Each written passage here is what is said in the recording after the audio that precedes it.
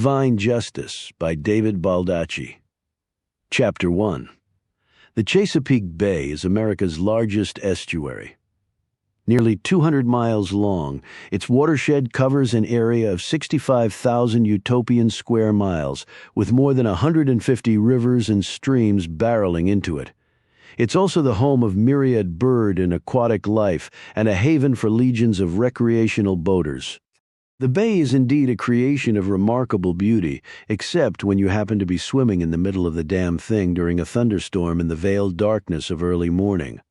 Oliver Stone cracked the surface of the water and gulped in the thick, salty air, a thirsty man in the center of a trillion-ton ocean. The long dive had caused him to go farther down than was particularly healthy. Yet when you throw yourself off a 30-foot cliff into an angry ocean, you should be thankful just to have a heartbeat. As he treaded water, he looked around to gauge his bearings. Nothing he saw was too appealing right now. With each streak of lightning sparking to earth, he eyed the 3-story-high cliff he'd been standing on. He'd been in the bay less than a minute, yet the chill was already drizzling into his bones despite the full-body wetsuit he wore underneath his clothes. He stripped off his waterlogged pants, shirt, and shoes and then kicked off swimming east. He didn't have much time to get this done. 20 minutes later, he cut toward shore, all 4 limbs cement. He used to be able to swim all day, but he wasn't 20 anymore.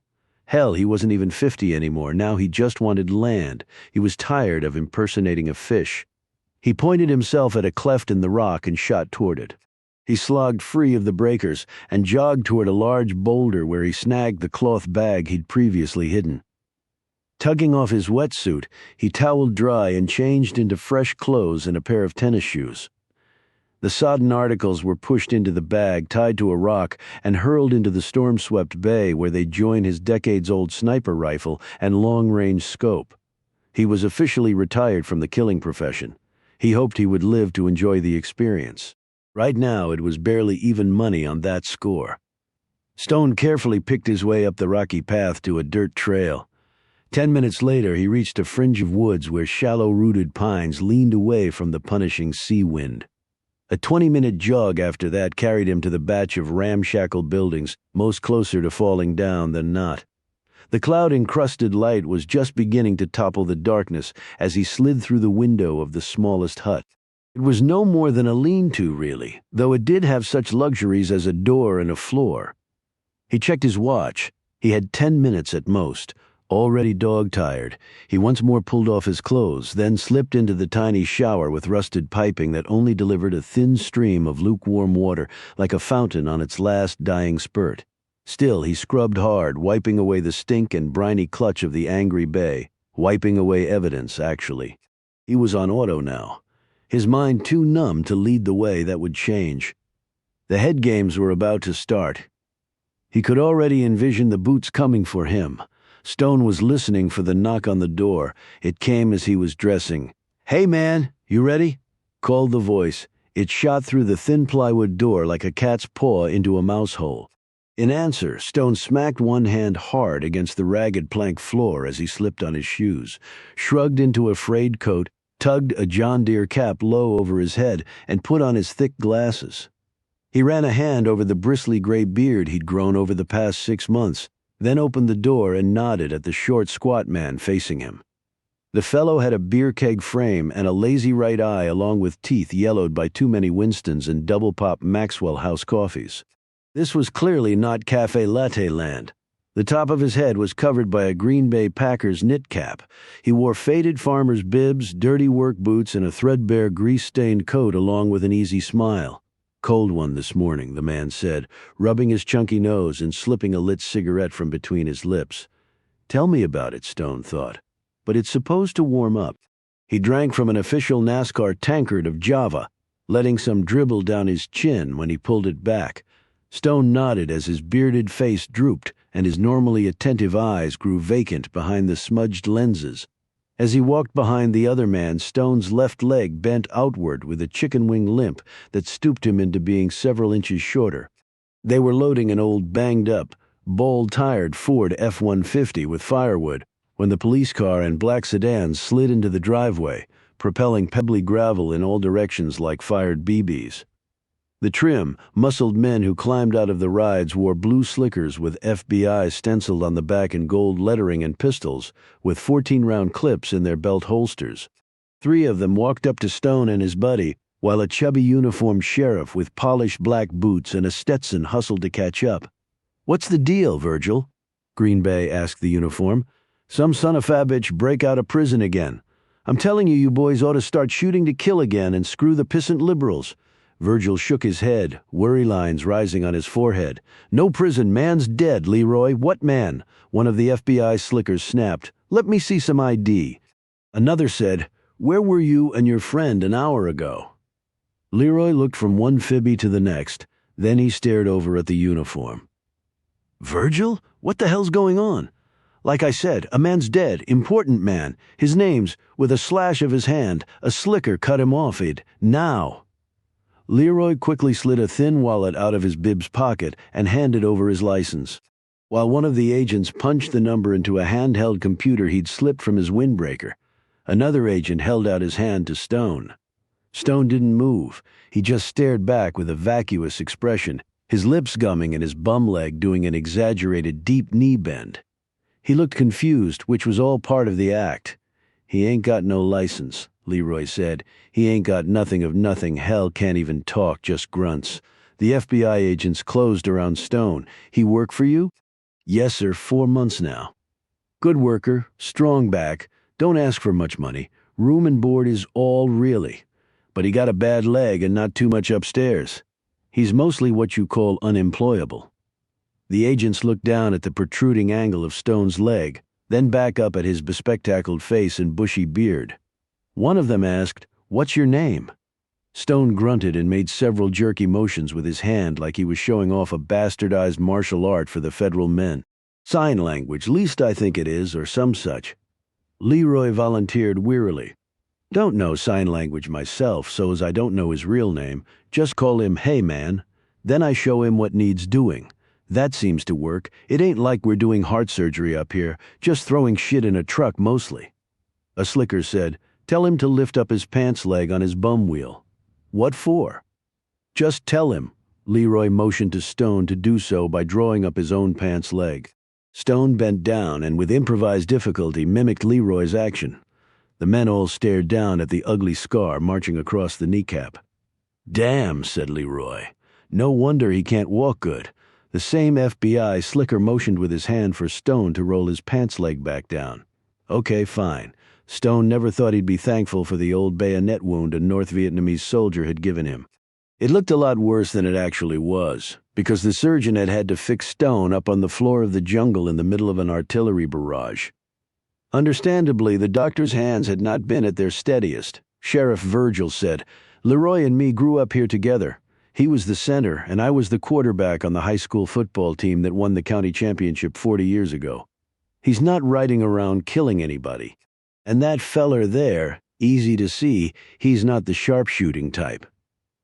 The FBI agent tossed back Leroy's license and looked at his fellow feds. "Clean," he muttered in a disappointed tone. "Where you headed?" Another slicker said as he glanced at the half-loaded truck. "Same place I'm always headed this time of the morning, this time of the year. We take us some wood down to folks who ain't got time to chop their own and sell it before the cold weather sets in. Then we get down to the marina and work on the boat. Maybe take it out if the seas clear up? You got a boat," one agent said sharply. Leroy looked over at Virgil with a comical expression. "Yeah, got me a big-ass yacht," he pointed behind him. "We like to take us a ride in that there, Chesapeake Bay, and maybe catch us a few crabs. I hear tell they like that shit round these parts." "Cut the crap, Leroy, before you get yourself in trouble," Virgil said quickly. "This is serious." "I believe it is," Leroy shot back. "But if a man's dead, you best not waste any more time jawing with us, 'cause we ain't know nothin' 'bout nothin'. You see anybody pass this way this morning? Not one car till you folks come tearing up, and we both been up before full light." Stone limped over to the truck and started throwing wood in the cargo bed. The agents looked at each other. One of them mumbled, "Let's roll." A few seconds later, they were gone. Leroy walked over to the truck and started tossing wood in.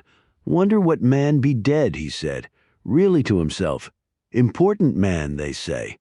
Lot of important men in this world, but they die just like the rest of us.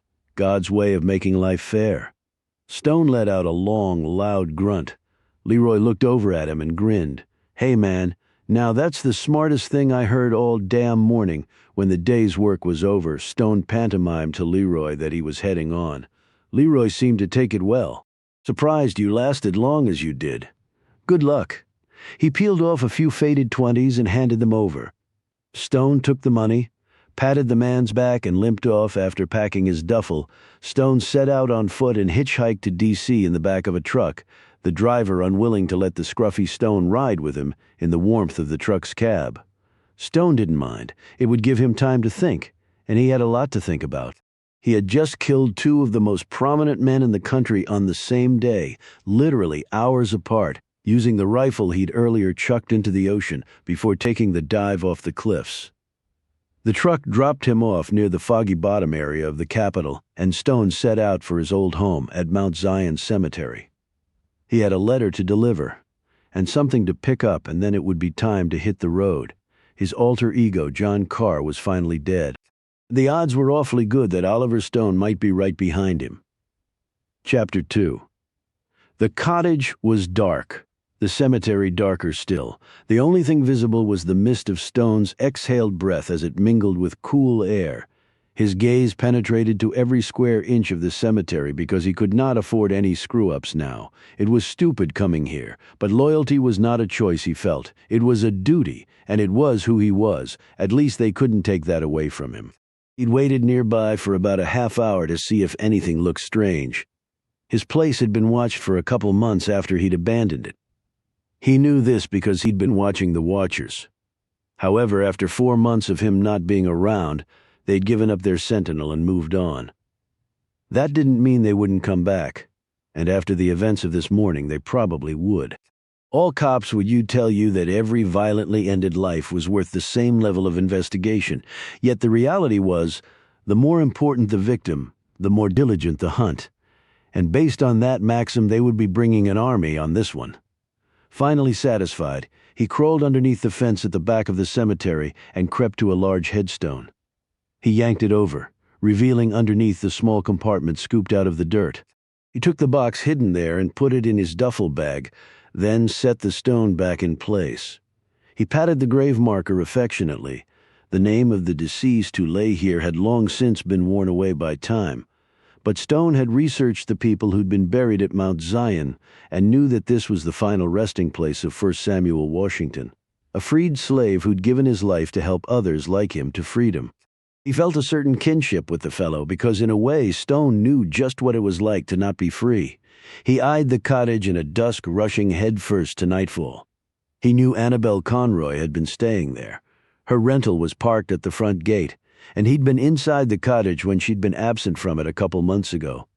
The place looked far better than when he'd lived there, yet he knew he could never reside at Mount Zion again, unless it was in a supine position approximately 6 feet underground. With the 2 early morning pulls of the trigger, he'd become the most wanted man in America. He wondered where she was tonight.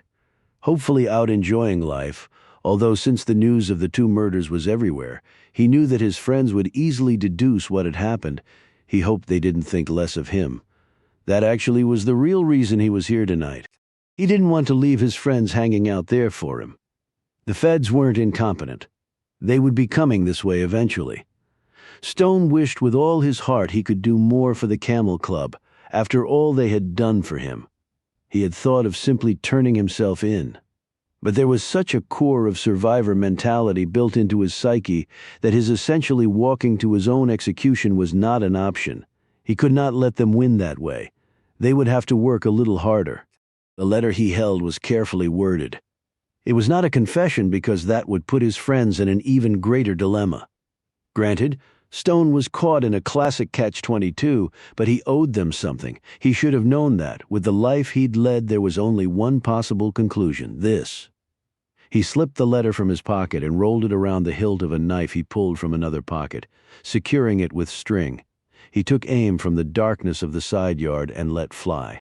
The knife stuck into the porch column. Goodbye. He had one more place to visit. A few moments later, he was crawling back under the fence. He walked to the Foggy Bottom metro station and climbed on the train. Later, a 30-minute walk brought him to yet another cemetery. Why was it he was more comfortable with the dead than the living? The answer was relatively simple. The dead conveniently never asked questions even in the darkness. He quickly found the grave he was looking for. He knelt down, brushed some leaves away, and gazed at the tombstone. Here lay Milton Farb, the other member of the Camel Club, and the only deceased one yet, even dead. Milton would forever be part of that informal band of conspiracy theorists who'd insisted on only one thing: the truth. Too bad their leader hadn't honored that principle. The only reason his beloved friend was dead was because of Stone. My fault. Because of him. The brilliant, if quirky Milton was resting here for all time now, a large caliber round having ended his life underneath the United States Capitol. It nearly equaled the grief Stone felt for the death of his poor wife decades ago. Stone's eyes moistened as he remembered that final awful night at the Capitol Visitor Center. How Milton had looked at him after the bullet struck, those wide, pleading, innocent eyes. The memory of his friend's last seconds of life would remain with Stone until his dying day. And there had been nothing Stone could do except avenge his friend. And he had. He'd killed many heavily armed, expertly trained men in close confines that night, and he hardly remembered doing any of it. So overshadowed was it all by that one stunningly improbable death, yet it hadn't come close to making up for the loss. That was what the killings this morning had been about, at least partly. And neither of them had made up for losing Milton either, or his wife, or his daughter. He very carefully cut out a chunk of grass and dirt on top of his friend's grave, laid the box in it, and put the grass back on top, pushing it down firmly with a shove from his foot. He removed all evidence that the ground had been disturbed, and then stood very erect and saluted his dead friend. A few moments later, Stone slowly walked back to the metro and rode it to Union Station, where he bought a train ticket south with most of his remaining cash. There were a few police and plainclothes officers around, and Stone duly noted the location of each one. No doubt the heavy artillery was at the 3 local airports, doing their best to nab the killer of a well-known U.S. senator and the nation's intelligence chief. The lowly American train system obviously didn't warrant such a level of scrutiny, as though assassins wouldn't deign to ride the decrepit rails. 30 minutes later, he climbed on the Amtrak Crescent, destination New Orleans. It was a spur-of-the-moment decision, as he had looked up at the marquee. The train was a few hours late leaving, otherwise he would have not been able to take it. Not a naturally superstitious man, he had considered that an omen. He jammed himself into a small bathroom, trimmed off the beard, and removed his glasses before going to his seat. He'd heard construction jobs were still plentiful in New Orleans after Katrina, and people desperate for workers didn't ask for tricky things like social security numbers and permanent addresses. At this point in his life, Stone did not like questions or numbers that would lead anyone to know who he really was. His plan was to lose himself in a mass of humanity, trying to rebuild from a nightmare not of its own making. He could relate to that very well, because he was basically trying to do the very same thing, except for those 2 final shots. Those he'd intended, with every pulsating nerve of anger and sense of justice denied he possessed. As the train bumped along in the darkness, Stone sat in his chair and stared out the window. In the reflection, he studied the young woman who sat next to him holding a baby, her feet perched on a battered duffel bag and a pillowcase crammed with what looked to be bottles, diapers, and changes of clothes for the infant. They were both asleep, the child's chest nestled against its mother's swollen bosom. Stone turned to look at the child with its triple chins and doughy fists. The baby suddenly opened its eyes and stared at him. Surprisingly, it didn't cry. It didn't make one sound, in fact. Across the aisle, a rail-thin man was eating a cheeseburger he'd bought in the station. A bottle of Heineken cradled between bony knees covered by patched denim. Next to him was a young, tall, good-looking man with brown, tousled hair and a few days' worth of stubble on his unmarked face. He had the lean, lanky build and confident moves of a former high school quarterback, not yet run to fat. This was not exactly a guess on Stone's part, because the kid was wearing his high school varsity jacket dripping with medals, letters, and ribbons. The year stitched on the jacket told Stone that the kid had been out of high school for a few years. Long time to be holding on to the glory days, Stone thought, but maybe that was all the kid had. To Stone's eye, the young man also had the look of someone who was certain that the world owed him everything and had never bothered paying its bill. As Stone watched, he rose, climbed over the cheeseburger man, and headed to the rear of the car and through the door into the next train car. Stone reached over and gently touched the baby's fist, receiving a barely audible coo-oh in return. While the infant's life was all in front of him, Stone's was drawing closer to the end. Well, they would have to find him first. He owed that to an authority that was often callous to the people who served it with the greatest loyalty, with the most quietly suffered sacrifice. He leaned back in his seat and watched Washington disappear as the train rattled on. Chapter 3. Joe Knox had been reading in the small library of his townhouse in Northern Virginia when the phone rang. The speaker was economical with his words, and Knox, from long experience, did not interrupt. He hung up the phone, laid aside his novel, pulled on his raincoat and boots, grabbed the keys to his scuffed-up 10-year-old Range Rover, and headed out into the foul weather for an equally foul task. An inch over 6 feet, with the thick, muscular build of the undersized linebacker he had once been in college, Knox was in his 50s with thinning hair that he still had barbershop cut and then slicked back. He also possessed a pair of pale green eyes that were the human equivalent of an MRI. They missed nothing. He gripped the wheel of the Rover with long fingers that had pulled just about every trigger there was while in service to his country. From his secluded, forested neighborhood, he turned on to Chainbridge Road in McLean, Virginia. The traffic would still be heavy on the Beltway this time of morning. Actually, there was really no longer a time when the asphalt noose around the capital city's neck wasn't strangled with cars. He pointed his SUV toward the district and backtracked his way to eastern Maryland from there. Eventually he smelled the sea, and with it he envisioned the murder scene, all in a day's work. 3 hours later, he was walking around the truck as fat raindrops pelted down. Carter Gray still sat in his seatbelt harness, his head destroyed and his life ended by what appeared to be a long-range rifle round, although the post-mortem would confirm that while police, FBI, and forensic teams buzzed everywhere like bluebottle flies, looking for some place to land and do their business, Joe Knox squatted in front of the white grave marker and small American flag planted in front of it by the side of the road. It was on a curve. The motorcade would have slowed here. A curious Gray had obviously seen these two items and rolled down his window, a fatal mistake. Grave marker and American flag, just like at Arlington National.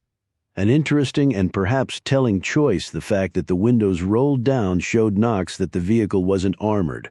Such vehicles' windows were phone book thick and did not move. Gray had made his second mistake there. Should have asked for the armor, Carter. You were important enough. This wasn't baseball, Knox knew. In his business, it never took more than 2 strikes to finish you. Knox looked off into the distance, tracing in his mind the trajectory of the lethal round.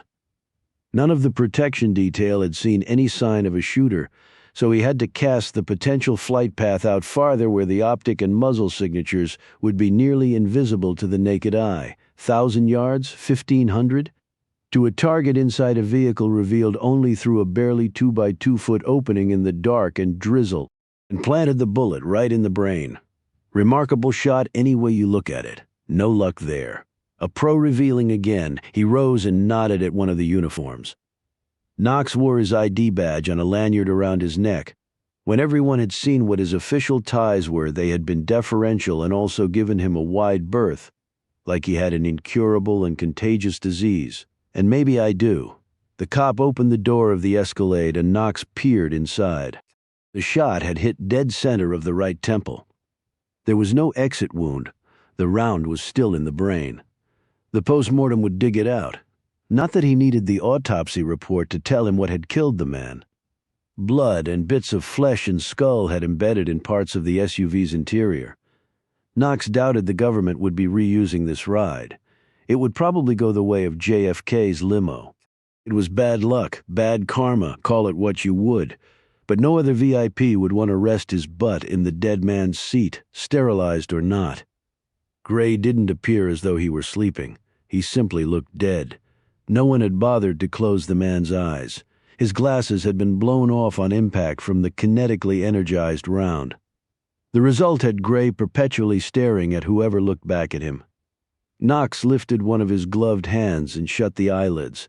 It was out of respect. He'd known Gray well. He hadn't always agreed with the man or his methods, but he'd respected him. If their positions were reversed, he hoped Gray would have done the same for him. The briefing papers Gray had been reading had been collected already by the CIA. National security trumped even homicide. Knox highly doubted that whatever the CIA chief had been reading at the moment of his death would be connected to his murder, but one never knew. Yet if they could have read the man's mind in his last moments of life, when he stared out at that grave marker and that flag, Knox's gut was telling him that Gray knew exactly who had killed him, and maybe others at the agency did too. If so, they were letting him go through the motions on his own. He wondered why for a second and then stopped. It was tricky business trying to figure out what the hell went on behind closed doors at Langley. The only thing you could count on as the real truth was as convoluted as anything you'd find in popular fiction. He left the corpse and mentally processed the facts as he stared off toward the Atlantic. Gray's home had been blown up over 6 months ago, the man barely escaping with his life. Knox had been briefed via secure phone on the drive over. Any suspects involved in that matter were not to be considered to be involved in Gray's murder, he'd been told. This directive had come from the highest levels and he had no choice but to defer to it. Yet still he filed that away in the back of his head. For him the truth should not come with qualifiers or conditions, if for no other reason than that he might need it as ammo to cover his own ass at some point. He drove to Gray's home, made a brief inspection of the interior, found nothing of interest there, and then walked toward the cliff at the rear of the property. He stared down at the thrashing water of the bay below before glancing out at the fully formed storm front that was not making the nearby murder investigation any easier. Knox eyed the fringe of woods that ran by the right side of the house. He walked through the trees and quickly calculated that a path through here would take one up to the gravel road that Gray's motorcade had used. He looked back at the cliffs and wondered if it was possible. With the right man, there was only one answer to that question. Yes. He climbed back in his Rover and headed to the second murder scene, Roger Simpson. The great state of Alabama was suddenly one senator short, and without even seeing the circumstances of Simpson's death, Knox instinctively knew he was looking for only one killer. Just one. Chapter 4. As soon as Annabelle stepped on the front porch, she saw it. Alex Ford did too. They'd just gotten back from dinner at Nathan's in Georgetown. It had become a favorite haunt of theirs. She pulled the knife free, unfolded the letter, and then glanced around, as though she expected the person who delivered it to still be nearby. She and Alex sat in front of the empty fireplace while she read it. She finished and passed it across to him, waiting in silence while he read it through. He says for you to pack up and move, that people would be coming to ask questions. You can stay at my place if you want. I guess we knew it was him, didn't we? She added. Alex looked at the letter. I've had many regrets in my life, he said, reading from it, and I've lived with them all. But Milton's death was my fault alone. I did what I had to do, to punish those who needed to be. But I will never be able to punish myself enough. At least John Carr is finally dead, and good riddance. He looked up. Sounds like a man who did what he believed needed to be done. He asked us to tell Reuben and Caleb. I'll do it. They deserved it, you know. From all that Finn told us that happened that night. Nothing gives someone the right to murder someone, Annabelle, he said firmly. That's vigilantism. That's wrong, under any circumstances. One exception destroys that rule for good. So you say? Burn the letter, Annabelle, Alex said suddenly. What? Burn it now before I change my mind. Why? It's not a confession, but it's still evidence, and I can't believe I'm saying this. Burn it. Now, she grabbed a match, lit the paper, and tossed it into the fireplace. They watched the letter curl and blacken. Oliver saved my life more than once, he said. He was the most decent, reliable person I've ever met. I wish he'd stayed to talk to us. I'm glad he didn't. Why? Annabelle said brusquely. Because I might have had to arrest him. You're kidding. You just said he was the most decent person you'd ever met. I'm a lawman, Annabelle. I swore an oath, friend or not. But you knew he killed people before, and you didn't seem to have a problem with it then. Right. But he did that on orders from the U.S. government. So that makes it okay in your eyes, because some politician said it was. Oliver was a soldier. He was trained to follow orders. But even he felt guilt for that, because some of the people he was ordered to kill were innocent. You saw how that crushed him. I respect his morals, but that wasn't his call. Annabelle rose and looked down at him. So he kills two people who did deserve it, but because he didn't have government authorization, you're suddenly prepared to arrest him? It's not that simple, Annabelle. She flicked her long hair out of her face. Sure it is, she snapped. Look, she walked over to the door and opened it. Let's call it a night before we say something we'll regret. Or at least I do. Besides, I have to pack. Where are you going to go? I'll let you know, she said, in a tone that left much doubt whether she meant it. Alex started to say something, but instead rose and walked out. His features clouded and his lips set in an uncompromising line. Annabelle slammed the door behind him. She sat down cross-legged in front of the fireplace and studied the blackened bits of Stone's final message to them. Tears trickled down her cheeks as in her mind she went through the letter's contents again. She glanced toward the door. Alex and she had become very close over the last several months. When they had heard of Gray's and Simpson's murders, they both had instantly suspected the truth. Yet they hadn't said anything about their feelings, afraid perhaps that if they did acknowledge that they believed Stone had killed the two men, it would make that suspicion an intractable truth. Now their two very different interpretations of the man's perceived actions had just driven a wall right between them.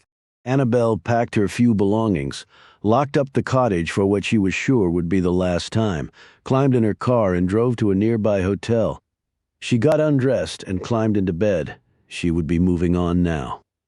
There was nothing to keep her here any longer, with Oliver gone, her father dead, and Alex revealed to be something other than what she thought. She was alone once more. It seemed to be her natural state. Good luck, Oliver Stone. Annabelle was very sure of one thing. He would need all the luck he could get. Maybe they all would. Chapter 5. Joe Knox would have preferred to have been back at his townhouse drinking a beer, or maybe even a couple digits' width of Glenlivet, while sitting in front of a toasty fire and finishing reading his novel. Yet here he was.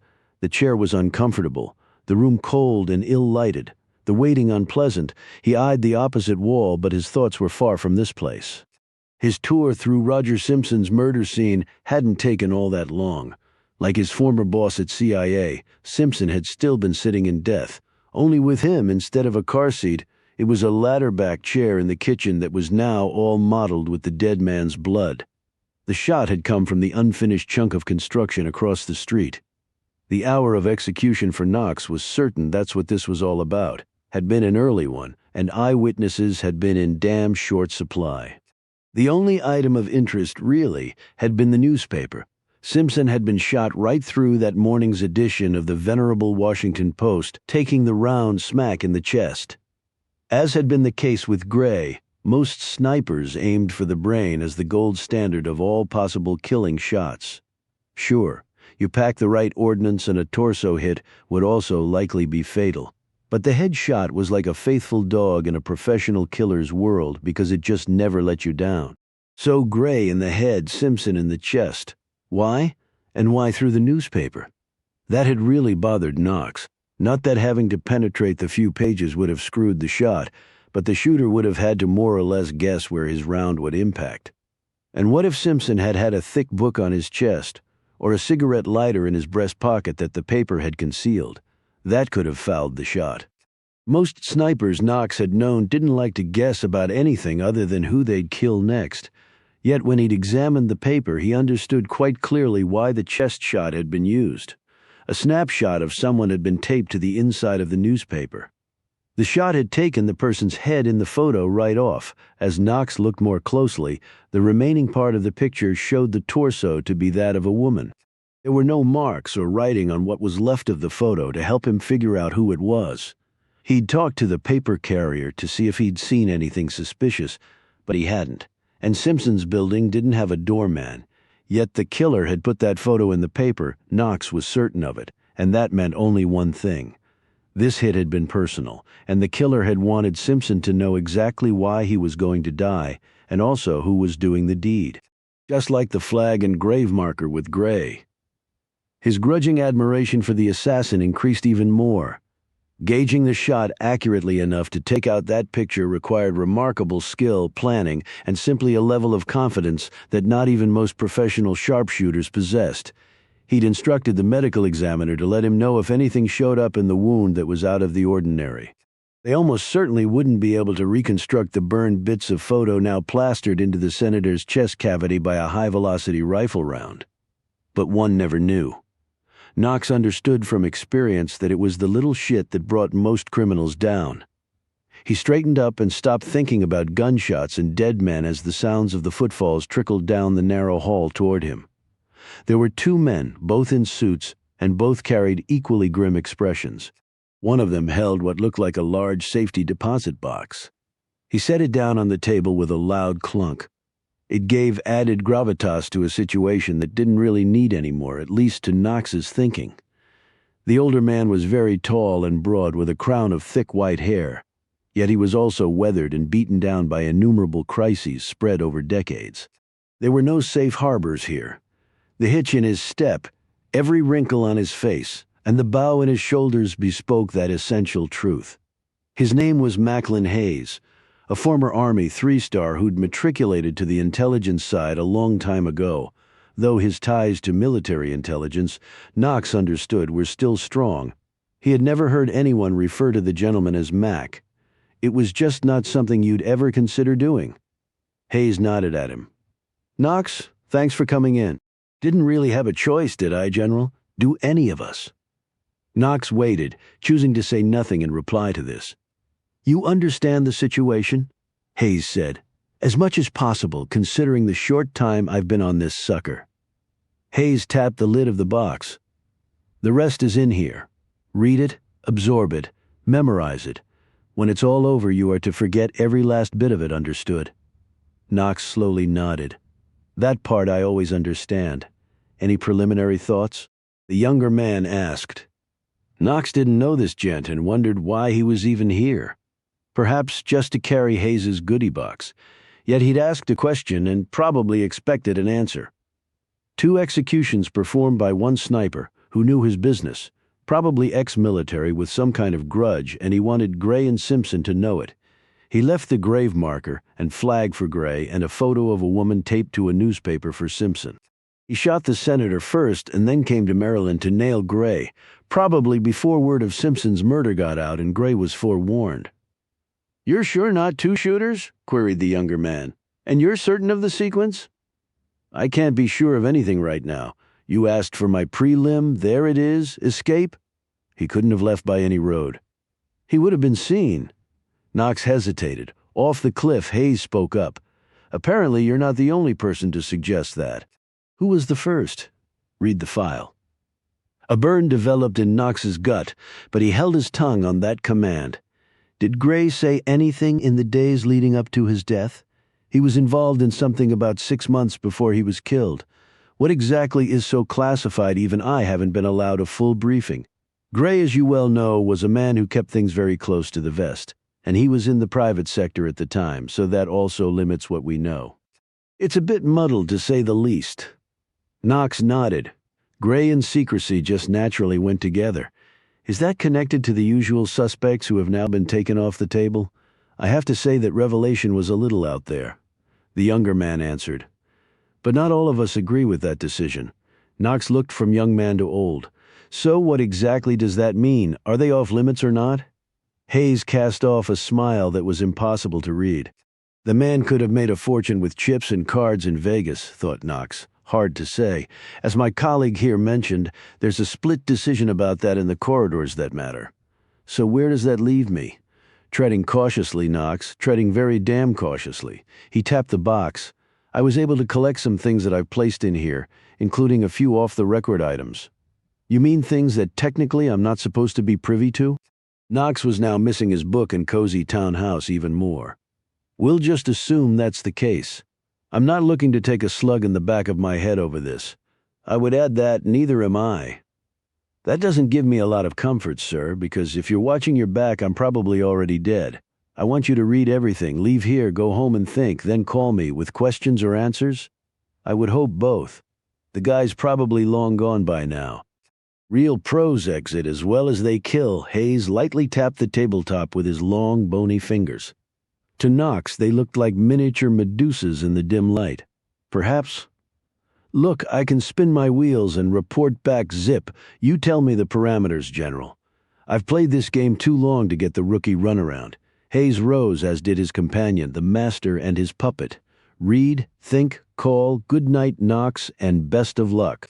Knox glared after the pair until they disappeared down the hall. The aircraft carrier and its faithful destroyer chugging through the storm-tossed seas of American intelligence. He lifted the lid of the box, pulled out a fistful of documents and started to read. Best of luck, said the Cobra before it struck. These were precisely the sorts of days where Knox wished he'd followed his old man into the plumbing business. Chapter 6. Stone's brief sleep was suddenly disturbed by what sounded very much like a fight. He blinked awake and looked around. The woman next to him was comforting her crying baby. Stone stared over several rows of seats at the cause of the ruckus. It looked to be 3 against 1, all in their 20s, where the testosterone surge frequently overrode all safety valves. 2 held 1 while the third pounded away. Some of the passengers were making half-hearted calls for the men to stop, but no one had climbed from their seats to really do anything. Stone looked around for the conductor, but didn't see anyone in uniform. The kid being held was the one Stone had seen before, the former high school quarterback who held an angry chit against the world. His handsome face was taking another right cross to his already swollen left cheek. Blood ran down his nose as he struggled to free himself. He kicked and spit and lunged, but couldn't break loose as the third fellow laughed and landed a kick to the gut that doubled over Mr. Quarterback. Okay, that's enough. Stone sprang up from his seat, and when the hitter swung back to let fly with another blow, he grabbed the fist and pulled hard, almost knocking the fellow off his feet. He jerked around and stared at Stone, his anger dissolving to amusement. The kid was at least 5 inches shorter than the 6'2" Stone, but nearly 40 years younger and 50 pounds heavier. You want some of it, old man? The kid mocked, raising his fists. You want some of this? He danced and juked around, his belly jiggling, his meaty arms flapping, and the bling on them jingling. It was all Stone could do to keep from laughing. Just let him go and we call it square. He's a card cheater, yelled one of the other punks as he gripped the quarterback's hair and ripped his head upward.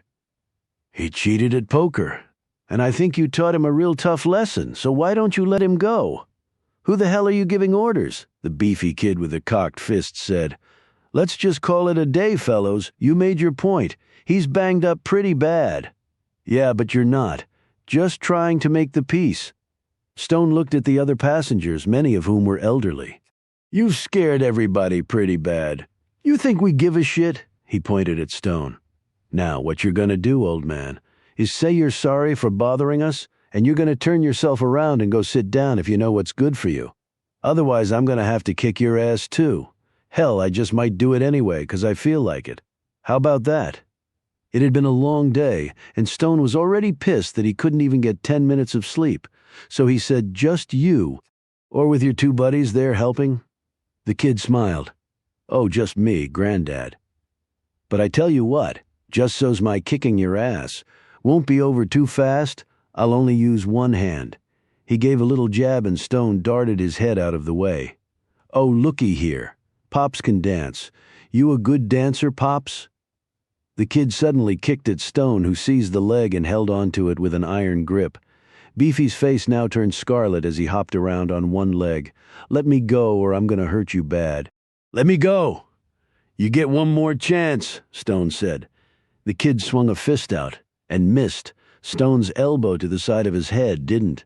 Neither did the blow to the nose, with the kid's bone breaking on impact. The punk crumpled to the floor, moaning and twitching. The other 2 dropped the quarterback and started forward. One fell like he'd been axe-cleaved when Stone's foot smashed his crotch and then collided with his head. The other never saw the fist slam into his gut and then shoot up and crush his chin. He ended up on the floor of the train car next to his friends, holding his stomach and his face. What the hell's going on here?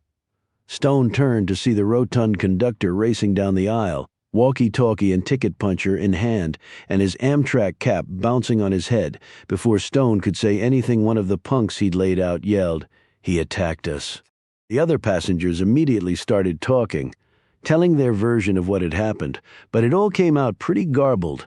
The harried train conductor looked over the mess of bodies on the floor, then turned to Stone and said, "You're the only one left standing? So did you hit these men?"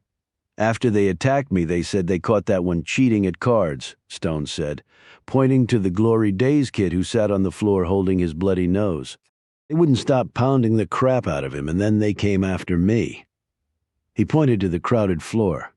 "You can see it didn't turn out the way they probably intended." "Okay, let me see some ID," the conductor said. "What about their IDs?" "I'm just the Good Samaritan. Ask any of these folks. That may well be. But I'm starting with you, and I'll work my way through all of them." "How's that for a plan?" Stone didn't want to give the man his ID because he knew if he did it would end up in an official record somewhere that the folks coming for him might be able to find and use. Besides, it was a fake ID and wouldn't pass muster under a database check. "Why don't you start and end with them while I just take my seat? I wasn't really part of any of this. Either give me some ID or I radio ahead for the cops who'll be waiting at the next stop." He pointed to the young men. "You too." The quarterback gave a groan and spit up some blood. "He needs some medical attention," Stone said quickly. He knelt next to the young man and put a hand on his shoulder, only to have it thrown off. "I don't need any damn help from the likes of you." Stone rose and said to the conductor, "I think we need to call in a doctor. If he wants medical attention, we'll get it, but I'm still waiting for your ID, sir." The Amtrak man said stubbornly, "He just isn't going to give up, is he?" "I'm getting off this damn train at the next stop," said the quarterback. He rose on shaky legs. "That's fine, you can all get off as far as I'm concerned," the conductor said. "What is the next stop?" said Stone. The man told him, "And you either show me some ID or I radio for the police." Stone thought for a moment. "How about I get off the train at the next stop, too?" "Works for me," said the conductor, staring at him intently. Stone did not like the look on the man's face. It was full of suspicion. The conductor pointed at the young men lying on the floor. "Now all you get back in your damn seats and stay there, or else you're going to jail, and I mean what I say." The beefy kid Stone had pounded first wailed, "What if I want to press charges against this son of a bitch?" He pointed at Stone. The conductor said, "Fine, and then that feller," he pointed at the quarterback, "can press charges against you. And this man," he added, indicating Stone, "can press charges against you too and your buddies, because what I'm hearing from all the other passengers is that you came after him first. So what's it gonna be, Mr. Bloody Nose?" Beefy's cheeks quivered. "Screw it. Just forget it. Smartest thing to come out of your mouth yet. And next time you want to brawl, just make sure it's not on my train. You don't want to mess with Amtrak. Sonny boy." The conductor turned and stalked off. Stone retook his seat, inwardly fuming. Why the hell had he gotten involved? Now he'd lost his ride. The woman next to him leaned over and said, "You sure were brave to do what you did? Where'd you learn to fight like that?" "Boy Scouts," Stone said absently. Her eyes widened. "Boy Scouts? You're kidding?"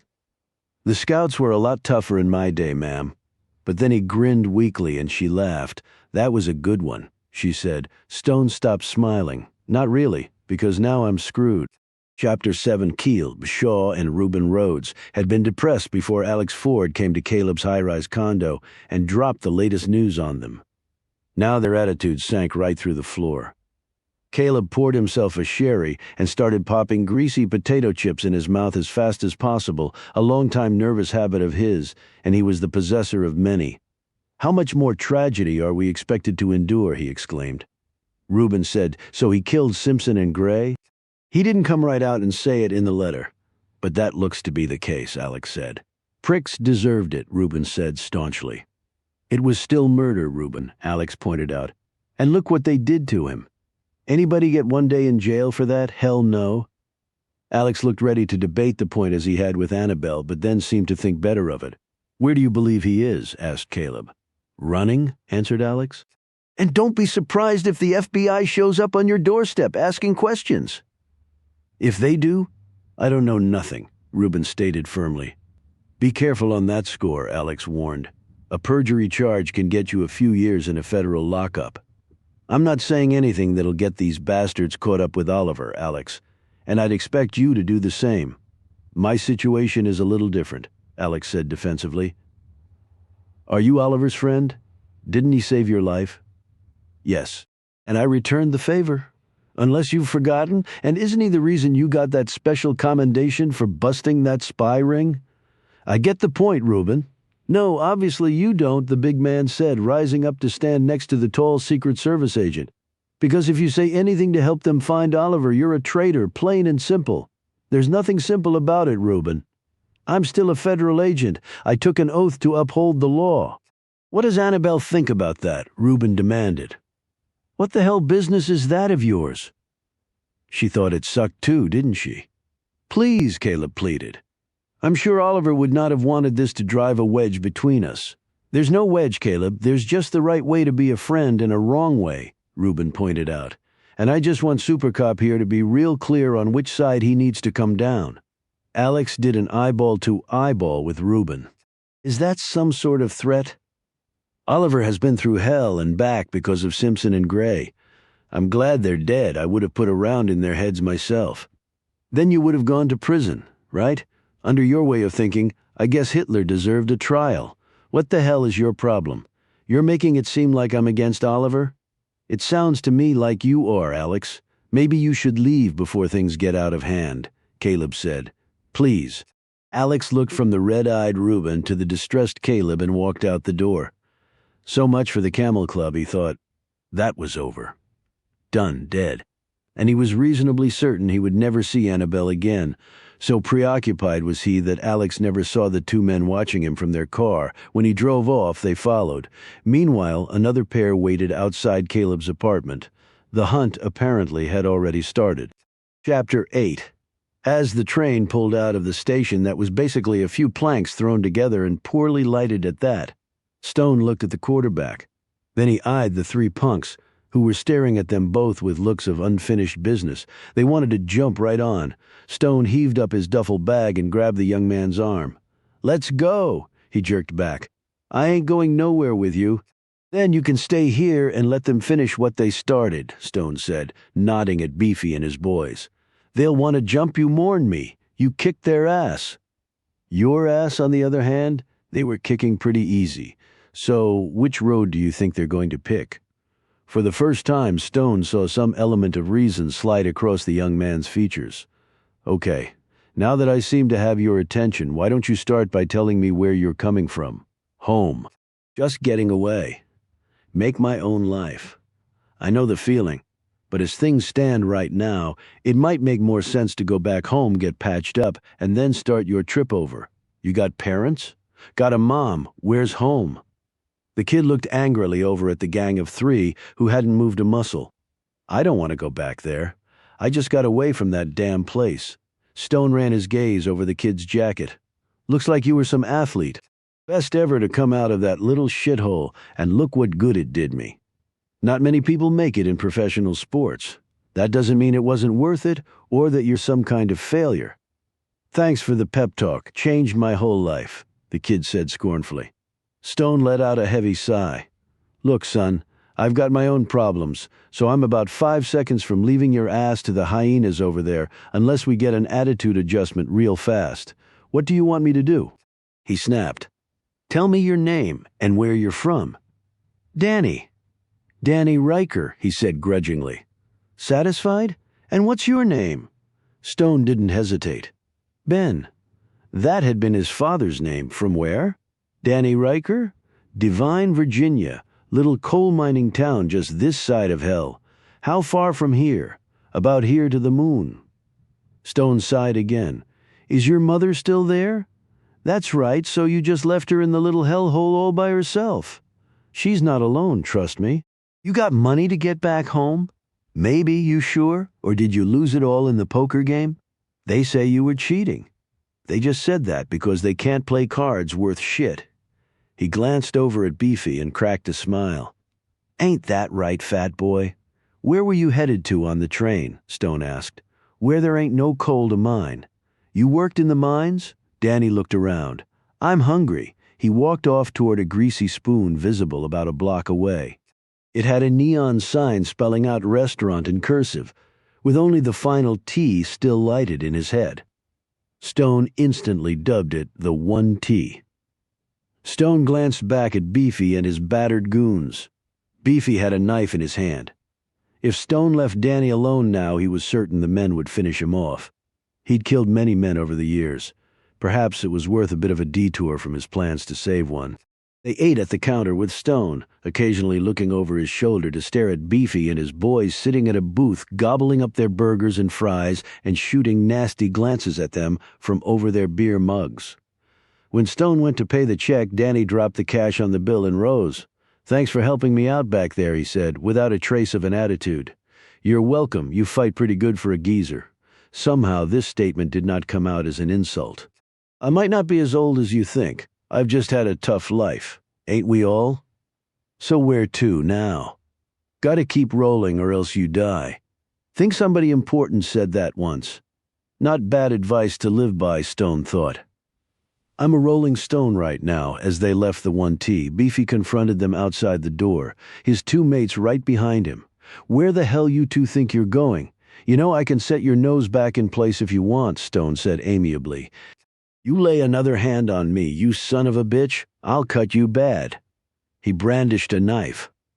Well, it was technically a knife, but it was so small, and the guy was handling it so awkwardly that Stone had trouble thinking of it as actually being a weapon. Okay, good luck then. He and Danny started to walk past when Beefy slashed at them with the blade. A second later, he dropped to his knees holding his belly. Danny rubbed his fist and looked down at his attacker. "Not nearly as much fun when it's just one-on-one, is it, Chunko?" Beefy weakly threw a punch at Danny, catching him lightly on the knee. Danny wound up to nail him again, but then just pushed him away. He grinned at Stone. "Can't hit a man when he's down, ain't sporting." Stone glanced sharply at Beefy's two friends, who seemed to be deciding whether to attack or run. He said, "I'm done with you guys. So if you don't take your friend here and get the hell out of my life right now, I'm going to beat both of you into a coma." He knelt down, picked up the knife, and with a flick of his wrist tossed it 10 feet where it embedded neatly in the wooden facade of the 1T. Seconds later, his two sidekicks were helping Beefy down the street as fast as they could go. Danny was staring at the knife stuck in the wood, his mouth agape. He pulled it out and tossed it in a trash can. "Where'd you learn to throw like that?" "Summer camp. So what's it going to be, Danny? Home to get patched up or running around on that gimpy leg watching your back for those a-holes?" "Home couple days, no more." "Sounds like a plan. What about you? Flop here for one night. Wait for the next train south. Tired of the cold, just tired." The men started walking down the street. "I wasn't cheating at cards." "I believe you. How come?" "You don't seem dumb enough to cheat when it's 3 against 1. "How you getting to Divine? The train go there?" Danny laughed. "Hell, nothing goes to Divine. Bus goes near it. Walk or thumb it from there won't be the first time for me." Stone's gaze caught on a black sedan that pulled slowly down the street. It stopped next to a police car, and the driver of the sedan rolled down his window and started talking to the cop. Stone's eyes dropped to the white government plate on the sedan. "Bureau car?" "Here." "Did the train conductor suspect something and make a call?" Stone turned to face Danny. "Divine a pretty isolated place?" Danny's gaze drifted to the twin cars and then back to Stone. He'd clearly noted Stone's reaction to the police car. "Isolated? Let me put it like this. Divine's the sort of place you got to really want to get to if you want to find it. Although why anyone would beats me. And once you do find it, then the only thing you want to do is get the hell out of there." "Sounds good. What? Let's go. You're kidding, right? I'm telling you, man, it's hell." "I don't think so, Danny. What makes you a damn expert? Because I've actually seen hell. And it wasn't in Virginia." Chapter 9. Joe Cannox climbed in his Range Rover and drove slowly home, deep in thought. He'd gone over every scrap of paper in that box, and each held a startling revelation. Yet, while the sum total of information was considerable, the investigative leads flowing from this intelligence were negligible. The CIA was exemplary in covering its tracks, and the agency had outdone itself here. However, Knox had been able to piece a few things together. The reason that Gray's home had been blown up 6 months ago seemed tied to an unauthorized CIA operation targeting the Soviets back in the 1980s. Exact details were not available and probably never would be. The connection in between was anything but clear. No names were available. One page in the box had stunned even the veteran Knox there. Apparently had been a gun battle at the unfinished Capitol Visitor Center around the same time that Carter Gray's home had been destroyed. An unknown number of CIA paramilitary personnel had been killed, the real circumstances of their deaths hidden from public view by the agency's very efficient disinformation machine. It seemed that Gray, then technically out of government, had been behind this mission, who had killed the agents, and why they were there in the first place remained a mystery. A shootout in the middle of the Capitol. Gray must have been insane. There was an indication in the file that Gray had met with the current CIA director, a man Knox considered a useless political appointee who had started at the agency but had been brain-drained by his later years in the Congress. Whether Knox could get in to see the man was not a given. As Macklin Hayes had made clear, there was a difference of opinion at the agency as to how this matter should proceed or not proceed. Gray had also been given a secret audience with the president at Camp David. Knox suspected this piece of information was one of the ones Macklin Hayes had gotten hold of that he wasn't supposed to know about. Knox realized that the odds of his interrogating the President of the United States about this meeting were about the same as his spontaneously combusting while in the shower. One of the most interesting pieces of information he'd gleaned from the file had to do with the now defunct 666 Division of the CIA, or its political destabilization arm as it unofficially had been known to the CIA rank and file. The less polite term, of course, was government assassin. 666 was one of the CIA's most closely guarded secrets. Officially, the CIA did not kill, torture, or falsely imprison, or for that matter lie, cheat, or steal. Unfortunately, the media had made some inroads into the agency's past, resulting in some embarrassing revelations. Officially, Knox had followed the company line and been upset that the press had ferreted out some of this skullduggery. Personally, he'd never had much use for that side of the agency. While it was true that the United States was better off with certain people dead, Knox had felt the CIA's best use of resources was in intelligence gathering, not authorized murder or stringing people up by their toes or making them believe they were drowning to induce them to talk. His experience had been that tortured people would tell you anything to make the pain stop. There were far more effective ways to get to the truth. Gray had apparently concluded that several retired 666 assassins had been murdered. Whether these deaths were tied to the unauthorized mission in the former Soviet Union, he had no way of knowing. According to one of Gray's bodyguards, the former intelligence head had met with a man at Gray's home on the very night it had been blown up. That man worked in a cemetery in Washington, D.C., and had been questioned by the FBI in connection with Gray's believed murder. And it was this man, the one Macklin Hayes had alluded to, who had suggested the bomber of Gray's home might have jumped off the cliff into the Chesapeake Bay. Knox smiled grimly as he thought of the name the man had given the FBI agents. Oliver Stone. Was he a lunatic or something else? Since Carter Gray was not known to summon mentally unstable people to his home, Knox opted for the latter. Oliver Stone had been accompanied by a Secret Service agent when he'd visited Gray's demolished house. That too was interesting. He would have to get acquainted with Agent Alex Ford. The last bit of interesting information had to do with a recent disinterment at Arlington National Cemetery. The grave of a man named John Carr had been dug up on orders from Gray. The coffin had been taken to CIA headquarters. Knox did not know the results of that action, or actually who had ended up being in the coffin. He had seen some of Carr's confidential military record, and it was an exemplary one. Yet then the man had simply disappeared. Knox's instincts told him that a man like Carr with proven killing skills would have made a productive member of 666.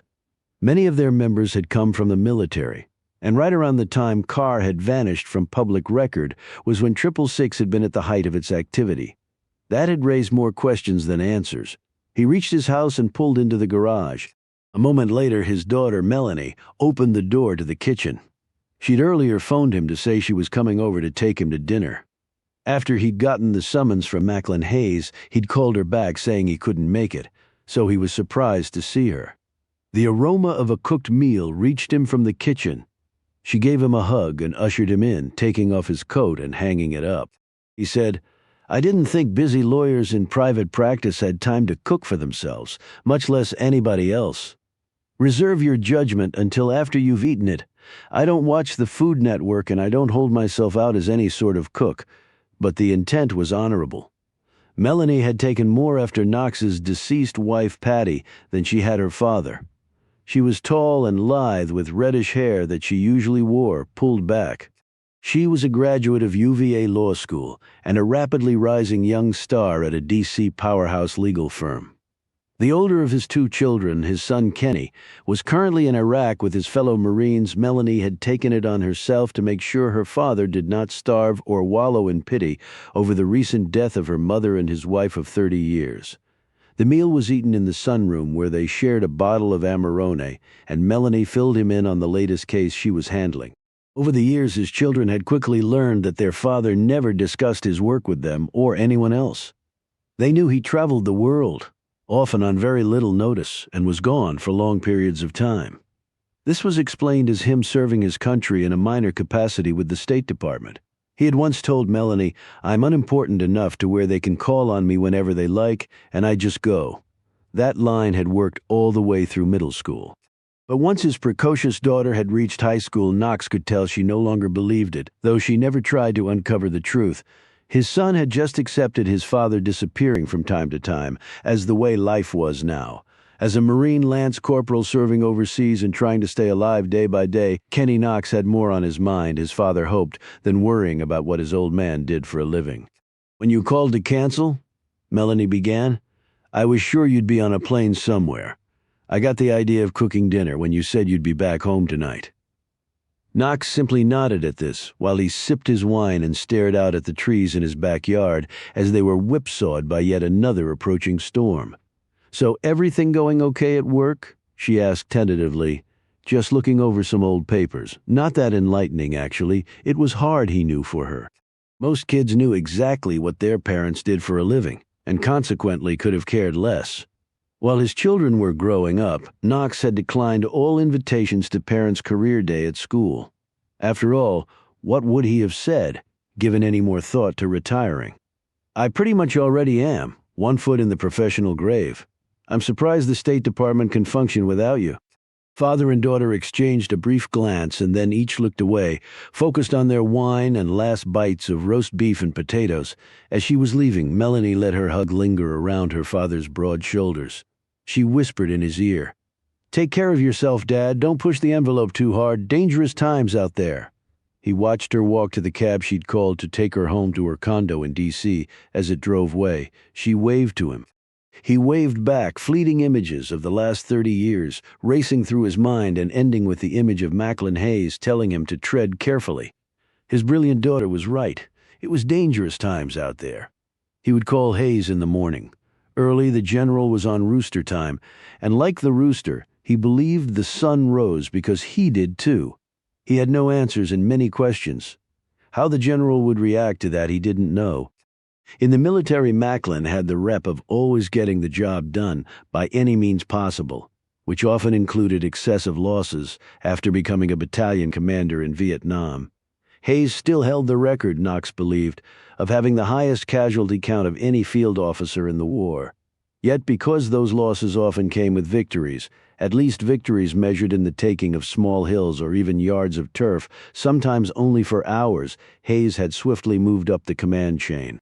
Still, Knox did not intend on becoming one of the man's statistics on his way to yet another triumph.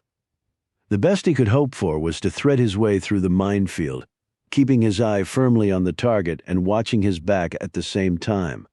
Macklin was a superb fighter, connected in all the right ways, and a man who excelled at putting other people's necks at risk while protecting his own flanks with skillful dexterity. Competitive past all reason, he reportedly thrashed men half his age in racquetball at the Pentagon's courts. What he lacked in speed, quickness, and stamina, he more than made up for with sheer guile and peerless vision. His exact title in America's intelligence empire was unknown to Knox. The man performed a curious, and as far as Knox was aware, an unprecedented straddle between military and civilian sector intelligence factions. It was a powerful position, and anyone under his control had to play by his rules or risk the consequences. He had been a close friend and protege of Carter Gray, and no one could have had a better mentor. Knox would do his best to gauge the general's true intentions and then hope to fulfill them. Any way one looked at the task, it was a formidable challenge. He closed the door, stoked up the fireplace, and picked up his novel with the intent of finishing it tonight. He might not get another chance for a very long time. When the wheels started to spin in his profession, they tended to spin very fast. And from what Knox had seen in that box of secrets tonight, this time things could easily spin right out of control. Chapter 10, Key NOx watched the Earth disappear from underneath him as the tri-engine Falcon Dassault jet shot skyward with enormous thrust. The luxurious wood-paneled interior of the plane only held 3 occupants, other than the 2 pilots up front, Knox, Macklin Hayes, and a uniformed steward who discreetly disappeared as soon as the plane leveled off and the coffee and continental breakfast was served. When Knox had called Macklin at 7 a.m., he'd been told to report to a private airstrip near Front Royal, Virginia, that he had no idea even existed. 5 minutes after he'd pulled up in his Rover, the plane had lifted from the tarmac. Hayes had an office in some building in some undisclosed part of Washington, Knox knew, but the man obviously preferred conducting his meetings at 35,000 feet, as though the altitude made for better decision-making or at least fewer opportunities to be spied on. Knox knew that just the fuel burn for this flight would have paid for some really nice digs in the heart of D.C.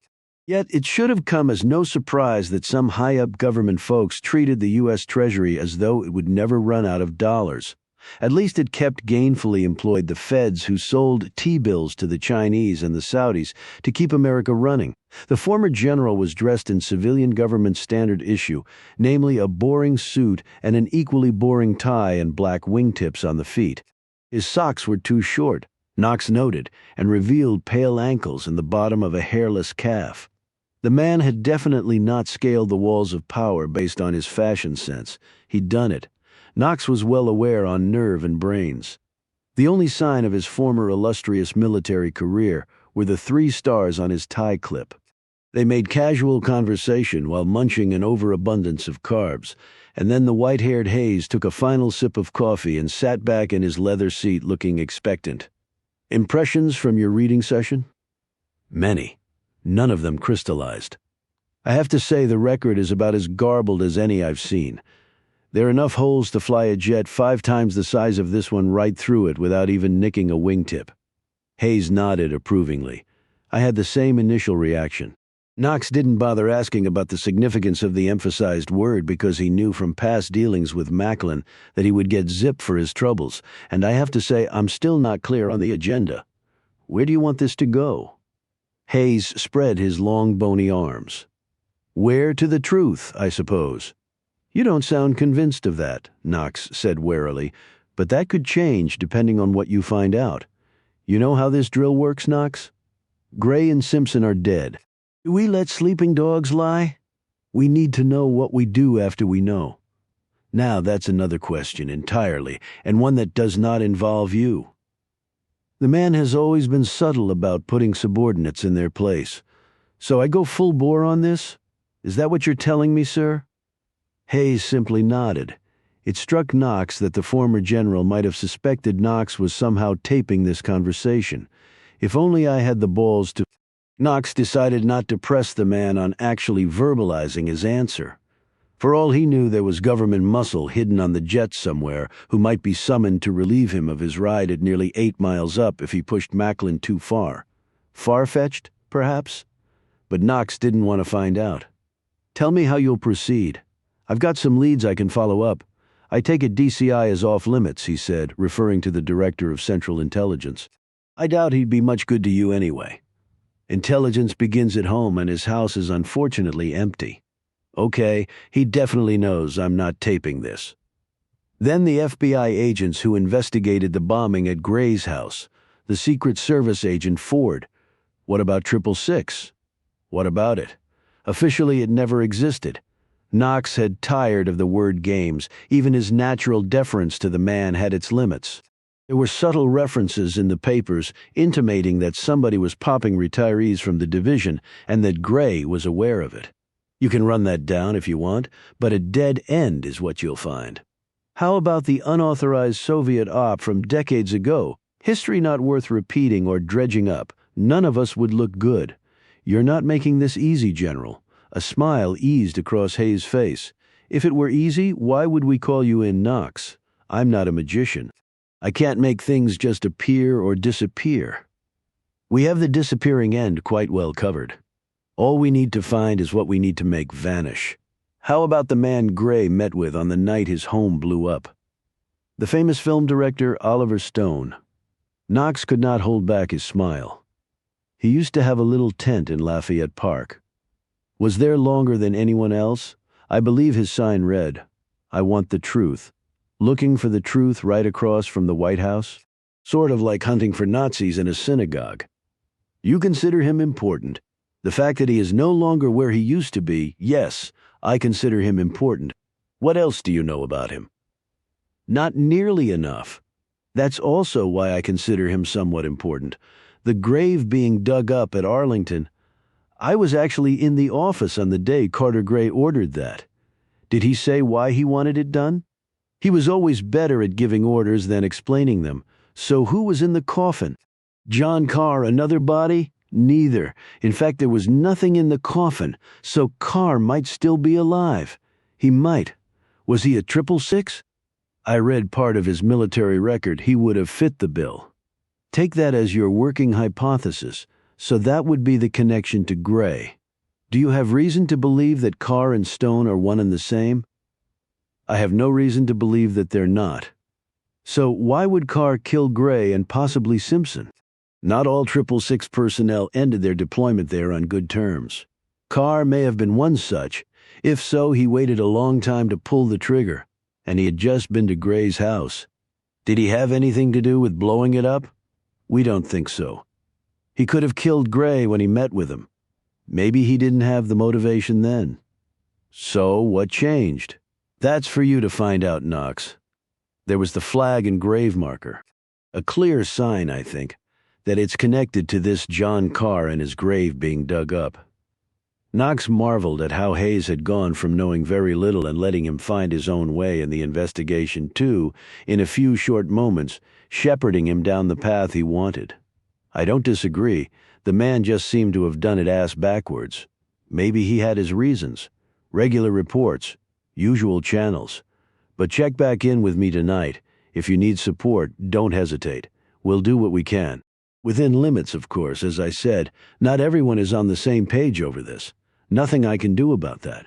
Consensus in intelligence circles these days is as elusive as sectarian peace in Iraq. That's reassuring. The right hand tells me to charge ahead, while the left hand uses a knife to slit my throat. Macklin pressed a button on the armrest of his seat, and Knox felt the plane begin a tight bank to the right. Apparently, the flight and discussion were over. To bolster that deduction, Macklin rose without a word and made his way down the aisle to a door at the back of the plane. It clicked shut behind him. Knox watched the clouds pass by as the plane began its descent through the Virginia sky. A half hour later, he was tearing east on Interstate 66 in his Rover. He would begin with Alex Ford and work his way through the usual suspects. But from what Hayes was both saying and leaving unarticulated, it seemed that all roads might lead right to a man named Oliver Stone. If Stone had been a 666 and was good enough to take out both Simpson and Gray all these years later, Knox wasn't sure he wanted to run into the gent. Yet those sorts of encounters just came with the territory, and Knox was still standing, but so, apparently, was Oliver Stone. Dangerous times indeed. Retirement was looking better and better. If only he could survive that long. Chapter 11. Greyhound didn't travel to the vicinity of Devine, Virginia. Yet a rusting bus on wobbly wheels with the name Larry's Tours crudely hand-stenciled on the side did. Stone and Danny sat in the back, next to a man who had a chicken in a crate on which he was resting his bare, swollen feet, and a woman who gave Stone far more attention than he would have liked, which included telling him her life story, all 70-odd years of it. Fortunately, she got off before they did and was picked up by a man driving an ancient station wagon that was missing two of its doors. They were finally let out at what Stone could only describe as the side of the road in the middle of nowhere. It made the one-horse stop Amtrak had dropped them at resemble a glittery metropolis on full throttle. "Now what?" said Stone, shouldering his duffel while Danny clutched his small suitcase. "Now we walk and thumb. Maybe we get lucky, maybe we don't." Though it was not yet 2 in the morning, they did get lucky and rode into Devine in the back of a pickup truck, with what the driver told them was a prize-winning hog named Luther, who kept pushing his pink snout in Stone's crotch in the distance. Stone saw the silhouette of some massive facility. Narrow towers and 3-story buildings rose into the dark sky. In the weak moonlight, something glinted along the perimeter of the place. "What's that?" he said, pointing. "Some place you never want to end up. Dead Rock. Supermax prison. Why do they call it Dead Rock? It's built on the site of an old coal mine where about 30 years ago 28 miners lost their lives in a cave-in. Their bodies are still in there somewhere because they could never get to them. So they just sealed it up. They send the scum of the scum to Dead Rock. Least that's the official story. Hell on earth. You know somebody in that place?" Danny looked away without answering. Stone continued to stare at the complex until they rounded a curve and it disappeared from his view. He realized that the glint he'd seen must have come from the moonlight bouncing off the slash-your-ass wire that surrounded the place. After the truck dropped them off, their transportation became their own feet. Devine was still mostly dark at this hour, but Stone could see lights here and there as they trudged down the street. A truck passed them going east, and then another followed. And then another. Stone saw 8 in all. Through the dirty truck windows, Stone spied lean silhouettes of the drivers as they hunched over their steering wheels, cigarettes dangling between fingers, the windows cracked to let the white cancer-causing vapor escape into the frosty air. All around him he could sense the shadows of the nearby mountains, darker even than the night. He checked his watch. It was barely 2 a.m. "Folks get an early start here?" Stone asked, nodding at the mini caravan of dirty Fords and Chevys. "They're miners." "Going to work?" "Nope. Next shift starts at 7. Those boys are heading to the clinic to get their methadone pop for $13. Then they go to work." "Methadone?" "Some folks have cereal for breakfast. Miners have methadone mixed with OJ in a cup, just the way it is around here. Lot cheaper than snorting oxy up your nose or banging it into your feet. And that way you don't get dinged for dirty urine and lose your miner's license." Danny pointed up ahead to a small storefront set next to a clothing shop on one side and a hardware store on the other. Apparently Home Depot and Walmart had not yet seen an opportunity in the isolated hamlet of Devine. "That's my mom's place." Stone eyed the sign. "Rita's Restaurant and Bar, so your mom's name is Rita?" Danny wagged his head and grinned. "Nope. Rita ran the place before her. My mom never had enough money to switch the sign out. Then when she got some cash, she figured why bother changing it. Everybody already knew it was her place. Her name's Abigail, but everybody calls her Abby." Danny put a key in the front door of the restaurant and motioned Stone to follow him in. "Does your mother live here?" "Nope, but there's an apartment above the restaurant. You can crash there for what's left of tonight. What about you? I got things to do, people to see. Get myself patched up." He touched his face and his leg. "A doctor at this hour?" "Don't need no doctor, hell. Just feels like Friday night after a football game. Can't let it screw up your life. I got the quick fix, all right. You sure it's okay that I stay here for the night?"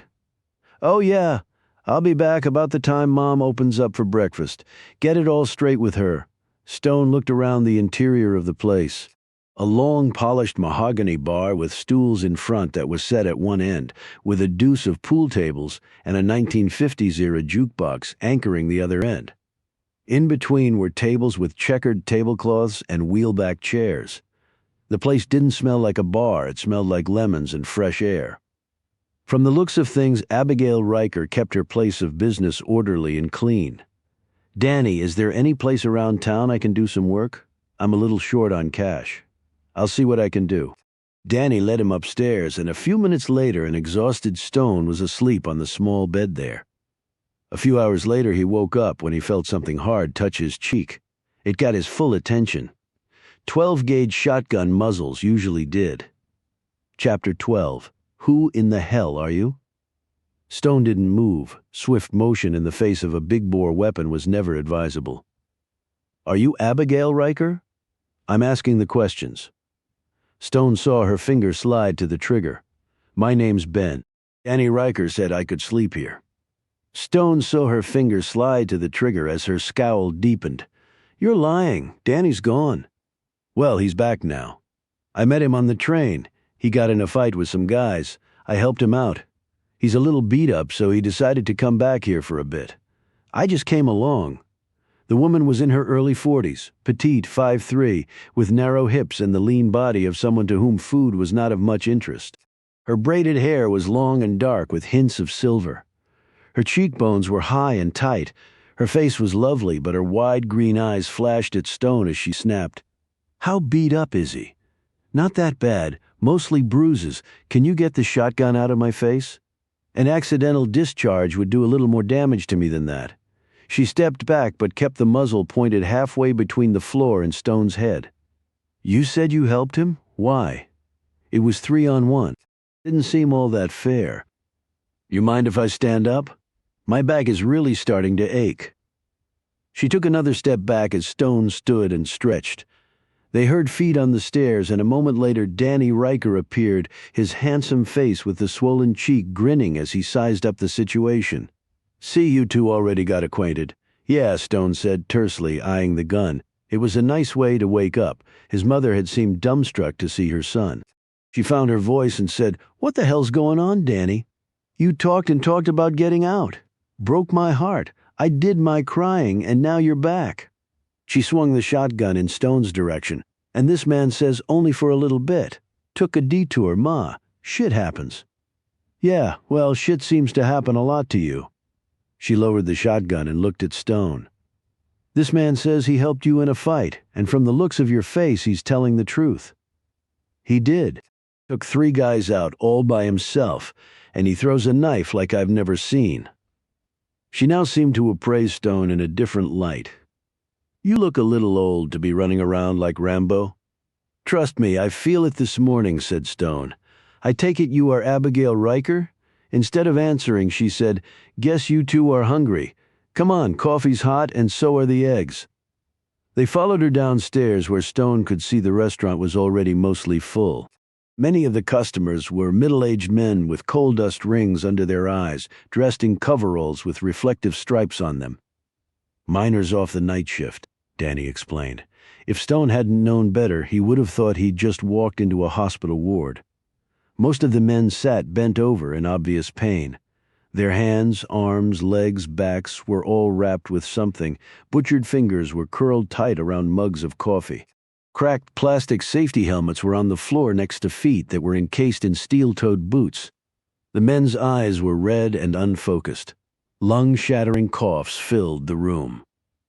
Hell of a way to make a living, said Abby in a low voice as she led them to an empty table near the counter. She'd obviously observed Stone's amazed look. She made plates for them, and a famished Stone took the next 10 minutes to devour 2 helpings and drink down 3 cups of piping hot coffee. Abby drew a chair up next to them. She eyed her son and waited until he bit into a 4th piece of toast before cuffing him on the ear.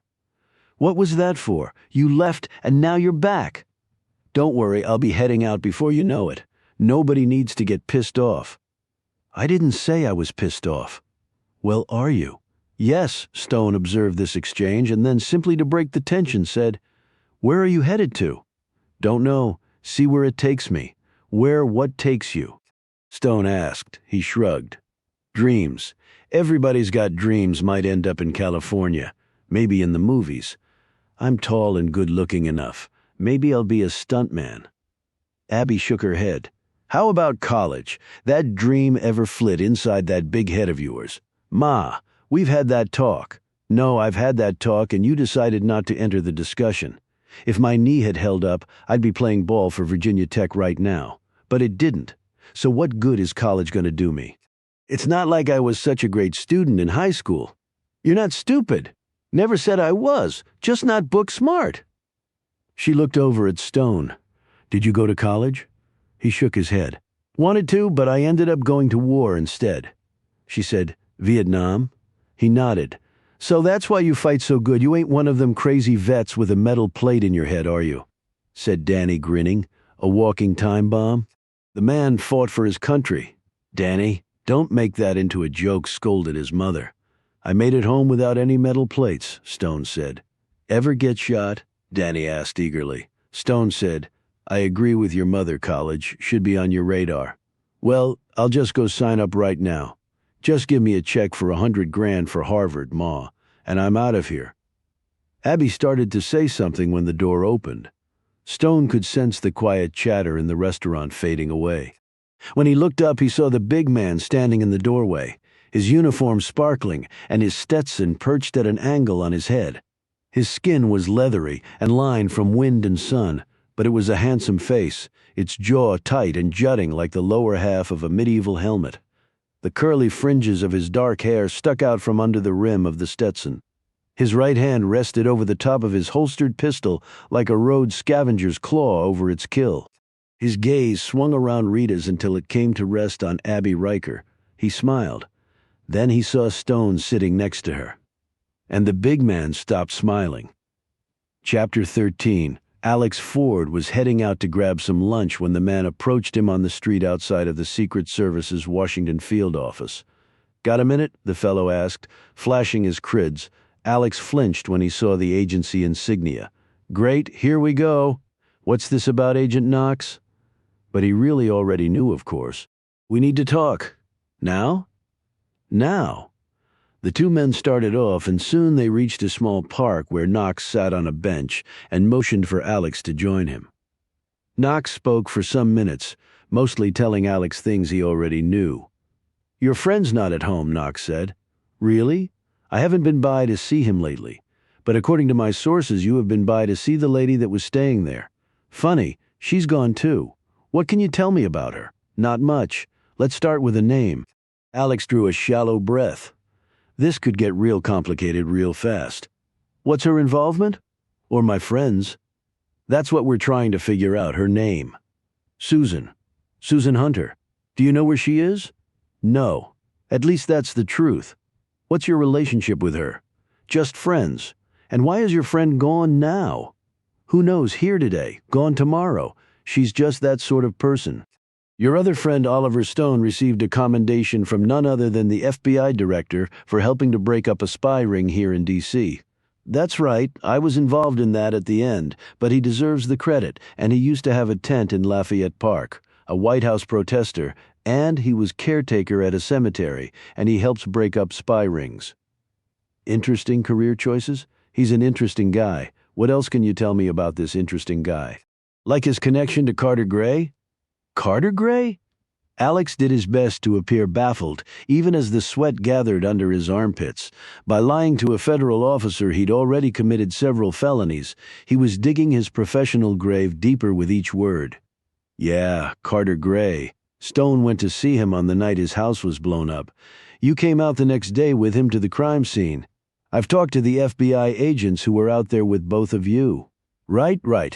Well, I knew that Oliver had gone to see Gray because he told me he had. I don't know why. He asked me to come with him to meet the FBI agents, so I did. As far as I know, that's where it was left. How'd you two meet? Anybody who's pulled White House protection detail knows about Oliver Stone. He was a fixture in Lafayette Park for a long time. You happen to know his real name? Or is the famous film director moonlighting? I don't know his real name. I thought Secret Service agents were more inquisitive than that. Guy was right across from the White House, and you don't even know his real name? It's a free country. He never did anything threatening, just exercising his right to protest. We just thought he was an eccentric, so the name John Carr ring any bells? Alex had been expecting that follow-up question. No, but it sounds familiar for some reason.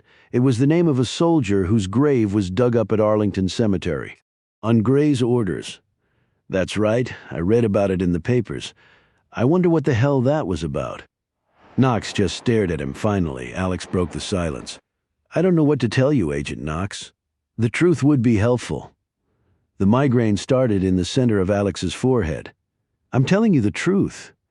Knox looked down and shook his head slowly. When he glanced back up, his features were sad. "You aiming to scuttle your career over this guy, Ford? I know him as Oliver Stone." "That's it.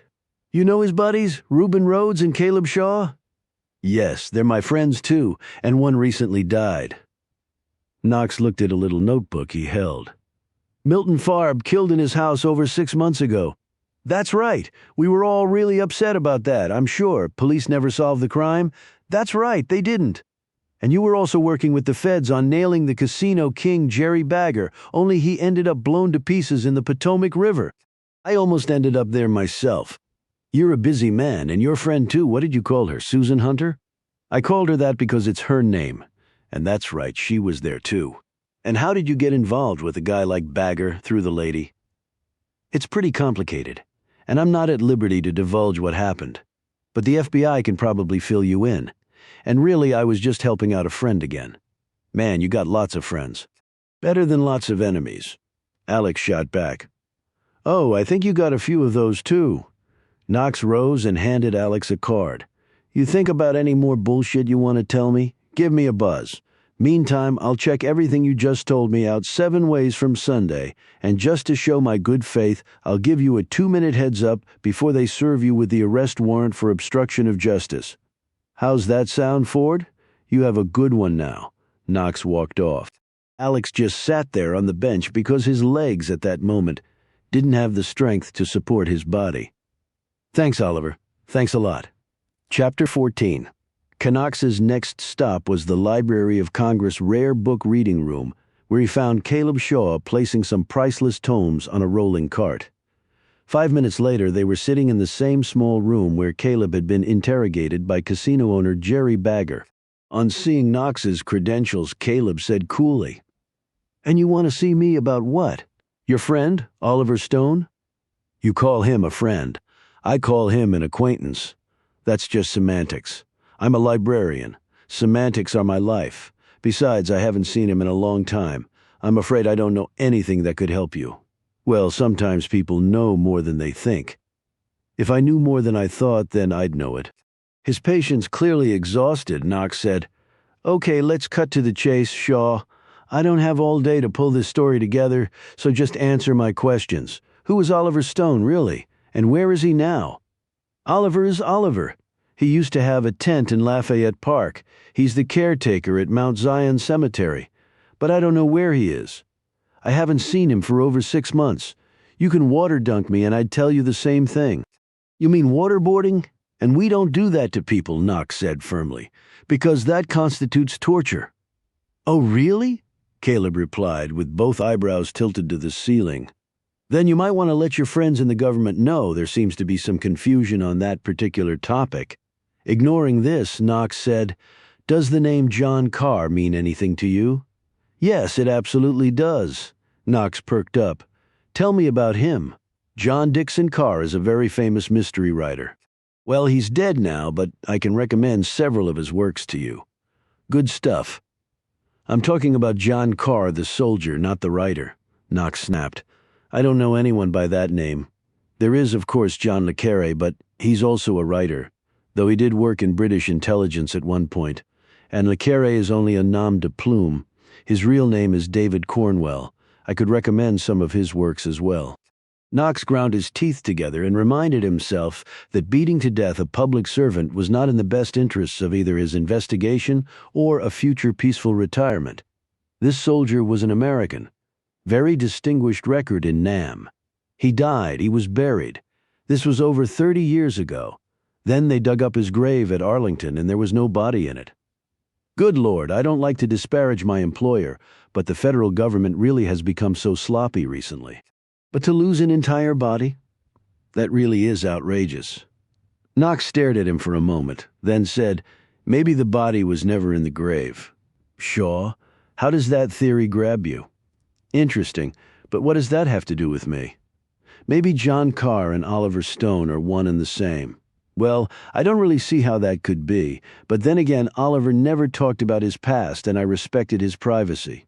He's a good man, though, one of the most loyal friends anyone could ask for." "You sound pretty sure for him just being an acquaintance." I'm a quick and accurate judge of people. How about your buddy, Milton Farb? Was Stone loyal to him? Milton's dead, Caleb said firmly. I know. I'd like to know how he died. He was murdered. I know that too. Any idea who might have killed him? If I did, the police would know, I can assure you. He dies and your buddy Oliver disappears. If you're thinking that Oliver had anything to do with it, you're sadly mistaken. He loved Milton like a brother. Right. Anything else you can tell me? Not unless it has to do with rare books. He handed Caleb a card. Call me if you don't think of anything else. He left the room at another time in his life. Caleb probably would have fainted dead away after such an encounter. However, he was a different person now, especially after Milton's death. He simply rose and went back to work, tucking the card into his pocket. Knox drove to the warehouse where Reuben Rhodes worked, but the big man was not there, nor had anyone seen him for some days. They also did not have an address for him. How do you pay the man without a home address? He asked the foreman. He picks up his check in person. I never mail it. That's the way he likes it. How about his year-end tax documents? I give him that too, in person. I take it the man doesn't want people to know where he lives. I'm not putting words in Reuben's mouth, but I'd say that was a fair assessment. What can you tell me about him? Good worker, nice sense of humor. Doesn't like rules too much, likes the government even less. Did you know he worked in military intelligence for years? He never mentioned that. I knew he was in the army. Hell of a soldier, I bet. Man strong enough to strangle a bear. Wouldn't want to get on the bad side of him. I'll try to keep that in mind. Mister, if I were you, I sure would. 4 fellows jumped him leaving work one night. 3 of them ended up in the hospital, and the 4th fellow would have too, but he ran too fast for Reuben to catch him. Knox climbed back in his truck and headed off. A moment later, he received a text message from Macklin Hayes. They had just tracked down the woman who'd been staying at Stone's cottage. She was at a hotel in downtown D.C. Knox floored it. Right now he had 1 lying Secret Service agent and 1 federal librarian who acted clueless but wasn't, and an AWOL loading dock worker with a grudge against the U.S. government, who could probably break Knox's neck with ease. Knox could only hope the lady would tell him what he needed to know. Yet he doubted it would be that easy. If he'd learned nothing else about this Oliver Stone character, it was that he commanded a great deal of loyalty from his friends. Knox would just have to see how long that loyalty would endure. He was very good at pushing such things to their limits and beyond. Chapter 15. The big man swept off his hat and ambled forward to the table where Stone, Danny, and Abby were sitting. He had the smooth gait and perfect build of the natural athlete. Along the way, he shook the gnarled hands of some of the customers and patted many a back like a politician scavenging for votes. "Hello, Abby," he said as he stopped at their table. He eyed Danny. "Thought you were heading out to make your way in the world, young man." "Got sidetracked, Sheriff. You know me? Short attention span." The policeman gave him an easy grin. "That include getting your face busted up, girl or guy?" "If it'd been a girl, I'd have a little bit of lipstick on me," Danny said slyly. "Before she got pissed and slugged me." "He'll be heading back out soon," Abby said, "so he says." The sheriff turned his attention to Stone. "Who we got here?" "New friend of mine," said Danny quickly. "Ben, this here is Sheriff Lincoln Tyree." Tyree put out a big hand. "Just call me Tyree, everybody does, Ben. Got a bunch of Lincolns in my family. Like most folks round here, the Tyrees fought for the Union. Pleased to meet you." Stone shook his hand. There was great strength in the man's fingers, he noted. But he didn't attempt to crush Stone's hand. The grip was measured, confident, but not aggressive. Tyree pulled up an empty chair and sat down, laid his hat on the table, and motioned to the waitress to bring him a cup of coffee. "When'd you get back, Danny?" "Late last night or early this morning, depending on how you want to call it. Got in a little tussle on the train. Some fellers jumped me, and Ben helped me out. In fact, he laid all 3 of them out without any help from me." Tyree nodded at Stone, a new level of respect on his features. "Thank you for that. We were all worried when Danny told us he was leaving. We're pretty insulated here. Outside world's different from our little town. Places are different and also the same, Stone said. Some bad and some good everywhere you go. Tyree chuckled. Well, I hope we've got more good in Divine than bad, right, Abby? She fingered her coffee and nodded absently. Nice town, good place to raise a family, she said. Hell yeah, exclaimed Danny. I mean, look how I turned out. Abby's face flushed and Tyree silently drank his coffee that the waitress put down in front of him. You gonna be staying around, Ben? Tyree finally asked. We don't get many visitors up here. Most people here have been here all their lives. Unlike Danny here, they tend to stay in Divine till they die. Danny snorted at this comment. Stone shook his head. Just wanted to see that Danny got home, okay? I'll be heading on soon. You're welcome to stay, Danny said. This comment made both Abby and Tyree stare uneasily at him. Something Stone was quick to note. I doubt he'd find much to keep him here, Abby said. You never know, Ma. Ben here might be looking for a little peace and quiet. Stone stared at Danny for a moment. Was the kid a mind reader? Thanks, but I'll be moving on soon. Stone wasn't going to stay, and he didn't like sitting next to a lawman, small town or otherwise. I do appreciate what you did for Danny. And you can stay in the room upstairs tonight, if you want, Abby said. You've done enough for me, Stone said. Bed and a good breakfast. Ben needs some work to do, Danny said. Needs some cash because he got thrown off that train along with my sorry ass. I'm sure I can find something for you to do, Ben, Abby said. I appreciate it, the sheriff said. You know, you're welcome to stay over at the jail. Behind bars, Danny said, laughing. On the cot in the back, said Tyree with slight annoyance. Probably keep you okay for one night, real quiet. No prisoners in lockup now? Yeah, they're all up at Old Dead Rock, said Danny. We passed it coming up. Looks real pretty at night, he added sarcastically. Tyree nodded. Put it on a mountaintop in the middle of nowhere. And for good reason. City folks don't want supermaxes in their backyard, but they'll dump them here. Not complaining. It brings jobs to folks, and Lord knows we need them. He motioned to the door where two burly young men in blue uniforms walked in and sat down at a table. There are two of them right there, probably be heading up to the prison after they fill their bellies. If you ain't working in the mines or the prisons, you ain't making a living round here, said Danny, because everything else is for shit. Tyree scowled at him. Now, Danny, you know that's not true. We got us a whole line of shops up and down that street outside that are doing real good. Folks can earn a decent living in Divine. Hold their heads up and take care of each other.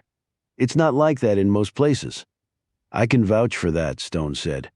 As there was a pause in the conversation, the picture on the TV hanging on a wall behind the counter caught their attention. Stone's more than anyone else's. It was about the murders in Washington. The FBI had leads. They were running down. Several persons of interest were being questioned, and though no one at the Bureau would be specific, apparently there was a theory tying together the killings of Simpson and Gray. Tyree said, "Hope that they catch the bastard. I think it's some terrorist plot." "Towelheads on the run," said Danny, chuckling. "Well, if they come here, they'll be pretty easy to spot. No laughing matter, Danny. These crazies are trying to take over the world." He touched his gun. "But I tell you what, if they do show up in Divine, they can expect some good old American justice." Stone turned to Abby. "What sort of work do you need done?" Tyree stood the rubbed leather of his gun belt squeaking slightly. "Danny, come see me later, boy, okay?" It really wasn't a question. Danny grinned, nodded, and went back to his over-easy eggs and grease-fried bacon. "Supplies need to be brought in from the back," Abby told Stone. "Storage room picked up, windows washed, floor mopped. One of my dishwashers called in sick, so you can pitch in there too."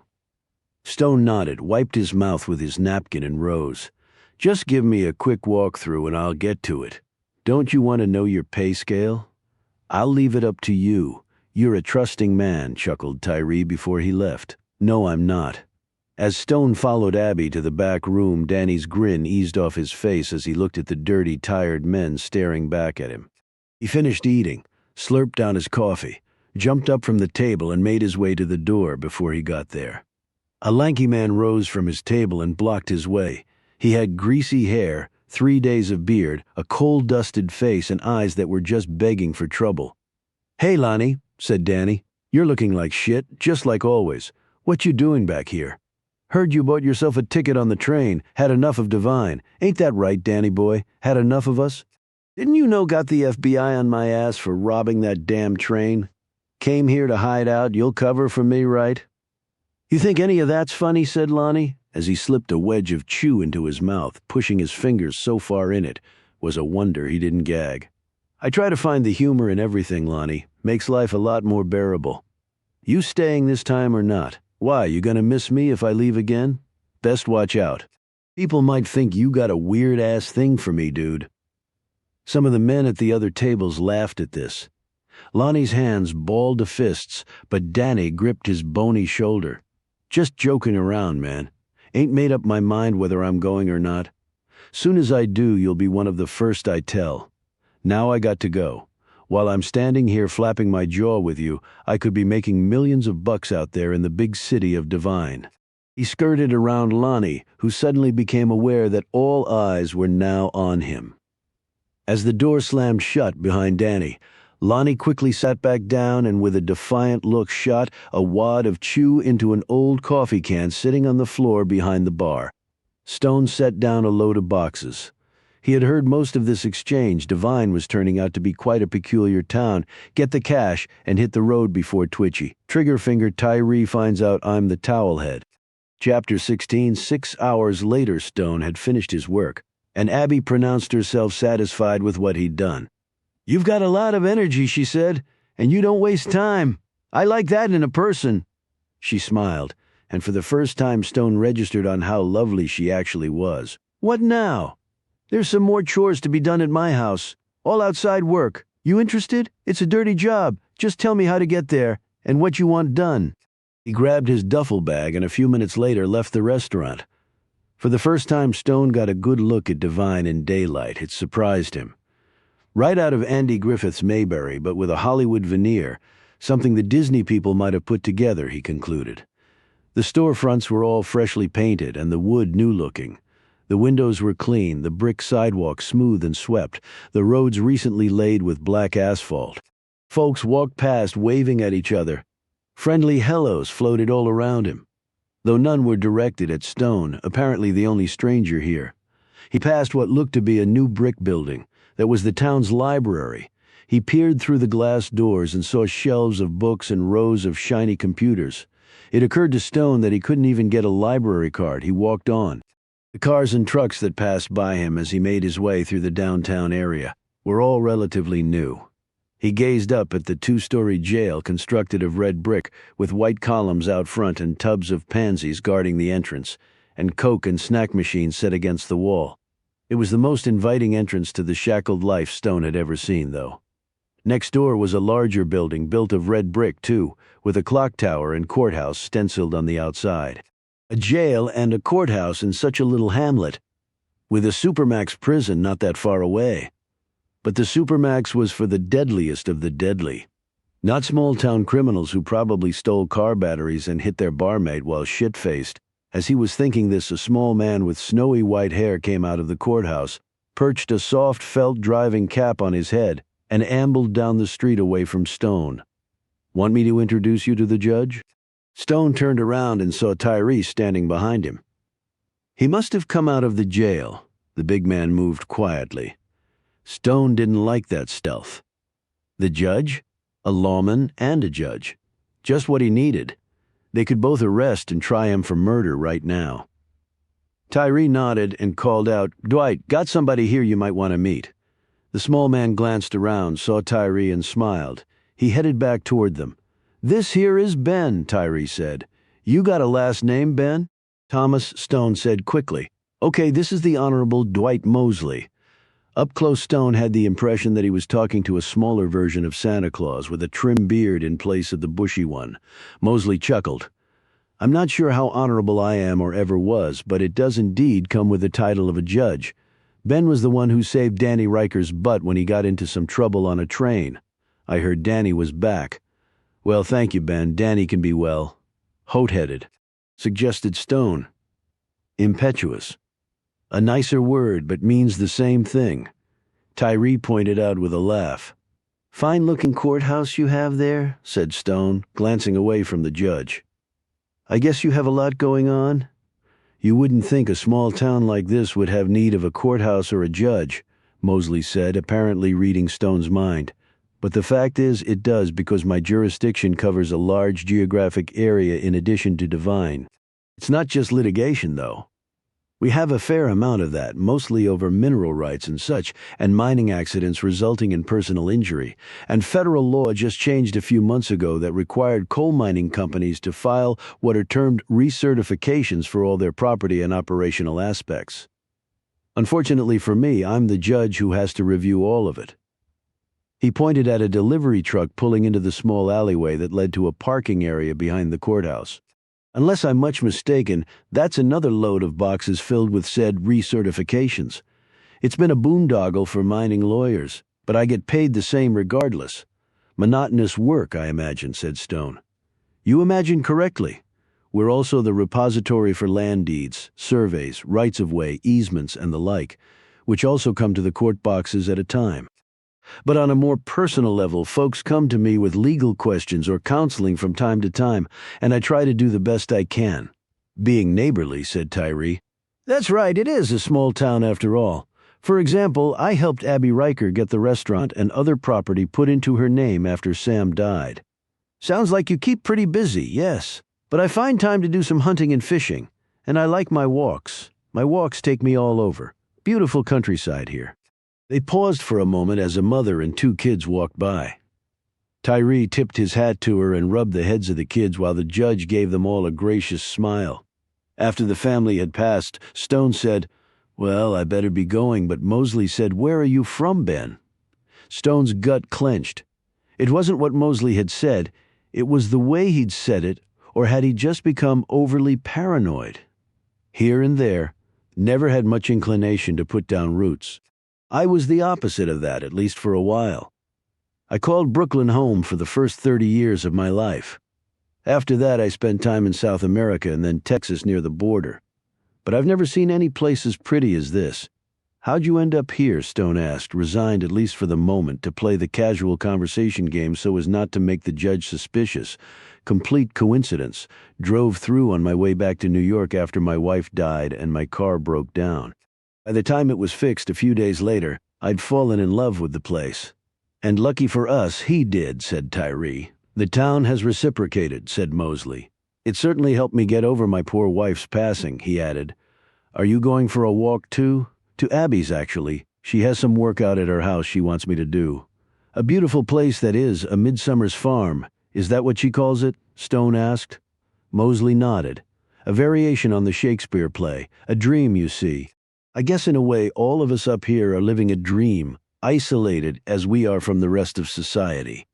Not such a bad thing, Tyree noted. The rest of society isn't all that great. Divine is just what it sounds like. At least it is for me. Mosley passed by them and continued on down the street. Tyree took off his hat and swiped his hair. Well, you have a good one, Ben. Don't work too hard. Tyree went inside the jailhouse, and Stone continued on his way to Abby's, or a midsummer's farm, or a dream, or a nightmare. Chapter 17.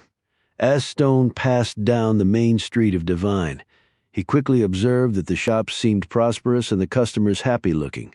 It was hard for him to reconcile this image with that of broken-backed, gnarled-handed, dirty-faced miners with the coal-caked lungs having breakfast in Rita's restaurant, and then his thoughts refocused on what he'd seen on the TV leads. People of interest, ties between the two murders. As he glanced through one storefront window, he saw it. Ubiquitous for so many decades, it was now rare to find one anywhere, at least one that worked. Yet Divine apparently was a bit slow in following the rest of the country's lead. He slipped inside and looked at the payphone on the wall, and then at the sign behind the front counter, Apolichin Crafts. The store's shelves bulged with sculptures made from wood, stone, and clay. On the walls were paintings and photos of mountains, valleys, and little tin-roofed shacks clinging to the sides of hills. Behind the counter, a large, red-faced woman was pecking keys on her computer. She looked up and smiled. "Can I help you? I just wanted to use the phone. Do you have change for a $5?" She gave him the money and he retreated to the rear of the store and loaded the quarters in the phone slots. He dialed the one person he knew had a truly untraceable phone number, Reuben. This was because he didn't have a phone in his own account, but rather used minutes of piggyback phone time from hundreds of different people. Stone had always assumed it had been something Milton had shown him how to do. The big man answered on the second ring. He nearly shouted when he heard it was Stone after telling Reuben that he was fine and that he would not under any circumstances tell him where he was. Stone asked him about the investigation. A guy named Joe Knox from CIA has talked to everybody but me. Real bulldog, apparently.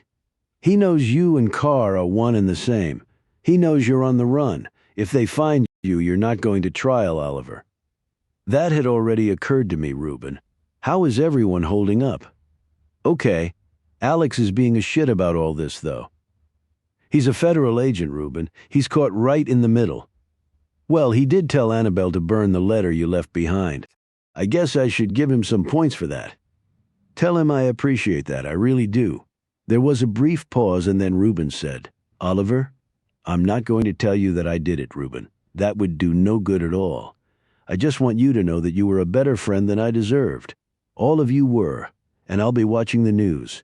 If it even looks like any of you will be harmed because of this, I'll turn myself in. Listen to me. We can take care of ourselves. They can't touch us. But if you turn yourself in to the cops, CIA will swoop in, scream national security, and your ass will disappear. Let me worry about that. And I know it doesn't do you justice, but thanks for everything. Reuben started to speak, but Stone had already hung up, replacing the receiver with a smack of finality. It's like I just cut off my right arm. Goodbye, Reuben. He glanced up to see the shopkeeper staring curiously at him. He had been speaking so low that there was no risk of being overheard. Call go through okay, she said pleasantly. Just fine, thanks. She kept staring at him, so he finally said, You have some nice pieces, pointing to a painting on one wall, he added. Who did that one? The woman's face fell. Oh, that would be Debbie Randolph. She's talented, yes, she added quickly. I'm Wanda. Haven't seen you around here before? I just got here. Came in late last night with Danny Riker. Danny? She said, startled. Heard he'd left town. Well, he's back, but I think it's just temporary, so how's business? Really good, especially on our website. A lot of folks like the Appalachian stuff. Takes them back to a simpler time, I suppose. I think we could all use a bit of that. Well, thank you. Hope you come back. Got a sale on black bear cubs sculpted from chunks of coal makes a right fine paperweight, I'm sure. Stone walked out of the feel-good shop feeling like he was navigating the last few yards to his own death. He really was all alone again. Chapter 18. The asphalt road gave way about a half-mile out to Macadam. Stone passed by a stone church that had a small steeple with a dry-stacked stone wall encircling the property. Next to this house of worship was a graveyard. The former graveyard caretaker, Stone, took a moment to walk through the burial plots. The same family names kept popping up on the headstones. Stone saw the grave of Samuel Riker. He died 5 years ago at the age of 41. There were many Tyrees also sprinkled around. One tombstone, darkened by age, was the resting place of Lincoln Q. Tyree. He died in 1901. Stone thought it must be a bit disconcerting to pass by a graveyard with a marker already bearing your name. But perhaps the good sheriff didn't come this way often. 2 graves still had fresh flowers on them, and the mounds of dirt looked new. Rory Peterson had died a week ago. The name on the other grave made Stone do a double take. Debbie Randolph had gone to her lord a day after Peterson had died. That's apparently why the woman at the shop had acted a little strangely. Peterson was 48 while Debbie had only been 23. Stone walked on, turning left at a fat oak with thick sprawling branches that resembled more Atlas holding up the world than a mere tree. Hanging from one of the branches was a sign that read, A Midsummer's Farm, with an arrow pointing to the left. He went on for another 100 yards down a crushed gravel path until he came to the house, although that term clearly didn't do it justice. He wasn't sure exactly what he had been expecting, but it wasn't this. Antebellum was the first word that jumped to mind. It was large, constructed of white clapboard and sections of stone with black doors and shutters, and no fewer than 4 stone chimney stacks. A broad front overhang supported by rows of elaborately milled columns offered up a fine porch with rocking chairs, sturdy tables, hanging plants, and an upholstered swing anchoring one end. The landscaped yard stretched on and on with the perimeter bordered by stacked stone walls. In a cobblestone-paved motor court was parked a muddy pickup truck along with a Mini Cooper in racing green with a white top. All this from the revenue produced by a restaurant with 10 tables, 8 bar stools, 2 pool tables, and a jukebox. The work to be done was in the stables that were almost out of sight from the house. He spent the next several hours mucking out stalls and sorting bridles and reins and other equipment as several horses whinnied and stamped their hooves in other stalls. Stone was rubbing his aching back when he heard the horse's hooves pounding his way. The 15-hand-high chestnut drew up next to him, and Danny jumped down. He pulled 2 beers from his jacket pocket and handed one to Stone. "Heard from Ma you were out here?" He popped the can lid and a bit of the liquid spewed out. "Horse riding and beer delivery ain't a good fit," he said. "Knee looks to be okay," Stone noted. "I'm a fast healer. What are you doing?" "Mucking stalls, among other things." "I'll help you. You sure?" "Got nothing else to do right now." They went into the stables and Danny grabbed a shovel after tethering his horse to an iron ring stuck in cement in the ground. Stone eyed a bruise on the side of the man's face. It was the other side that fellow nailed on the train, wasn't it? "Duke was too fast for me in the stall this morning. Clocked me in the face when I was trying to bridle him, damn horse. But a beautiful one. You ride?" "Not if I can help it." "You call this place a hellhole, which part? The pool, the mansion, or the cool car parked in front? I am the exaggerating type. Seriously, why would you want to leave something like this? It's hers, not mine." Danny slung horse manure into a wheelbarrow. "You're her son. You'll inherit someday." Danny stripped off his shirt, revealing a lean, muscled physique. "Who says I want it?" "Okay, fair enough. You an only child?" "That's right. I saw your father's grave coming up here. That's why we got all this stuff." "How so?" "Lawsuit against the damn coal company that killed my old man. See, coal companies almost always win those things, or else settle for pennies on the dollar, 'cause they got all the good lawyers wrapped around their little finger. But Mom held on, proved her case. Coal company appealed, but in the end she kicked their ass, they caved, and she got her blood money. And the only thing it cost us was her husband and my dad." Danny tipped another shovel full of horse manure into a large wheelbarrow and banged his tool against the metal side as if in exclamation. "And your mom still runs the restaurant?" "She likes to keep busy, and people need to eat. The whole town looks pretty prosperous. Coal prices highest in decades, and there ain't enough miners to do the job. When demand's higher than supply, wages go up. About doubled, in fact, over the last 5 years. High wages, low cost of living equals prosperity for the common man. Simple. You sound like an economics major." "Nah, just a dumb ex-jock. But I got eyes, ears, and a little bit of common sense. Where you bunking tonight?" "Must be a motel or something around here. Back in town, couple blocks from my ma's place and around the corner from the courthouse. There's a place that has rooms to let cheap but clean. Bernie Sandusky runs it." He laughed. "Tell old Bernie that Danny sent you." "Why, that'll get me a reduced rate."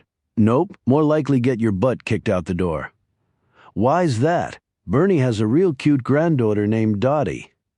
Few years ago he caught me and Dottie in one of his rooms working on our biology homework." He laughed and pitched a big load of manure into the wheelbarrow. "Okay, I'm done shoveling shit. You're on your own, dude." Stone watched until Danny and his ride disappeared from sight. He finished his work and later idly followed a path that wound around a small hill covered with scrub pines. Abby's property seemed to have no end. He reached another gravel road that headed back out another way. As his eye followed its path, he reckoned it would go back out to the main road at some point, on the other side from where he'd come to the farm. A few minutes later, Stone followed a dirt path that was worn black and finally led to an old barn that looked close to falling down. Inside was an old gray pickup truck, bales of rotted hay, and rusted tractors and other farm equipment. He perched on the bumper of the pickup and counted his meager cash, an act of kindness on his part. To help Danny had really cost him. The train ticket hadn't been cheap, and the bus ride just to the vicinity of Devine had cost him still more precious dollars. Danny had offered to pay, but Stone had refused, and he still had to rent a room in town. He prayed that rich Abby would be generous with her payment for the day's work so he could move on. Yet should he even still be thinking of escape? Maybe when he jumped off the damn cliff, he should have just sucked in a chest of water and ended it. What did he have to live for anyway? What do I have to live for? He heard a vehicle skid to a stop outside. He hopped off the bumper and walked outside in time to see Abby step from the truck cab, taking a stroll around the place. She said, not smiling, "I finished up at the stables. Beautiful property you have here." "Okay," she said, her features unreadable. "Doesn't look like this place gets much use anymore," he said, looking toward the barn. "This was my mama and daddy's place for 50 years. They ran it as a farm, but we haven't done any farming here for 30 years. Their house was just down there," she said, pointing to the left. "Burned down a long time ago. Only thing left is the chimney is back. I ought to just knock it down, but I can't do it. I mean, it's really the only thing I have left of them." "I can understand that." "You can, huh? The past is hard to let go of, particularly when the future is a little uncertain. You're wasting your talents mucking stalls, Ben. You ought to be a philosophy teacher." "I was just heading back to town. I need to pay you. Why don't you ride with me back to the house? You can get some supper and your money. You don't have to do that." "I know I don't." Her tone did not seem to invite dissent. A few minutes later, they pulled into the driveway. Beautiful house. Came at a damn steep price. Danny told me a little about that. Expect you want to take a shower and change your clothes. Mucking stalls isn't the cleanest job in the world. "Thanks. I'm sorry about your husband." "Uh-huh," she said. She slammed the truck door behind her and headed up the steps. Stone slowly got out and trudged after her. He could have landed in any town in the country. And it had to be Devine, Virginia. Damn, I can really pick 'em. Chapter 19. Knox collared Annabelle Conroy as she was leaving her hotel. He flashed his creds and asked her to go with him. "I don't think so," she said. "Excuse me? Those creds could be faked and you could be a rapist. Go call a cop and I'll go with both of you if he's satisfied you are who you say you are. But until then, get the hell away from me." "How about a cup of coffee in the restaurant over there? If I put my hand up your skirt, you can start screaming and kick me in the balls. Just so you know, I kick really hard. I have no doubt." "Will this take long? I'm sort of busy. As long or as short as you want to make it. Over 2 cups of strong coffee," Knox explained what he wanted. "I don't know where Oliver is," she said truthfully. "We became friends, and I stayed at his cottage. But now he's gone, and he didn't tell anybody where he was going." "How did you become friends? And why were you staying at his cottage?" "Simple enough. He helped me with a problem I had, and after he left, I wanted to keep his home going for him in case he came back." "So your problem was with Jerry Bagger, now deceased?" "I see you do your homework. Wasn't that hard, actually? What exactly was your beef with Bagger, Miss Hunter?"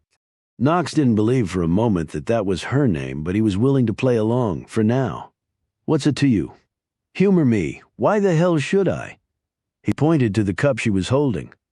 "How about I take the prints off that and run them through a database? Would I pull up the name Susan Hunter?" "There's no law against changing your name." "Right, but the reason for changing your name now, that might be illegal?" "Bagger hurt someone I cared about, and I wanted to nail him for it, and I did. With Alex Ford and Oliver Stone's help?" "Yeah."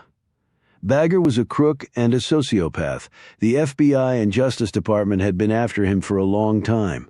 He got what he deserved. So what's wrong with that? "I don't really give a crap about Jerry Bagger. I want Oliver Stone. Or John Carr. I don't know which name you refer to him as." "I only know him as Oliver Stone. I have no idea who John Carr is." "When was the last time you saw him?" "About 6 months ago." "You heard about Carter Gray's and Senator Simpson's murders?" "I watched the news. Stone had a relationship with Gray." "Didn't know that. Alex Ford never bothered to tell you because he knew all about it. We're just friends, and friends don't share everything. Why'd you leave the cottage? Got tired of living with dead people. You wouldn't have happened to have heard from Stone? Maybe he told you to take it underground?" "Why would he do that?" "You tell me. How can I tell you about something that didn't happen? I think your buddy's on the run." "From what?" Knox stood. Okay, my BS alarm is clanging so hard it's hurting my ears. So like I told your friend Ford, I'll be in touch. And don't try to leave the city. That would not make me happy. He walked off. Chapter 20. Macklin Hayes did not seem particularly pleased. He and Knox were sitting in front of a fire in the library of a luxurious late 19th century brownstone in the heart of D.C. that Hayes had access to 24/7 Spy Kings, it seemed, had gold-plated perks. So you've run around interviewing all the usual suspects today and have no progress to show for it. I'm not just going through the motions, General. I did my little dog and pony show with all of them, except for the Reuben Rhodes character, and I'll catch up to him at some point. They're all lying. They all know more than they'll admit. That's progress right there as far as I'm concerned. At some point they'll make a slip and then we move in. I seriously doubt the man left them a copy of his travel itinerary. I doubt that too, but Carr is a loyal guy. If we can nail his friends on something, put them at risk for prison time, then that may flush him out. Meaning he'll come running back here to save his friends? You really believe that will happen, Knox? I've studied the man, gone over his career, talked to his friends. Yeah, I think that might happen. And what's the downside if it doesn't work? Hayes finished off his glass of wine and stared into the fire. Let me speak frankly, Knox. Hopefully it will be instructive and won't bore you too much. I doubt anything you have to say would bore me, sir. And you know I'm a sucker for truthful information. Hayes ignored the barb. Carr is a killer, clearly. He was at the Capitol Visitor Center that night. We know he murdered Gray and Simpson. That part is simple. The rest is not. And do I finally get to hear the rest? Hayes rose and poured himself another glass, this time of scotch, and sipped it while standing in front of the fire. Gazing at this tall patrician figure dressed in a three-piece suit with his beautiful snowy hair, square jaw and twinkling eyes, and holding his cut crystal snifter made Knox fantasize he was in a Hollywood spy film. Let's see, how does that story go again? Oh yeah, bright, refined, patriotic people recruited from Ivy League schools, doing their noble best to keep their country safe, while nattily attired in their Brooks Brothers suits, bedding all the beautiful women, sucking thoughtfully on their sweet-smelling pipes, and remaining high above the riff and the raff like me and John Carr. The riff and the raff Knox had quickly found that notion was indeed a fantasy. Intelligence was a nasty, dirty business and necessitated each side to get as filthy as the other. The only rule was there never had been any rules at all. No, actually, he was wrong. There was one rule. People like Macklin Hayes did remain above it all, untouchable, and yet that rule was not absolute. Look at Carter Gray. John Carr had pulled him right down into the trench shit with him. You go, John? Hayes said, unfortunately, Carr is also probably in possession of certain information, perhaps even proofs of actions taken by this country at sensitive times, that might, in unforgiving hindsight, mind you, place us in an awkward situation. I'm sure Gray was aware of that as well. I believe he attempted to get to Carr, but as we know, Carr got him first. So in other words, he has the goods on us, so this is not a case for the law courts? Hayes smiled. I've always loved your perspicacity, Knox. Saves so much time. I'm not a hired killer, sir. You ordered me to find him. I will do my best to do so. But that's it. And that's all you need do. Others will take over from there. If Carr is as smart as I think he is, he knows all this. He might have devised a way that his violent death will trigger the very disclosure you don't want, a packet of information to the New York Times perhaps in the event a bullet slams into his brain. Find him. Knox and I believe we can persuade him that such action would not be advisable. What leverage would you have over him at that point? As you said, he's a very loyal man. Knox considered this for a moment. So his friends are his Achilles' heel? Only in your version, instead of coming back and going to jail, he takes the bullet. He falls on the sword silently so his friends can what? Live. That's certainly one scenario, one or the only one. Just find him, Knox. That's all you have to do. Any leads of interest? The friends have given me squat. And if we have to do this outside the law now, it comes back to following the physical evidence as far as it takes me. Back out to the crime scenes, then? Yes. Time is not on our side. It never is. This information would have been helpful earlier, sir, in all candor. I'm sure it would have. But there you are. So I'm competing with the cops on this one, too. What if they get there first? We've taken certain actions that will preclude that from happening. And if some detective gets lucky, that's highly doubtful because they know nothing of John Carr or his ties to Gray and Simpson.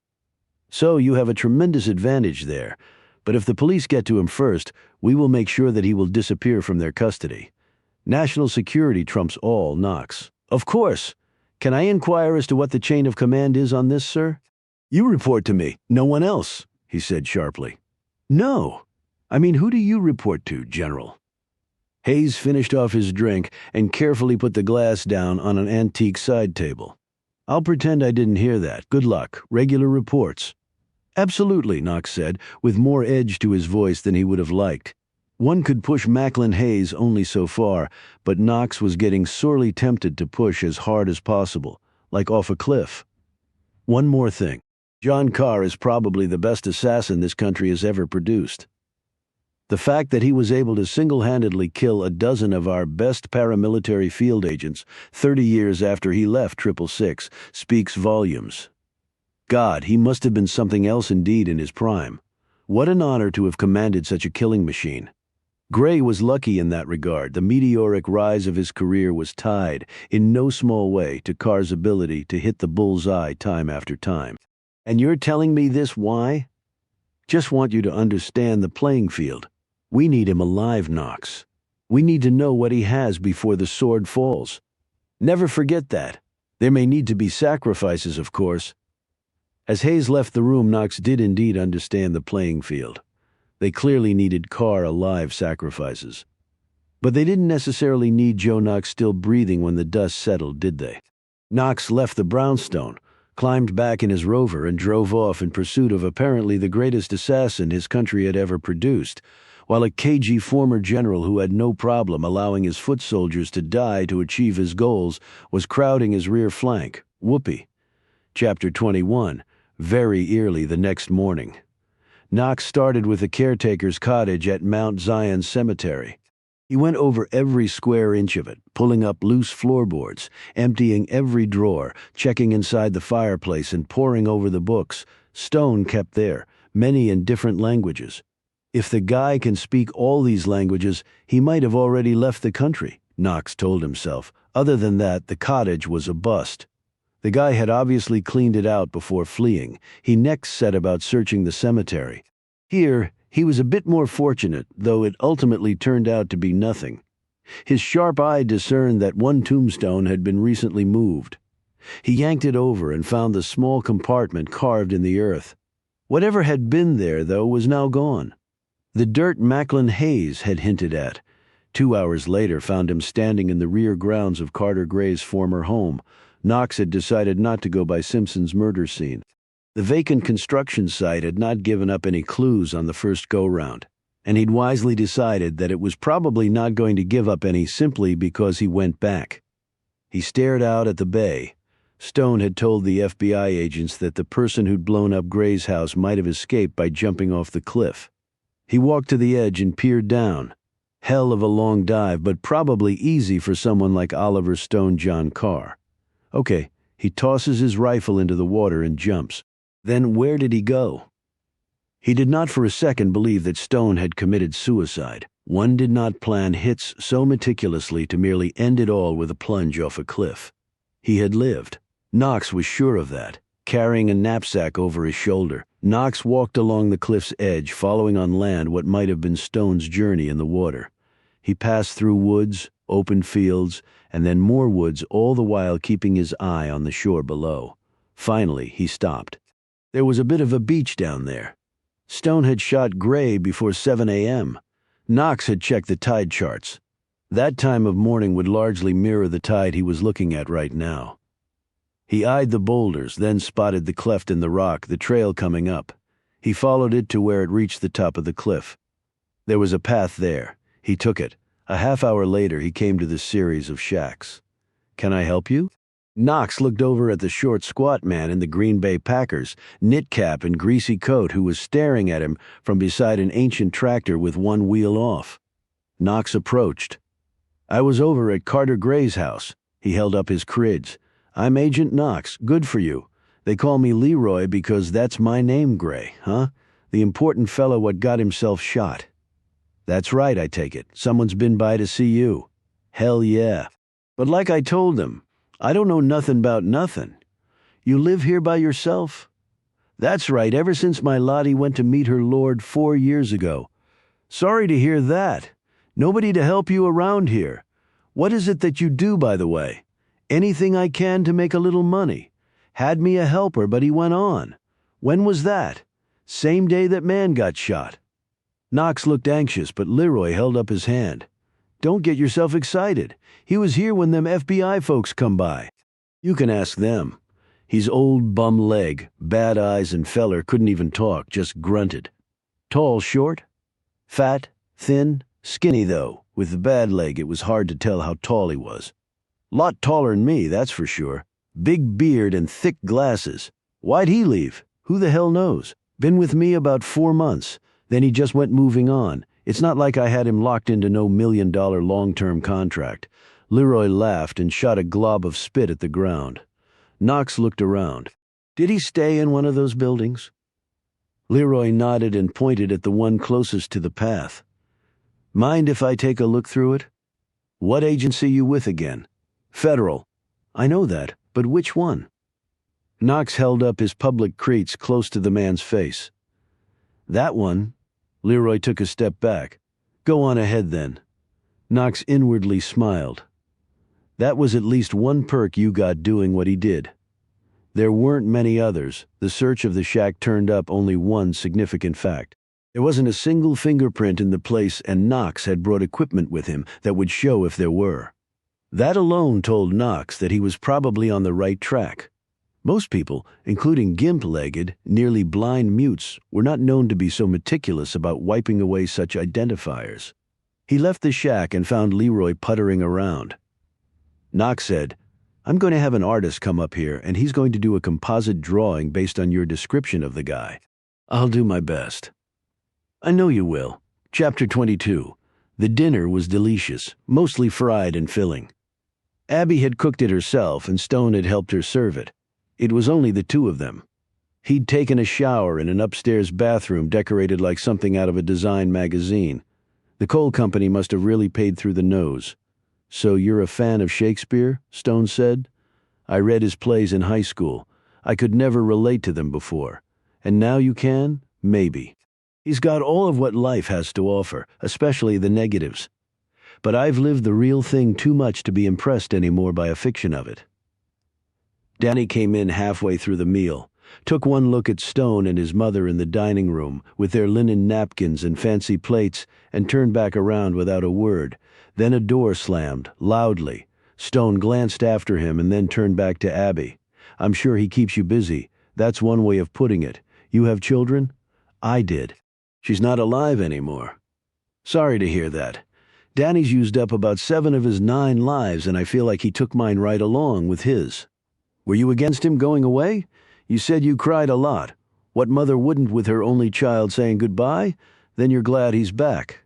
I wouldn't go that far, besides. It's more likely than not that he'll be gone again before too many more sons come up. Won't break my heart again, at least I keep telling myself that. Has he left before? Talked about it a lot, but never pulled the trigger. I guess I'd made up my mind it always would be talk. Then he threw me a curve. Her voice shook a little as she said this last part. Any particular reason he decided to do it this time?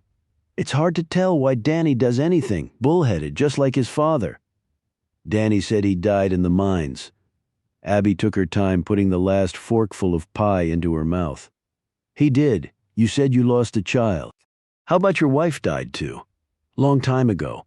What have you been doing with yourself since? This and that. Never stayed in one place too long. Did you get out of the army right after Nam? I hung around for a while. Nothing too exciting. No pension from Uncle Sam. Didn't stay long enough. Their conversation trailed off, and a while later Stone took his leave, resisting her invitation to drive him back to town. There was sorrow in that house, despite the luxury and designer touches, for one simple reason. The source of the wealth was death. I guess you'll be heading on soon, she said, as she stood by the front door.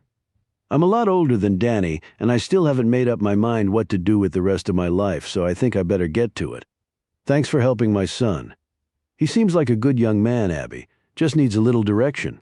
It would have been real good if the direction had taken him out of here and kept him there. She closed the door, leaving Stone standing there, puzzled. Telling himself again that this was not his business, he walked out to the road and made his way back to town.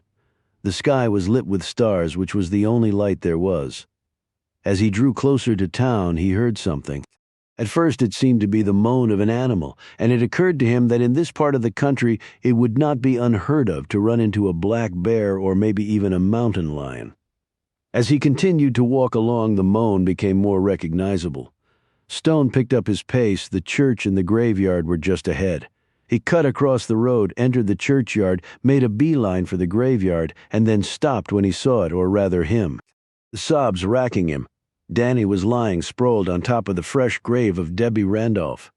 Chapter 23. The tall man slipped inside the building, hung a left, grabbed an elevator, rode it down, entered the tunnel, skimmed along underneath the streets of Washington, D.C., arrived at another building and turned down a long hall. When he passed one door, it opened, and a big hand grabbed him and yanked him inside, slamming the door behind him. Reuben Rhodes let Alex Ford go. The agent smoothed down his jacket collar and turned to scowl at the others there arranged on busted-up government-issued furniture and packing crates.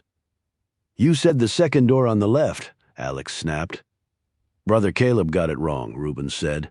"He meant the first door on the right, and we didn't want to call you on your cell in case they put a trace on it. They need a court order for that," Annabelle said. "Like hell they do," Reuben shot back. Alex looked at Annabelle. He's actually right about that. As a federal agent, my life and cell phone are not my own. "Sorry about the mix-up, Alex," Caleb said shamefacedly. "I was a little nervous. I'm not really sure why, though." He glared furiously at Reuben. "Oh, now I remember. It was when Reuben called and screamed that I had to find a place for us to meet ASAP, or we were all going to die and it would be my fault." Reuben shrugged. "I didn't say die. I said we were all going to go to prison for the rest of our lives, and I just said it would be mostly your fault." "How do you figure that?" asked Annabelle.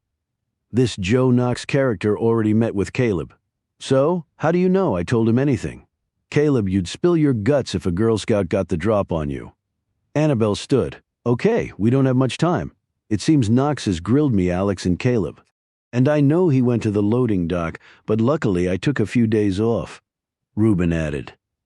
"Reuben, I understand that Oliver called you," said Alex.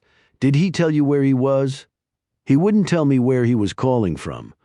Reuben went on to tell them about his conversation with Stone, "And he did want me to tell you that he appreciated your burning the letter."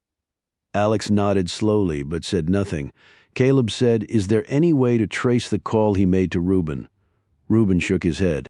"I sort of have an unusual cell phone arrangement. A little convoluted."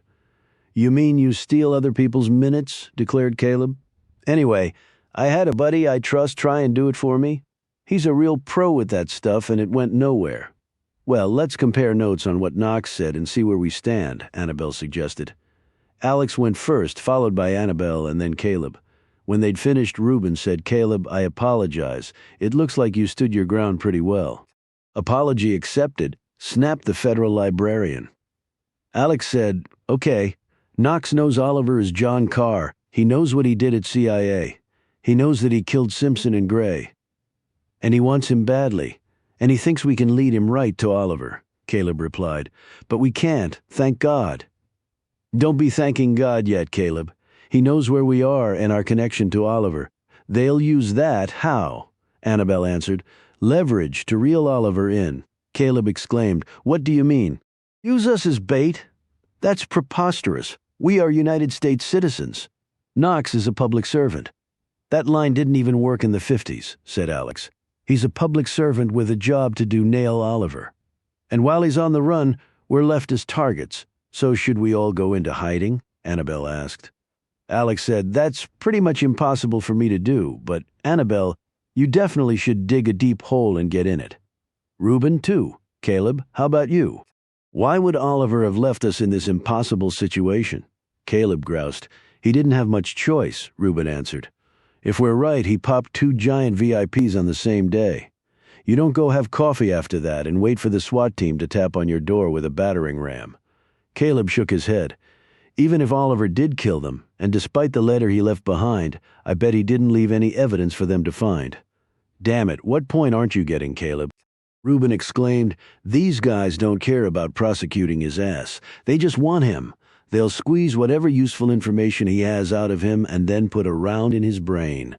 He was a former government hitman who had to go on the run because Gray and Simpson screwed him over and tried to kill him. Reuben said this last part while staring at Alex.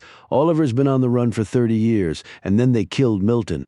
And don't forget, Harry Finn told us that Simpson admitted that he was the one who ordered the hit on Oliver and his family way back when.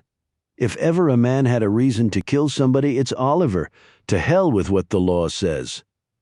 So they might be afraid of what Oliver might know about past government missions, Caleb said. And they'd want to silence him? Now you're thinking like a librarian, noted Reuben wryly. Annabelle said, "But there might be another way. I mean, instead of us going underground." Alex leaned against the wall. "What do you have in mind?" "We find Oliver and help him really get away." "Forget it, Annabelle. We'd be leading these guys right to him," protested Alex. "And besides," added Reuben, "I'm sure Oliver had a nifty escape plan. Really, no ID, no money. I gave him a credit card. I checked on it. It hasn't been used in months. He can't get on a plane. He can only run so far." "Before they catch him," said Reuben quietly. "Maybe that's what he wants," stated Alex. The other three stared at him. He got Simpson and Gray. He felt terrible guilt for Milton. He may feel he has nothing else to live for. He runs, but not that hard. He knows they'll catch up to him, and he's prepared for what that means," Annabelle said. "I'm not going to let his life end that way. Annabelle's stonewalling the CIA is one thing, but you get mixed up in actively helping Oliver elude the authorities. Then you're looking at prison time too, a big chunk of it." "I don't care, Alex. Look what he did for me. He risked everything to help me." "He's done that for all of us," added Reuben. "You wouldn't be here either, Alex," Annabelle said, eyeing the man, "except for Oliver." Alex sat down on an old desk. "Guys, I hear you, but I'm a federal agent. I can only go so far." "We don't want to get you in trouble so you don't have to do anything," said Annabelle, though her tone was less gracious than her words. "Except look the other way," added Reuben. "How would you even go about finding him?" said Alex. "That's for us to figure out," said Reuben coldly. He glanced over at Caleb. "You're a federal employee too, but are you in?" Caleb nodded. "I'm in." Alex's features grim rose. "Well, I guess this is where we part company. Good luck." Annabelle began, but the door had already closed behind him. The three remaining members of the Camel Club simply looked at each other. "Screw him," exclaimed Reuben. "So how do we find Oliver?" She gazed at him. "The fox is on the hunt, right?" "Right. So we follow the fox. You have a plan?" "I always have a plan, Annabelle girl. I love you." Chapter 24. Stone was about to approach Danny Riker when someone else appeared from the other side of the graveyard. Stone shrank down behind the stone wall as the man stepped clear of the shadows and into the moonlight. At first, Stone thought the big fella was going to attack Danny, so stealthy was his approach. Indeed, Stone was preparing to spring out when the other man gently touched Danny on the shoulder. "Come on, boy. No good you being here." Danny looked up into the face of Sheriff Tyree, who bent down to help him up. "Not right." "Ain't right," Danny sputtered as he leaned against the large frame of the lawman. "A lot in life isn't fair, Danny. But you can't let it eat you up, boy. I want to die." Tyree slapped Danny across the face. "Don't let me never hear you say that again, Danny. The girl's dead. Nothing you can do will bring her back." He pointed at the dirt. "You call that fair? You get your head on straight. She had a choice. She killed herself. This ain't doing nobody any good. Now you want me to give you a ride home?" Danny wiped his face and shook his head. "You're a stupid man if you think that," he snapped. Tyree studied him. "You know something I don't?" "I know lots you don't. So what? Ain't worth shit what I know. I mean about Debbie?" Danny dropped his head in his defiant tone. "No, I don't know nothing. Just talking is all talking and saying nothing, really." You said I was stupid if I believed that. What, that she killed herself? You putting words in my mouth now, Sheriff, Danny said, his face whitening a bit. I just want to hear what you have to say in response. Danny turned and walked off. Danny, you come back here? Stop yelling, Sheriff, you'll wake the dead. Right now, boy, I'm not a boy, Tyree, in case you hadn't noticed. Danny turned to look at him. And unless you want to put a bullet in my back, I'm going home. Tyree laid a hand on top of his pistol as Stone stooped as low as he could. He didn't want to give either man a chance to spot him. He waited for Danny to disappear down the road and then watched as Tyree stalked back to his patrol car parked nearby and drove back toward town. Should I just leave now? Why wait until morning? Yet Stone walked to town and got a room at the tiny house Danny had recommended. He climbed the stairs, put his bag away, and sat on the soft bed and stared out the window toward the main street of Devine. What he'd seen at the graveyard had puzzled him. Had Danny been in love with Debbie Randolph? Had she killed herself? Why had Danny left and then come back? It's not my problem, Stone finally said aloud, surprising himself with the force of the words. He checked his watch. It was nearly 10 o'clock. He had a small transistor radio in his bag. He pulled it out and turned it on. It took some twisting of the tuner knob, but he finally found a station that had a national news roundup program at the top of the hour. He sat back on his bed. The murders weren't the lead story, but they were a close second to another salmonella outbreak in some vegetables. The announcer's voice seemed breathless as he recounted the latest on the high-level D.C. killings. The FBI and Homeland Security have combined their efforts in this investigation. The murders of Senator Roger Simpson and intelligence head Carter Gray are definitely connected and are apparently tied to events from decades ago when both men worked at the CIA. The killer is reportedly a former colleague of the two men and was believed to have died years ago. Authorities are watching all airports, train and bus stations and border crossings. We will bring you more developments as they break in what is shaping up to be the manhunt of the decade. Stone turned off the radio, rose and stared out the window once more. They hadn't announced the name of the killer, but they might as well have. They know it was John Carr, and they know what I look like, and they have every escape route bottled up. He had never really dwelled on his eventual capture. He even imagined that he might make it to New Orleans, start a new life, and live out the rest of his years in peaceful obscurity. But that was apparently not to be. The one thing that bothered him was that everyone would believe him to be a criminal. Was revenge always wrong? Was righting an injustice outside the law never condonable? He knew the answer to those questions. He would never have the luxury of facing a judge and jury. They would never let him, because then he could tell his side of the story. No, that could never be allowed. Stone put on his jacket. He needed air. He needed to think. Could he even leave Devine now? He should call Reuben, but he would have to wait until tomorrow. Now he just wanted to walk in the darkness and peace of Devine and think. He reached the main street, turned right, and walked at a brisk pace. He soon left the little downtown area behind. The trees grew thicker, and the lights of the small houses that dotted the perimeter of Devine finally disappeared. 5 minutes later, Stone had decided to turn back when the scream reached him. It was from up ahead. It was a man. And he sounded beyond terrified. Stone started to run. Chapter 25 after leaving Leroy's place in Maryland, Knox did not drive home. One question had been bothering him so badly that he had to have an answer. He headed not for Langley, but for a nondescript building in the heart of Washington. He'd called ahead and was admitted without issue, what with his military background and government credentials. He entered a vast room filled with long-scarred tables where gray-haired men, probably grizzled vets of past wars, along with some bow-tied historians, sat reading through piles of yellowed documents. It was windowless and seemed nearly airless as well. As Knox looked around, the one emotion he sensed was misery.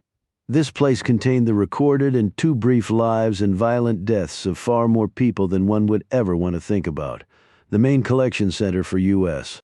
Army Records was in St. Louis. Unless you were next of kin, to get access to an enlisted person's complete service record there required either that person's permission or a court order. However, Knox had learned something unknown to most people. The St. Louis facility didn't have all the records. There were some in D.C., and indeed copies of some of the ones housed in St. Louis, and they weren't simply records of enlisted personnel. Here were housed documents chronicling America's wars. That was why many historians came here to do research, many with FOIA requests in hand, since the military only reluctantly revealed anything about itself. Many of the records he wanted to look at had not been computerized yet, but some had. Still, after Knox showed his creds, the attendant was able to pull the boxes he wanted very quickly and showed him how to access the computerized files. His butt parked in front of a PC. Knox started with the digital ones first, flicking from screen to screen.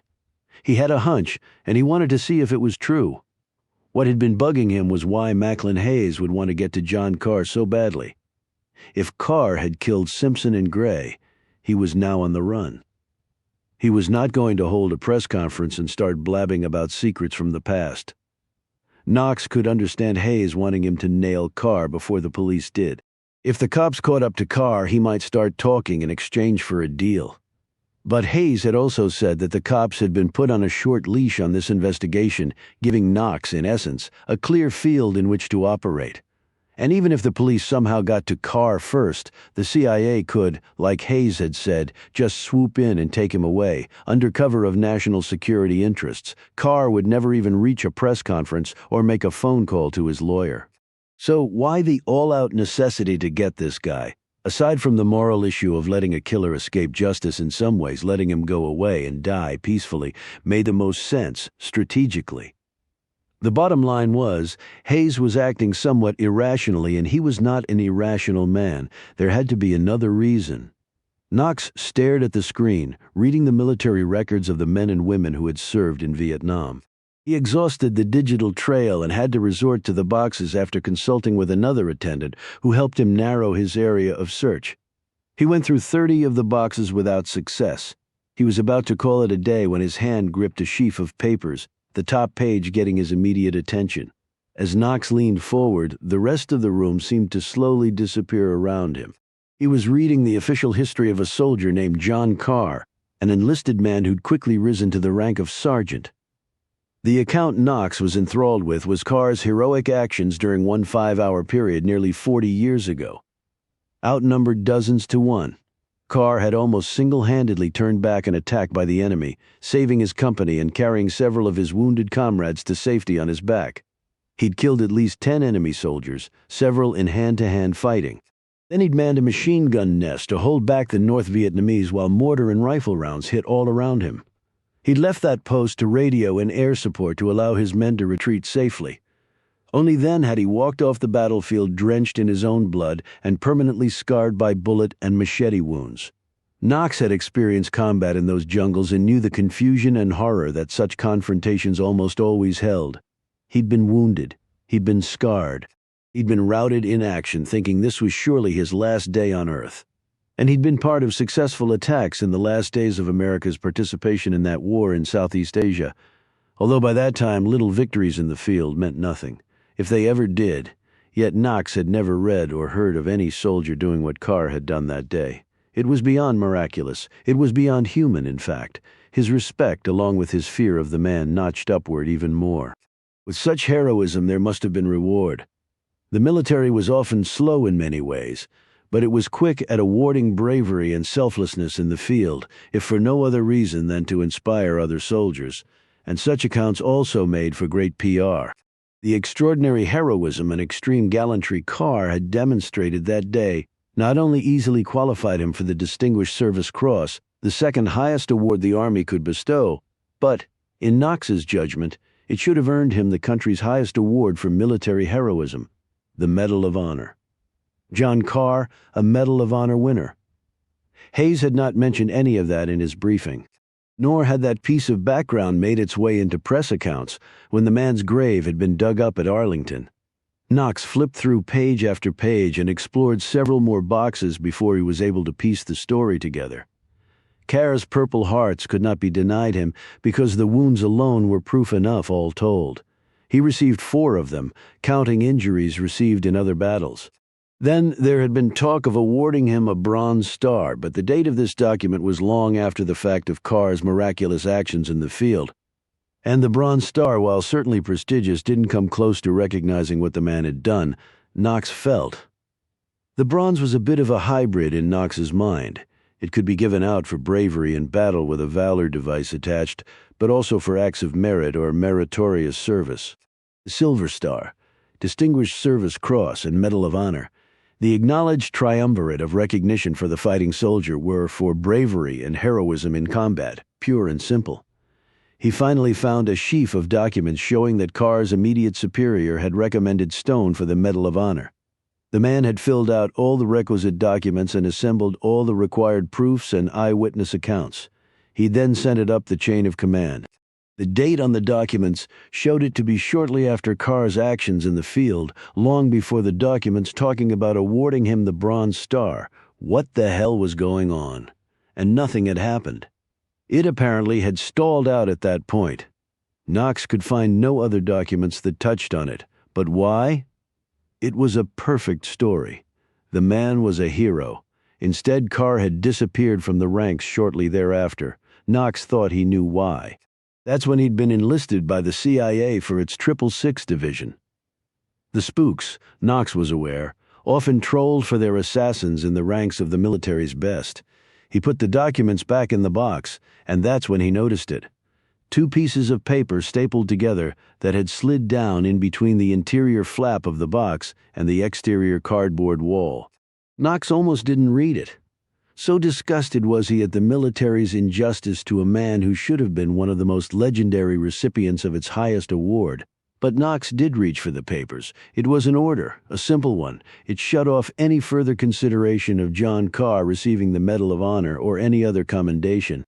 As Knox read through the document, it was filled with official mumbo-jumbo about unreliable evidence and inconsistent eyewitness accounts and conflicting background documentation. It made no sense at all until Knox's gaze reached the signature line where the name of the officer appeared, Major Macklin D. Hayes. Chapter 26. K. Knox slowly drove his Range Rover into the garage of his townhouse. Before he hit the button on his remote to close the door, he scanned the street in his rearview mirror. They were out there, he was pretty sure, watching him. Hayes typically covered all the bases. The former general trusts me about as much as I trust him. There might come a time when Knox would have to give those boys the slip, and when and if the time came, he hoped he was up for the challenge.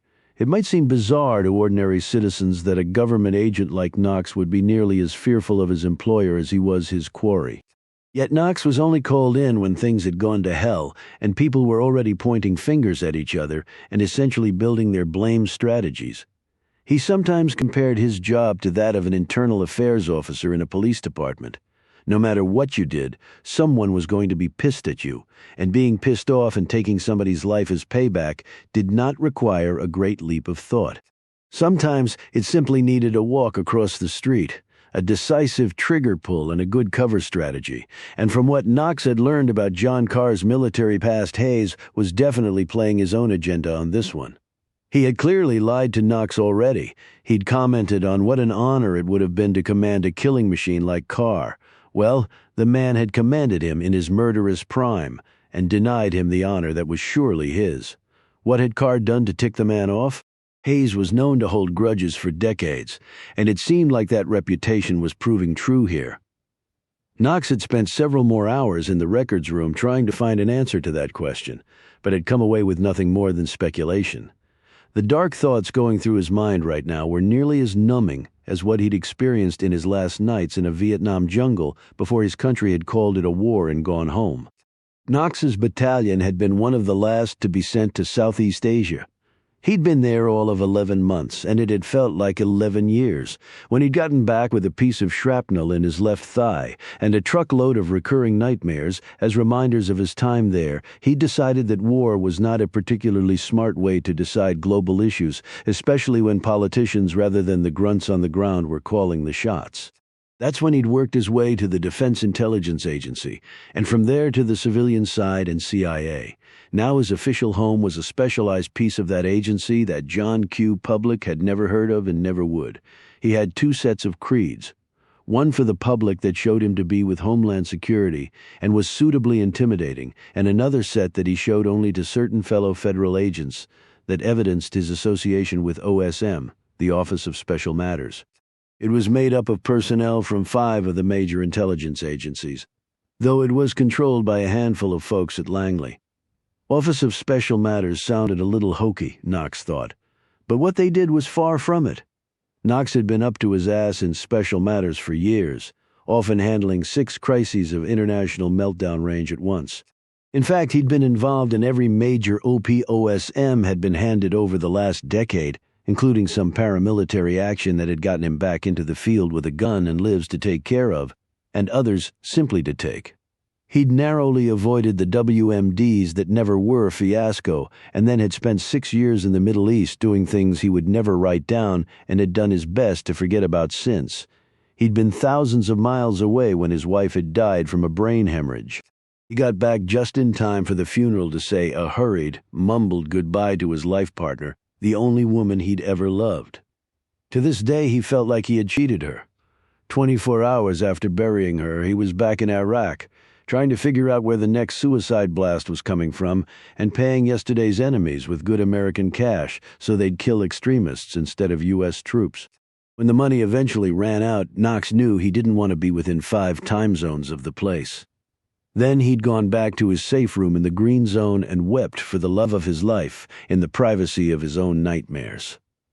It had been more than a challenge, and in the last year Knox had seriously contemplated retirement after talking his way out of the Middle East, where no Muslim trusted anyone with light skin who held a firm belief in the supreme holiness of the Lord Jesus Christ. He'd pulled enough time. He could go out on his terms. He was actually on a short sabbatical when Hayes had called, and now look at him, and the same old question had raised its ugly head once more. Will the sun come up for me tomorrow? He walked into his kitchen, tossed his keys on the counter, opened the fridge and popped a beer. He sat down in his small study and considered what he did and didn't know, the latter unfortunately being far more voluminous than the former. He slipped the pages from his pocket. He'd taken the 2-page order with Macklin Hayes' signature on it. It was probably a felony stealing government property, but Knox really didn't care at this point. He looked at the precise signature of the man. What were you thinking when you signed that order, General? He now had a connection between Hayes and Carr that changed the dynamic of his mission. Knox just wasn't sure how. Yet it did explain one thing. He was told he'd been ordered to track down Carr because the former 666 held secrets that would embarrass the U.S. government, or at the very least the CIA.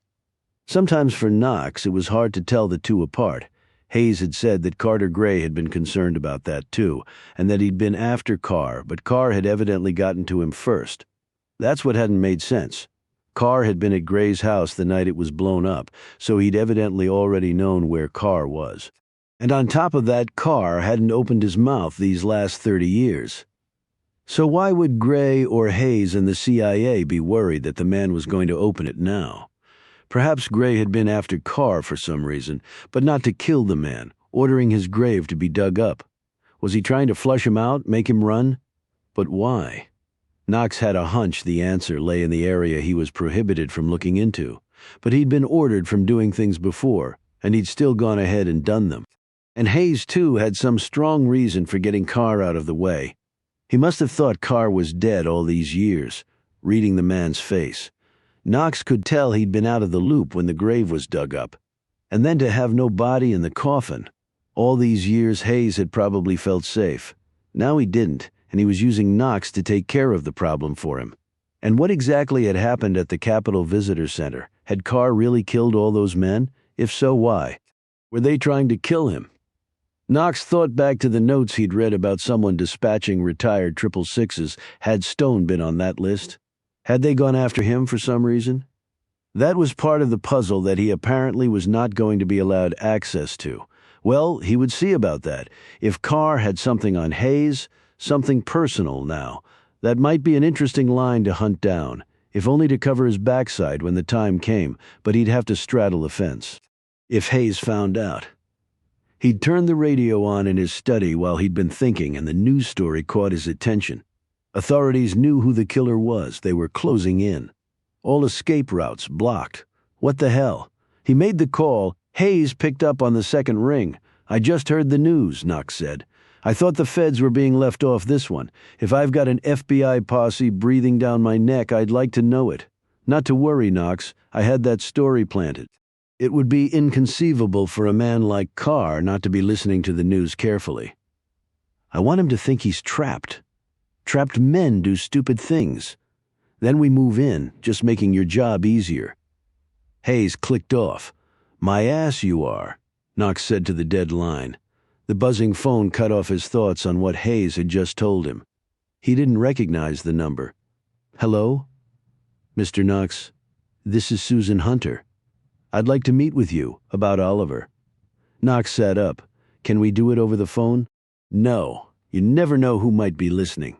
He couldn't argue with her about that. Someone probably was listening. Fair enough. When do you want to do it? Right now. Chapter 27. Annabelle was standing on the street corner in Georgetown when Knox pulled up 30 minutes later. He popped open the passenger door and she climbed in. He drove off, heading east toward the downtown area. Knox glanced at her. The woman's face was flushed, her eyes red. He couldn't know it was from a little rouge and a little eye irritant deliberately applied. You okay? He finally said. She wiped her eyes. Not really. So let's talk about it. I don't want to get in trouble. I don't want that either. Yeah, but can you guarantee it? If you've done nothing wrong, I can. And even if you have screwed up, depending on what you tell me, you might very well get a walk.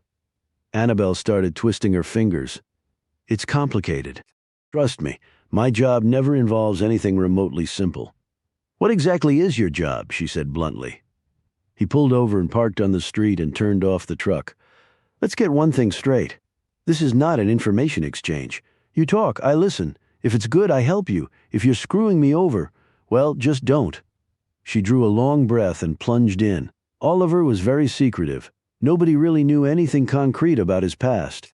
But we could all tell he was special, different. You probably saw the books in his cottage. He spoke different languages. He just carried himself in a different way. His past, I'm reasonably well informed on. It's his current location that I'm most interested in. I don't know that. So why'd you call me? Oliver had some information on Carter Gray. That was why Gray resigned when he did. What kind of information? Annabelle shook her head. He never said. But he visited Gray and the next day Gray resigned. So it must have been pretty incriminating. But then Gray got his old position back. That's because he got the evidence that Oliver had back. The Capitol Visitor Center? Knox said sharply. I think so. It wasn't like I was there. It's just something Oliver said right before he vanished. What else did he say? That it's better no one ever finds out the real truth? That it could hurt this country and he would never want that. Knox smiled. You'd make a great witness for the defense. Do you know about his military service? Guy was a Helluva soldier. So what about Senator Simpson? What's the connection there? Oliver said he worked for the CIA before he got into politics. That's right, he did. So Oliver knew him back then. I guess. If he did work for the CIA, I have no proof that Oliver ever did. Let me worry about the proof. Does the term 666 mean anything to you? I heard Oliver mention it once, but he never explained what it was. I bet he didn't. He was a good man. He helped break up a spy ring. He got a commendation letter from the FBI director. Good for him. So, why do you think he killed Gray and Simpson? I have no reason to believe that he did. Come on, Susan, or whatever your real name is, you're obviously not stupid. You know Carr and Stone are the same person. He's been hiding out for 30 years. If that's so, why do you think he's been hiding out? You tell me. Maybe people were after him. What people? People looking to kill him, I think. Is that what he said? He told me once that with some agencies, even if you want to leave, they won't let you. They'd rather you'd be dead than not working for them. This remark hit Knox like a hard slap, but he didn't show it. That one I can believe. So let's assume for the moment he was a 666 who wanted out. They didn't want him to leave? I know he was married and had a daughter, but he said they were both dead now. Knox sat back against the seat, his fingers still gripping the steering wheel, suggesting that whoever was after him killed them? I don't know, maybe. Knox let go of the steering wheel and stared out at the traffic whipping by down Pennsylvania Avenue. His thoughts turned momentarily to his own son and daughter. Maybe his son was safer in Iraq than his daughter was in Washington. That was a brutally numbing thought. "Do you have a family?" she asked. Knox snapped back. "What else can you tell me? His last few days with you? Anything that might show where he went. If he did kill Gray and Simpson, they probably deserved it." "That's not what I asked, and by the way, talk like that could wind you up in jail. I owe Oliver my life. That's you, not me. So when you find him, are you going to kill him?" "I work for the federal government. I'm not a hired killer. So you're telling me that if you do catch him, he'll end up being tried in a court of law?" Knox hesitated. "That's not my call. A lot of it depends on him. Yeah, I thought that might be what you'd say. We're talking about a killer, Miss Hunter." "No, we're talking about my friend who was pushed past all human limits. You know that to be a fact?" "I know him. That's how he's built. Was he capable of violence, of killing? Sure. Was he a cold-blooded killer? No. I have information that says otherwise." "Then your information is wrong." "What makes you so sure? My gut." "Your gut? That's it." "Yeah, the same gut that's telling me you really don't want any part of this job. I'm betting you have a family and a dream of being retired, but you got called into this shit, and now you don't know which side is playing you for a fool." It was a testament to Knox's iron-hard nerves that he didn't even blink in the face of this spot-on observation. "Unless you have anything to add, I'll drop you back off. So am I in trouble?" "You'll be the first to know." Back in Georgetown, she climbed out of the Rover. Before she closed the door, he said, was something like this, "Miss Hunter. Everybody needs to watch his back." He drove off. Annabelle pulled her coat tighter around her and watched, stone-faced, as Reuben's truck edged past her and took up the tail on Joe Knox. The Fox had now become the hunted. A minute later, an ancient Chevy with a stuttering tailpipe stopped at the curb, Caleb at the wheel. Annabelle climbed in, and they drove off in the opposite direction. Annabelle glanced at Caleb, and he looked at her. "We're being followed too, you know," Annabelle said. "Story of my life," Caleb replied without a trace of a whine. Chapter 28. Stone hustled down a clay-packed path, really no more than 2 truck tire tracks wide as he followed the cries. From out of the darkness loomed a long shape. The double-wide trailer was no longer mobile since it had a cinder-block undercarriage. The hulks of old cars and trucks, like the skeletons from faded battlefields, flew past as Stone hurried to the trailer. It had long strips of vinyl siding dangling off, and the front steps were blackened, railroad ties nailed together. Stone went from the bottom to the top step in one leap as the screams picked up. The door was locked. He pounded on it. "Hello, what's going on? Do you need help?" He suddenly wondered if the frantic calls were coming from a TV set turned up far too loud. A moment later, the door was thrown open, and an old man stood there, his body trembling as though he was in the throes of a Parkinson's meltdown. "What's going on?" Stone exclaimed. The next moment, Stone was knocked aside as a young man burst past his trailer mate and sprang into the air, landing hard on the ground. Stone recovered his balance and stared after him. Aside from the fellow's obvious agitation, he was remarkable for having no clothes on. He stopped next to one old wreck in the yard, moaned and fell to the ground, writhing in the dirt like he was being tasered. The old man grabbed Stone's arm. "Help him, please! What's wrong with him? He's got the DTs coming off the pills or something. Went crazy." Ripped off his clothes, tearing up the place. Stone raced to the fallen man's side. His breathing was shallow, his eyes unfocused, his skin was cold and clammy. Stone yelled over his shoulder, "Call the ambulance!" "Ain't none up here." "Where's the hospital?" "Hour drive." "Is there a doctor around?" Stone was holding on to the stricken man, trying to calm him. "Doc Warner's place is on the other side of town. You have a car?" "Truck right there." The old man pointed to a battered old Dodge. "Is he going to be okay?" "I don't know. Who are you?" "His grandpa." "Come to check on him, then this happened. Can you help me get him in the truck?" Together they lifted the young man into the cab, and Stone covered him with a blanket. The old man was still shaking so badly he couldn't drive. Stone took the wheel and followed his directions to the doctor's place. "What's your grandson's name?" "Willie Coombs." "I'm Bob Coombs. Where are his parents?" "My son. His daddy is dead. His mama ain't much good." Stone glanced at Willie. He'd stopped thrashing and screaming and was now lying quite still. Stone again checked his pulse, slammed on the brakes, and grabbed a flashlight off the dash to look at his pupils. They were pinpoints. Shit! What is it? He's not in withdrawal. He overdosed, and his heart stopped. Stone pulled Willie out of the cab, set him on the ground, and started doing CPR. He checked his pulse and then looked desperately around while he continued to push down on the man's chest. There was nothing but woods here, not even the wink of a house light in the distance. "Come on, Willie, come on, don't die on me. Breathe." Stone checked his pulse. Bob Coombs looked at him. "Is he okay?" "No, he's not. He's technically dead, and we've got maybe 60 seconds before there's brain damage." Stone ran to the truck and threw open the hood. The battery didn't throw off the juice he would need, but something else in the engine did. He ran to the cargo bed and started tossing items around there. His hands seized around a set of battery cables, masking tape, and a nail. He turned to see Bob staring at him anxiously. "What you gonna do with that stuff?" "I'm trying to get his heart restarted." Stone ripped out a spark plug wire leading from the distributor cap and jammed the nail in the end of it. Securing it there with the tape, he attached the positive end of the battery cables to the nail while he grounded the negative clamp onto a metal part of the engine. He knelt next to Willie and placed the other ends of the battery cables onto his right and left fingers respectively. He called out, "Bob, fire the truck up." Bob looked at the cables leading from the truck to his grandson. "You gonna fry him. We're out of time, Bob. This is our only shot. Just do it now or he's dead."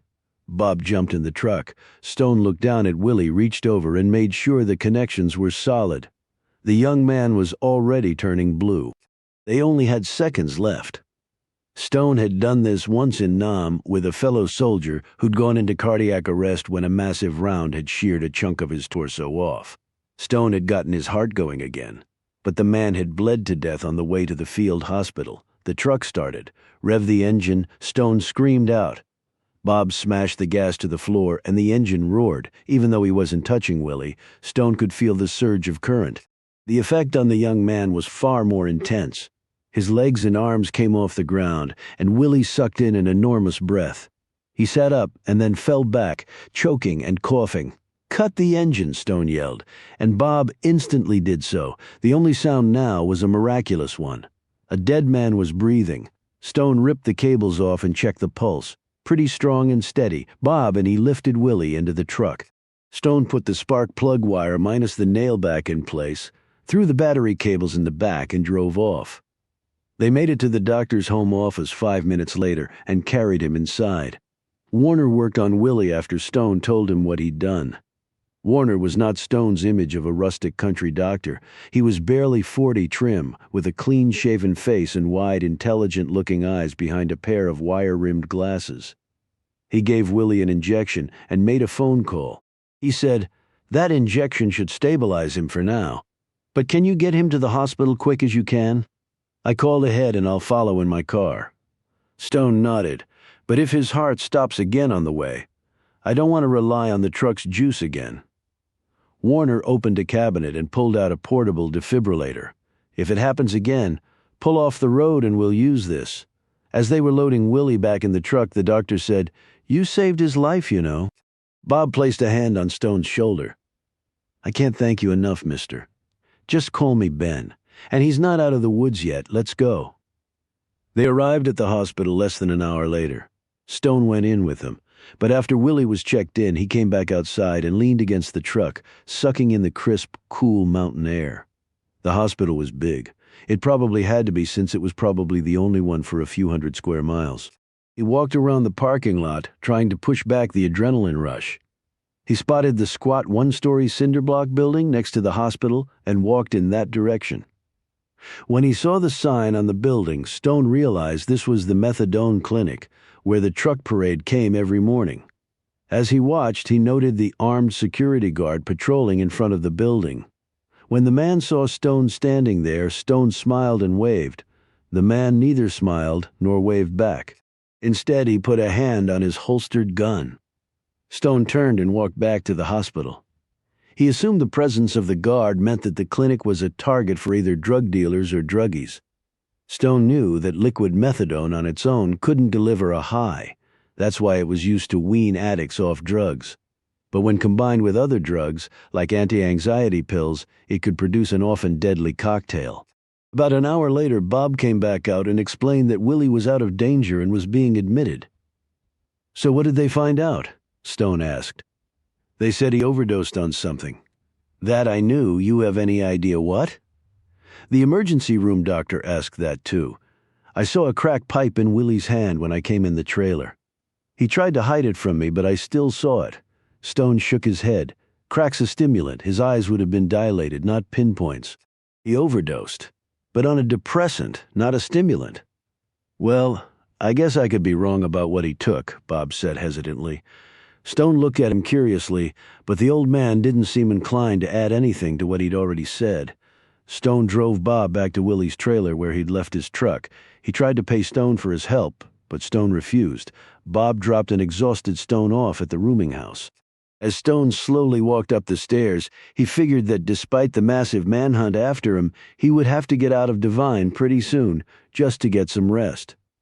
Chapter 29. By the next morning, nearly everyone in Devine had heard of Stone's heroics.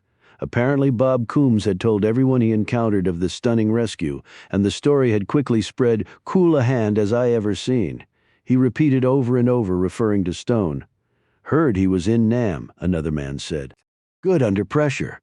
"A true American hero," said one lady. She added in a lower tone while talking with a girlfriend of hers. "Too bad it was wasted on Willie Coombs." Sheriff Tyree came to Stone's room that morning to congratulate and thank him. "Willie's a good young man except for the pills." "He's a coal miner, right?" said Stone. "How'd you know?" "Scars and banged-up hands, and he had coal dust embedded in his skin. Does his mother know?" "Shirley? Doubt she'd care." Stone chose not to ask about that. Bob Coombs said his son Willie's father was dead. "Yep.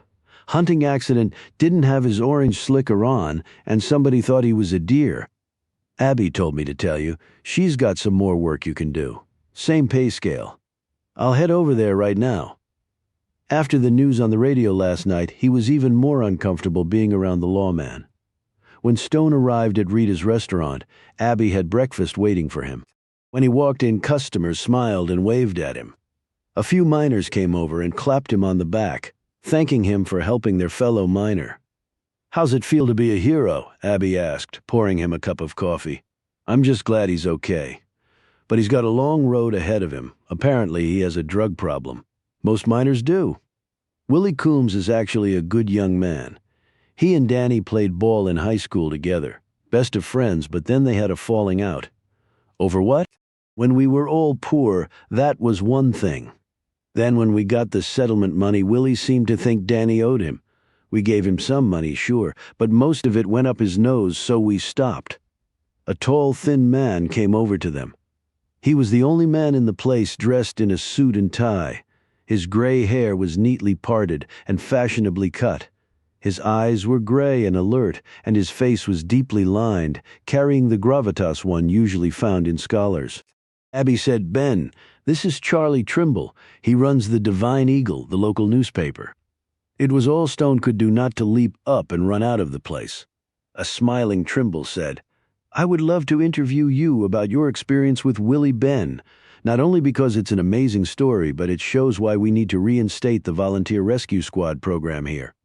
Abby looked at Stone. "Is that okay?" Stone said slowly, "What I did wasn't all that special. And I'm not looking to get any publicity just because I helped someone." Trimble smiled more broadly. "And modest, too. That will work well in the story angle. It's just a few questions, Ben. We can even do it here or back at my office." Stone stood. "Abby, if you have some more work for me to do, that would be great." He looked at Trimble. "I'm sorry, Mr. Trimble. I'm sure Bob would love to talk to you. He helped as much as I did. Maybe more." Trimble looked put off. "Just a couple of questions." "No, I'm sorry." Abby gave him a list of jobs to do while Trimble sat at his table, drinking a cup of coffee and staring at Stone. And Stone could feel the burn of the man's gaze. Stone worked half the day at the restaurant and the other half at Abby's home, and every minute he was desperately trying to think of some way out. If he left Divine, he would probably be caught. If he stayed in Divine, someone might put two and two together, and one morning the feds would rumble into town. For one of the few times in his life, Stone did not know what to do on his way back to his rooming house that evening. He saw Bob Coombs standing in front of it. The old man looked nervous, rocking back and forth on his heels, hands shoved in his pockets as he studied the pavement. Stone crossed the street. "Hey, Bob, is Willie okay?" Bob looked nervously around. "Can we talk somewhere private?" Stone led him up to his room. "What's up?" "Talked to Willie this morning, and the doc's over at the hospital, and some things don't make sense." "Like what?" "It was sort of like you said, drugs. Willie said he took don't add up to what happened to him." "Was it crack?" "That's what Willie said he was on. He might have made a mistake." Bob was shaking his head. "I know some folks think Willie's nothing but a pillhead, but he's not. He's a smart boy, but killing himself in the mines. Started there right out of high school, and looks like he's been there 30 years, just the way it is. But if he said it was crack, it was crack. You can count on it." Stone studied him, not really sure why the man was telling him this. "Well, if you think something's wrong, Bob, you should let Sheriff Tyree know. I was wondering, sort of, if you could maybe step in." "Me? Step in? What exactly?" Stone said cautiously. "You saved Willie's life. Easy to see you've been around. Know stuff. I was just hoping maybe you could talk to Willie, get his side of things, and see what you can find out." "I'm not a PI. Lost my son, see? Willie's the only thing I got left. Can't lose him too." "Well, that's all I got to say. If you go see Willie, I thank you. And if you don't, I still thank you for all you done. Has that fellow Trimble from the paper been by to see you?" "Yep. Had some questions. Told him what you did," he said. "He's writing up the story. Said you wouldn't talk to him." "I'm not much into toting my horn. Is he from Divine?" "Oh, no. He retired here. Got a little place up near the river and then took over running the newspaper here." "Was he into journalism before?" "Oh, yeah, where?" "Somebody told me once. The Washington Post." "Oh, shit. Look, Ben, I can pay you if you'd look into it. Bob, go see the sheriff. That's his job, not mine." "But, I'm sorry, Bob, I can't." Chapter 30. Later. Stone walked to the craft shop and did something he really didn't want to, but he was out of options. He called Reuben. "Oliver, tell me where you are," he said immediately. "Just listen, Reuben, I need some information." Another voice came on the line. It was Annabelle. "Oliver, we want to help you, but you've got to tell us where you are." "I'm not getting you involved in this, Annabelle, so stop trying to help me. I don't deserve it anyway." "I don't care if you killed those men. What I care about is you." Stone took a deep breath. "I appreciate that, Annabelle. I really do." Stone glanced up to see Wanda, the shopkeeper, eyeing him from across the room. He smiled and turned away from her. "Oliver, are you there? Look, it means a lot to me that you want to help. It really does. But if I'm going to go down, it's going to be just me, not all of you." But he cut her off. "If you really want to help me put Reuben back on." He could hear her accelerated breathing for a few seconds, and then Reuben said, "What do you need?" "Has Knox or anyone else been back?" "No." Technically, Reuben wasn't lying, since Annabelle had gone to see Knox, not the other way around. In fact, they were parked out on Knox's street right now, watching and waiting for the man's next move. The news said that they have all the airports, train, and bus stations under watch. I heard that too. That's a lot of ground to cover, even for the FBI. They're working with Homeland Security on this, which has opened up all local resources as well. Lot of street cops out there looking. You said Knox knew it was John Carr, and that he and I were one and the same. That's right. Though nothing in the press has said anything about John Carr now being Oliver Stone. Have any photos of me been circulated? Not to my knowledge, at least publicly, but who knows what's going on behind the scenes. Stone leaned against the wall and studied a miniature black bear formed from a lump of coal. Coal is king, Stone is dead. Any idea if they think I'm still in the area? Are you? Reuben. Okay. Slit my throat for caring. Nothing specific, but you can count on the fact that any place within a few hundred miles of D.C. will be under close watch. Stone sighed. Thanks for the info, Reuben. I hope I won't have to call you again. Oliver, wait. Stone hung up the phone and walked toward the front of the shop, managing a smile at Wanda as he passed her. She said, "Heard about Willie. That sure was real smart of you. I'm just glad I could help. I told my husband about it. He was in the army," I told him. "I heard you were too. He wanted to know which part, the part that fought in Vietnam." Stone said as he closed the door behind him. He went back to the rooming house and packed his few belongings. The bus ride to the vicinity of Devine had taken 3 hours from where they had gotten off the train. He remembered the general direction they'd come, but the corkscrew roads and hairpin curves were impossible to recall with any specificity. He thought back to the night he and Danny had come here via hog truck. He remembered the towers of Dead Rock Prison, the main street of Devine, the warm bed above Rita's, the shotgun in his face the next morning, Abby Riker's scowl that had somehow turned to a smile. He waited until it was well dark and then headed out of town. His route carried him past the road leading to Willie's place. A few minutes later he saw the burn of car headlights coming his way, and he quickly stepped off the main road and onto the dirt, one leading to Willie's trailer. He quickly retreated into some bushes, lining the dirt drive as he waited for the car to pass. He only got a glimpse at the driver as it sped by and continued to watch as the car kept on going before it rounded a curve and its rear lights vanished. Stone looked back at the main road and then glanced the other way. He was on his way again when yet another car came along the main drag, forcing him to scurry once more back down the road to Willie's place. He obviously hadn't waited until it was late enough. Right now for him, every car could be a state trooper with his digital picture painted on the laptop computer in the cruiser. He hustled down the dirt road and stopped. The car was parked in front of Willie's trailer, and there was a light on inside. He glanced at the car. It was a small red 2-door Infiniti. He looked inside. There was a purse on the front seat, and the smell of cigarette smoke was heavy. He peered around at the trailer. The front screen door was partially open. He heard a small crash from inside. He quickly moved up the steps and said, "You okay? Who is it? Who's there?" It was a woman and her voice trembled. She appeared at the door a moment later, a tall, bleached blonde with a spare tire wedged into slim jeans and spiky heels. A cigarette dangled from her left hand. She looked to be in her late 40s, although the amount of makeup she had on made it difficult to tell. "I'm Ben, the man who helped Willie last night." Her features looked familiar. "Are you Willie's mom, Shirley Coombs?" She took a drag on her cigarette and nodded absently, but the suspicious look only deepened. "How'd you know that? You look like each other." Stone glanced over her shoulder into the trailer. She followed his gaze and said hurriedly, "I came over to check on things when I heard about Willie. Got folks around here that might take advantage of him being laid up in the hospital, messing with his stuff and all." It occurred to Stone that Mom might have been messing with her son's stuff too. "Have you seen Willie yet? Planning to get over there soon? Long drive? And my car's not too dependable."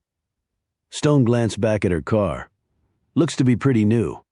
"Yeah, well, it's a piece of crap. Keeps stalling out on me." "Everything look okay in there?" he asked. "Willie's not the neatest person in town, so it's hard to tell, really." "Looks okay, I guess. You need any help?" "No," she said quickly. A beat too quickly, actually. "I mean, you've helped enough. Willie would be dead except for you. I thank you for that. I'm glad I was around, but Bob helped with Willie too." Her features turned dark. "Yeah, old Bob is real good about helping folks, at least ones he likes. He doesn't include you in that group? You could say the whole town doesn't include me in that group. Okay, I was sorry to hear about your husband." She stiffened. "Who told you about him, Bob?" "No, Sheriff Tyree. He mentioned the hunting accident. Pretty tragic."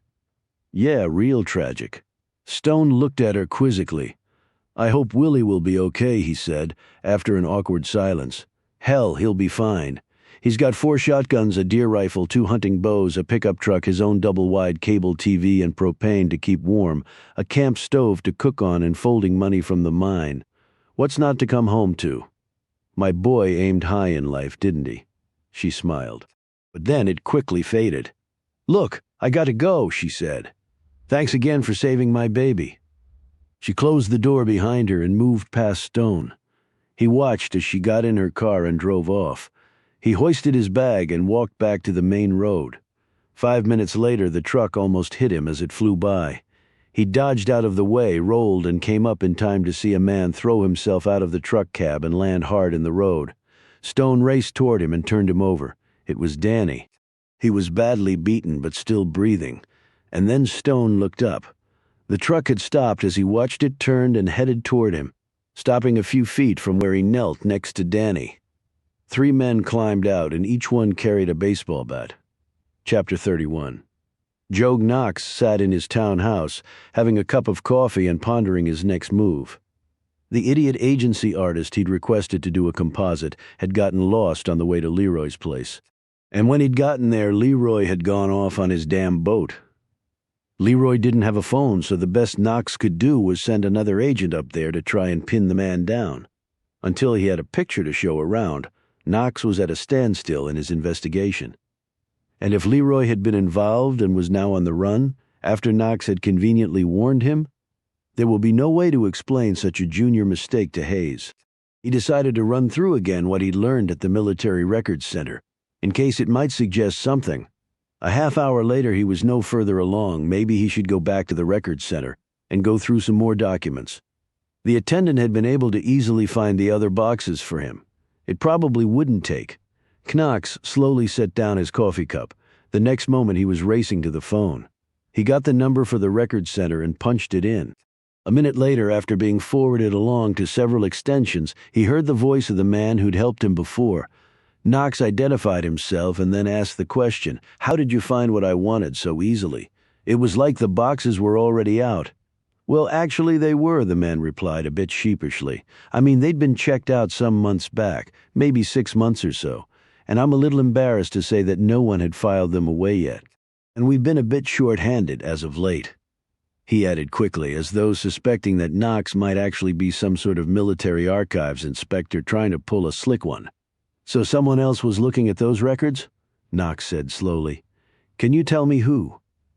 The man excused himself for a minute. When he came back on the line, he said, "Guy named Harry Finn. Says here on the sign-in log he used to be with the Navy SEALs. He had the credentials and top-secret clearances to get access to the boxes you looked at. That help you any?" "That helps me a lot, thanks." Knox clicked off and spent the next hour tracking down Harry Finn, former SEAL. An hour later, he pulled his truck to a stop, got out, walked up to the steps and rang the doorbell. A few moments later, it opened, and he was staring across at a tall young man whose gaze burned back into his Harry Finn. Finn didn't answer. His gaze instinctively checked behind Knox. "I'm alone." "Well, as alone as is probably possible on something like this." "Something like what?" "Can I come in?" "Who in the hell are you?" Knox flipped open his creeds. "I'm here to talk about Oliver Stone. Or you might know him as John Carr. I've got nothing to say. I'm not sure why you were looking up the guy's military record, or whether you're his friend or not, but he's on the run and somebody's going to get to him at some point. And when they do," Knox simply shrugged. Finn was about to say something when Knox's cell phone rang. He'd been half expecting it, actually, even as he glanced over his shoulder and saw the black sedan parked down the road. His expert gaze, however, did not pick up the nondescript white van parked farther down. It was Macklin Hayes on the phone, and as usual he got right to the point.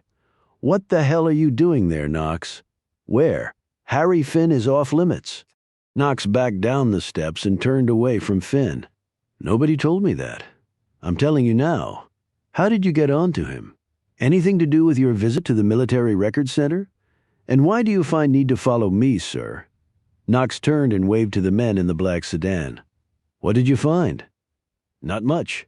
He fought in Vietnam. He was a good soldier. Then he just disappeared. Probably when he was recruited for, Knox glanced at Finn and smiled.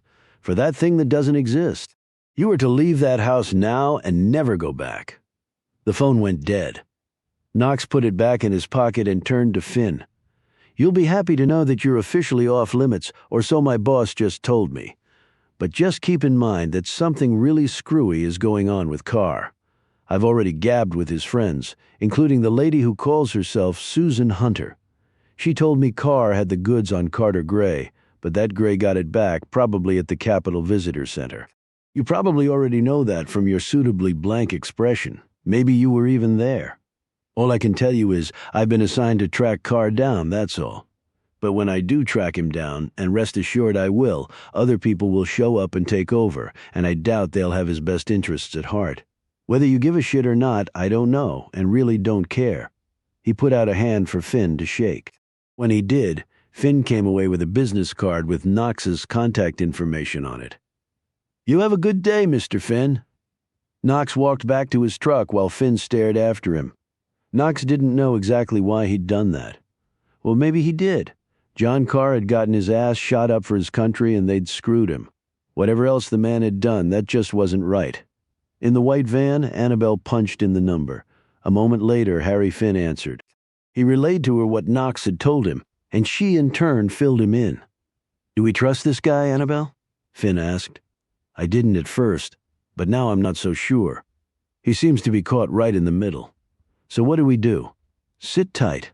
I may need your help later, or more to the point, Oliver will. I owe Oliver everything, so I'll be there if you need me." Chapter 32. Stone rose, his right hand undoing his belt as he did so. He slipped it off and held it by the buckle. The silver-pointed end dangled a few inches from the road. The men circled him, holding their bats ready. "Odds don't look too good for you, Pops," said one of them. An instant later he was on the ground, his face covered in blood from where the belt point had bitten into his eye. As he writhed and screamed with his hands over his face, one of his buddies took a step towards Stone and swung his bat with all his strength. Stone ducked under the blow and snapped his belt against the side of the man's face, gouging it. The fellow yelled in fury and came at Stone again, his bat whipping back and forth. Stone dodged out of the way, but one of the wild blows caught him squarely on the arm. He dropped his belt, rolled, and snatched up the fallen man's Louisville Slugger with his good arm. One smack to the man's knees brought him down. The second to the base of his neck kept him there. The remaining attacker dropped his bat and ran. Stone turned and threw the bat he was holding. It whipsawed through the air and nailed the guy in the back. He screamed, dropped to the road, picked himself up and kept going. Stone started to go after him but stopped when Danny moaned.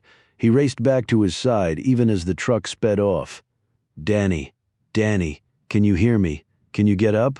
Stone looked around, one man unconscious, the others still rolling around on the ground.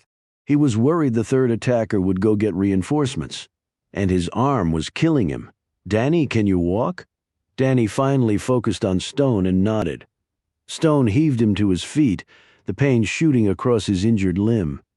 He was still able to support Danny as they made their way down the road. They reached Willie's trailer. Stone loaded Danny into the truck and raced into the trailer. He found Willie's truck keys, ran back out, fired up the truck and pulled off. He drove first to Doc Warner's office, but no one was there. He changed direction and headed to the hospital. Danny lay against him in the front seat. His face was bloody and one arm hung limp. "Hold on, Danny. We're going to the hospital." Danny mumbled something. "What?" "Call my mom." Stone watched as Danny slowly dug his hand in one pocket and drew out his phone, steering with his knees. Stone flipped it open, found the number on the speed dial, and hit the key. It took a few rings, but she finally answered. "Hello? Abby, it's Ben. I've got Danny. He's been attacked by some guys with baseball bats. I'm taking him to the hospital. Meet us there." To her credit, the woman didn't scream or start crying. All she said was, "I'm on my way." Less than an hour later, Stone once more pulled into the hospital parking lot. He half-carried Danny into the emergency room entrance. While they were working on him, Abby screeched to a stop in the parking lot, jumped out of the Mini Cooper and rushed in. Stone met her at the door and took her to Danny, who was lying on a gurney in the triage room. Tears gathered in the corners of her eyes as she held her son's hand. "Danny, what the hell happened? Who did this to you?" he murmured. "Just an accident, Ma. Don't worry, I'll be good to go. Took better hits on Friday game nights." Abby looked at Stone. "An accident?" He shook his head. "The doctor said, we need to get him admitted and have some tests run. He seems stable now, but he may have internal bleeding." "Will he be okay?" Abby said anxiously. "Ma'am, we need to run some tests. We'll take good care of him and we'll let you know how he is." A moment later, they whisked him away. Abby stood there, teetering a bit. Stone put an arm around her shoulders and led her to a chair in the waiting area. He said it was an accident. It was no accident. 3 men, big and mean with baseball bats. How do you know that? Stone didn't answer her immediately. Something had just occurred to him. One of the men he'd beaten up had looked familiar. He tried to think where he'd seen him, but couldn't place him. Ben, what? Oh, because they came after me when they were done with Danny. How'd you get away? Stone touched his waistline. It cost me my belt, but I hurt 2 of them pretty bad. One of them got away. I need to call Tyree and report it. Do you have his number? She handed him her phone and he made the call. After he explained things to the sheriff and described the men in their truck, he nodded at something. Tyree said, "Right, we'll be here," he replied. Stone handed the phone back to Abby. "He's going to come here to get a statement after he checks out the crime scene." I can't believe this is happening, but there was a hollow ring to her words that puzzled Stone. When I called you, didn't sound all that surprised that someone had attacked Danny. She didn't look at him. Abby, I know I'm a stranger here, but I saw those guys up close and personal. If Danny hadn't managed to throw himself out of the truck, he'd be dead, and they might come back to finish the job. She touched her eyes with one of her hands, brushing away the tears. There's some things been going on in Divine, strange things, like what? Was that why Danny left? And now someone's upset he's back? I don't know why he left, he wouldn't tell me. Abby, I saw Danny crying his heart out over the top of Debbie Randolph's grave. She looked at him strangely. Debbie Randolph? Yes, did he know her? Did he love her? They dated a couple times in high school, but she was Willie's girl now. How did she die? Committed suicide with a shotgun in a little shed behind her parents' house. Why would she have killed herself? I don't know. I guess she was depressed. Tyree's looking into it. But right after she died, Danny left Divine. Abby balled a tissue between her fingers and nodded slowly. Did he ever mention Debbie to you recently? No. She dabbed at her eyes again. So what strange things are you talking about? Just things. Abby, can't you be more specific? There was a murder right before Danny left. Murder? Who? Fellow named Rory Peterson. I saw his grave too. Who murdered him? Don't know. Tyree's still looking at that one too. Who was Peterson? An accountant. He also helped run the town fund. Town fund? Divine has been through enough booms and busts, so we decided to try a different approach. Everybody kicked in some money, businesses, regular folks. I put in more than most because I had more money. We put it all in an investment account, and it's done real well. Rory did the books. The fund pays out quarterly dividends. It's been a godsend to folks around town. Kept businesses going that otherwise wouldn't be able to make a go of it. Allowed folks to keep their houses, pay off their debt, survive the lean times. You said Peterson did the books? Was he maybe skimming and somebody didn't like that? I don't know. I know Rory had some contacts in New York. That was where he was from originally. That was another reason the fund was doing so well. He got us piggybacked on some of those private equity people's investments up there. At least that's what he said, hitting stuff out of the park, at least according to the dividends I get. Would Danny be mixed up in that somehow? Or Debbie? Don't see how. Danny's never been what you'd call financially savvy. His interests are a lot more basic. Debbie was an artist. She had nothing to do with the fund. Well, those guys tonight didn't seem like the Wall Street types either. Abby's phone buzzed. She answered it and then passed it across to Stone. It's Tyree, she said. The sheriff said, Ben, I went to the place you said. Nobody was there. Didn't find nothing. No bats, no blood, no belt. They must have come back and cleaned it all up. How's Danny? Getting some tests run. Did you ask him who did it? He said it was an accident. And you're sure it wasn't? Not unless you categorize 3 guys with baseball bats doing you bodily harm an accident. I'm heading over to talk to Danny. How's Abby? Stone glanced at her. She's holding up. Stone passed back the phone. I'm going to get a cup of coffee. You want one? She shook her head and tried to smile. No thanks. I'm just going to stay planted here until they tell me Danny's going to be okay. Stone walked off looking for a vending machine, stretching out his sore arm as he did so. Then the rather obvious occurred to him. Willie Coombs was still here, crack and pinpoint pupils, and now Danny beaten nearly to death, and a dead woman in the middle of it all. The coffee could wait. He needed to talk to Willie. Chapter 33, KNOX's cell phone buzzed. The caller ID came up as blocked. He hesitated and then answered it. "Hello!" It took a second for Knox to place the caller's voice. "Finn? I thought about what you said and I thought you might want to know something." Knox snatched a small notebook off the kitchen island and uncapped a pen. "I'm listening. I was at the visitor center with Stone. That won't come as a surprise to the folks at CIA. Carter Gray was there too, as was Senator Simpson." "What were you all doing there? Having a pre-opening party?" "We were doing an exchange. My son for Senator Simpson." Knox caught a breath. "CIA snatched your kid, and we grabbed a U.S. Senator in return. Why Simpson? He, Gray, and Stone have a history. Not a good one. I didn't think they were all best buds. Anyway, we did the exchange, gave Gray all he wanted, including a cell phone with a recording on it that Stone had." "What was the recording of?" "Don't know. But whatever it was, it's the reason Gray resigned his post as intelligence czar. Some dirt? Seems to be. I take it after the exchange was made, they weren't going to let you walk away. You could say that Gray had a different idea as to how we were going to leave the place." Knox was writing fast and scribbling questions in the margins. "Let me ask something. Was Milton Farb a casualty in this little skirmish? He's dead, isn't he?" Stone was getting us all out on a prearranged route. He knew Gray would try and screw him, so he had a backup plan. But while we were getting out of there, Milton was killed by one of Gray's men. Stone didn't leave after that. He went back in. Finn paused. "I went with him." "Why?" "He saved my son. He saved me along with everyone I cared about. I owed him." "Okay, I can see that." Knox clenched the top of the pen between his teeth. "One more thing." Before Simpson left the building, he called out something to Stone. "What was that?" He told him that he'd been the one to order the hit on Stone and his family when Stone was with 666 and Simpson was with CIA.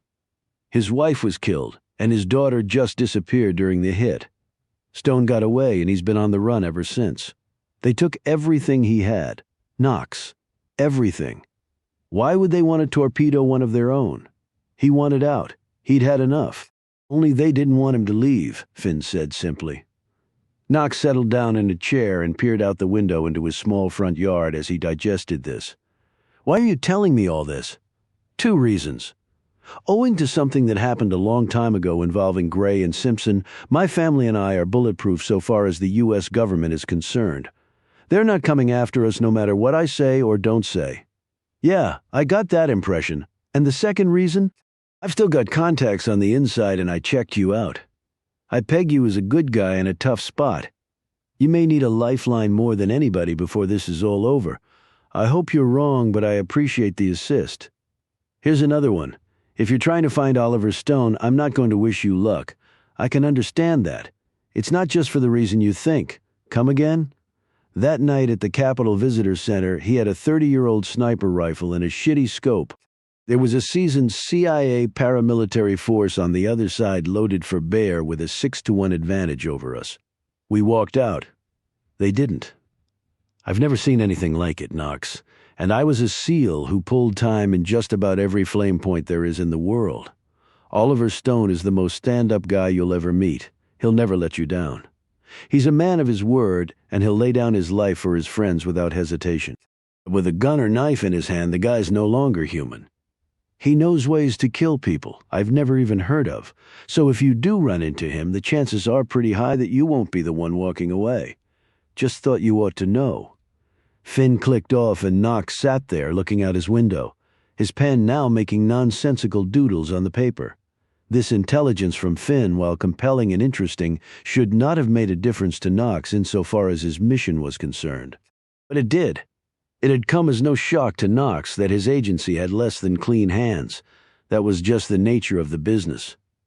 But though Knox was a veteran of the intelligence world, there was something in his gut, perhaps as deep as his soul, that had recoiled in anger with every fact that Finn had revealed about John Carr and how his country had repeatedly ripped the man's life apart. There was right and wrong, although those lines got blurred all the time. Justice and injustice, too, were often all over the place, he knew. There were no easy answers, and whatever road you took, be it the high, low, or more likely somewhere in between, half the people would hate the result and half would applaud, and the hell of the thing was in a way they'd both be right.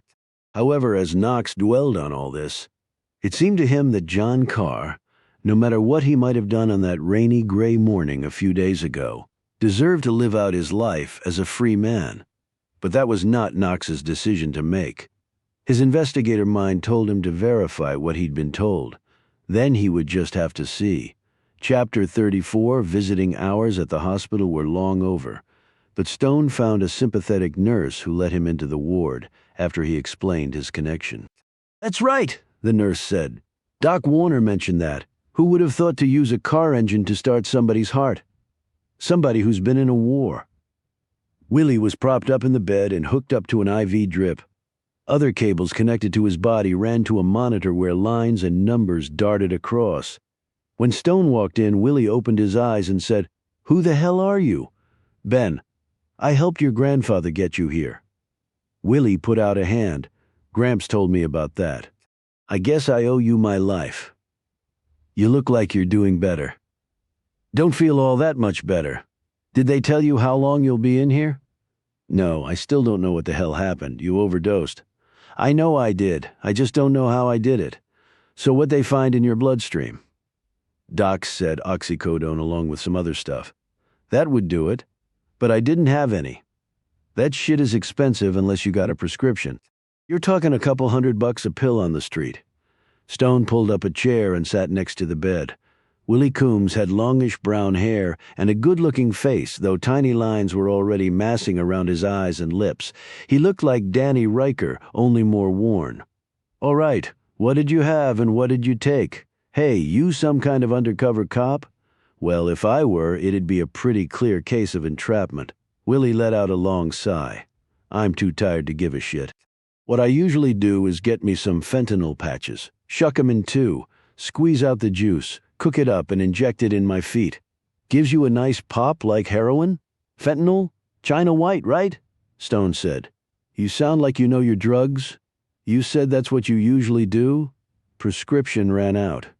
So I just got me some run-of-the-mill street crack. Never had no trouble like this. Bob told me it was crack." Willie looked surprised. "Well, if he told you, why the hell ask me? I always like to confirm things with a corroborating source." "You sure you ain't a cop?" "Not even close, but crack is a stimulant. Your pupils would have been 7 or 8 millimeters, not pinpoints. I don't know what to tell you. How can you take crack and then go to work in the mines?" "Had a couple days off. Sick leave," Willie added hastily. "You sure you didn't take any oxycodone that night?" "I wouldn't have taken any even if I had it." "Why not?" "Doc Warner put me on it when I busted up my arm in the mines a couple years ago.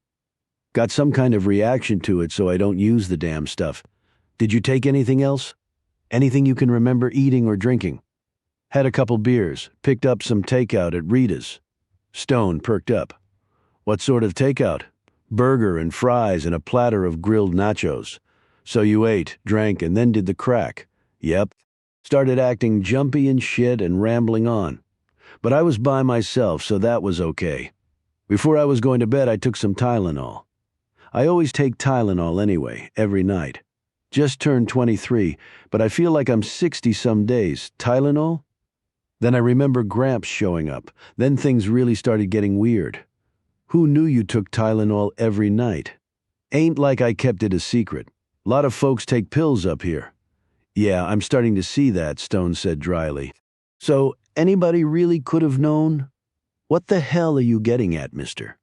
If somebody replaced your Tylenol with oxycodone pills, that could explain how it got in your system." "How many did you take?" "A couple, least, I think." "Were there any left in the bottle?" "A few." "Do you remember if they looked like Tylenol pills?" Willie sat up, pulling the IV lines and cables taut. "You saying somebody's trying to kill me? Who the hell would want to do that?" You'd know that better than me, Willie. I doubt somebody's coming after me for my double-wide guns and hunting bows. Other than that, I ain't got much. Forget the money factor? Anybody have a grudge against you? 'Bout what? Did you tick somebody off? Steal somebody's girl? I had a girl, Willie snapped. But she's dead. Debbie Randolph? How did you know that? Small town. I heard she committed suicide. Yeah, that's what they say. You think different? What the hell reason did she have to commit suicide? Tell me that. I saw some of her work at the craft shop. She was talented. Willie's face assumed a proud look. She could draw and paint and make stuff out of clay. She had a studio set up in a storage shed behind her parents' house. That's where her mama found her, he added quietly. That's why I took some sick leave. I went back to work after the funeral, but man, my head was all messed up. I can understand that, Willie. I really can. You want to see a picture of her? Stone nodded, and Willie reached into the drawer of his nightstand and pulled out his wallet. He slid a photo out and passed it over to Stone. Willie and Debbie were standing next to each other. The tall Willie towered over the petite Debbie. She had dirty blonde hair and an infectious smile with eyes full of warmth. You can tell from her face she's just a really nice person. Willie slowly nodded as he stared down at the dead woman's face. As Stone gazed at the picture, an obvious point clicked in his head. She doesn't look like someone who would kill herself. I'd asked her to marry me and she said yes, happy as can be. Then the next thing I know, she's dead. His face trembled, and the tears started to slide down his thin, pale cheeks. That's why I got back on the drugs after she died. I had nothing left. Did you tell people she and you were getting married? No, I asked her not to till I had time to get a ring. I wanted to show her mama and daddy that I was serious. I'd saved up about all I needed. Then I'd just come off the shift at the mine when I heard. Couldn't believe it. What time was she found? Early in the morning. She'd been dead a while, they say, and no one heard the shot. They live in a little holler, nobody close. But you said it was in a building behind the house. Her mama didn't hear nothing, 'cause she's about deaf without her hearing aids in. Her daddy Toby's a trucker, and he was on the road in Kansas when Debbie died. So unless he's got himself elephant ears, he didn't hear a damn thing either. Whose gun was used? Toby's 10-gauge. Did you tell Sheriff Tyree about your doubts? Till I was blue in the damn face. He just kept saying, "Where's the evidence, son?" Her prints and her daddy's prints were the only ones on the gun. She was all alone. Nobody had no reason to kill her, so they decided she must have done it herself. Real damn smart. Can you think of any reason why someone would want to kill Debbie? She never hurt nobody. Sweetest thing under the sun. And she's all I had. Before she died, was she upset or nervous about anything? He shrugged. No, not that I could tell. When's the last time you talked to her around 11 that night? She sounded fine. Would it surprise you if I told you that Danny Riker was really upset that she was dead? Willie wiped his eyes with some tissues, balled them up, and threw them in the wastebasket. I guess not. You guess not? Danny and her even dated before we got together. But Danny dated every girl in the high school, so there wasn't nothing there really. Danny's here in the hospital too. What? What happened? Some guys busted him up bad. Any ideas there? No, Danny and me weren't that close anymore. But you two were friends. Best friends. He paused. He came to see me here. When was that? Yesterday afternoon we had a good talk, high school football and all. You two were teammates. Willie grinned, and Stone could suddenly see the young man under the coal dust. Man, we were the team. He threw 37 touchdown passes his senior year, and 28 of them were to me. We both could have played for Virginia Tech, but I got a damn DUI and they rescinded my scholarship, and Danny hurt his knee. Glory days, all right. His grin disappeared, and the young man was gone as quickly as he'd appeared. So Danny didn't say anything that might explain why he got attacked? No, nothing like that, he said. He was real sorry about Debbie, and he told me to keep off the pills. Said he was thinking about heading out again, and he wanted me to come with him. We'd go west and start over. Were you interested? Maybe. Ain't nothing keeping me here now? I understand things changed between you two when the Rikers came into all that money. I got my head turned around over that. I mean, they had a lot, and I ain't got nothing, but I should have just sucked it up. They didn't owe me nothing, and he lost his daddy over that and all. I know how that feels. I heard your father was killed in a hunting accident. Did he work in the mines too? No, he was a guard up at Blue Spruce Prison.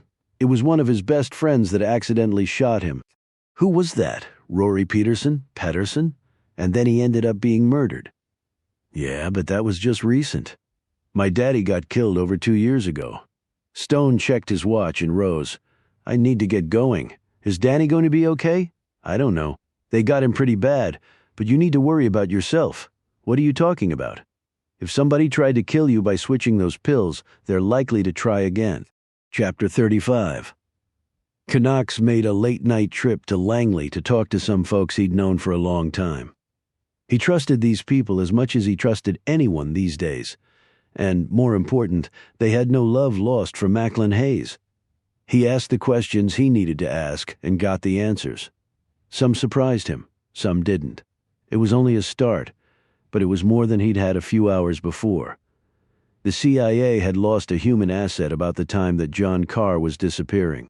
Nicknamed Einstein by his colleagues, Max Himmerling had been nearing retirement when he died in an overseas chopper accident. His body burned so badly it had been identified through dental records. The reason this interested Knox was because that sounded like a typical Carter Gray maneuver in disposing of an agent who had committed an unforgivable act. Himmerling was nearing 70, with the physical ability of a cow, and who'd been assigned stateside at Langley for the last 30 years. So his turning up in a flamed-out chopper somewhere in the Middle East did not make sense. Yet no one at CIA or the U.S. government dared question the circumstances of the man's death. What Himmerling had done must have been particularly egregious because he'd been a valuable asset for the CIA and Carter Gray, and though no one would say it out loud, from what Knox was able to find out, that something might have to do with John Carr, and he'd found something else out. The records of the 666 Division hadn't been destroyed like he'd thought. The CIA, apparently loath to part with any documented part of its past, no matter how politically incorrect it might seem in hindsight, had moved those records somewhere. And that led Knox to the next phase of his parallel investigation. It took him to several different locations, and he was aware that Hayes's men were following him every step of the way. Yet he had pretty decent cover. He was conducting an investigation on the man's behalf. After many twists and turns along the investigative trail, he reached his final destination. The fairly new and ultra-secret CIA underground records complex was in the middle of 300 bucolic acres, 20 miles west of Thomas Jefferson's Monticello near Charlottesville, Virginia. The CIA had purchased the property over 2 decades ago for an exceptionally good price that set the American taxpayer back a mere $11 million that had been by far the cheapest part of the project. The property had barns, stables, paddocks, and even a stately brick colonial manor house that was ostensibly owned by a multinational corporation headquartered in Belgium that ostensibly used it for corporate retreats. Indeed, several times a year, long convoys of limos and SUVs with camera-toting, Flemish-speaking executives could be seen heading to the estate along the winding gravel path. The CIA spent about $1 million a year to perpetuate this myth and considered every dollar well spent. High-speed elevators inside the manor house and 2 of the barns allowed access to an elaborate underground labyrinth of concrete tunnels, bunkers, and rooms that were protected against any type of eavesdropping.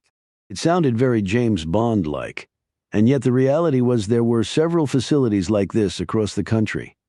On 2 occasions, curious souls had managed to open the doors of these structures, one in the Pacific Northwest and one in Nevada, and seen what was actually going on inside. Knox had never known what had happened to those unfortunate folks. Abducted by aliens was probably the myth spread by agency disinformation teams.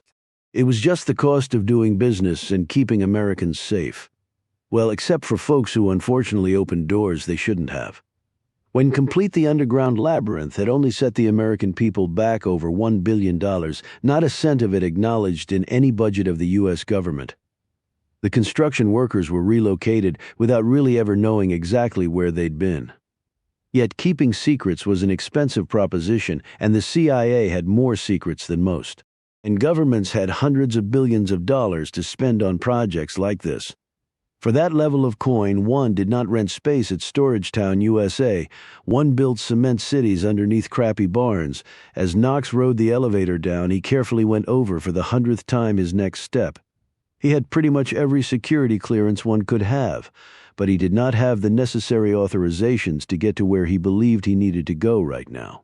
One person who could give him that authority was Macklin Hayes.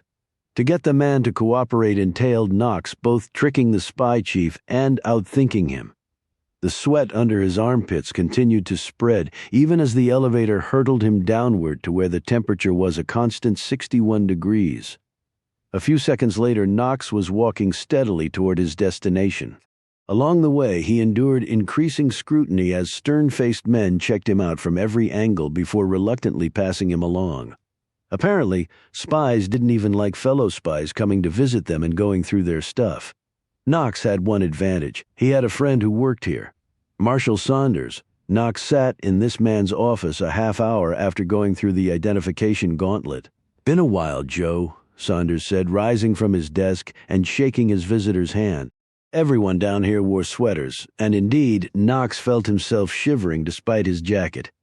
"You've gussied up the place from the last time I was here, Marsh," Knox said. "Budget cuts have yet to come our way. Just lucky, I guess." It was far more than a matter of mere luck. Both men knew. You couldn't cut what you never saw. "I won't waste your time. I'm doing some under-the-radar work for Macklin Hayes.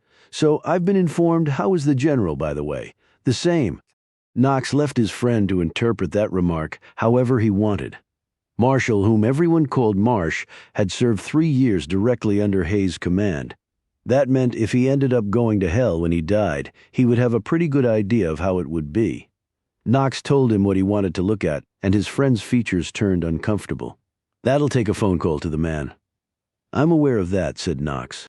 "I actually just thought of it on the way over, or else I would have gotten the okay already. I don't think it'll be a problem." He added with as big a smile as he could manage. "On the other hand, if I end up disappearing, you'll know I was wrong about that." Marsh didn't even grin at this crude joke, and Knox felt his ass suddenly clinch. The call was made, and the man passed the phone over to Knox. As though a distant rumble of thunder heralding the approaching storm, he heard Hayes bark. "What's going on, Knox?" "Just thought of this new angle, sir, but I need to check out a couple more pieces." "Explain this new angle, but tell Marsh to leave first." Knox glanced at his friend, who got the sign immediately, rose and left. If he felt any anger for being kicked out of his own office, the savvy agent was too smart to show it. Knox hunkered down, gripping the phone tightly. "I turned a lead that got me thinking about something in Carr's past." "Where exactly in his past?" Knox didn't hesitate. 666 days. "Knox, I know what you said before, but here's my theory. If Carr was with 666 and colleagues from his past were being killed, that's out of bounds." Knox said, "I know Finn and his backstory are off limits, but if I'm going to track Carr down, I need to understand where this guy came from." "I don't think that's relevant." Knox had anticipated this question and broke in. "With all due respect, if you're deciding what's relevant or not on this case, get somebody else to tackle it for you. I'm not trying. If you want results, General, then I need some control over my investigation. You called me in to do a job, then let me do it." Knox waited for the man's response, trying to breathe normally. He was betting the farm that Hayes would react one way. But the truth was, Knox could just as easily go down hard for this insubordination, real hard, as in his butt being catapulted to Afghanistan, where he could spend a little quality time in the mountains with Osama's boys on the Pakistani border. "I'm listening," Knox went on autopilot. "Carr knows we're going to be on him. He's been on the run for a long time now. He's loyal to his friends, like you said. He'd want to keep as far away from them as possible. But he still needs cover. He still needs help." Knox paused here to allow the bait to sink in. He wanted Hayes to say it. The man had to say it. "You think he might turn to some old 666er for help?" "Thank you, God. Well, General, look at it from his point of view. He pops Gray and Simpson and makes his initial escape. He can't go near his civilian friends. He knows the machine is on his ass, so he has to look somewhere for cover. These 666 guys would be retired by now and deep underground. If I can get a lead on any that Carr was close to and either shadow them or beat it out of them, we might turn this guy. It's a shortcut, but it might just work. I know you don't care how we get there, so long as we get there. You know as well as I do, the longer Carr is out there, the greater the odds that he does something that will hurt us. When Knox said us, he of course meant you. He waited again. You could almost hear the former military man's synapses firing off, weighing from virtually every conceivable angle what Knox had just proposed, virtually every conceivable angle. Just hopefully not the real one. It might be worth checking, Hayes said finally. And just so we're clear, this will only be a tangential line of inquiry. Knox wanted to feed the man a comfort bone, however disingenuous. I'll be following up other leads at the same time. We can only hope that one of them will pop for us. Put Marsh on the phone so I can give him the necessary authorizations. Thank you, General. You bastard. Hayes did his thing with Marshall, and 20 minutes later Knox was being led into one of the most secure areas of one of the most clandestine facilities the United States of America had. Chapter 36. Stone had rejoined Abby when Tyree burst into the emergency room. "How's Danny?" he said when he spotted them. "Doctor just came out and said the x-rays look okay," Abby said shakily, "and they don't think there's internal bleeding." Tyree knelt down and held her hand. "Well, thank God for that. Have you talked to him any more?" "No," Tyree looked over at Stone. "You seem to always be in the right place at the right time, first Willie and now Danny. Any leads on the guys who attacked him?" "I'm hoping to cut to the chase and get Danny to tell me any chance of me talking to him." Stone pointed at a man in a white coat. "There's the doctor over there." Tyree hurried over to the man while Stone turned to Abby. "Do you want me to drive you home?" "No, I'm going to stay here. I'd just worry myself sick if I left. Then I'll stay with you. You've done enough. You saved Danny's life again. I really don't know how to thank you. Abby, I talked to Willie a few minutes ago. He said Danny came to visit him yesterday. He talked about him and Willie heading out of town together going west. Did Willie know why anybody would want to hurt Danny?" "No, but I asked him about Debbie Randolph. He said she and Danny dated some in high school, but it wasn't serious. I'm not sure Danny can get serious with a girl. It's all fun and games for him. But Willie doesn't think that Debbie committed suicide, you see. He'd asked her to marry him, and she'd said yes. He talked to her around 11 the night before she was found dead. She was in good spirits. I didn't know he'd proposed. I guess they were keeping it secret, so we have Willie in the hospital with an overdose of a drug he didn't take, Debbie killing herself for no reason, and now Danny nearly died. There has to be a connection. I can't see one." Willie also said that his father was accidentally shot by Rory Peterson, but that was over 2 years ago. It could still be important. "Can we go outside for a few minutes? I need some air." They walked out in time to hear the thump-thump of the aircraft going over. Stone looked up. "Chopper," she nodded, staring up too. "Going to Dead Rock prisoner transport. Why not just drive them? Most of the prisoners spending the rest of their lives up there come from pretty far away. Lot of urban areas. Roads are pretty crappy around here, and lots of places for ambush. Hard to bust your buddy out of jail thousands of feet up there."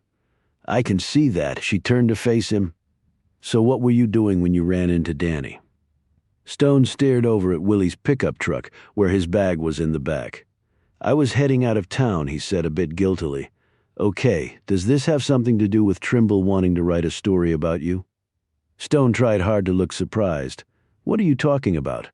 "Danny told me that you came along with him because a government car pulled into the town where you two got off the train. I think he made a mistake. If you're in some kind of trouble—" "I'm in no trouble, Abby." "I was going to say if you're in trouble, I want to help you." "Why?" "You barely know me. You saved my son, and I can't explain exactly why, but I feel like I've known you all my life." Stone looked down, stubbed the sidewalk with the toe of his shoe. "I appreciate the offer, Abby, I really do. But you're leaving anyway." He shot her a glance. "I didn't say that, but you didn't not say it either. Everybody's got problems. You have no obligation to stay here and help us. Hell, it's not your battle. Why don't you just leave here? You've got plenty of money. Run out of my hometown? No thank you. I'm not built that way. But Danny left. He didn't want to go. I made him. Stone looked stunned. What? Why? This is no place for him. What's he got here? Work in the mines or the prison? Is that all? Or how about the strange things happening here you mentioned? It's not your fight, Ben. If you need to move on, you move on. She hesitated. Stone thought she was going to say something else. I better go back and check on Danny, and I'll look in on Willie too. She left him there. Stone sat down on a low brick wall. An hour later he was still there, trying desperately to make sense of what he should do. As he watched, the miner brigade began pulling in for their methadone pop. He checked his watch. Not even 5 in the morning yet. He continued to watch as the bone-thin men climbed out of their rides and straggled into the clinic before leaving to pull 12 hours in the pits of hell, contorting their bodies way past all sane levels. That only led to more pain and more painkillers, and the cycle just kept on spinning, all so the lights remain on in this country. He looked on a few minutes later as the zombie-eyed men headed out in their dusty Chevys and Fords. I'm going to start using candles and cook my food over a fire. He was still sitting there when Tyree came out and reported that Danny had refused to say anything about who had attacked him. Sheriff, I think I've seen one of the men before, but I just can't remember where. Soon as you do remember, call me. An hour after Tyree left, Abby finally came out, bleary-eyed and hunched over. Danny's going to be fine. They're moving him to a room pretty soon. I think the one next to Willie's. That's great, Abby. He said you beat those men up pretty good. I got lucky. Lucky once, maybe? Lucky twice, I don't think so. I guess the Army did teach me a thing or two. Do you want me to drive you home? No, but you can follow me there. I'll make us both some breakfast. Abby, you've been up all night. You don't have to do that. Just follow me home, Ben. Unless you want to head on out of town right now. They eyed one another. Stone finally said, I'll be staying at least for now. Chapter 37. After he finished up, in Charlottesville, Knox made a quick trip to downtown D.C., his mind spinning from all that he'd learned. John Carr had been a member of 666. 3 members of his team had been killed about 6 months ago. The case had not only remained unsolved, but apparently abandoned, too. Knox wondered if Harry Finn's immunity was connected to that outcome somehow. However, he didn't wonder about that for long. It was not his problem. He had enough of his own. There was nothing in the official record about Carr wanting out of 666. Knox didn't expect that there would be personal feelings, and certainly hostile personal feelings would never be officially acknowledged. Carr had had a family, though. That sort of information had been duly noted in the records, if only for security and threat assessment purposes. Carr had been technically listed as Mia on a certain date over 30 years ago, cross-referencing these records with other info he'd collected previously. Knox was able to piece together that only a few days later Sergeant John Carr somehow miraculously re-enlisted in the Army. He then quickly died under mysterious circumstances and had been laid to rest at Arlington Cemetery. It was amazing, really, how history could be effectively rewritten on both large and personal scales. Stone and Carr were one and the same. Long suspected, it was nice to have confirmation. Stone had fled 666. A short time later, an empty coffin had been put into the ground at Arlington with Carr's name on the white marker. Later that morning, Knox poured himself a cup of coffee and drank it at his kitchen counter as his gaze ran over the personal items in the room that had been his wife's. He hadn't changed it much after her death. The home had been both of theirs, but it had really been Patty's. Knox had spent more time in other countries than he had his own. It just came with the job. This was her space, in a sense. After her passing, Knox felt he was merely renting it. The place he'd gone to in downtown D.C. was a news archive center maintained by the federal government. The feds burned a lot of money, without doubt, but some of what they purchased was actually useful. In his last days at 666, Carr had been assigned to a post in the Brunswick, Georgia area, with his official cover being that of an instructor at the then relatively new Flex, or the Federal Law Enforcement Training Center. From the daily logs that Knox had found, Carr was gone a lot from his post. On several occasions, Knox had discovered that when Carr had been missing from Flex somewhere else in the world, a person of interest to the United States had died or disappeared. Knox had canvassed the archives looking for one item in particular. After an hours-long search, but aided by his knowing the week span he was looking for, he found it. An obscure item in the local Brunswick paper detailed the disappearance of a local couple and their 2-year-old daughter. A grainy photo of a woman was identified as Claire Michaels. Her husband John and their daughter Elizabeth had also vanished. John Michaels had been employed as an instructor at Flex, the article said. There were rumors that some local federal cop haters might have been involved and had targeted the Michaelses because of John's occupation. Knox searched for additional stories or any possible break in the case, but found none. The CIA had effectively buried it all, deflecting suspicion onto a logical, if bogus, source. Knox stared at the old black-and-white image of Claire Michaels that he had taken a copy of from the archives. He wondered if the fragments of another picture of the woman currently resided inside the ballistics entry in the chest of a senator from Alabama. If he were a betting man, he would have laid down a stack of $100 chips that the photo taped to Senator Simpson's newspaper the morning he died was of Claire, John Carr's wife. Okay, Finn had been telling the truth. They'd killed the man's family because he wanted out. Knox didn't want to believe that his government would treat a man who'd served them faithfully for many years in such a way. But the reality was, it certainly could have gone down like that. Knox walked to his book-lined study. He was chasing a man who'd been betrayed by his own government. True, the evidence was compelling that Carr had killed Gray and Simpson. Knox stared over at a photo of his wife on one wall. Yet what would he have done if he'd found out the 2 men had killed Patty? He sat down in a chair and stared at the floor. He couldn't say he wouldn't have done the very same thing. And if that wasn't enough, Carr had been screwed in Vietnam by the very man Knox was working for. The war hero had never gotten his just due. The military man in Knox took great umbrage at that. It was hard enough to fight. It was hard enough to survive without some prick denying you something you'd earned fair and square. And Knox still didn't know why Hayes had cheated Carr out of his medal. Yet, if he had to guess, he would have concluded that the fault rested with Hayes and not the heroic enlisted man. The real question became, what did Knox do now?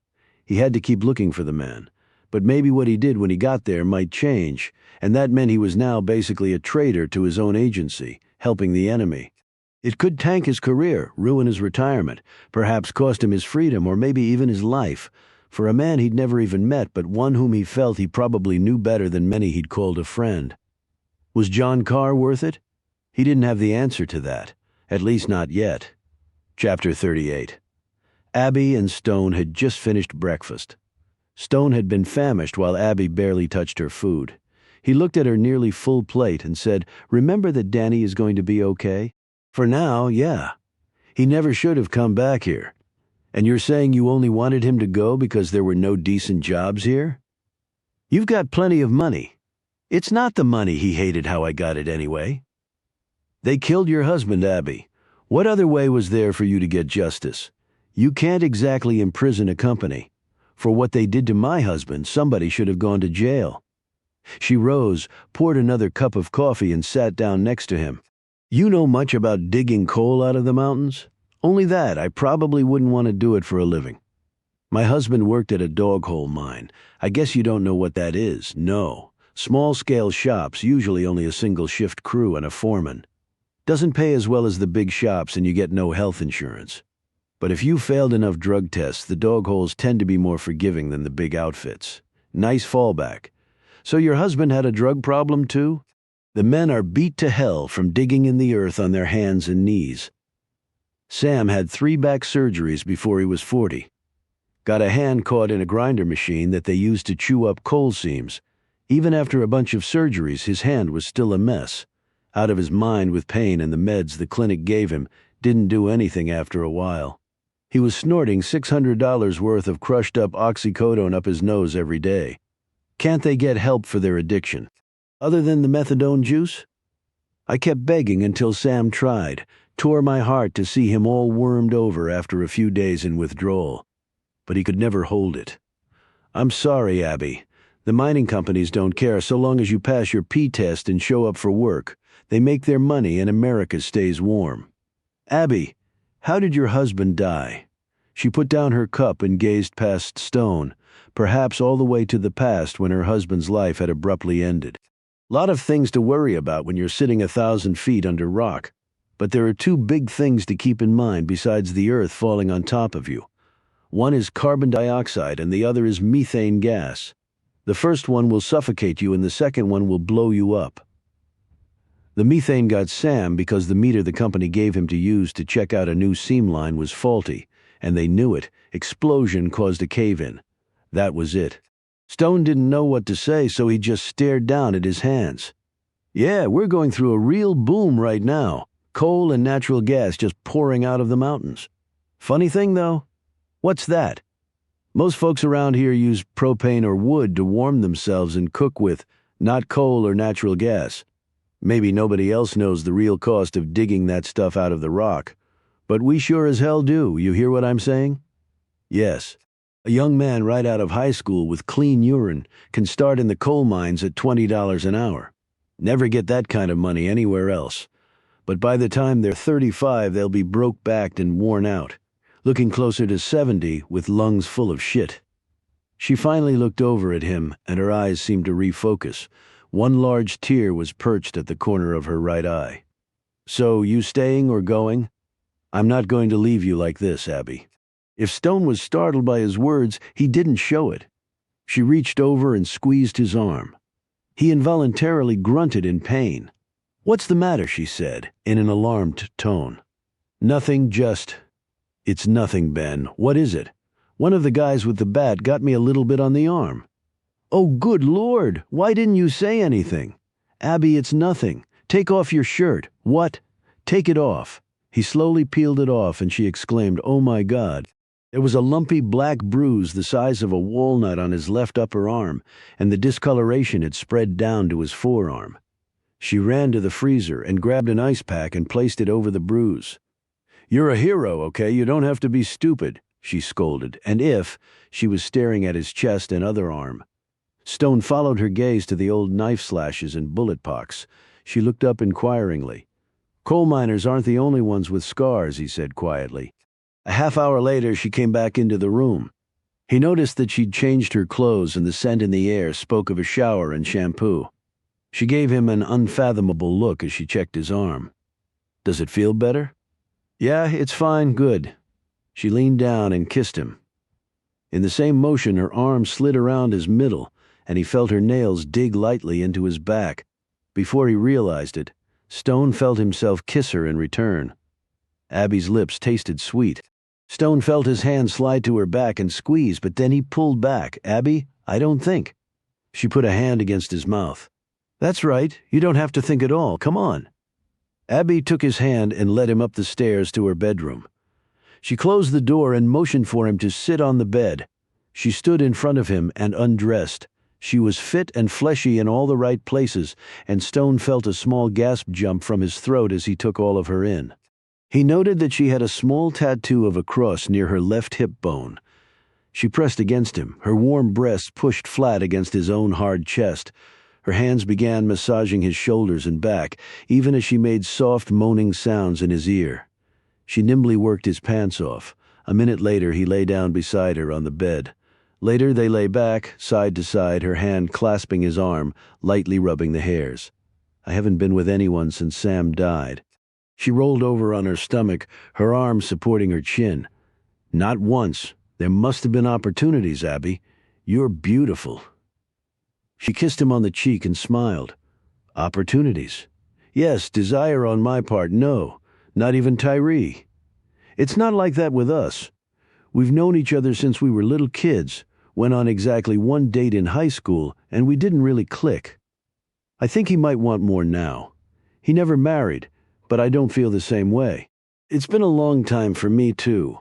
A long time, he wondered, if Claire would have disapproved of what he had just done after decades of loneliness for him.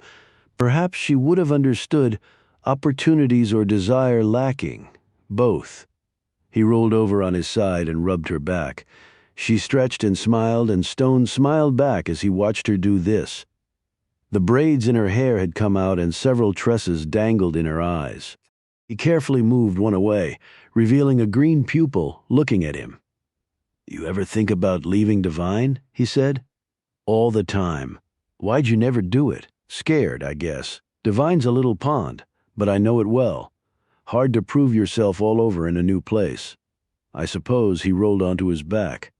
She curled next to him and slid her leg up and down his. "You ever think about settling down somewhere?" "Lots of times. In fact, I thought I had the place to do it, but it turned out it wasn't." "What happened?" "It just wasn't." The phone rang.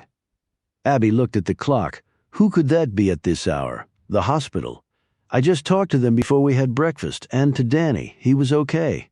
Maybe it's the restaurant. People want their breakfast at Rita's." Stone was glad of the change in the conversation's direction. "I already called there, too. I got my helpers opening the place." She climbed over Stone and snatched up the phone. Stone put a hand on her butt and gave her a gentle squeeze. She smiled, grabbed his hand, and gave her backside a hard slap with it. Then she let go. "What? She glanced at Stone. "No, he's not here, right? If I see him, I could ask him." "Sure. Okay, right." She put the phone back in the cradle, pulled a pillow into her lap, and sat cross-legged facing him. "Who was that?" "Charlie Trimble. He heard about Danny and what you did. He wants to ask you some questions, and he seemed very determined." "Great. Well, my position hasn't changed. I'm not answering any questions. Ben, listen to me. If you don't want to do it, fine. But if you keep saying no to Charlie, he's going to start digging. And unless you've got nothing you care about him finding, it might be smart to just talk to him. That way he can focus on what happened here instead of on you." Stone opened his mouth and then closed it. "How come you're beautiful and smart? That's hardly fair. Just the luck of the draw, I guess." "You have his number?" "Yes, or you can just go to the newspaper. It's around the block from the restaurant. Can't miss it. Call him and tell him I'll be there sometime this afternoon." He rose to get dressed. "This afternoon, we can do a lot in that amount of time," she said playfully. "As great as that sounds, I've got something I really need to do." "What's that?" she said, sounding a little hurt. "I'll let you know if I find it." He finished dressing and drove Willie's truck back to the trailer. A few minutes later, after a thorough search, he found the bottle of Tylenol. It was empty. Had Willie taken the last few pills, but forgotten? Were they oxycodone tablets? But why leave an empty medicine bottle in the drawer? As he looked around at the mess, Willie Coombs called home. He concluded an empty bottle left in a drawer in this pigsty was hardly compelling evidence of anything. But still, it might be important. Maybe this was what Shirley Coombs had been looking for. He pocketed the bottle, left the trailer, and started to climb in the truck. The next instant, Stone lay unconscious on the ground, blood seeping from the wound in his head. Chapter 39, Stone rose slowly to a sitting position, his limbs shaky, his head throbbing and his belly queasy. He touched the knot on his head. The blood was dried solid over the wound. He'd been out for a while, apparently. He sat on his haunches for a bit, breathing slowly, trying to keep from puking. He finally staggered to his feet and looked around, or tried to. He could move his hand a foot in front of him and be unable to see it. He put a hand up, and it nicked the hard, low ceiling. He was in a cave. He breathed in and nearly gagged. No, he was in a mine, a coal mine. He took a few tentative steps forward and then stopped. Rattle, rattle. Stone took a slow step back from the sound. It seemed like more than one snake, actually. Standing in the pitch black with rattlesnakes within striking distance probably constituted a pretty decent nightmare. Most people would have been frozen to the spot waiting to be bitten and die. Stone was not stupid, so he was scared. But he wasn't paralyzed. He moved both arms out from his sides. One hand brushed wall, his left nothing but air. He leaned toward the left, and his fingers now grazed the rough side of the mine. That the mine shaft was not very wide was not much help, since he couldn't exactly walk on walls. He reached up again, and his hand hit the low ceiling. Rattlers could not see very well in the dark, he knew, but they could register his body heat and also sense any movement he made from the vibrations on the ground. He was in grave danger of being fanged repeatedly with no way to get out. How long before they found his body or his bones, and then it dawned on him. That's why they hadn't just killed him and left his carcass to be found here. He would die and never be discovered. People would just assume he had left town. No explanation or cover-up required. And yet, there was more to it, he sensed. Whoever had done this could have just left him in the mine shaft with no way out. They didn't have to use snakes, too, or they could have just shot him and left him here. There was a desire here to cause not only death, but terror as well. They wanted him to die horribly, and alone, and in the dark. Then the panic did hit him. But not for the obvious reason, Abby. He'd been with her. They might know that. They might think he had told her things, what things he wasn't sure. But they might go after her just in case. Stone felt around the ceiling until his fingers touched what he deduced was a support beam. The beams helped hold up the ceiling, preventing tons of rock from raining down and crushing him, for which Stone was understandably grateful. Yet more important, there was a light cage attached to the beam by a sturdy metal plate. The light obviously wasn't working, yet he didn't need light, just the cage. He moved backward, away from the rattles, holding his arm up to the ceiling. Roughly 4 feet later, his hand grazed another beam and another caged light. 4 feet later, another. Figuring that the snakes would have been placed between him and the exit to the mine, Stone slowly moved back toward the sounds. A rattler was deaf, so it couldn't even hear its own rattles. But it was an instinctive signal to prey or predator that the snake was there, coiled and ready to strike. With each hesitant step he took, Stone braced for the venom shooting into his legs. When he reached the first ceiling beam he'd touched, he reached up and gripped the metal light cage. Praying that it would be strong enough to hold his weight, he lifted himself into the air, his legs bent and raised to chest high. His injured arm ached badly, but he simply focused on what he was doing and willed the pain away. The 666 Division had been great at beating that technique into him at the Murder Mountain training facility, because they'd been expert at inflicting all types of agony, both physical and mental. He swung back and forth and then lunged forward in the air, his hand outstretched like he was working the monkey bars, as he had in basic training. His hand closed around the next metal cage, keeping his knees high. He let go of the first cage and kept moving. He had no idea if a rattler would strike upward and nail him in the ass, but he also didn't want to find out. 4 beams later, and after he missed one cage and almost fell, he stopped and listened. Dangling there, his knees still bent to his chest. The rattles had stopped, but he didn't want to drop to the ground just yet. He kept swinging until his lead hand went out and touched nothing but rock wall shit. Had he actually gone the wrong way? Or had the snakes perhaps moved past him while he'd lain unconscious?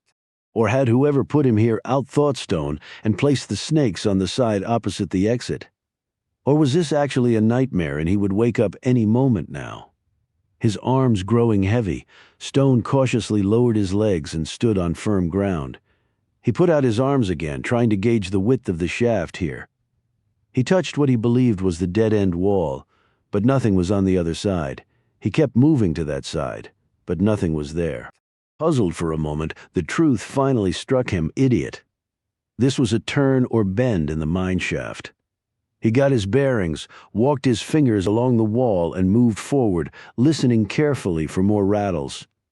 10 minutes later, he ran smack into wood. The mine entrance must have been boarded up because he could see a thin line of light at the bottom edge of the wood. He considered his options.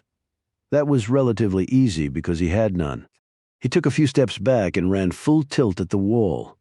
All that did was land him on his butt with a bruised shoulder. He started to rise and then froze. His fingers had grazed against something metallic, half buried in the dirt. It was long and slender. As his hand closed around it, Stone could tell it was a pole with a flat end, like the shaft of a screwdriver. He worked the bottom edge of the pole into one side of the wooden wall and started to lever. He felt the nails in the frame start to give a bit. He probed at another spot and pushed his weight against the pole, his feet slipping and sliding with the effort. 20 minutes and much sweat later, the top right edge of the wooden wall gave way, and a big shaft of light lit the mine.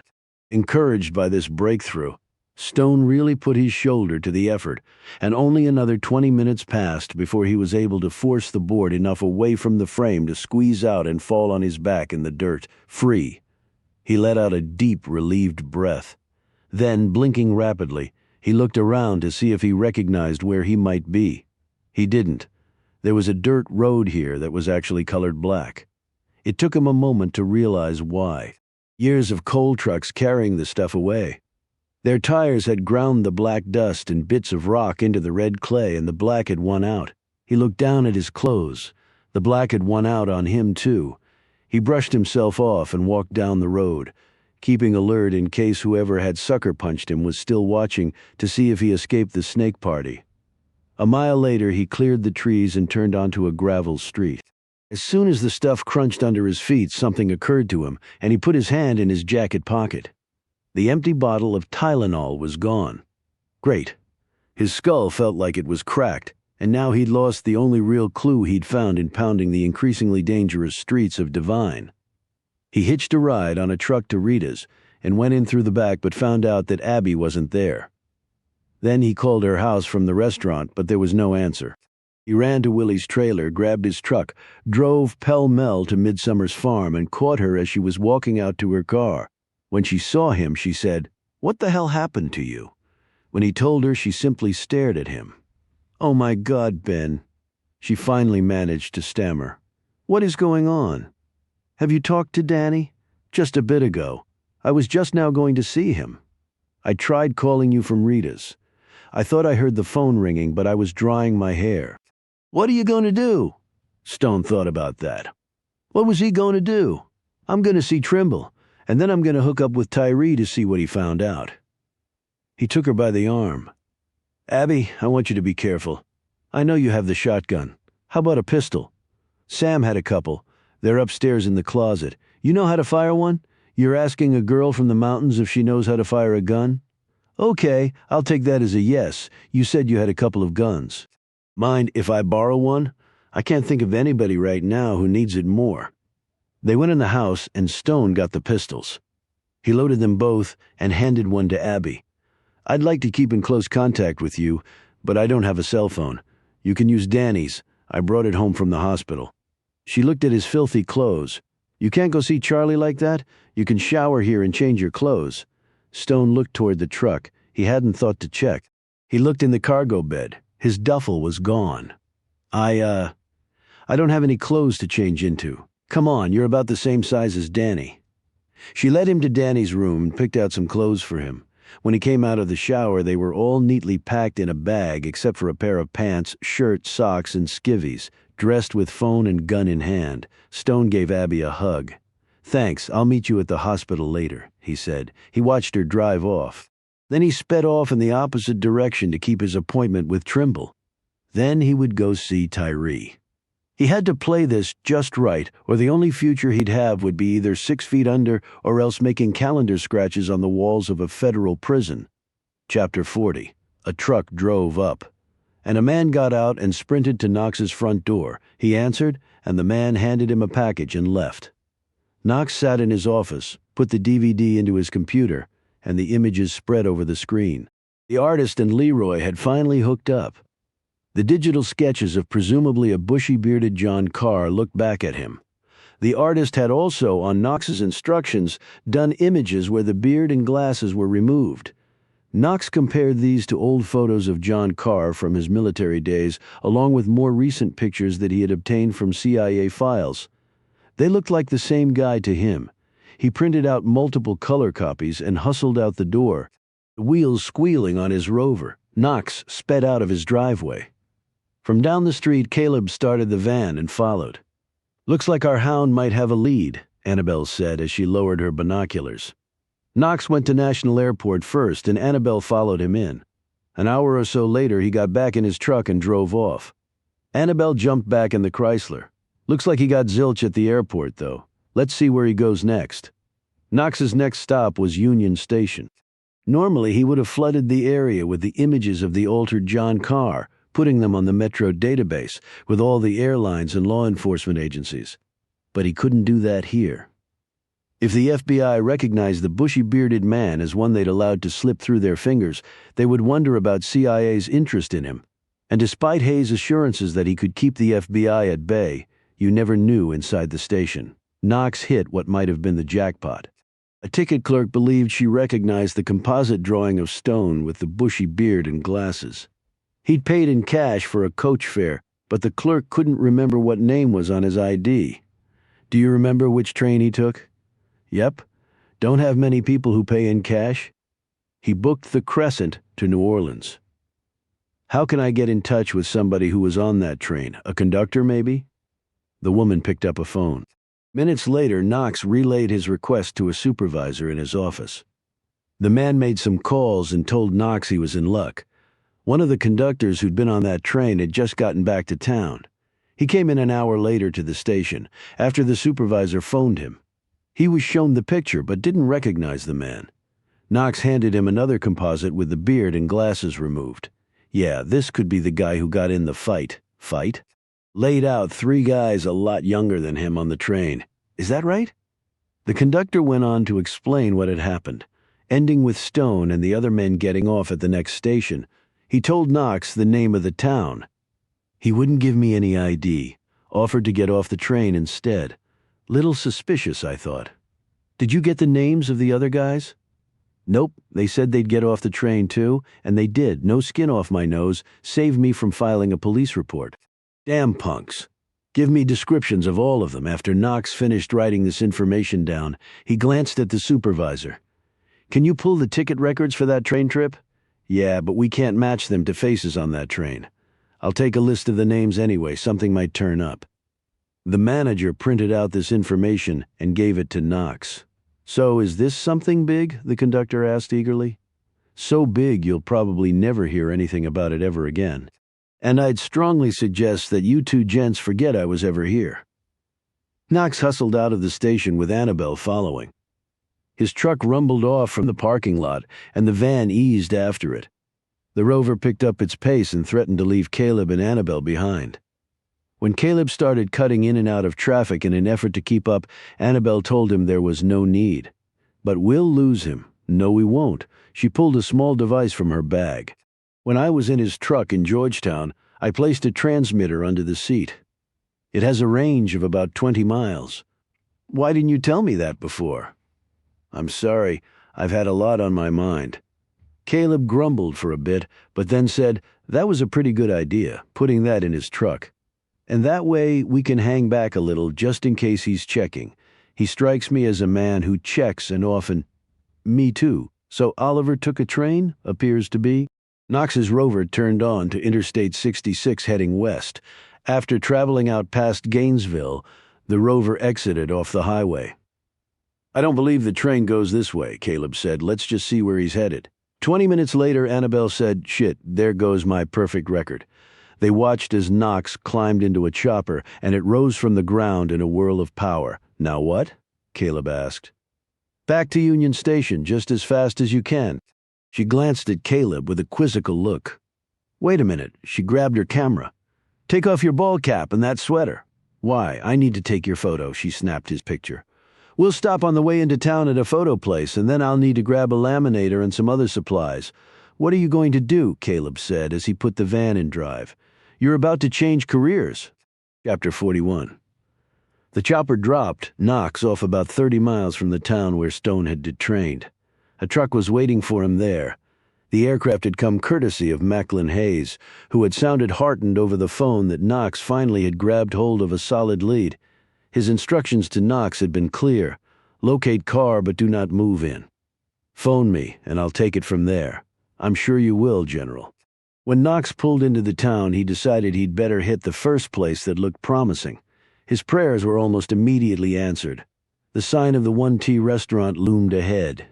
He parked, went in, settled himself at the counter, and ordered some food. There weren't many people in the place, but still, Knox figured if Carr had come by to eat after ditching the train, someone could remember seeing him.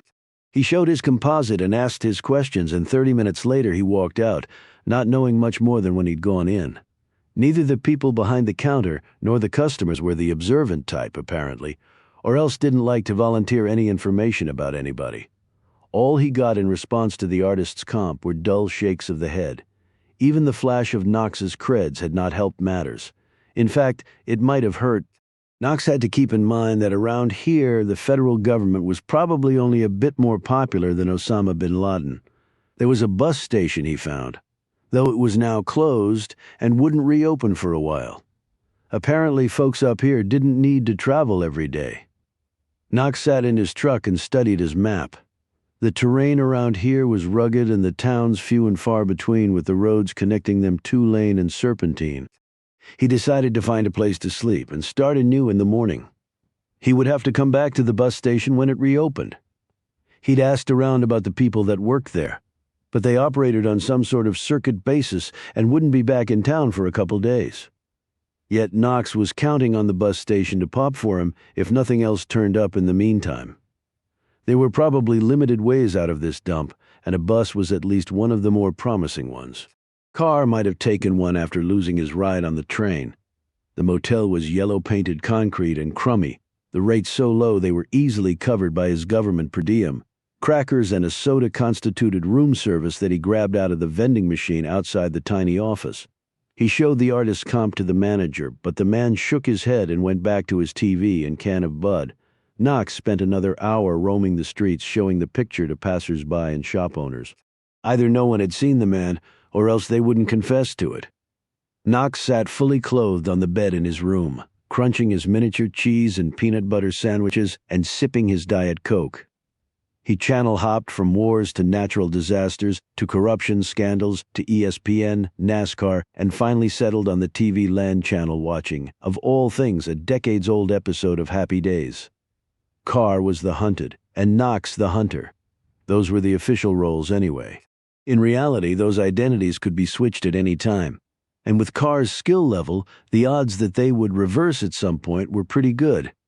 And after what he had learned, Knox had quite the misgivings about his exposed rear flank, because there lurked the master of the ambush and blame game.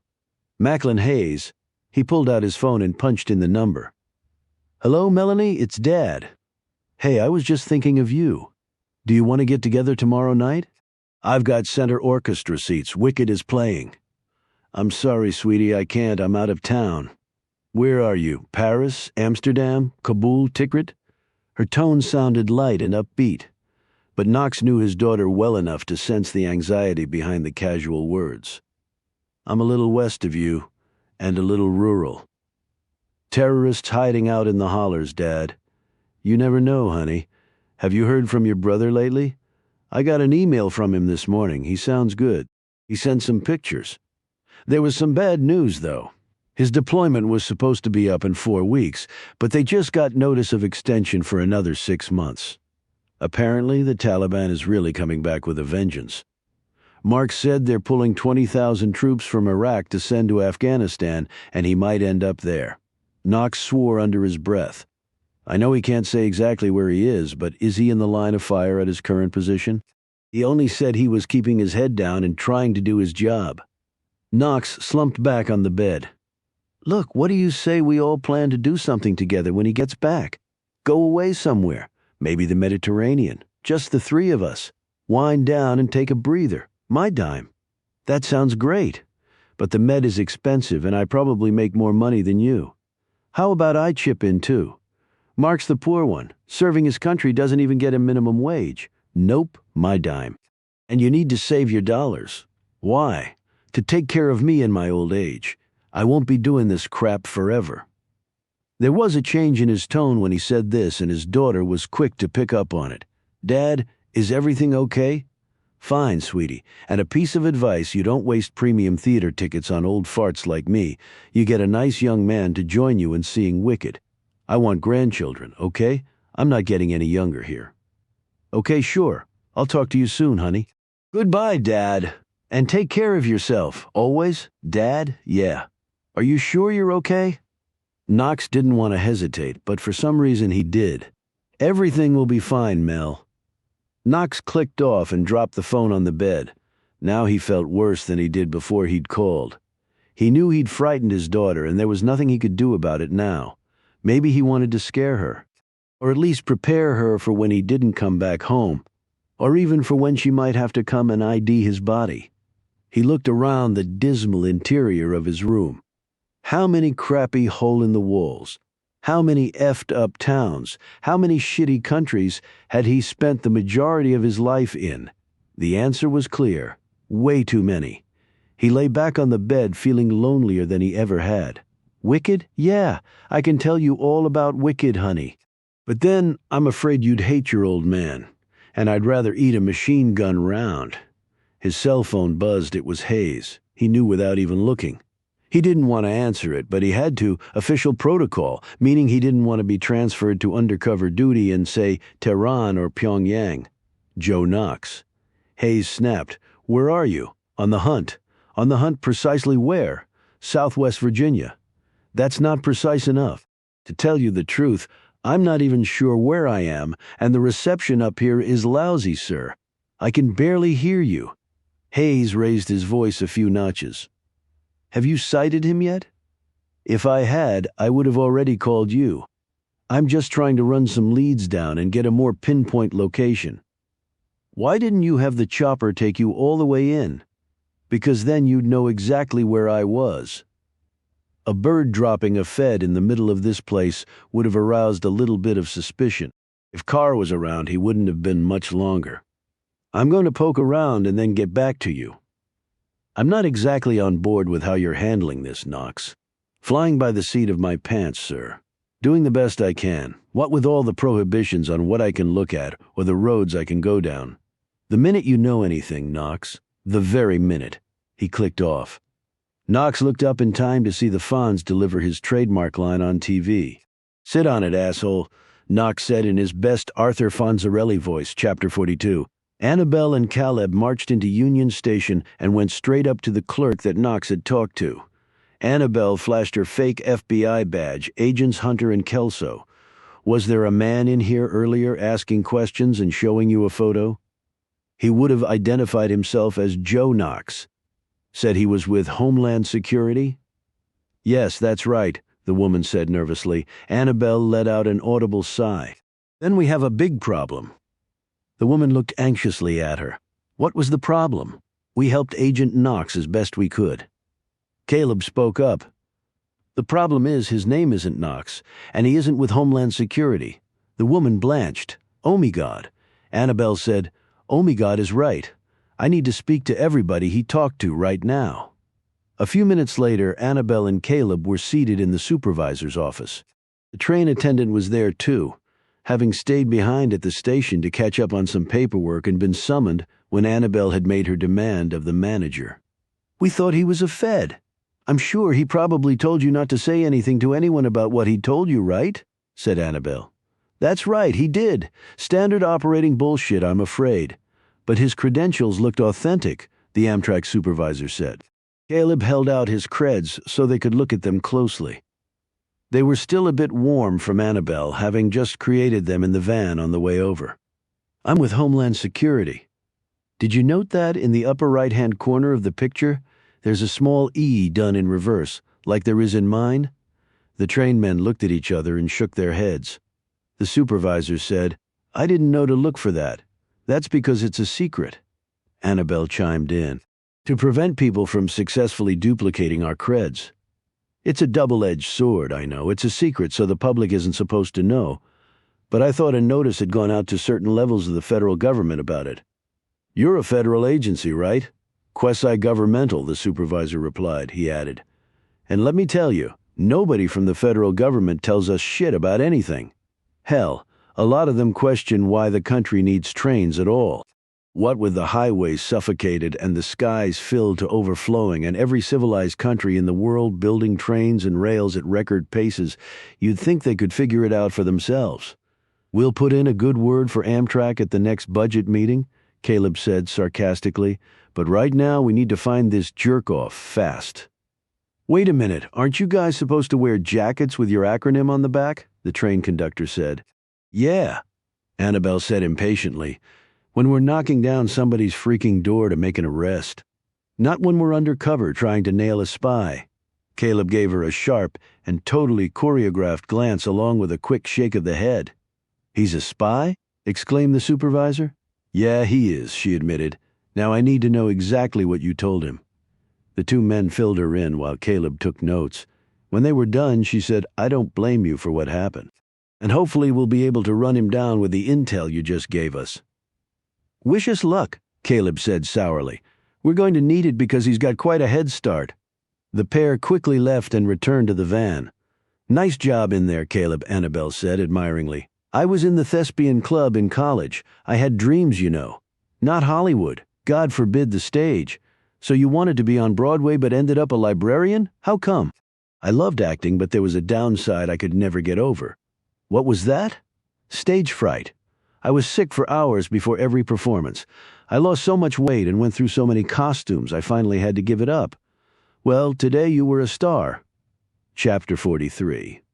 The interview with Charlie Trimble was going better than Stone had expected. His questions were polite but prepared, and then it began to change.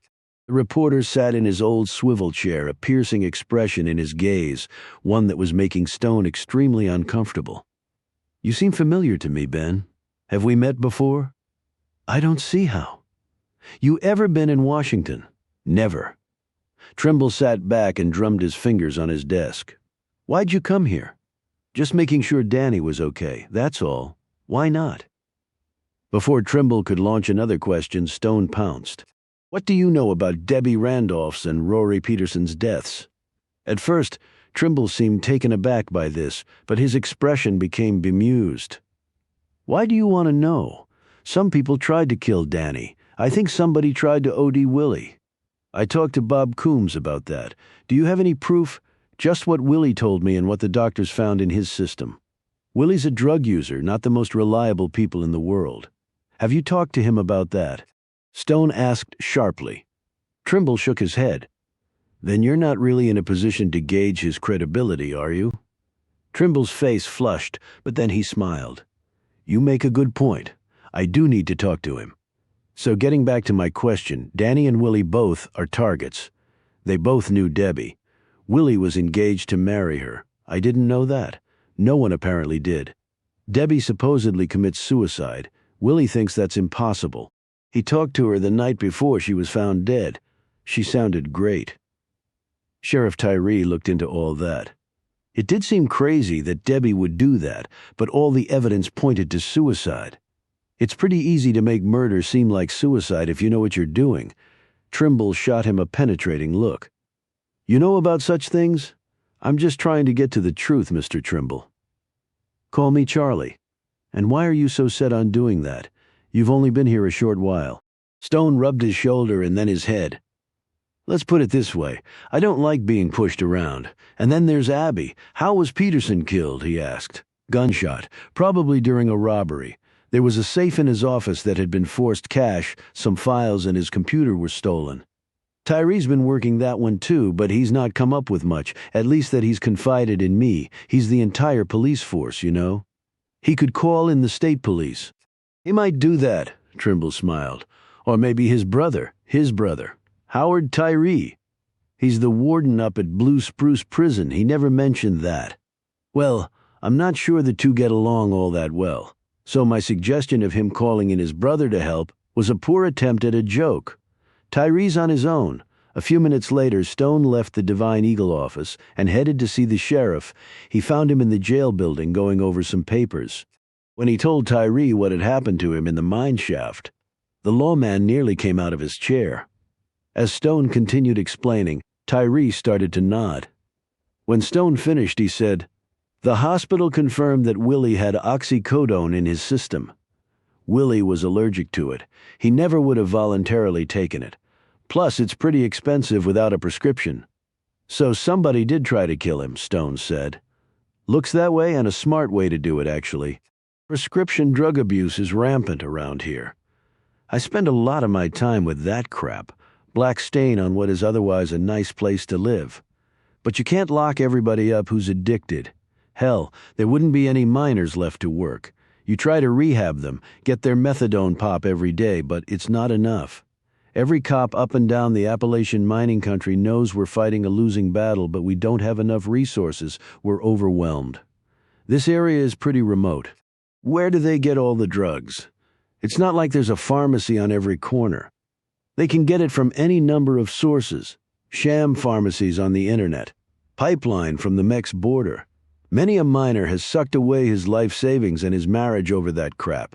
Old saying up here is, methamphetamines keep you awake and oxy keeps you high.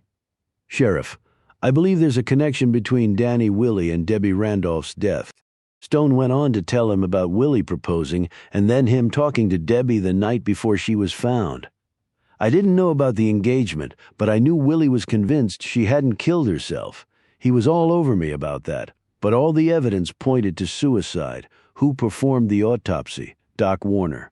He's not a full-time pathologist, but he's a qualified medical examiner, and it seems straightforward. She put a shotgun in her mouth and pulled the trigger. Tyree didn't look at Stone when he said this last part. Stone noticed this and said, "I'm not telling you how to do your job, but it's rare for a woman to kill herself with a gun. And with so many drugs around here, you'd think she would have just popped some pills and gone quietly." "I know, that's been bugging me too." Stone began cautiously.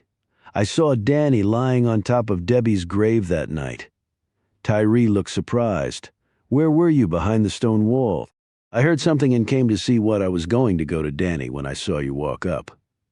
Tyree looked uncomfortable. "Craziest thing I ever saw. I didn't understand what he was even doing there. I just put it down to Danny being Danny." "Meaning what exactly?" "Meaning unpredictable. Abby made him leave town."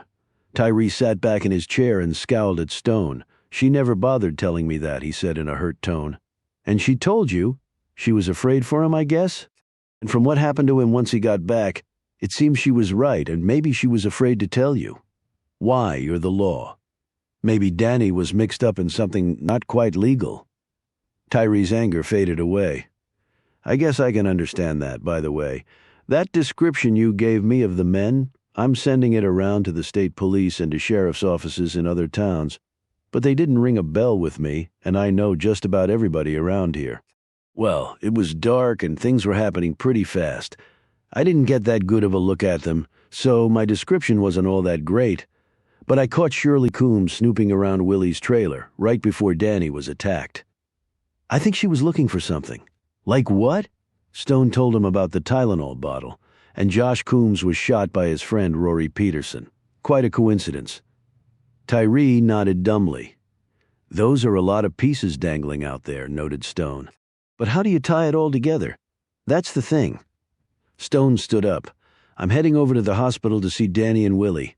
"Well, you tell Danny he needs to start telling me the truth. He's the way we get to the bottom of all this. I'm convinced of that, and once his story comes out, those boys won't go after him again. I'll tell him."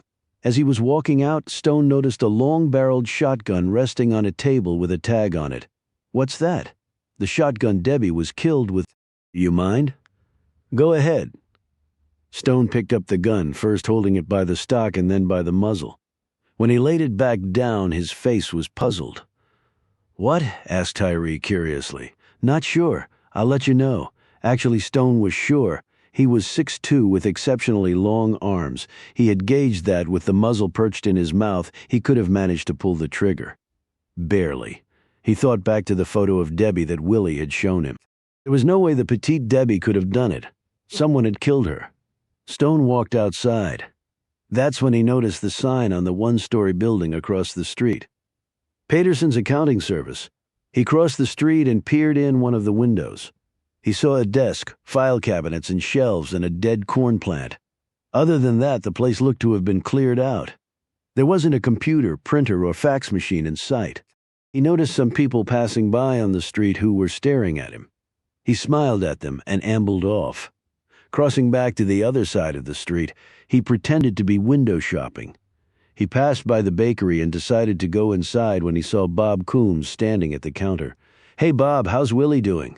Bob smiled and said, "Docs say he'll be coming home real soon. I'm going over to see him today. I've been using his truck. Hope it's okay. After what you did, you can use anything of his you want."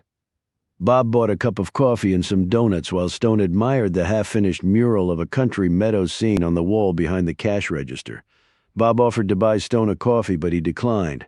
The two men walked outside where Stone said, "I ran into your daughter-in-law the other night. She told me that the whole town blames her for something. Any idea what?" Bob's features turned dark as he bit into his donut. "It was because of Josh's death. He wasn't even supposed to be hunting that damn day. Shirley had been nagging him about not killing any deer that season. Now, Josh was a good hunter, but the truth was, Shirley didn't give a crap about eating venison. Couldn't cook it worth nothing, all gamey, It was just her way of cutting Josh down. Well, she wouldn't stop nagging, and Josh finally headed out that morning by himself. He was real upset. "How'd you learn all that?" "Josh called me when he was driving over to the woods and told me what had happened." Hour later, my boy was dead. As the two men parted company, Stone glanced over at the courthouse. There was a white Cadillac parked in front with the license plate HCDJ. Then Stone froze when he saw her. Why was Shirley Coombs going into the courthouse? Chapter 44, after a long drive. Annabelle and Caleb had arrived in the town where Stone had gotten off with Danny. Annabelle had done a quick recon of the small downtown area and then settled herself at the counter of the venerable 1T. A few other butts were parked next to hers, all of them male. She got more than one look from some of the younger men at the counter.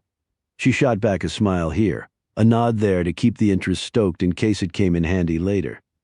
"Where you coming from?" the waitress asked her as she poured coffee into Annabelle's mug. "Winchester, Virginia." To Annabelle, mentioning that area was good enough to give her a bit of rural cred. "Got a cousin lives up that way, Horse Farm. It's pretty country." Annabelle agreed, sipping her coffee and ordering off the menu. "Kind of reminds me of around here, only a little flatter." The man next to her chuckled. He was big and broad and wore a checkered shirt, jean jacket with Dale Earnhardt Sr.'s image on it, and boots with all the shine worn off. "Just about anything's flatter than round here." "You been out to see the Rockies?" Annabelle said. "No, ma'am, can't say I have." "They're a lot bigger than these mountains, but not nearly as pretty, just chunky and brown with a top hat of snow. Not many trees. These mountains are green. You just passing through or looking to mark yourself out a piece of green?" said the waitress, coming back to them after placing Annabelle's order. "Neither really?" "I'm looking for somebody. Maybe you've seen him?" The waitress and Annabelle's stoolmate glanced at each other. "Who might that be?" said the man warily. "Son of a bitch ex-husband who skipped town owing a year's worth of child support for our two kids." "Prick," said the man. "What's he look like?" Annabelle gave them a description of Knox. "Sounds like the feller who was in here asking questions right before I finished my shift," said the waitress as she made doodles on her order form. "He was a Fed. Least he said he was, asking questions." "Didn't like that," Annabelle said. "He is a Fed. And I know Uncle Sam's paying him enough to keep his kids clothed with food on the table. Got a tip he was working on something up this way? That's why I'm here. Tired of the man coming and going when he pleases. You think he gives a crap I can't even afford proper meds for our son? He's got really bad asthma, almost died once." "Prick," the jean jacket man said again as he pushed a forkful of biscuits and gravy in his mouth and chewed with a force to match his choice of words. "If you see him, don't say anything," Annabelle warned. "He's armed and prepared to use it. Don't get him pissed. Believe me, I've been on the receiving end of that." "Are you telling me the asshole struck you?" the jean man asked as he swallowed his mouthful and partially lifted his wide butt from his narrow seat. Annabelle said, "Just be real careful around him, you hear me?" Every time she spoke, her voice picked up more of a drawl, as though she was absorbing their twang whenever they opened their mouths. She edged him back on his stool with her hand. "So, what's your plan?" said the waitress, obviously taking an avid interest in this little drama. "I'm going to find his ass." Annabelle handed her a slip of paper. "You see him, call me on this number, please?" The waitress nodded. "My old man did that crap to me, too. Took me 8 years, but I got my money. Hope I'm as lucky any place to stay around here." "Don't go to Skip's Motel down the street," said the waitress, a smile playing across her lips. "Why not?" "'Cause that's where he's staying, honey. Or at least he asked for a place to crash, and I told him about that one. Try Lucy's at the other end of town. She's got a couple nice rooms for let. Thank you, Skips, huh? You got it, sweetie?" The waitress grabbed Annabelle's plate off the pass-through counter and put it down in front of her. "So what's your plan to nail this scumball, honey?" "I brought someone with me," Annabelle said. "He works for the government, too, and he specializes in bagging other feds who pull crap like this." "Shit," said Jean Jacket Man. "They got a department for that, too. No wonder our taxes are so damn high." "Hush up, Herky," said the waitress. "Can't you tell this young lady's distressed?" "Sorry, ma'am," said Herky, his gaze downcast as he stuffed a whole sausage patty in his mouth. "So you're gonna nail the little weasel good?" said the waitress eagerly. "Something like that. Just give me a call if you see him, and meantime I'll check out Skip's too. Thanks for the tip." Annabelle finished eating and ordered some takeout for Caleb. She walked out of the diner looking cautiously around for Knox. She made it back to the van and told Caleb what had happened. "Apparently he's staying at this Skip's motel. We can ease down there and see if we pick up his trail. If not, I've got friends in high places here now." Caleb looked at the platter of food. "It's all fried," he said in dismay. "I'm sorry, Caleb. That's all they had. Not even any yogurt or fruit. Do you have any idea what my LDL cholesterol count is? And my triglycerides are off the charts. I could literally drop dead at any moment, Annabelle." "It's a diner, Caleb. There are enormous men in there eating entire sides of beef without a fruit cup in sight. Okay? Besides, what happened to the new old Caleb, the dangerous come-at-me with both guns blazing Caleb?" Caleb stared darkly at her. "Oh, what the hell? We're probably going to end up dead anyway." He made a face and then crunched down on a thick slice of sugar-cured bacon. Chapter 45.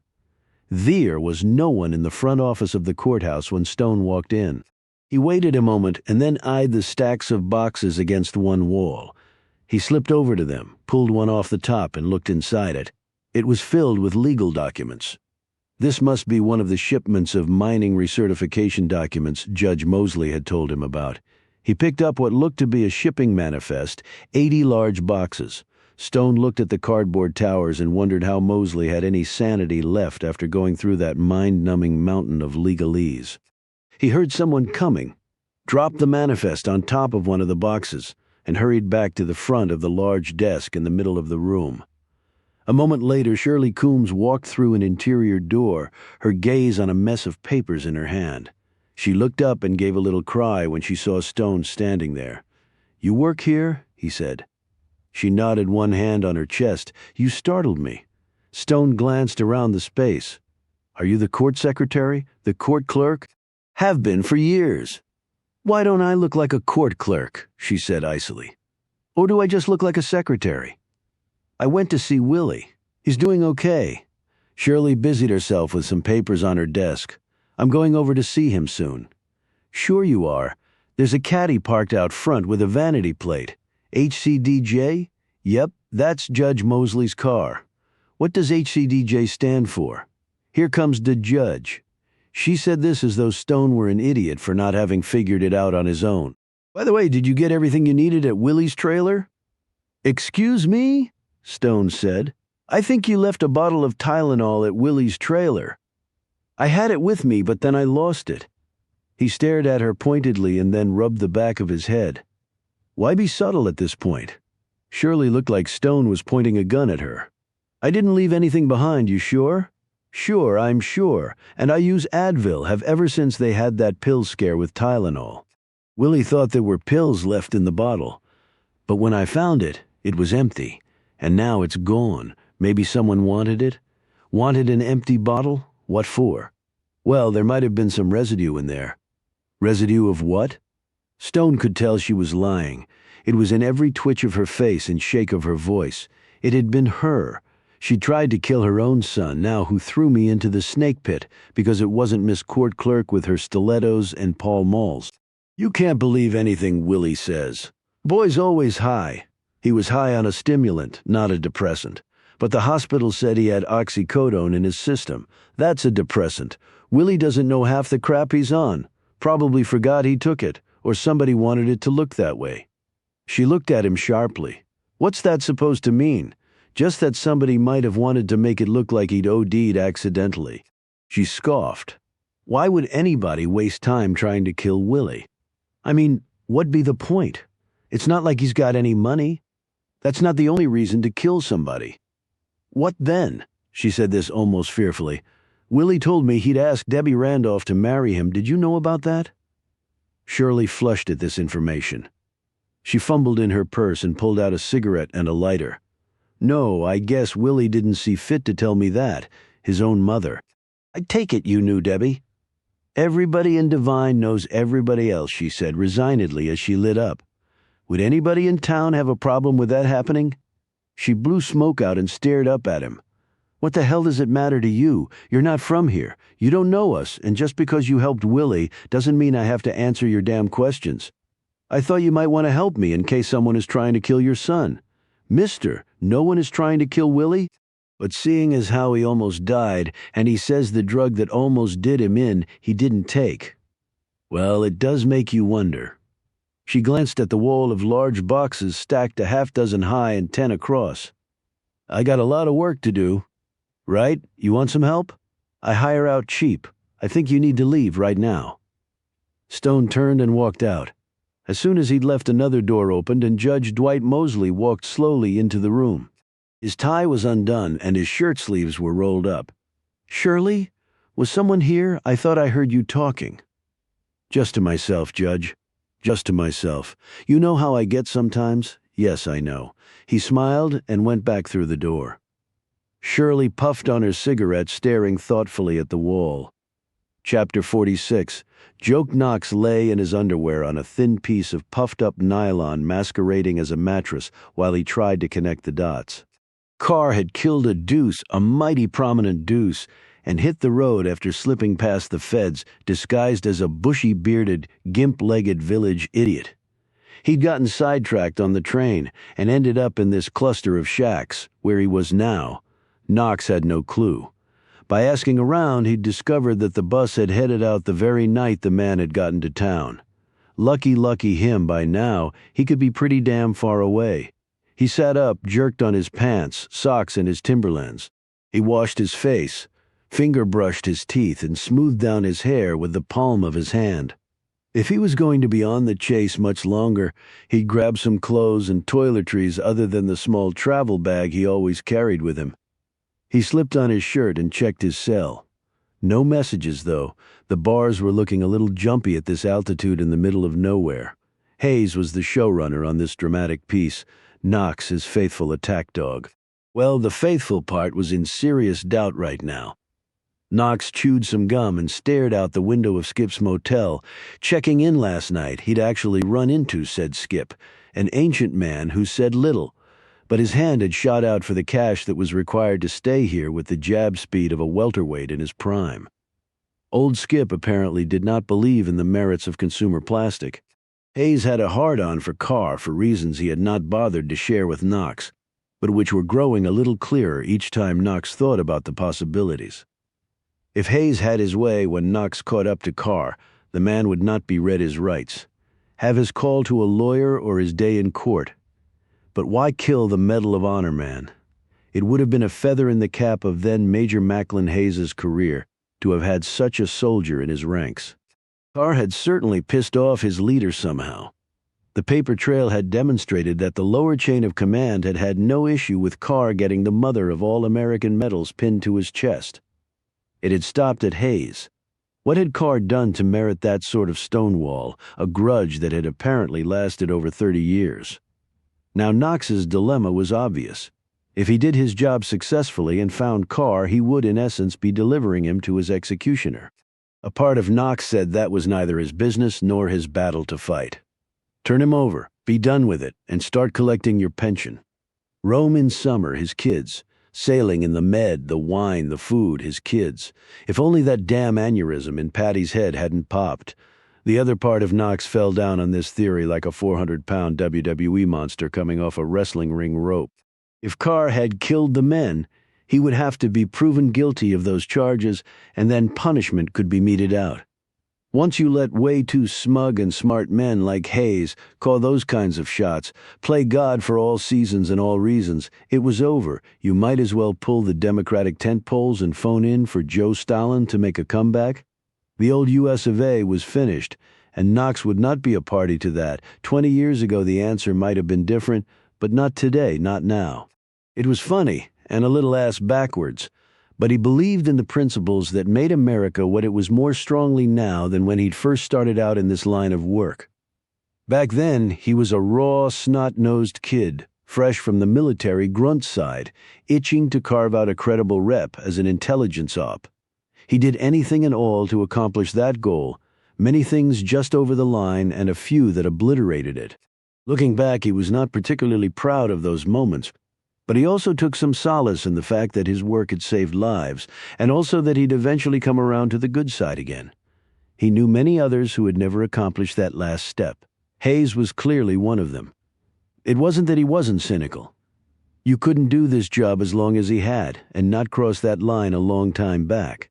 Experience without cynicism was a sure sign your brain had dry rotted and you hadn't bothered to notice.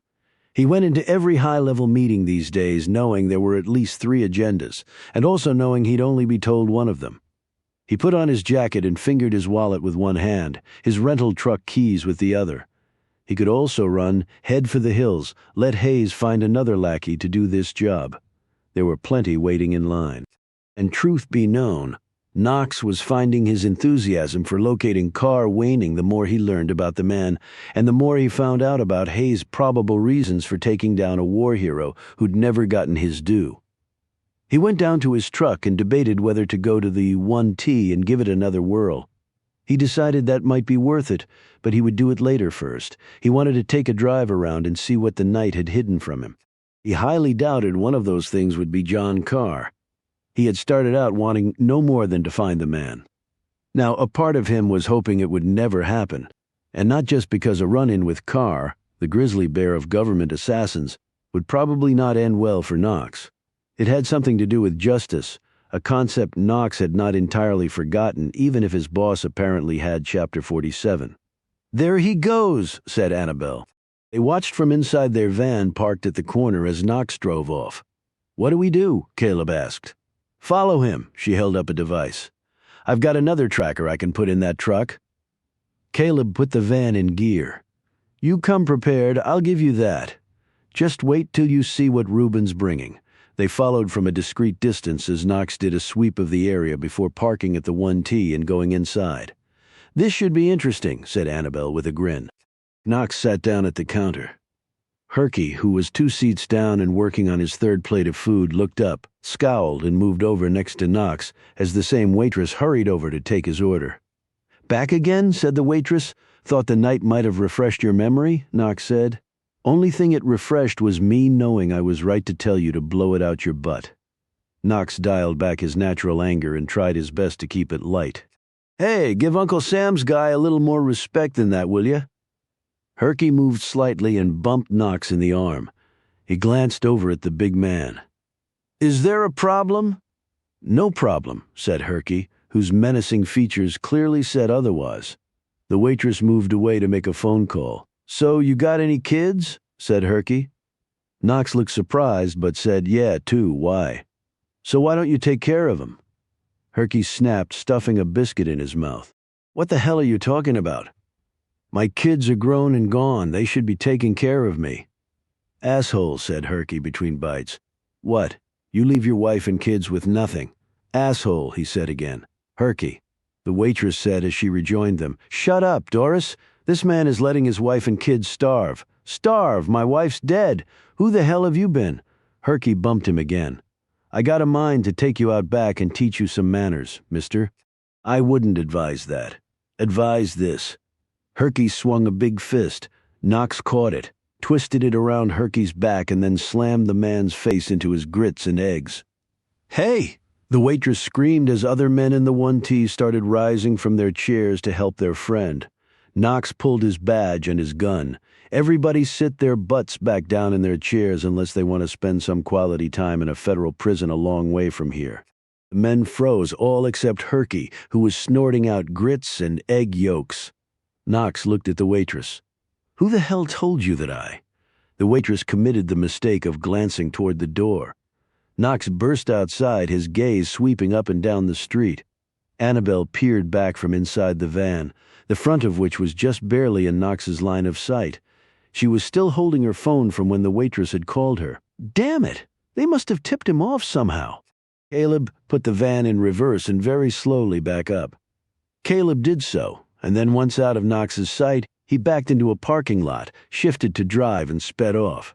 "That was close, but at least I got the tracker on his truck while he was in the 1T. She looked at a small device in her lap. "He's on the move." "Let's go, but take it slow."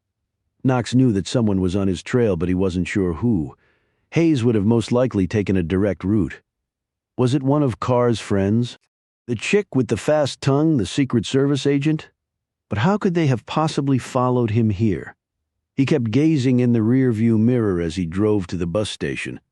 It wasn't due to be open for another day, but Knox was done waiting. He didn't like the sensation of people creeping up behind him. He would tear up this whole town and find somebody who could tell him something. He banged on the door of the bus station long and loud enough till a middle-aged man looking very put off came into view. Knox plastered his creds against the glass. When the man saw them, he paled and quickly unlocked the door. "Can I help you?" he said in a trembling voice. "You better hope to hell you can." 20 minutes later he had his answer and was rushing back out to his truck. The man had recognized Carr. He'd been traveling with another man younger. They'd taken a bus heading even farther southwest. The man had gotten hold of the driver at home. He'd remembered where he'd dropped the pair, basically in the middle of nowhere. But it was a start. Knox floored it. He was coming to realize that maybe the only way he was going to survive this was to find John Carr. Chapter 48. Keanu X was motoring down the road trying to fathom how somebody had been able to follow him up here. Not even Macklin Hayes, with all his support, had been able to accomplish it. It was like they knew exactly where. He nearly swerved off the road. He cut the wheel hard and turned off into a dark path. He put the truck in park, threw off his seatbelt, and went over the interior of the cab meticulously. He found nothing, but his examination of the truck's exterior was far more productive. He held up the small tracking device with the magnetized side. It had been placed inside one of the rear wheel wells. As he held the tracker, a smile crept across his face. Annabelle was driving and Caleb was staring at the tiny screen. "How are we doing?" she asked. "He's up there about a mile ahead, going straight." They had a vertical slab of mountain on one side of them, and on the other, a drop of nearly a half mile with not a guardrail in sight. "Seems like Oliver took a bus. Judging from the way Knox ran out of the bus station, I'd say that was a pretty safe bet." He glanced over at her. "What about Reuben? I talked to him." "He's back there somewhere," she said. "He'll eventually catch up to us the next time Knox stops." Caleb stared out the windshield. Pretty isolated place. "What did you expect Oliver to take up residence in the suburbs? Sometimes the best place to hide is with a lot of people." "Yeah, and sometimes it's not. For all we know, he could be up in those mountains somewhere. It worked for that abortion clinic bomber in North Carolina. But they finally caught him," Caleb pointed out. "Okay, but... Oh, damn. What?" Caleb was staring at the tiny screen that registered the movements of Knox's truck. "He's turned around. He's coming right at us." Annabelle glanced at the screen, and sure enough, the red blob of light representing Knox was flying right at them. "Quick! Pull off!" Caleb cried out. "Where?" "Into the side of the mountain, or over the edge and 2,000 feet down. There." Caleb stabbed his finger in the direction of a tiny sliver of dirt that ran between a stand of trees on the left where the mountain slab receded a bit. Annabelle zipped into that crevice. They both turned around and watched the road. A minute later, an Exxon tanker truck flashed by. Caleb stared down at the screen. "We're in trouble." Annabelle followed his gaze. He found the tracker and put it on the fuel truck. "Shit." Caleb nodded absently before tossing the useless contraption down on the seat. "Now what do we do?" Annabelle put the van in gear and backed out onto the road and floored it. "We drive and we watch. And with any luck, we'll pick up his trail again." "I don't think I'm that lucky." "Well, I am." "Why?" "I'm Irish. We always keep some reserve in the tank." Chapter 49. Joey Knox was feeling good for the first time in a long time. He ditched the tail and could now move on. He looked at the map on the seat next to him. The guy at the bus company had given him fairly precise directions to where the bus had dropped Carr and his friend off. Knox did a rough estimate in his head. He was probably an hour or so away. When he got there, he slowed the truck and looked around. It really was the middle of nowhere, yet maybe not. He punched in some buttons on his navigation system, and on the screen sprang up a number of different locations in the relative vicinity. Tasburg, Mies, Devine, Southridge. He read the names off the screen. All these places were scattered in different directions, so which should he take, and what should he do when he got there? His experience in the last tiny town had not been good. He swore he would not flash his federal badge for one thing, and he was a stranger, so they would be suspicious anyway. If Carr were still in one of these places, he might have already ingratiated himself with the townsfolk. Knox could be walking into something he would end up not liking. And the bus driver had said that Carr had a young guy with him. Was he from one of these towns? If so, he hadn't told the driver which one. Knox pulled off the road and left the engine running as he stared at the navigation screen. He sighed. Hell, even for intelligence experts. It sometimes came down to something as simple as this. He closed his eyes and stabbed the screen with his finger.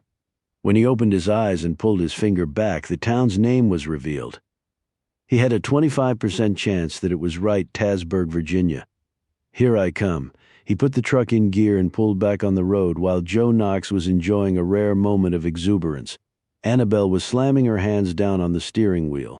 They'd been driving round and round trying to pick up the scent, but when they pulled past the same gas station for the third time, she'd driven into the parking lot, ripped the van into park, and was now scowling at a dog that was sunning itself next to the air pump, only rising every few seconds to investigate its private parts. "This isn't working, is it?" said Caleb. "You think," snapped Annabelle. "Do you have another idea?" She glared over at him. "Why do I always have to come up with the ideas, Mr. Librarian of Congress?" Caleb said imperturbably, "I only asked because I happen to have one, an idea, I mean." She drummed her fingers on the steering wheel and looked at him expectantly. "Do you want to hear it?" Caleb said tersely. "Yes," she shouted at him. "I don't appreciate being yelled at." She leaned into him. "Will you appreciate it more if I pull you out of this hunk of junk and kick the shit out of you instead?" Caleb put one hand on the door lever and looked ready to sprint for it. "How about I just tell you my idea?" Annabelle gripped the wheel so hard her forearms quivered. "That would please me very much," she said between clenched teeth. "You see, civility is really not that difficult." She gave him such a ferocious look that he hurried on. "Okay, we go back to that town where they serve heart attacks instead of meals. You go to the bus station. Do your usual bushelful of lies routine.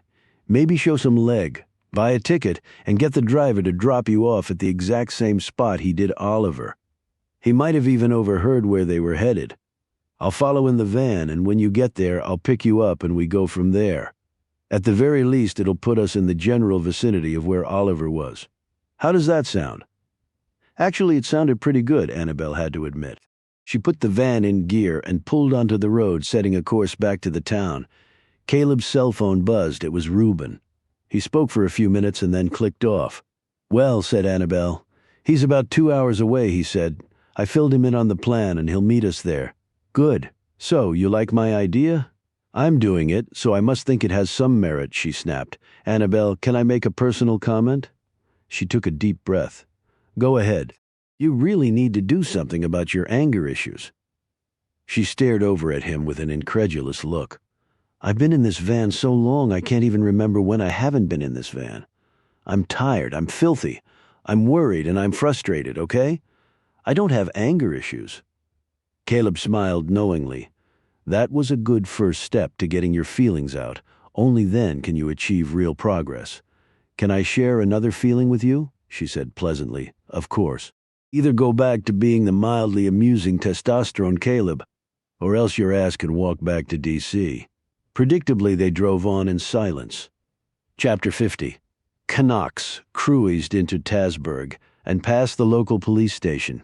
He parked the truck and watched uniformed officers come and go, some on foot, others climbing into old mud-splattered Ford LTDs and speeding off to somewhere.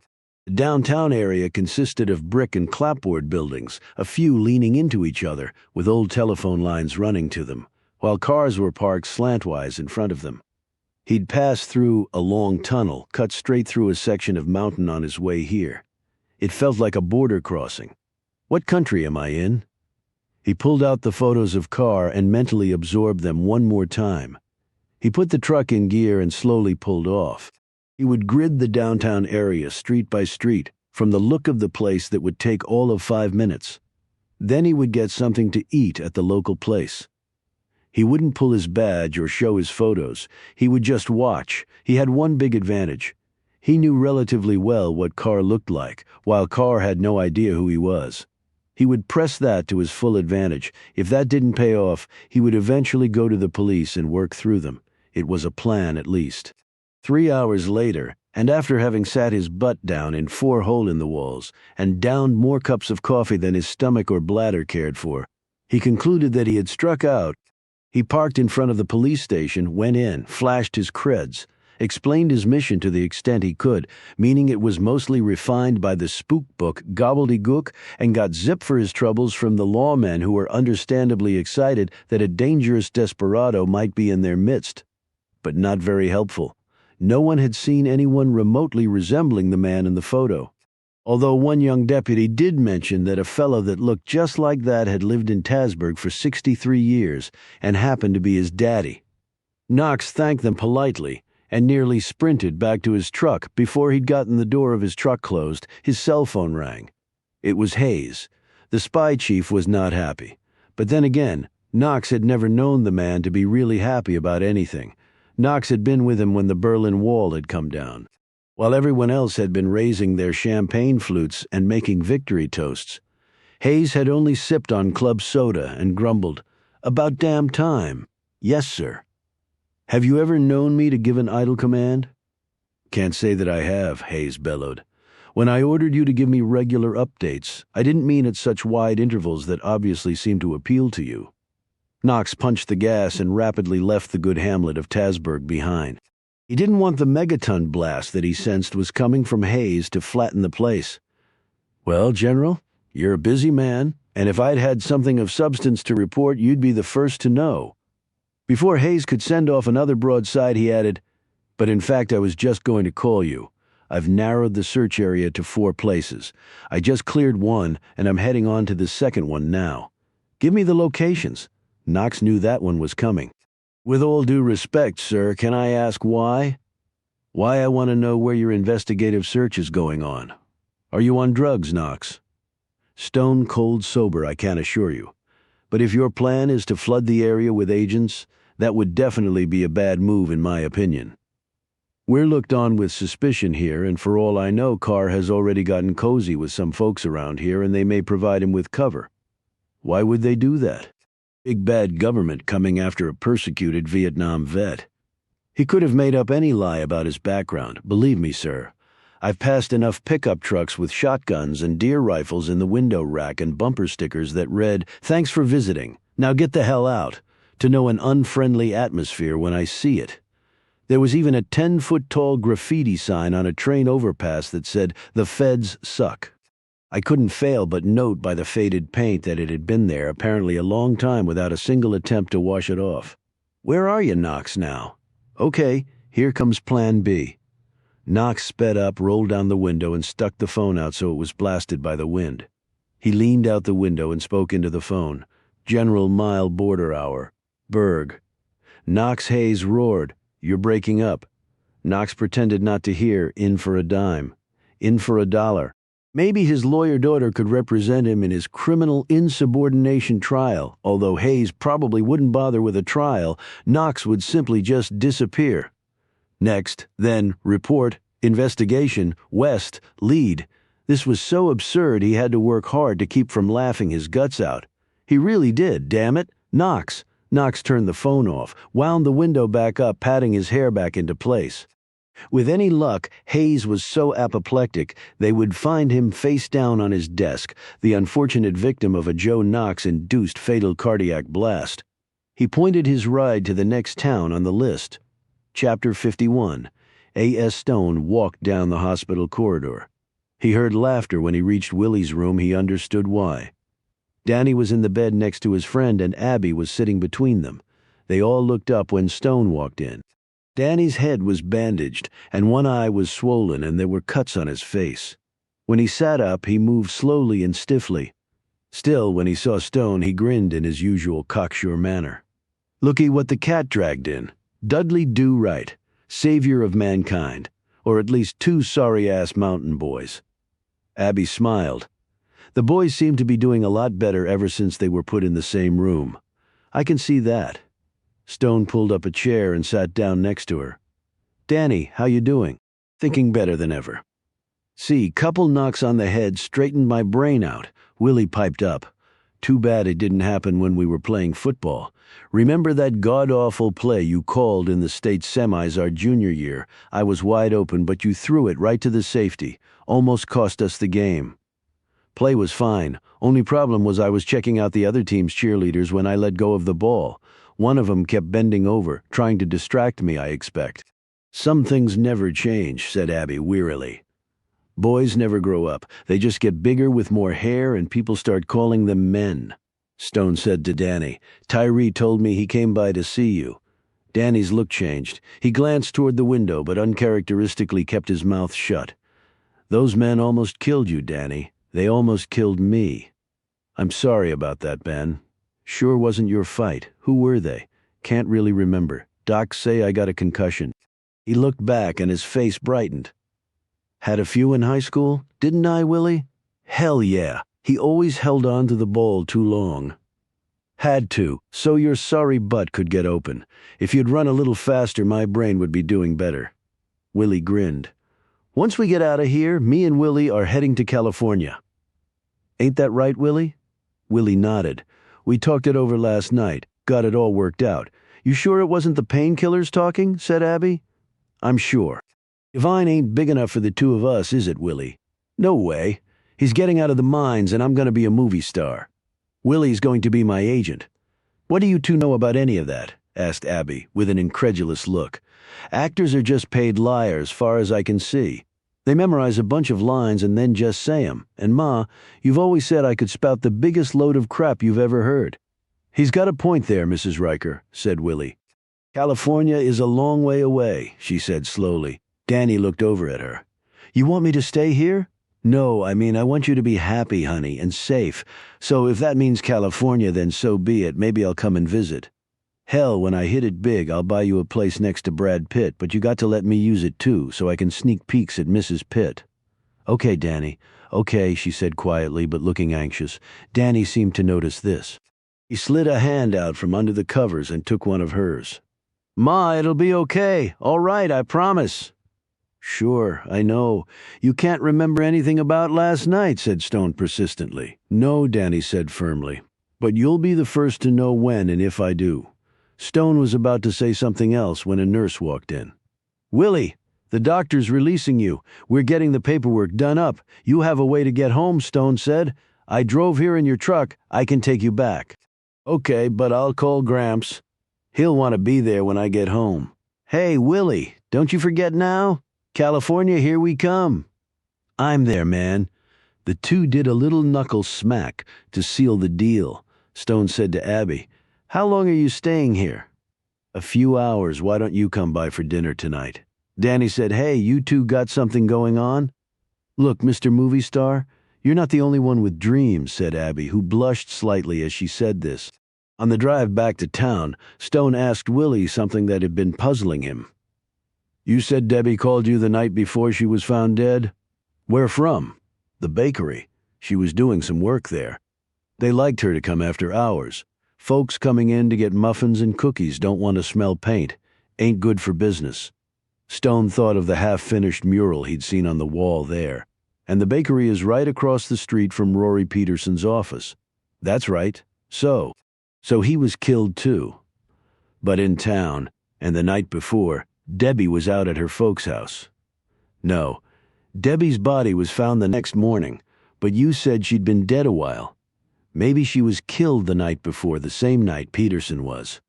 His body was probably found that same morning too.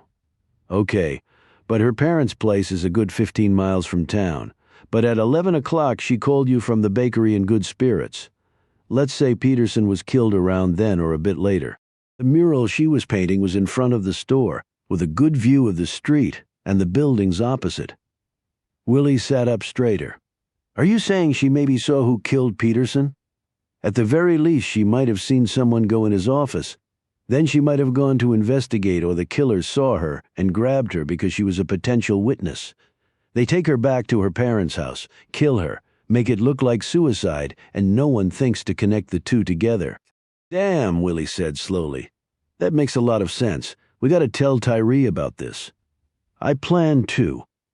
When they pulled into the front yard of Willie's home, they saw Bob Coombs's truck parked there. Willie got out as the front door opened and Bob was standing there smiling and waving. Willie hurried up the steps to embrace his grandfather while Stone, who'd been following Willie, turned and walked back to the truck to grab Willie's bag.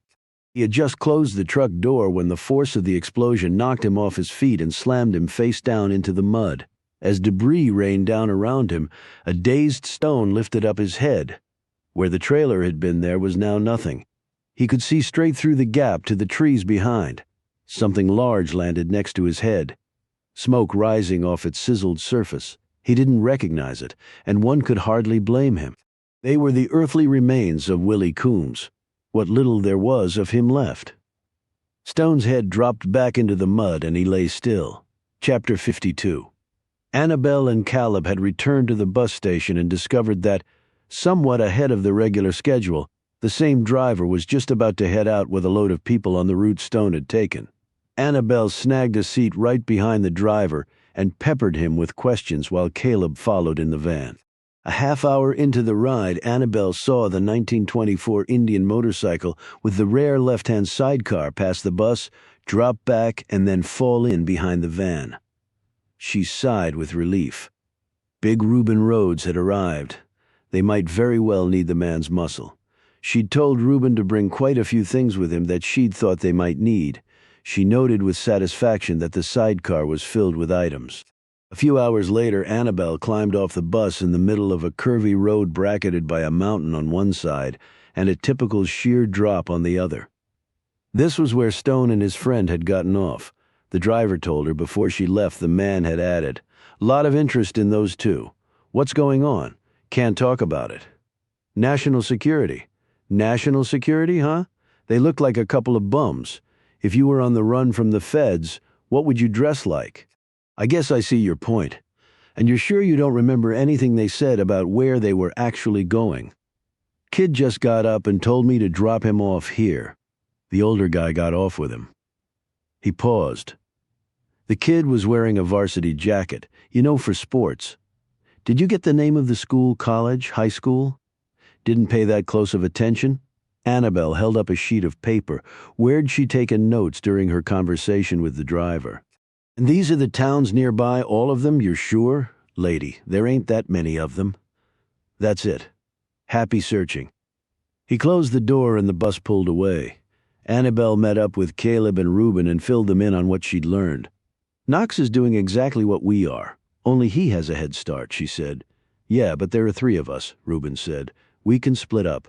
I'll take 2 of the 4 places and you guys hit the others." "Good idea," said Caleb.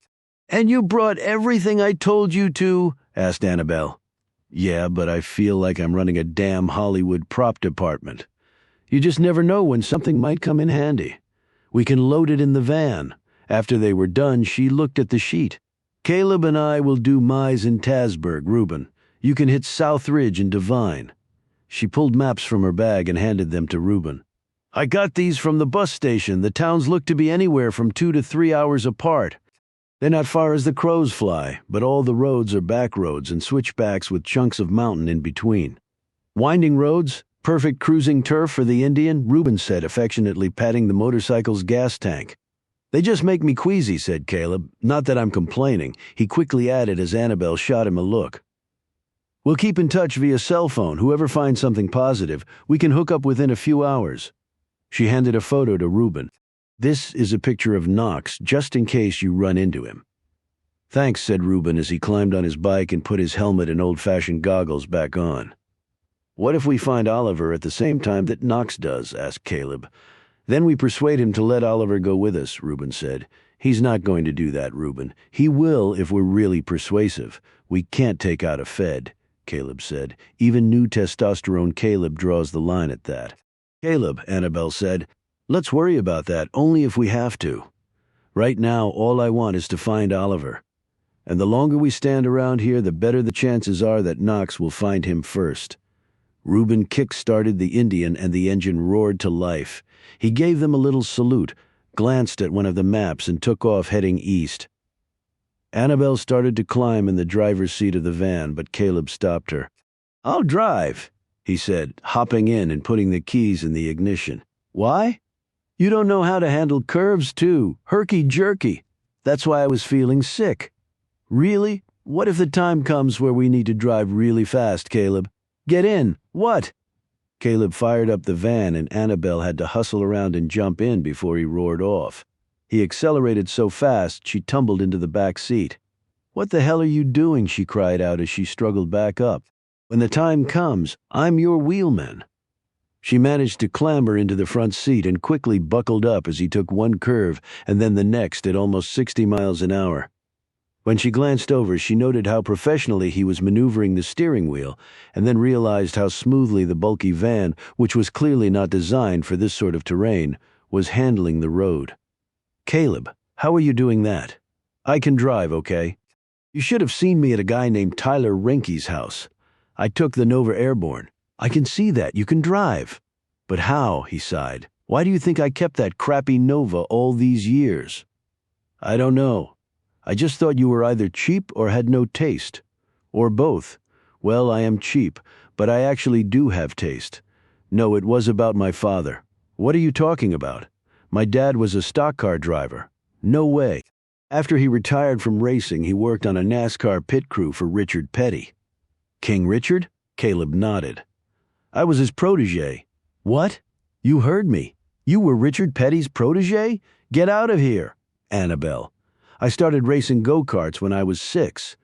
Then I moved up to dirt track racing and then on to ARCA, where I was the top rookie. After that, I finished number 1 in the late model Sportsman Series, which is like the junior circuit for NASCAR. I was just about ready to launch my career in the big leagues with Petty's help. I was going to be the number 2 driver on Billy Nelson's Chevy team out of Charlotte. They'd won the Winston Cup 3 years in a row, and Bobby Mallard, their number 1 driver and a 4-time Daytona 500 winner, was going to be my mentor. It was all set up, and then it all went to hell. What happened? I was doing a qualifying lap at Darlington. Some call it the paperclip because it's shaped like one. Others refer to it as the Lady in Black. That's what it was for me. Why? What happened? Caleb's features turned somber. The Lady in Black is very unforgiving. I came out of turn number 4 at 185 miles an hour, let my wheel drift, and the car bumped the wall. I left half my paint on the wall, the Darlington stripe they call it. Then my right front tire blew, and I was completely out of control. This was before the roof flaps era, so my car flipped over and then went airborne. There are 2 interior walls at Darlington, the inside and pit walls. I cleared them both and slid right into a pit crew. Oh my God, my pit crew, Caleb said solemnly. My personal pit crew. Annabelle gasped. It wasn't your father, was it? Caleb turned to look at her, his eyes watery. I walked away from the crash with a few bumps and bruises, but he was in the hospital for months before finally pulling through. But after that, I couldn't do it anymore. Couldn't shift a gear, couldn't mash an accelerator, couldn't even slide in the car. So I just walked away from it all. Turned my life around. Went from speed to being a librarian, as far away as I could get from that world. But I kept the Nova. It was one of the first cars I ever raced in. I painted it that shitty gray to cover up the numbers and stripes. The number 22 car, double deuces they called me. It didn't look like much, but under the hood it had muscle, that car. Dual carbs, overhead cam, 400-plus horses, and a gas pedal that never let me down. Whenever I needed to bring it, it was there. Years ago, late at night, I used to run it on straightaways when Centerville was still cow country. Got it up to 150 more than once. Those were the days. Caleb, I'm so sorry. She gently squeezed his shoulder. A few moments of silence passed. Hey, I really got you, didn't I? She glanced back over at him. He was smiling broadly. Come on, Richard Petty's protege. Me? You made that all up? You shit! She smacked him on the shoulder hard. But there was admiration in her features. What? You think you're the only one who can lie really well? I've spent my adult life surrounded by stories at the library, Annabelle. I can fiction with the best of them. That still doesn't explain how you can drive like this. I grew up on the side of a mountain in Pennsylvania. First thing I ever drove was a bobcat down a dirt road that would make this stretch of gravel look like the Autobahn. He paused. And I did do some stock car racing when I turned 18. Mostly junk on dirt tracks. But after my third near-fatal accident, I decided to go into library science, but I'm still a big NASCAR fan. Caleb, I'm seeing a totally new side to you. Yes, well, everyone has their secrets. The Camel Club more than most, I'm finding.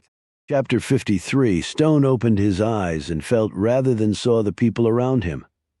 Ben? He turned to the right and focused on Abby standing there, holding his hand. He gazed over her shoulder and realized he was in a hospital room. What the hell happened, he said, trying to rise up. Abby and someone else gently pushed him back down. Just take it easy, Ben. This was Tyree, who was standing on the other side of the bed. Stone leaned back against the pillow. What happened, he said again. What do you remember, Abby asked. Driving Willie home and then waking up here. It blew up, Tyree said quietly. His trailer? It blew up. Willie Bob? He was there too? Abby gripped his hand. They're both dead. Her voice broke as she said this. How did it happen? They think it was his propane tank. Only thing that could have blown like that, Tyree said. Another few feet and you would have been gone too. You're lucky you were standing on the other side of that truck. It took most of the blast instead of you. Stone thought for a moment. I remember something falling right next to me. Abby and Tyree exchanged glances. Just some debris, she said quickly. How did the gas thing happen? I'm checking that out right now, said Tyree firmly. He apparently had a cook stove and some propane tanks in his trailer, along with a lot of ammo. I don't care about that. It can't be an accident, said Stone. It can't be. I'm inclined to agree with you, said the sheriff. I just need some proof. Stone managed to sit up a bit. Wait a minute. On the drive home, Willie and I talked about Debbie. He went on to tell Tyree and Abby what he had figured out about Debbie, seeing who had killed Peterson. Tyree rubbed his jaw. I never saw the connection there, but Willie never told me she was at the bakery that night either. But I knew Debbie hadn't killed herself. How?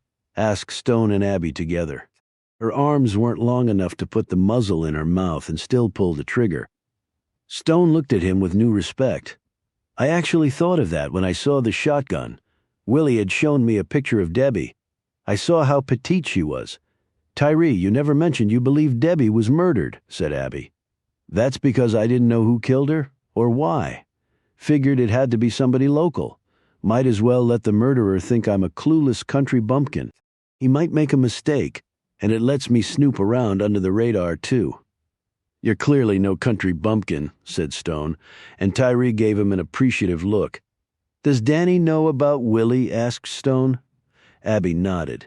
He was so upset they had to give him something to calm him down. He was bawling like a baby. No more California dreams, said Stone. What? Asked Tyree. Long story, replied Abby. We need to get to work, Tyree, before somebody else gets killed. Stone started to get up again. Tyree pushed him back down. Whoa, now.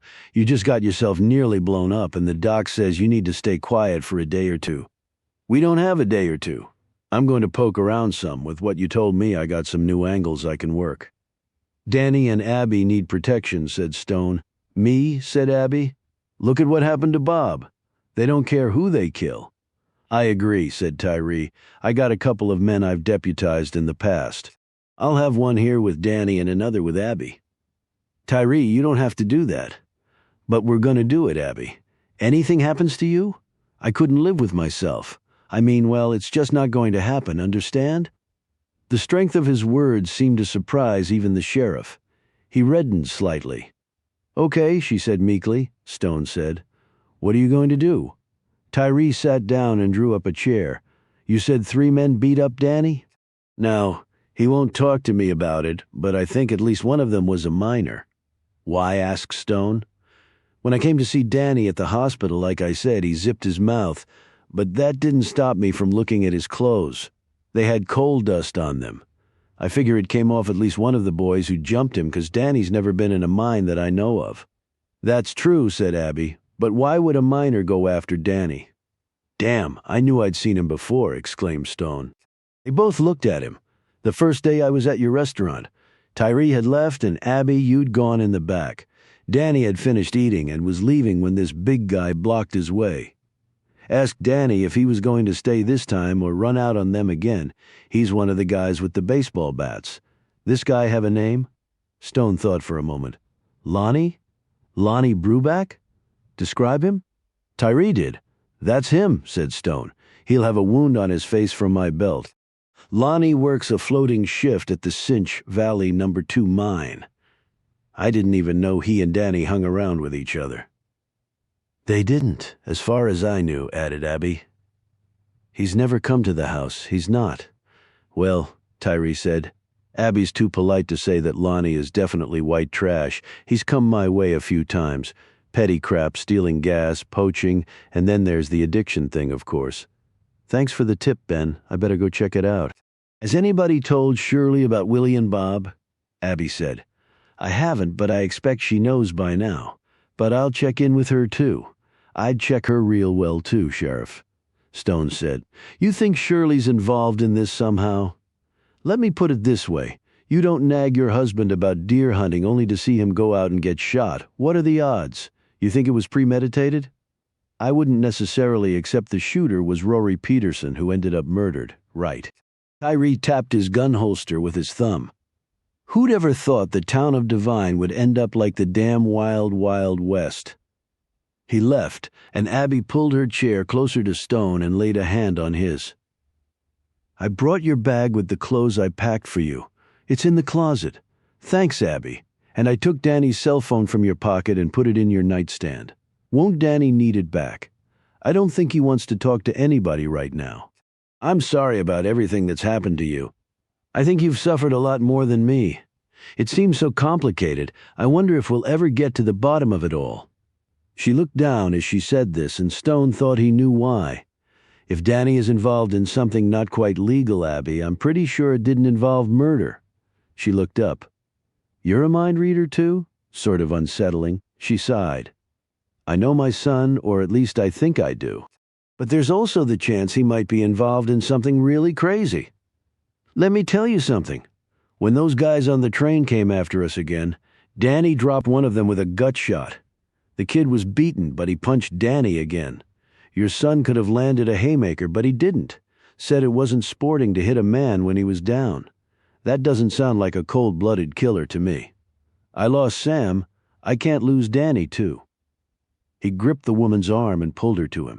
You won't, Abby, I promise. Chapter 54. Reuben was in trouble. He'd driven into South Ridge and had nearly run into Joe Knox as the man walked down the streets of the small plain town.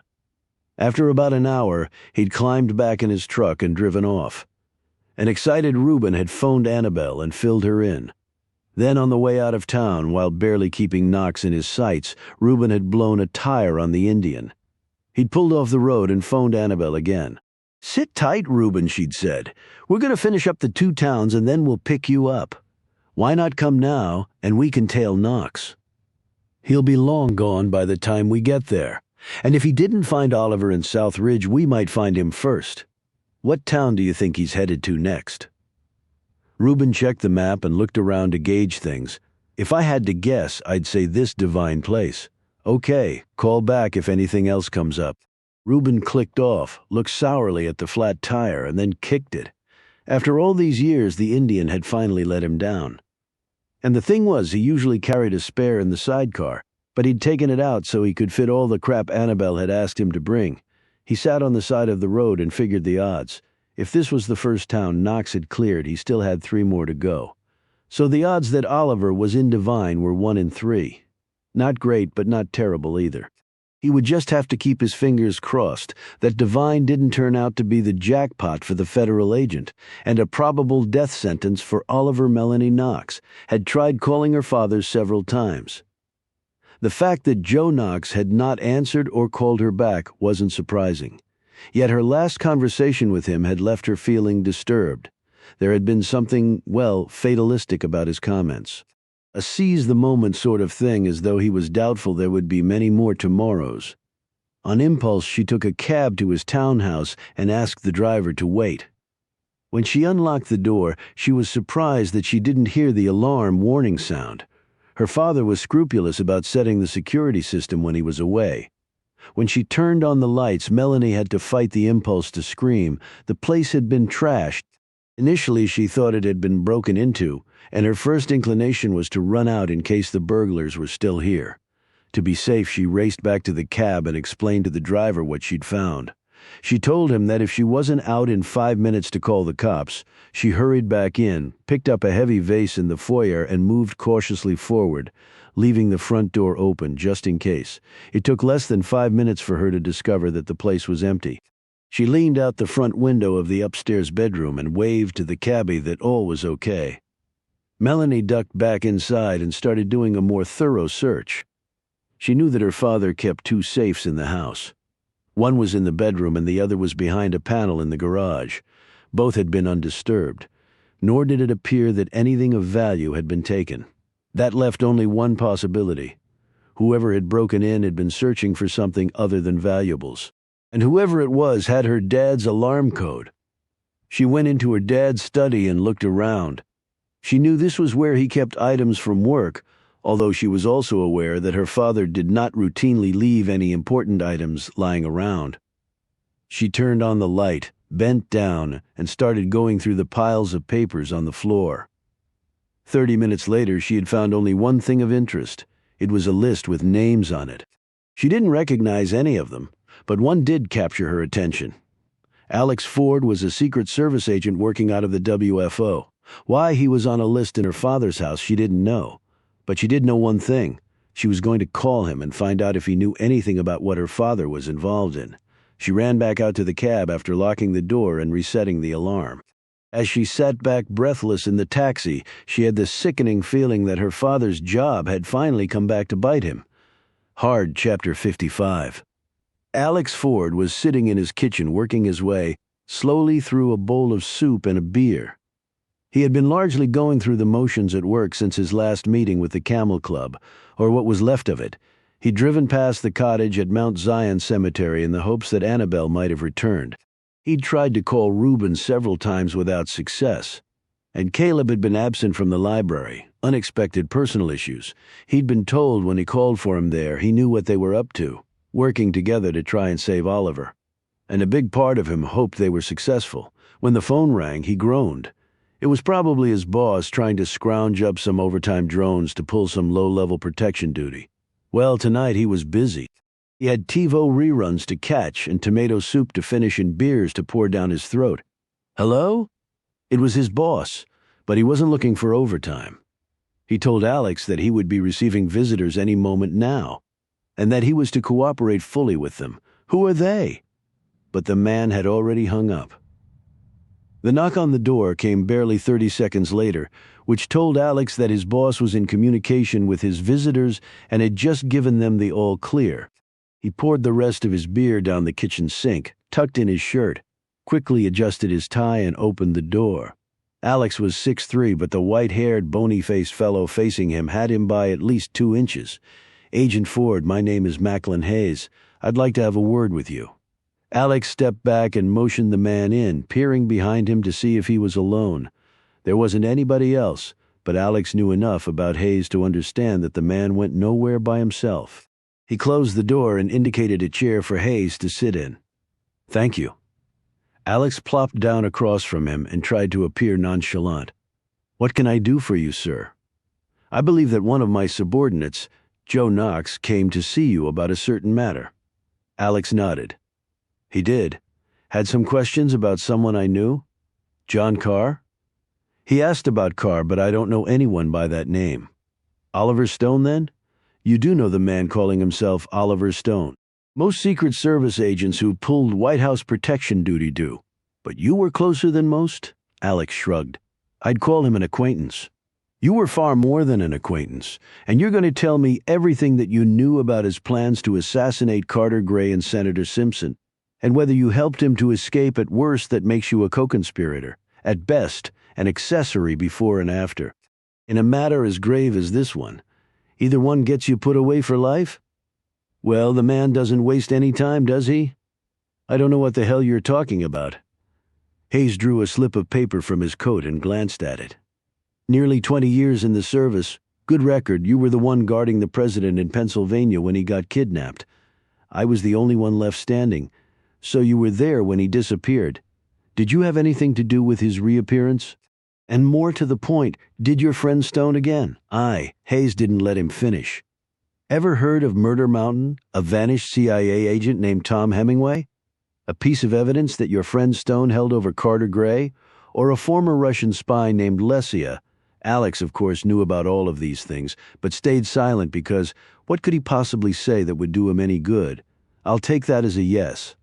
Oliver helped break up a spy ring operating in D.C. It involved one of your employees? Maybe you heard of it? He received a commendation from the FBI director. Wonderful for him, but I doubt that will carry much weight when he's caught and prosecuted for 2 murders. What exactly do you want from me? I want to know what Knox asked you, and I want to know what you told him. Can't you just ask him yourself? I'm sure he has it down in some nice, neat report and... Alex stopped. Do you not know where Agent Knox is? I'm not here to answer questions, merely to ask them. I believe you received a phone call from a superior at the Secret Service telling you to cooperate fully. Alex spent the next 2 minutes telling Hayes what he and Knox had discussed. That's all? Hayes said in a clearly disappointed tone. I must have Knox go through an interrogation refresher course. He said he'd be coming back around to ask more questions. I'll be sure to tell him you're looking for him, Alex said, getting in a subtle jab. Hayes rose. One piece of advice. If I find that any of what you've told me tonight is untrue, or if I discover that you withheld anything of importance from me, you can catch up on your solitary confinement skills at the castle. The castle, that's the military prison at Leavenworth. I'm not military. Actually, it's also for prisoners convicted of national security crimes. To more directly answer your question, you're anything I want you to be. As soon as the door closed behind him, Alex realized he'd been holding his breath. He let it out with a gush and stood up on wobbly legs. He might as well have banded with the Camel Club to help find Oliver, since it looked like he was headed to prison anyway. The phone rang again. It was probably his boss telling him he hadn't been particularly cooperative and how did suspension without pay sound? But he was wrong. The caller ID readout surprised him. Agent Ford? My name is Melanie Knox. My father is Joe Knox. Someone broke into his house and I can't get hold of him. The only thing I found was a list with your name on it. When's the last time you heard from him? She told him. I spoke to him before that. I haven't heard from him since. It could be a burglary. You should call the cops. Nothing of value was stolen. The 2 safes he had weren't even touched. I'm not sure what I can do about it. What did he talk to you about? I'm afraid I can't disclose that. Agent Ford, I'm really worried about my dad. The last time I talked to him, he sounded like maybe he was talking to me for the last time. I really think he might be in trouble. Maybe that was why he'd gotten the visit from Hayes. His faithful dog had gone off the scent and the old man was operating blind. When you talked to him, did he give you any indication of where he might be? He said something about being west of here, only a little more rural. I joked about terrorists in the hollers. And he said, you just never knew. This isn't really my bailiwick, Ms. Knox. I'm a lawyer in private practice with lots of connections, and while my dad has never mentioned what he actually does for the government, I know it's not some State Department crap. That's just a cover. Can you at least confirm that, please? Alex hesitated, but the pleading sound in her voice finally got to him. As best I can figure, he was doing investigative work for the CIA, or at least in connection with them somehow. Over something critical? Critical enough. He's trying to find somebody who doesn't want to be found. Can this person be dangerous? Most people who don't want to be found are dangerous. He thought he could hear a groan from her. What should I do? She said. My mom's dead. My brother's in the Marines in Iraq. What should I do, Agent Ford? I don't know anybody else to call. Alex sat there staring off. It was as though his nearly 20 years in the service had simply disappeared from his memory. If Hayes had had his way, that would be more true than not. So I sit here waiting for the nuke to hit him in the head. Give me a number where I can reach you anytime. I'll poke around and see what I can find. Oh God, thank you so much. I can't promise that if I find out anything, it'll be what you want to hear. Agent Ford, I know you don't know my father, But if you were in trouble, there wouldn't be anybody else you'd want covering your back more than Joe Knox. He's as straight as they come. I hope that means something to you." "It does," Alex said quietly. Chapter 56. Later that night, Stone sat up in his hospital bed staring at the wall opposite. He checked his watch and then slipped open the nightstand next to his bed and pulled out Danny's phone. He called Abby first and Tyree next. Abby was working at the restaurant and Tyree was out in the field trying to track down Lonnie Brubeck, who he said seemed to have disappeared. They had found nothing in Willie's trailer other than a couple of torn-apart propane tanks and the remnants of the cook stove, he told Stone. "I've got a bomb squad guy from the Virginia State Police coming to examine the scene. I know you don't want to hear this, but it might have been an accident. Willie was gone. Maybe the propane was leaking and Bob lit a cigarette when Willie came through the door and boom. If the propane was leaking, it would have exploded before then. I saw Shirley there like I told you, and she was smoking a cigarette, and you would think Bob would have smelled the propane. The odor they put into the gas is pretty pungent for that very reason."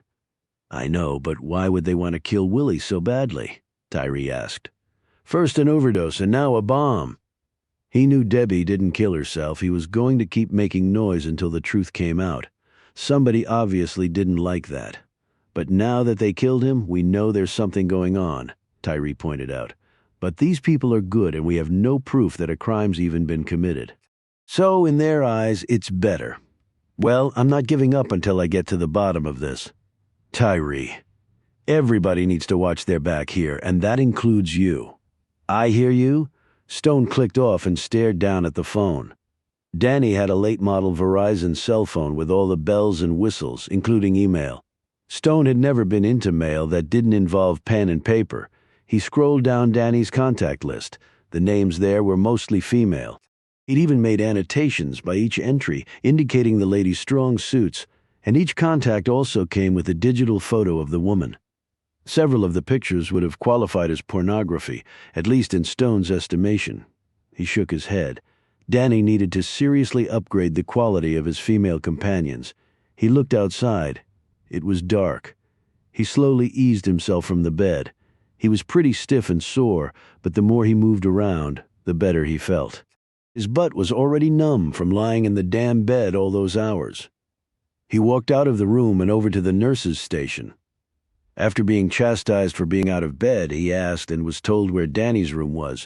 He walked down that hall and saw a man sitting outside of Danny's room. When Stone approached, the man stood. "Can I help you?" "You, the Deputy Tyree, put on Danny?" "That's right. Wait a minute. You're that Ben fellow, aren't you?" "Yes. I wanted to see Danny." "Seeing as how you saved his life, sure, go on in." When Stone popped his head in, Danny was sitting up in bed, his face red and his eyes puffy slits. "Danny, can I come in?" He looked over at Stone. He didn't say anything, but waved him in with a feeble sweep of his hand. Stone pulled up a chair and sat down. "I'm really sorry about Willie." Danny didn't look at him, but kept his gaze on the pillow he held over his midsection. When he did speak, his voice was heavy and slow. The meds, Stone thought, he didn't deserve to die that way. "Nobody does." Danny glared at him. "Some people do." "I guess you're right. Maybe some people do."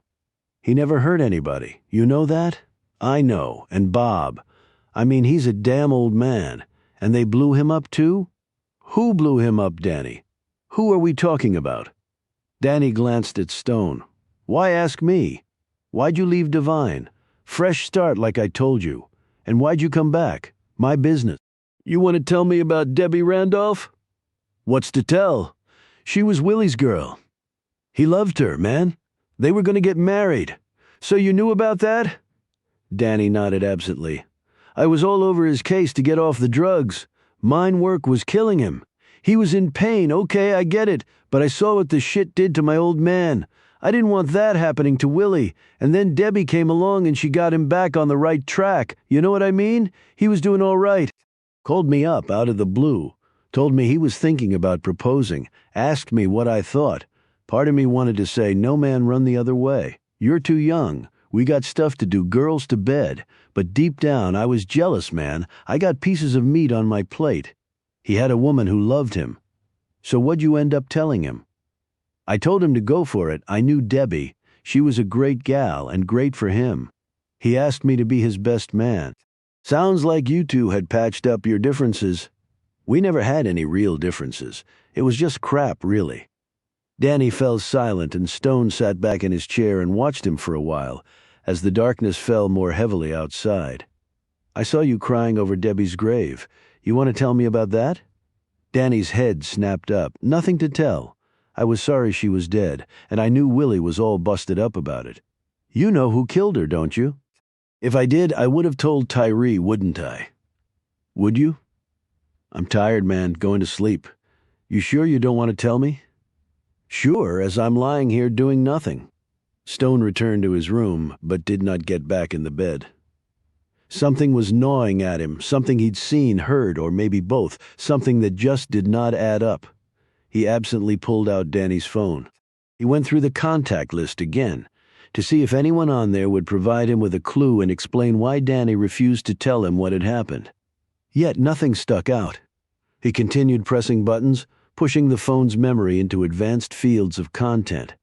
Then he stopped, as the screen came up with only one name and phone number on it, Tyree. Yet the phone number next to the name was not the one Stone knew for the lawman. He punched it in. A few rings later, a voice answered. "Danny," the man said. Stone immediately clicked off. It was Tyreek. He'd recognized the voice. Why would Danny have the man's name and a different phone number hidden in his phone's memory? And if this number was to be a secret, why not just memorize it? Why input it where someone like Stone could find it? He looked back at the regular contact list. Even on here, he saw the numbers for Abby's house, the restaurant numbers Danny should have easily remembered. On impulse, he called Abby and told her about his conversation with Danny, though he didn't tell her about finding Tyree's number on her son's phone. "Abby, does Danny have trouble remembering numbers?" "Ever since high school, doctors said it was from the concussions. He got playing ball. I told him to stop playing, but he loved it too much. Killed him when his knee wouldn't let him play for tech. Why do you want to know? Just sitting here with too much time on my hands. Thanks." He clicked off and then heard a rumbling sound coming from down the hall and glanced over in time to see an orderly passing by with a load of boxes. That ordinary sight produced an extraordinary reaction in Stone.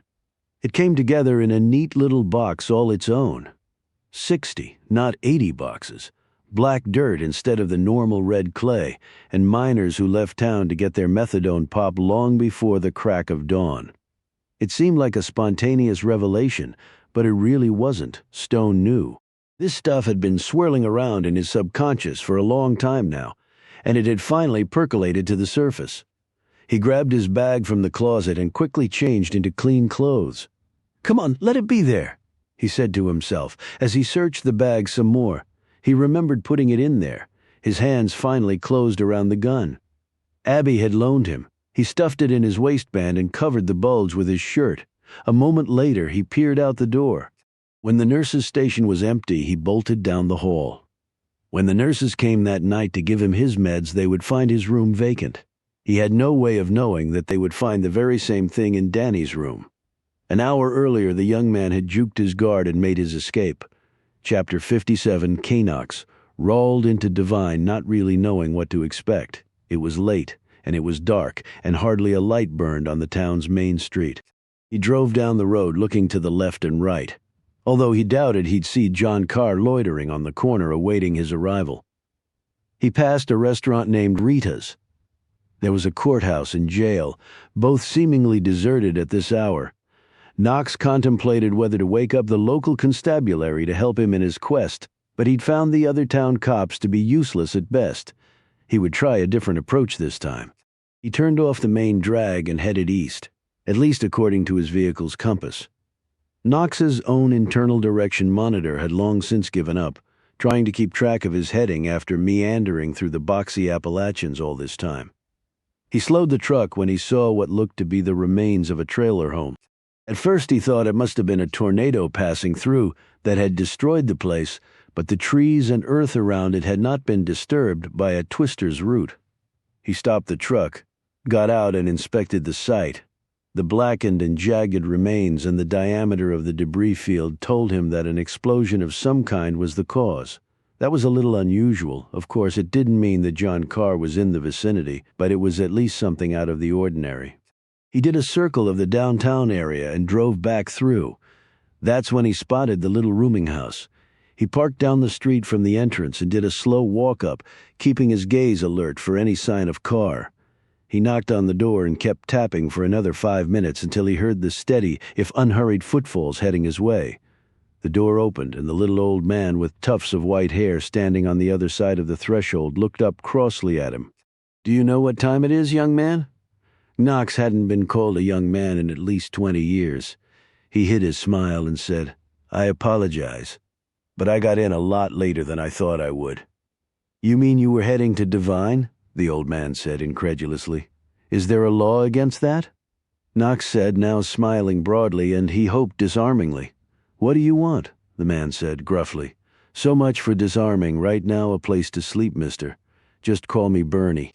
"Sorry, but I'm all booked up." Knox looked over his shoulder. "This the high season in Divine?" "I've only got 2 rooms to let." "I see. Thing is, I was supposed to meet a buddy of mine up here. Maybe you've seen him? Tall, lean guy around 60 with close-cropped white hair?" "Oh, you mean Ben. He's got one of the rooms, but he's not there right now. Any idea where he is? Over at the hospital? What's he doing there? Did he get hurt?"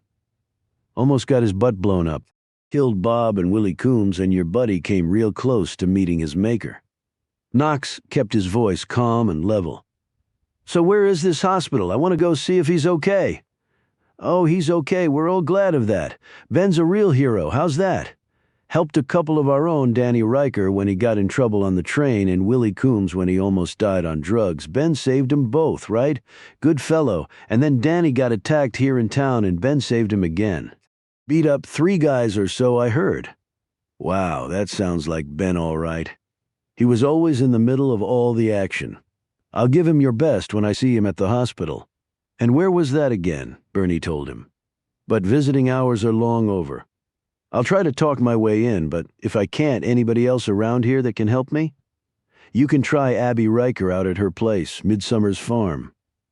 Bernie gave him directions. From what I heard, she and Ben got real tight. Knox slipped a 20 into the old gent's hand when they shook. "You're welcome to sleep in the front room," Bernie said, indicating the space behind him.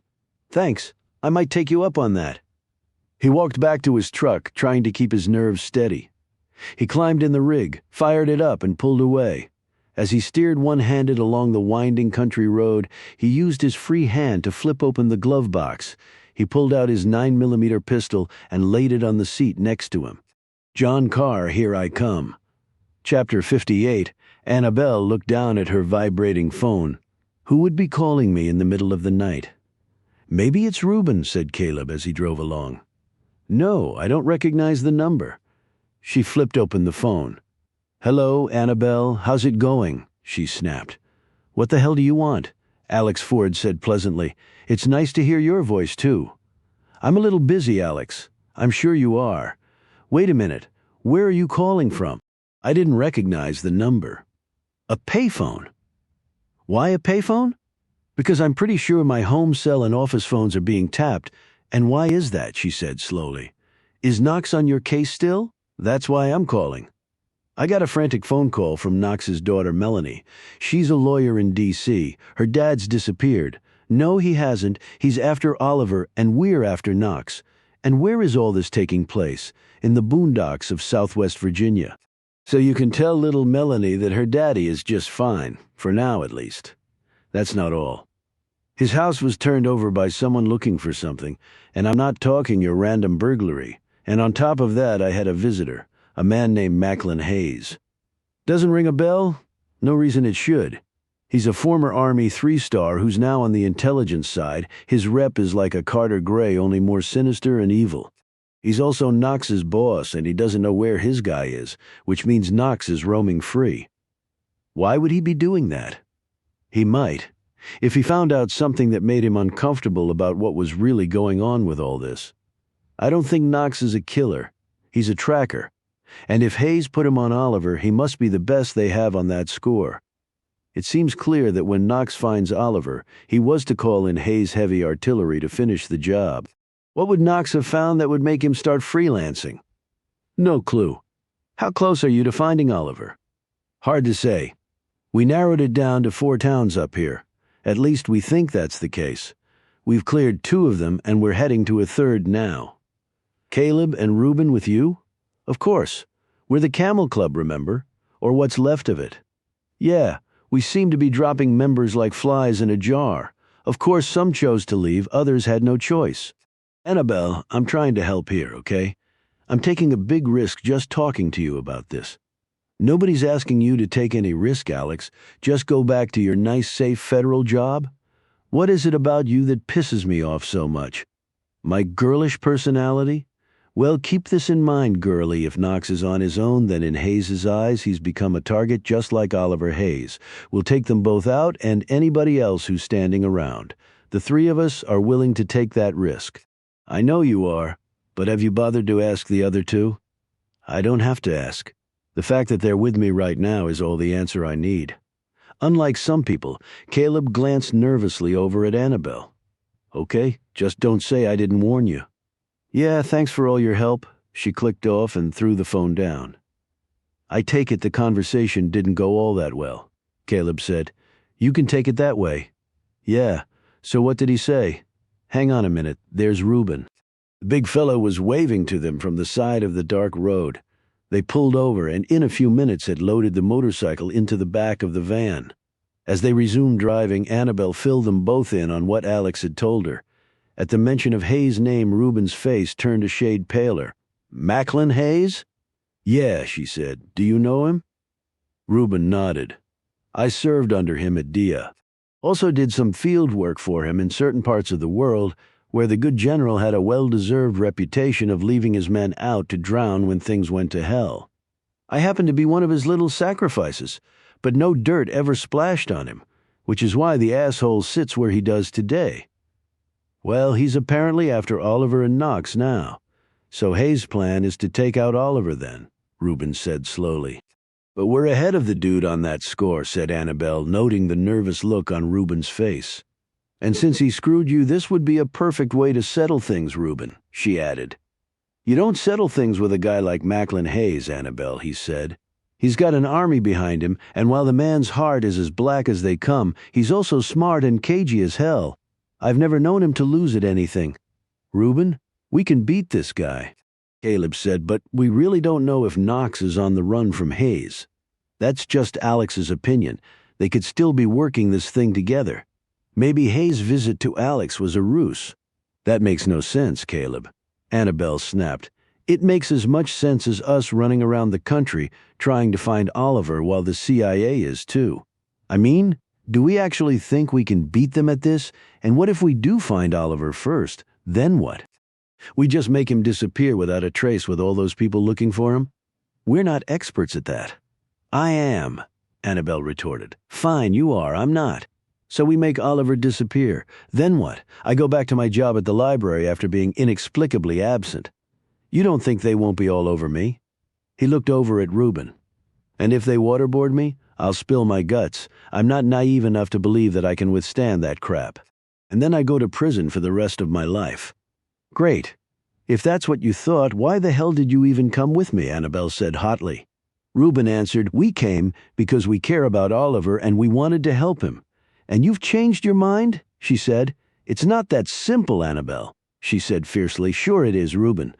The question hasn't changed, so your answer must have. She looked between him and Caleb. So what now? You 2 want to give up? Go back to town? Fine, go. Get the hell out of here. It's not like I need you. Reuben and Caleb glanced guiltily at each other. Pull over the van, Caleb, she said. I want out of here. Annabelle, just calm down, Reuben said in a slightly raised voice. No, I won't. I can't believe that you 2 and Alex are such wimps that. Reuben roared, shut the hell up. Annabelle looked as though he'd popped her in the mouth. Reuben stared at her, his eyes those of a man barely in control of his anger. I fought in wars for my country. I got my ass shot up for my country.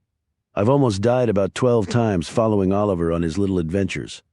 I love him like a brother, and he was there for me when I didn't have anybody else. I walked into a death chamber called Murder Mountain with him, and we almost didn't walk back out alive. And you know who was right there beside us, Alex Ford? He put his career right on the line when he could have just walked. And he also got his ass shot up, stood up to a team of freaking Korean ninjas looking to slit our throats, took a round for the President of the United States, and pretty much single-handedly got us out of that hellhole. He glanced over at Caleb. And this guy's been kidnapped, knocked out, almost asphyxiated, nearly blown up, and saved me and Oliver's ass on several different occasions, and we both had to deal with one of our closest friends in the world getting blown away. And all we did was hold up our heads and try to keep going. And now we're out here in the middle of frigging nowhere trying to keep Oliver alive while an asshole that would make Charlie Manson look like a soccer mom is breathing down our backs. So if that's your definition of a wimp, then we're wimps with a capital W, lady. For the next minute, all that could be heard in the confines of the van was the heavy breathing of Reuben Rhodes. Annabelle stared at him, a series of emotions competing on her features until one finally went out. I'm an idiot, Reuben. I'm sorry. I'm really sorry. Yeah, well, hell. Red-faced, he looked down at the floorboard and punched the seat with one of his massive fists. Before Annabelle could say anything, Caleb spoke up. Maybe we should keep going. A red-eyed Reuben looked over at him and smiled grimly. Won't be the first time or hopefully the last. Annabelle reached out and took each man's hand in one of hers. I just realized something, she said. What's that? Caleb asked. That I should probably keep my big fat mouth shut? I've been acting like I'm the leader here, but I'm not even a full member of the Camel Club yet. I haven't earned it. You're getting there, said Reuben, giving her a quick smile. She squeezed their hands and gave him a smile back. Reuben said, So what's the next town on the list? Caleb looked at the sheet. Divine, chapter 59. Stone crouched low with his pistol out. He didn't like doing this alone, but with Tyree now implicated in whatever was going on here, he didn't have many options for assistance. The trucks were already lining up. The methadone pop brigade, rusty trucks and rustier miners looking for their joy juice, only they wouldn't find it here. The men came out of the old barn at the rear of Abby Riker's property carrying large boxes. They were loaded in the back of each truck with a tarp over them. After that, the drivers pulled off. Stone mentally kicked himself for not realizing the truth sooner. The very first night he'd arrived in town and seen this caravan of miners heading to the methadone clinic, Danny had told him that they got up this early because they had to get back in time to start the 7 a.m. shift at the mines, yet it was only a 2-hour round trip from the clinic back here. Stone had made the trip himself to the hospital several times. He'd actually seen the men roll into the methadone clinic at nearly 5 in the morning. At the courthouse, he'd seen the manifest for the delivery of legal documents. It had listed 80 boxes, but there had only been 60 there. 6 high, 10 across. That had meant nothing to him until he'd thought of the discrepancy in time with the miners going to and from the clinic. At least 3 extra hours missing boxes, and one more thing. He glanced at the grass in front of the barn. He'd seen it while he was here working, yet had really thought nothing of it. The carpet of grass was worn down and blackened by the filthy tires of the coal miners' trucks as they came here to pick up their cargo. Just like the road in front of the snake-filled mine from which he'd barely escaped. Black dirt, black grass, he should have seen it sooner. So the big question was, what was in the boxes? After connecting all the dots, Stone thought he knew the answer to this too. But would he get the chance to find out for sure? There was one truck left. The boxes were put in the cargo bed. Right before he tied the tarp over them, the driver opened one of the boxes and pulled out what looked to be a small black bag. Stone had seen each of the other drivers do the same thing. He closed the box and was about to secure the tarp when one of the other men who'd been helping load the boxes called to him. They went into the barn together. Stone slid his pistol in his waistband and crept out of the woods, keeping as low to the ground as he could. There was a bright full moon that had made the night far less dark than usual. He reached the truck. Glancing at the barn as he did so, he moved the tarp away and slowly slid a box toward him. Fortunately, it wasn't taped shut, just closed up. He opened it and peered in. He'd been right. clear baggies filled with what looked to be prescription drugs, probably in the oxycodone family, $200 a pill on the street. Willie had said, based on that, he was looking at millions of dollars in this box alone.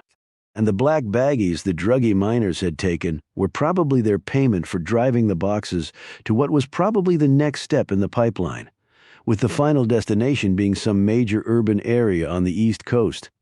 It was pretty powerful leverage when all your employees were addicts. They'd do whatever you told them to get the pain meds they couldn't otherwise afford.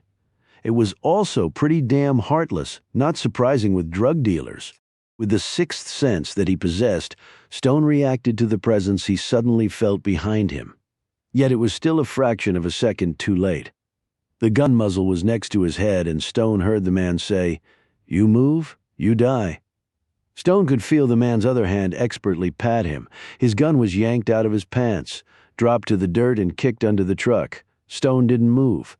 He just stood there with a baggie of pills clutched in one hand. The man said, "What the hell is that?" "Illegal prescription drugs," Stone said, confused. "Why, who the hell are you?" "Joe Knox. Central Intelligence. And you're John Carr?" Stone didn't know whether to feel a bit of relief that it was the CIA who'd caught up to him and not the drug runners. However, the end result might not be all that different. "Well, Mr. Knox, you just walked into a drug transport going down." "What? I suggest we carry on this conversation somewhere else." Stone pointed to the men coming out of the barn. "Hey!" One of them screamed when they saw the pair next to the truck. Shotguns and pistols appeared in the men's hands, even as other men rushed out of the barn to join them. "Run, Knox!" Using the truck as a shield, Knox and Stone sprinted off, hurtling into the woods. The men raced after them, taking aim with their weapons. Running next to Stone, Knox snapped, "What the hell is going on? Your timing was as bad as my selection of towns to hide out in." Stone glanced behind them. "Look out!" He grabbed Knox by the sleeve and pulled him off the path they were on. A moment later, a shotgun blast ripped the limb off a tree that Knox had been next to. Knox pointed his pistol over his head and fired 4 shots in a wide swath to buy them some time. The only thing it bought was a barrage of bullets, one of which burned a crease in Knox's right arm but didn't go in. Damn it. He clutched his wounded limb but kept running. In a flash, Stone grabbed the pistol from his hand, whirled around, and emptied the clip at the men coming for them. He hit one of them and placed his shot so well that the other pursuers were forced to take cover. Stone said, "This way, quick." They cut across a gully, hit the asphalt road, crossed it in 3 leaps, and plunged into the woods on the other side. "How's the arm?" "I've had worse." "Got another clip?" Stone asked. Knox dug in his pocket and flipped it to him. "Damn, sorry I took your gun now." "Me too." Stone slapped the ammo clip in and held the gun ready. "We can't outrun them," Knox said, panting, even as he nervously eyed the gun in Stone's hand. "No, we can't. They look a lot younger than we are." "You're a damn good shot." "I don't think it'll matter this time. You are John Carr, aren't you?" "He's dead." "I'll take that as a yes." Another bullet blast came at them, forcing them to turn east. They raced up a slope, both men's breaths coming in gasps, now even as they slowed. Stone slipped on some mud and fell down. Knox stooped and helped him up. They were nearly at the top of the hill, Stone said. "Get behind that tree, Knox. We've got some high ground here, and I don't want to waste it." Knox took cover and watched as Stone nimbly scaled an oak, shimmied out onto a thick branch, took aim, and when the first man appeared out of the brush, he opened fire. The man yelled out and went down. 2 other men appeared behind him. When they raised their weapons, Stone shot one of them in the leg. A moment later, a barrage of gunfire erupted from the woods. Stone returned it, spraying shots all across the front of the tree line. He jumped to the ground, rejoined Knox, and handed him back the gun. Knox looked surprised. "You do understand that I'm here to arrest you for the murders of Carter Gray and Senator Simpson?" "Yeah, I do." "So why are you giving me back my gun?" "Because it's empty." They ran hard, or as hard as 2 middle-aged men could manage over hilly terrain. Knox said, "Shit." Up ahead they heard the men coming.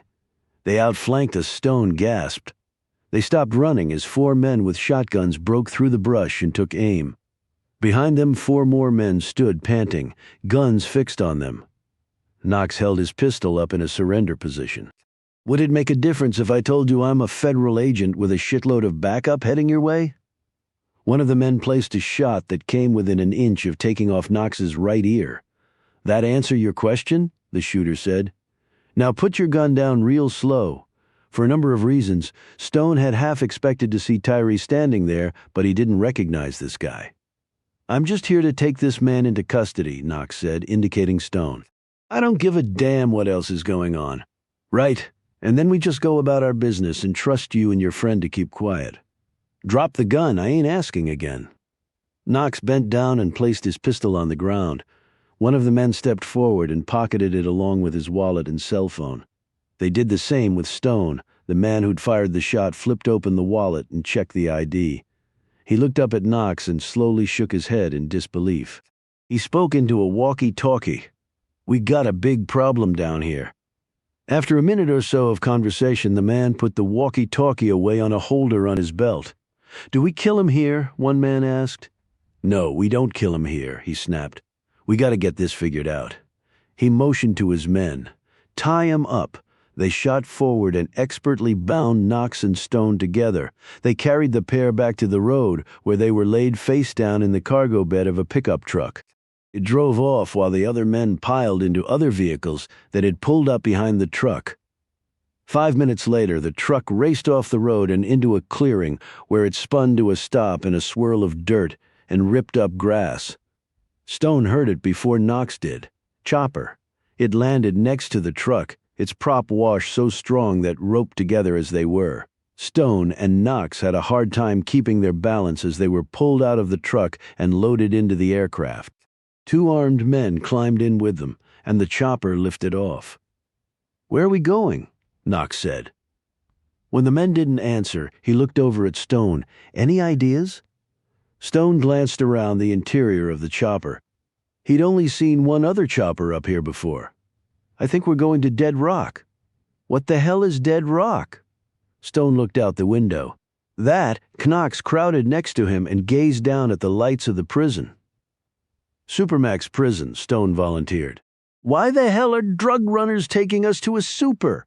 Knox broke off, his face ashen. "We're screwed. Yes, we are." Chapter 60. As the van drifted down the street early the next morning, Annabelle, Caleb, and Reuben eyed the people walking by on the sidewalks. Several of them stared back with suspicion. "Not a very welcoming lot, are they?" said Caleb. "Why should they be?" growled Reuben. "They don't know who we are or what we want. All they know is that we're not from here." Annabelle nodded thoughtfully. "We'll have to tread carefully. We may not have time to tread carefully," Reuben pointed out. Knox had a big head start. He might have already gotten to Oliver for all we know. "There's an obvious starting place," Caleb pointed out. The 3 of them stared at the sheriff's office and jail next to the courthouse. "Stop the van," Caleb said. Annabelle, "I'll go in. You want some backup?" Reuben wanted to know. "Not now." "We need to keep something in reserve in case things go to hell." "How are you going to play it?" Caleb asked. "FBI or wronged woman?" "Neither. New angle." She checked her face and hair in the rearview mirror, slid open the door and climbed out. "If I'm not back in 10 minutes, pull off and I'll meet you at that end of the street." "What if you don't come out at all?" asked Reuben. "Then assume I blew it. Just start driving and don't stop." She slid the door closed and walked into the building. "Hello?" she called out. "Hello?" A door opened and Lincoln Tyree stepped into the small waiting area. "Can I help you, ma'am?" Annabelle stared up at the tall lawman, resplendent in his crisply starched uniform and highly polished boots with the leading man's jaw and brooding eyes. "I sure hope so. I'm looking for someone." She drew a photo out of her pocket and showed it to him. "Have you seen him?" Tyree studied the photo of Oliver Stone but made no immediate reaction. "Why don't you step on in here?" He held open his office door. Annabelle hesitated. "I just need to know if you've seen him. And I need to know why you're looking for him." "So you have seen him." He indicated the open door. Annabelle shrugged and walked past him and into the office. There was another man seated there. He was in a seersucker suit with a red bow tie. "This here is Charlie Trimble, runs the local paper." Trimble shook Annabelle's hand. Tyree closed the door and motioned for her to sit. He plopped behind his meticulous desk, still clutching the picture. "Now, why don't you tell me what this is all about?" said Tyree. "This is sort of confidential," she said, looking at Trimble. "No offense, but I'd like to speak to the sheriff in private." Trimble got up. "We can talk more later, Sheriff." He glanced over at the photo. From this angle, he could see it was the man he knew as Ben. "Maybe you and I can talk later too, ma'am." Once he'd left, Annabelle said, "My name is Susan Hunter. Here's my ID." She handed him across a professionally done and totally fake driver's license. "The man in the photo is my father. He might go by Oliver or John or maybe another name." "Why so many names?" asked Tyree as he studied the license before handing it back. "My father worked for the government many years ago. He left under somewhat unusual circumstances. Ever since then, he's sort of been on the run." "Unusual circumstances? Is he a criminal?" "No, these unusual circumstances are that enemies of this country are looking to kill him because of what he did to them." "Enemies? Like who?" "Like governments, the names of which you would recognize." "I don't claim to know the whole story, only that between the ages of 6 and when I started college, we moved 14 times. Different names, histories, jobs were lined up for my parents. We had handlers. Then y'all were sorta like in witness protection, sort of, yes. My dad was a real American hero who did incredibly dangerous work for his country. That work came with a price, though. We've been paying that price for a long time." Tyree rubbed his chin. "That might explain a lot." Annabelle leaned forward eagerly. "So he has been here." He leaned back in his chair. "He was—" "Yes. Called himself Ben Thomas. How'd you track him up here?" "Something he managed to send me, a coded message, but it hasn't been easy. I've been to just about every small town in the general vicinity. I was running out of hope. Well, like I said, he was here, but he's not here now." "Where did he go?" "He was in the hospital the last time I saw him." "Hospital? Was he hurt?" "Got himself nearly blown up. He was okay, though. I went by the hospital early this morning to see him, but he was gone." "Gone voluntarily?" "I don't know the answer to that. You said he was nearly blown up." "We've had some strange things happening here.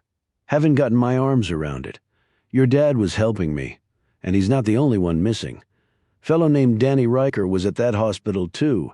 Had a guard posted to watch him because some folks tried to kill him. But Danny slipped by my guy, and he's gone too. And you have no idea where my father might be?" "No, ma'am, I don't wish I did. I'm a one-man police force in over my head. But if he was in protection, why is he on the run now? A few weeks ago, an attempt was made on my father's life. He made sure I was okay, and then he left. The way the attempt came, I believe he thought it was an inside job. Well, if he was looking to hide out here and get a little peace and quiet, he was sorely mistaken." "What are you talking about?" Tyree took a few minutes to sketch out what had happened in Devine since Stone arrived there. Annabelle sat back, thinking fast. She didn't want to get bogged down in whatever was happening in Devine. Yet if these events were connected to Oliver's disappearance, it also might be the only way to find him. She rubbed her hands nervously over the arms of her chair. "Has anybody else been in town? Another stranger asking questions about my father?" "Not that I know of. He was staying over at Bernie's. That's a little rooming house right around the corner from here. You could check there." "I will, Sheriff, and thanks." She rose, and so did Tyree. "Anybody else in town you think I should talk to?" "Well, there's Abby Riker. She owns Rita's just down the street. She and Ben seem to get on right good. Was it Annabelle's imagination, or did she detect a note of jealousy there?" "Thanks." She handed him a card. "Here's my phone number in case you think of anything else." She left Tyree standing in his office looking troubled. Outside the jail, the man had obviously been waiting for her. Charlie Trimble said, "I couldn't help but see the photo of the man you were looking for. I interviewed him in connection with some of the things occurring in town. Perhaps the sheriff explained that to you. Murders and suicides and people getting blown up." "Yeah, he filled me in." "You say you talked to him? What did he tell you?" "Well, perhaps we could have a bit of negotiation there." "Excuse me? I own a newspaper, ma'am." I thought when I moved here and started running the little town paper that the most exciting thing I'd have to report was when someone drove his truck off a mountain road or a mine cave-in. Now with all that's going on, I feel like I'm back in Washington." Annabelle looked impatient and felt more than a little disgusted at his gleeful tone. "What exactly do you want? You tell me things and I tell you things. Like what? Like who Ben really is. And if I do, what can you tell me? We have to have a bit of good faith there. But I can tell you that he struck me immediately as not being your typical drifter. He was too well-spoken, too cunning, and his physical abilities spoke for themselves, according to what I've learned.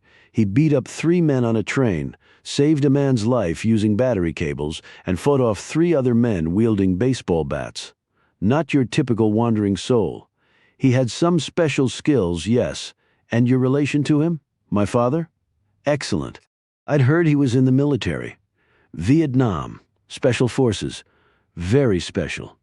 And does he make a habit of wandering the countryside?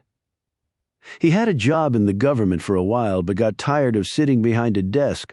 Trimble gave her a patronizing smile. I doubt your father ever sat behind a desk. If you don't tell me the truth, I have no reason to accord you any. Well, it seems like I've told you a lot already. How about some action on your end? All right. That seems fair, actually. Your father has been spending a lot of time with Abby Riker and her son Danny. He's a troubled youth, sort of the epitome of the high school poster boy who reached his prime when he was 18 and everything's been downhill since. Is he a druggie, a boozer? Not drugs, but he does like his alcohol. His mother won a big lawsuit against a coal company involving an accident that cost her husband his life.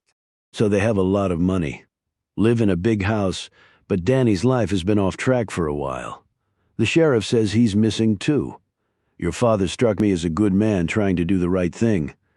My advice would be to not assume that anyone else here has those same intentions, including Danny, even though your father saved his life.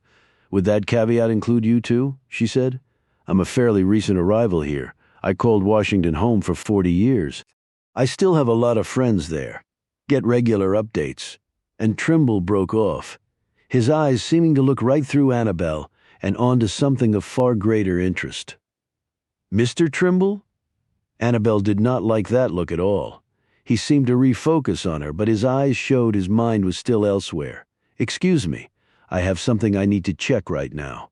He hurried off. Annabelle raced down the street to the van and climbed in.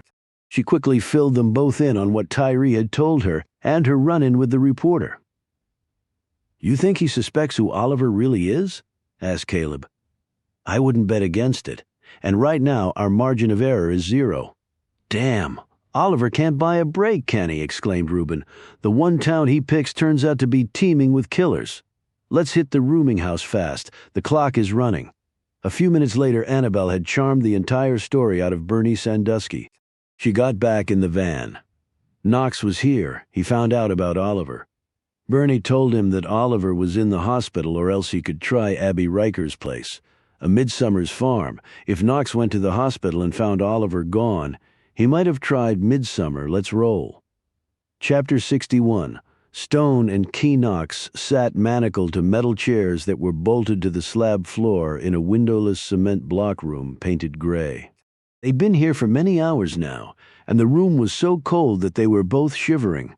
They jumped when the door banged open and the group moved in. There were 5 of them, all in blue uniforms and all armed with pistols and billy clubs dangling from thick belts. They formed a semicircle of flesh behind the pair of prisoners, arms folded across their muscular chests, so fixated were Stone and Knox on this little army that they didn't hear the other man come in until he closed the door. When Stone turned to look at this new arrival, he flinched. It was Tyree. Only it wasn't Tyree. Not Lincoln Tyree, anyway. It was a shorter, stouter version of the man. In an instant, Stone made the connection. Howard Tyree, the older brother who was also warden of this place. He wore a navy blue polo shirt, pressed khaki pants and tasseled loafers. Wire-rimmed glasses covered his clean-shaven face. He didn't look like a Rottweiler warden at a Supermax. He looked like an insurance salesman on a golf holiday. Good morning, gentlemen, said Tyree.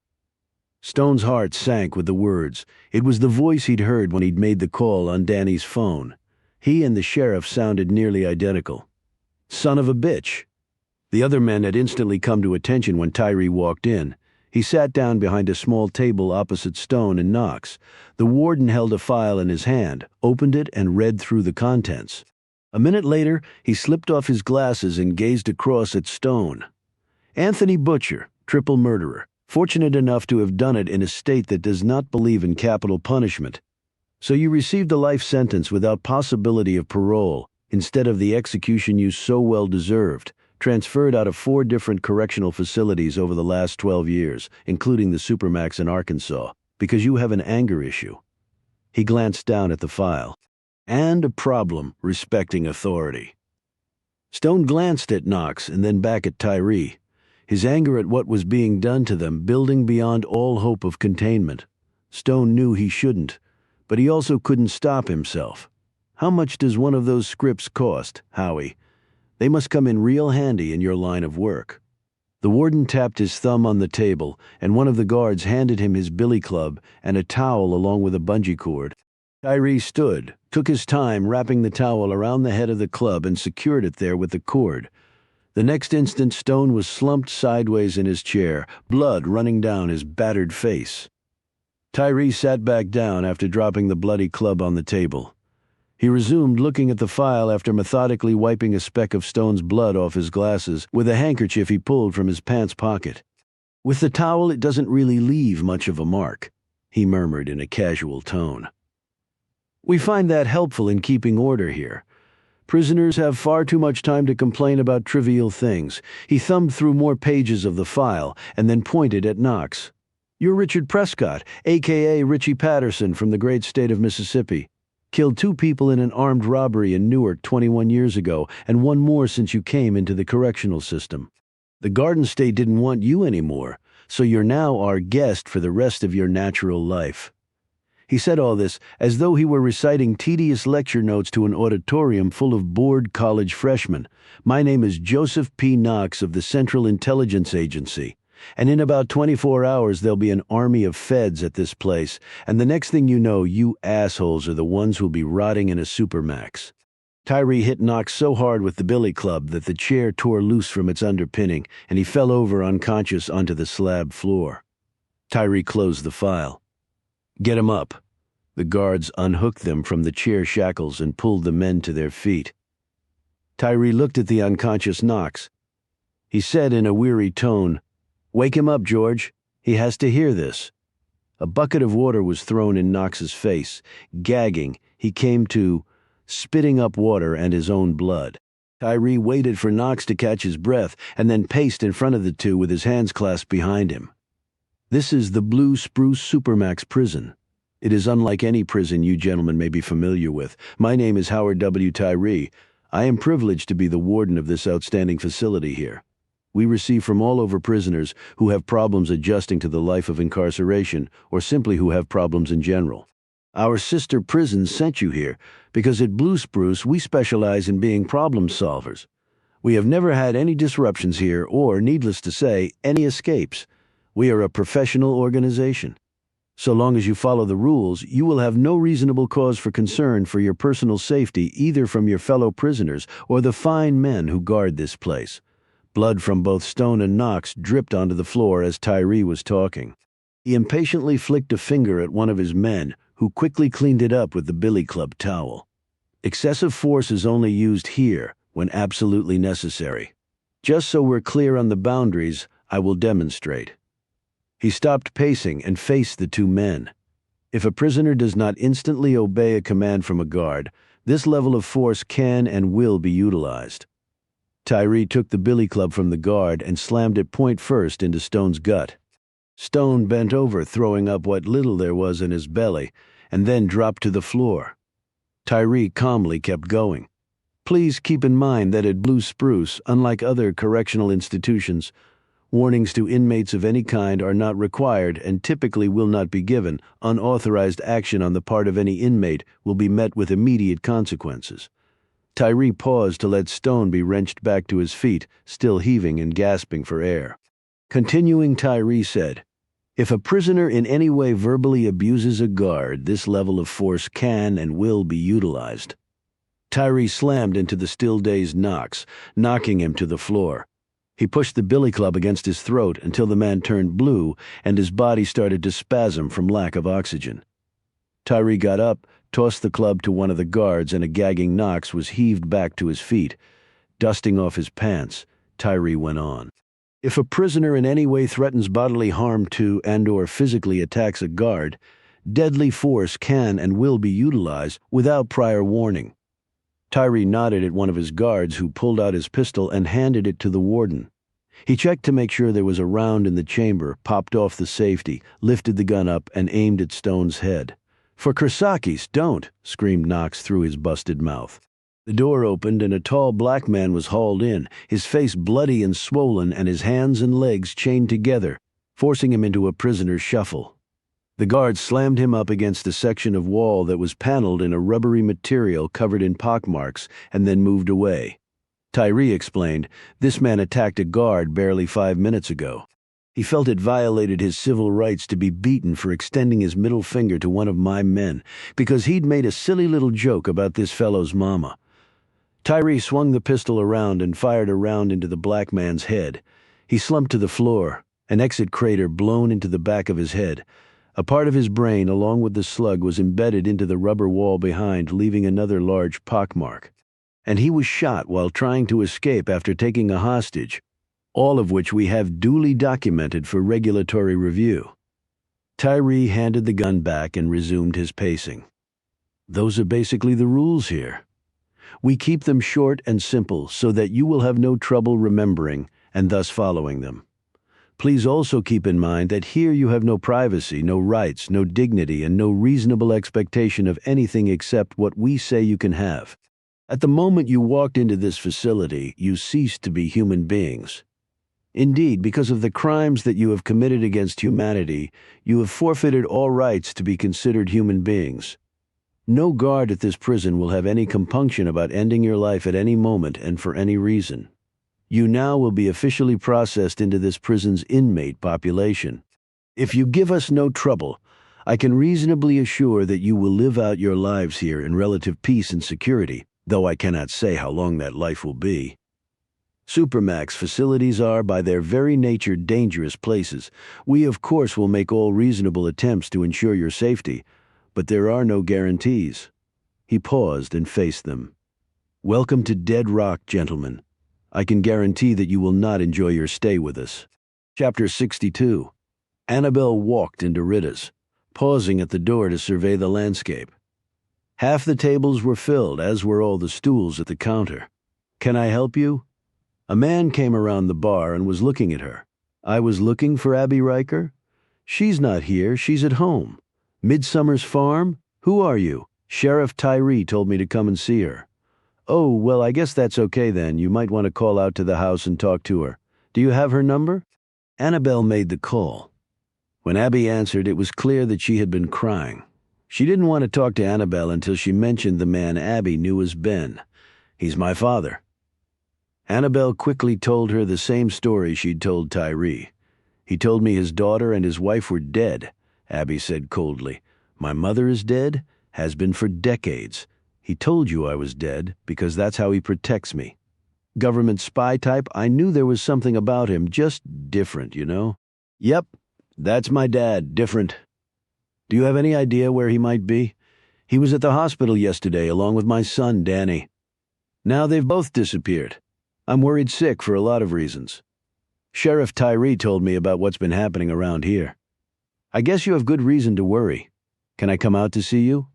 "Why? Right now you're the closest lead I have to my dad. I told you I don't know where he is, or my son either. But you might remember something if we keep talking about it.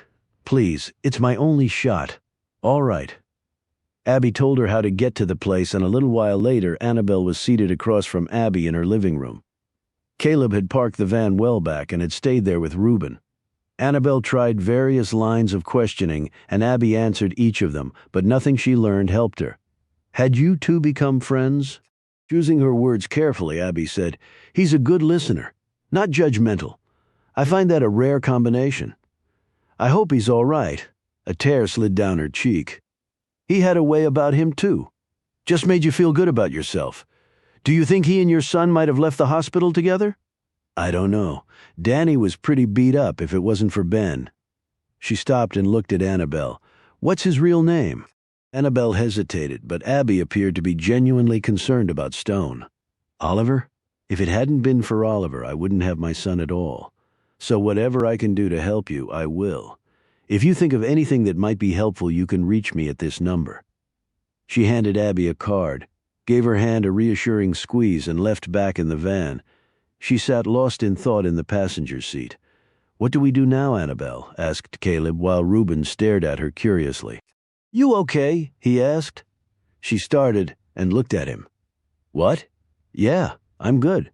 Boy, Abby Riker has some big bucks, said Reuben as he glanced back at the enormous house. Yeah, only thing it cost her was her husband.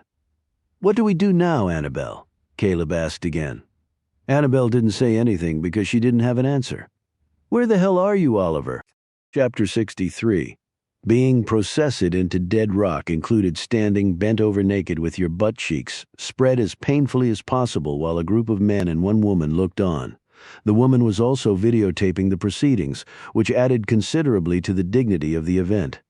The body cavity search completed. Their heads were then shaved. Suspicion of lice, Stone heard one guard say, while another chuckled about a weapon perhaps being concealed in their hair roots. They sat crouched in a corner naked while men scrubbed them raw with stiff brushes that felt steel-tipped. After this, a fire hose blasted them with such force that they were pinned against the wall like ants at the mercy of a berserk garden hose.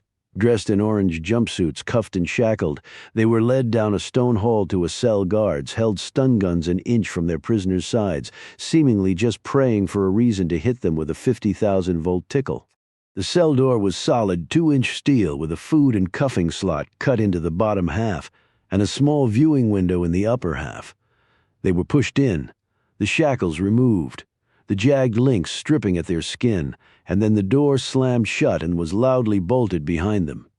Knox and Stone slumped down next to each other as their gazes drifted dully over the 8-by-12-foot space. There was a steel toilet and sink unit bolted to the wall with no knobs that could be fashioned into weapons. There was also a steel slab for a desk and 2 steel slabs on the wall with a thin plastic mattress and pillow on each. A 6-inch vertical slit in the thick concrete block and rebar wall constituted the sole window. For the next half hour, each man groaned and moaned and rubbed at innumerable bruises, cuts, and bumps on their bodies. Knox finally sat back against the wall, wiggled a loose tooth in the back of his mouth with his finger, and looked over at Stone. Whatever the hell happened to due process? It seems to be growing less popular these days, Stone replied as he rubbed at a knot the size of a quarter on the side of his head. I'm surprised they put us in here together. I'd assumed we'd be segregated. They did it because they don't care what we tell each other. You mean because we're never getting out? We don't really exist. They can do anything they want. And he murdered a man right in front of us. That shows he doesn't expect us to be a witness anytime soon. You think the cell is bugged? I doubt they care that much, but you never know. Stone drew closer and lowered his voice to a whisper and tapped his shoes against the walls to disrupt any audio surveillance. Any chance your agency will find you. Knox joined in the wall tapping. There's always a chance. Looks like the only one we've got right now. But even if they do, you realize how many places there are to hide us here. Like you said, we don't exist, and they can always kill us. Invisible in life, nothing in death. Who sent you after me? I guess it would sound pretty stupid to say that's classified under the present circumstances. Macklin Hayes. A tiny smile crept across Stone's face. I guess that makes sense. You served under him. If you want to call it that, what would you call it? I didn't serve under him. I survived him. You're not the first to tell me that. I'd be surprised if I were. You earned that medal. Why didn't you get it? Stone looked surprised. How'd you find out about that? Did some digging. You were a slam dunk for the big one. Every soldier in my company would have done the same for me. That's bullshit, and you know it. I was over there too. All soldiers are not created equal, so why didn't you get it? I looked at the paperwork. It stopped at Hayes. Stone shrugged. I haven't given it that much thought over the years. You did something to really piss off the man, didn't you? If I did, it doesn't matter now, does it? Tell me. No, I'm not going to tell you. Okay, next subject. I know you killed Gray and Simpson. Good for you. Is that a confession? Stone picked up the intensity of the tapping. Right now, we need to come up with a way to get out of here. Because if we don't, it won't matter to either of us what I did or didn't do. Okay, I'm listening, said Knox, and I'm still thinking. But if we do escape, what are you going to do? What do you mean? Stone's eyes flashed. You know what the hell I mean about me? If I had to answer you now, I'd say I was going to complete my assignment and turn your ass in. Stone took this in and finally nodded. Okay, fair enough, just so we know where we stand. So fill me in on the events leading up to us ending up here. Stone started talking. A half hour later, he was finished as both pairs of shoes continued to drum against the wall. Damn, Knox said. You weren't kidding about picking the wrong town to hide out in. He rubbed at a cut on his face. I talked to your buddies, by the way. Which buddies? You know which? Are they okay? Tell me the truth. No bullshit. Stone looked Knox directly in the eye. I didn't do anything to them. And as far as I know, they're fine. They don't know anything and did nothing. If we manage to get out of here, you put that down in your report. This is about me, not them. Okay. He leaned close to Stone and whispered in his ear. But they still managed to follow me up here. You're sure you saw them? Not exactly, but it couldn't have been anyone else. At least the chick is up here. Susan, not that that's her real name. Pretty sure she spun a story at a local diner that almost got my ass handed to me. If she did, it was only out of friendship to me, Knox. She's not worth going after. You've got me. That's all Hayes wants anyway. But still, you think they might figure out we ended up in here? I'm not sure because even I can't believe we're here. Knox slapped his hand against the hard wall. So how do you think they're running a drug op from a supermax prison? Haven't gotten that all figured out yet. But it's not like they have to worry about witnesses. They sort of have a captive audience, and the prisoners might not even know. But I guess all the guards are in on it. That's not necessarily true, said Stone thoughtfully. Why?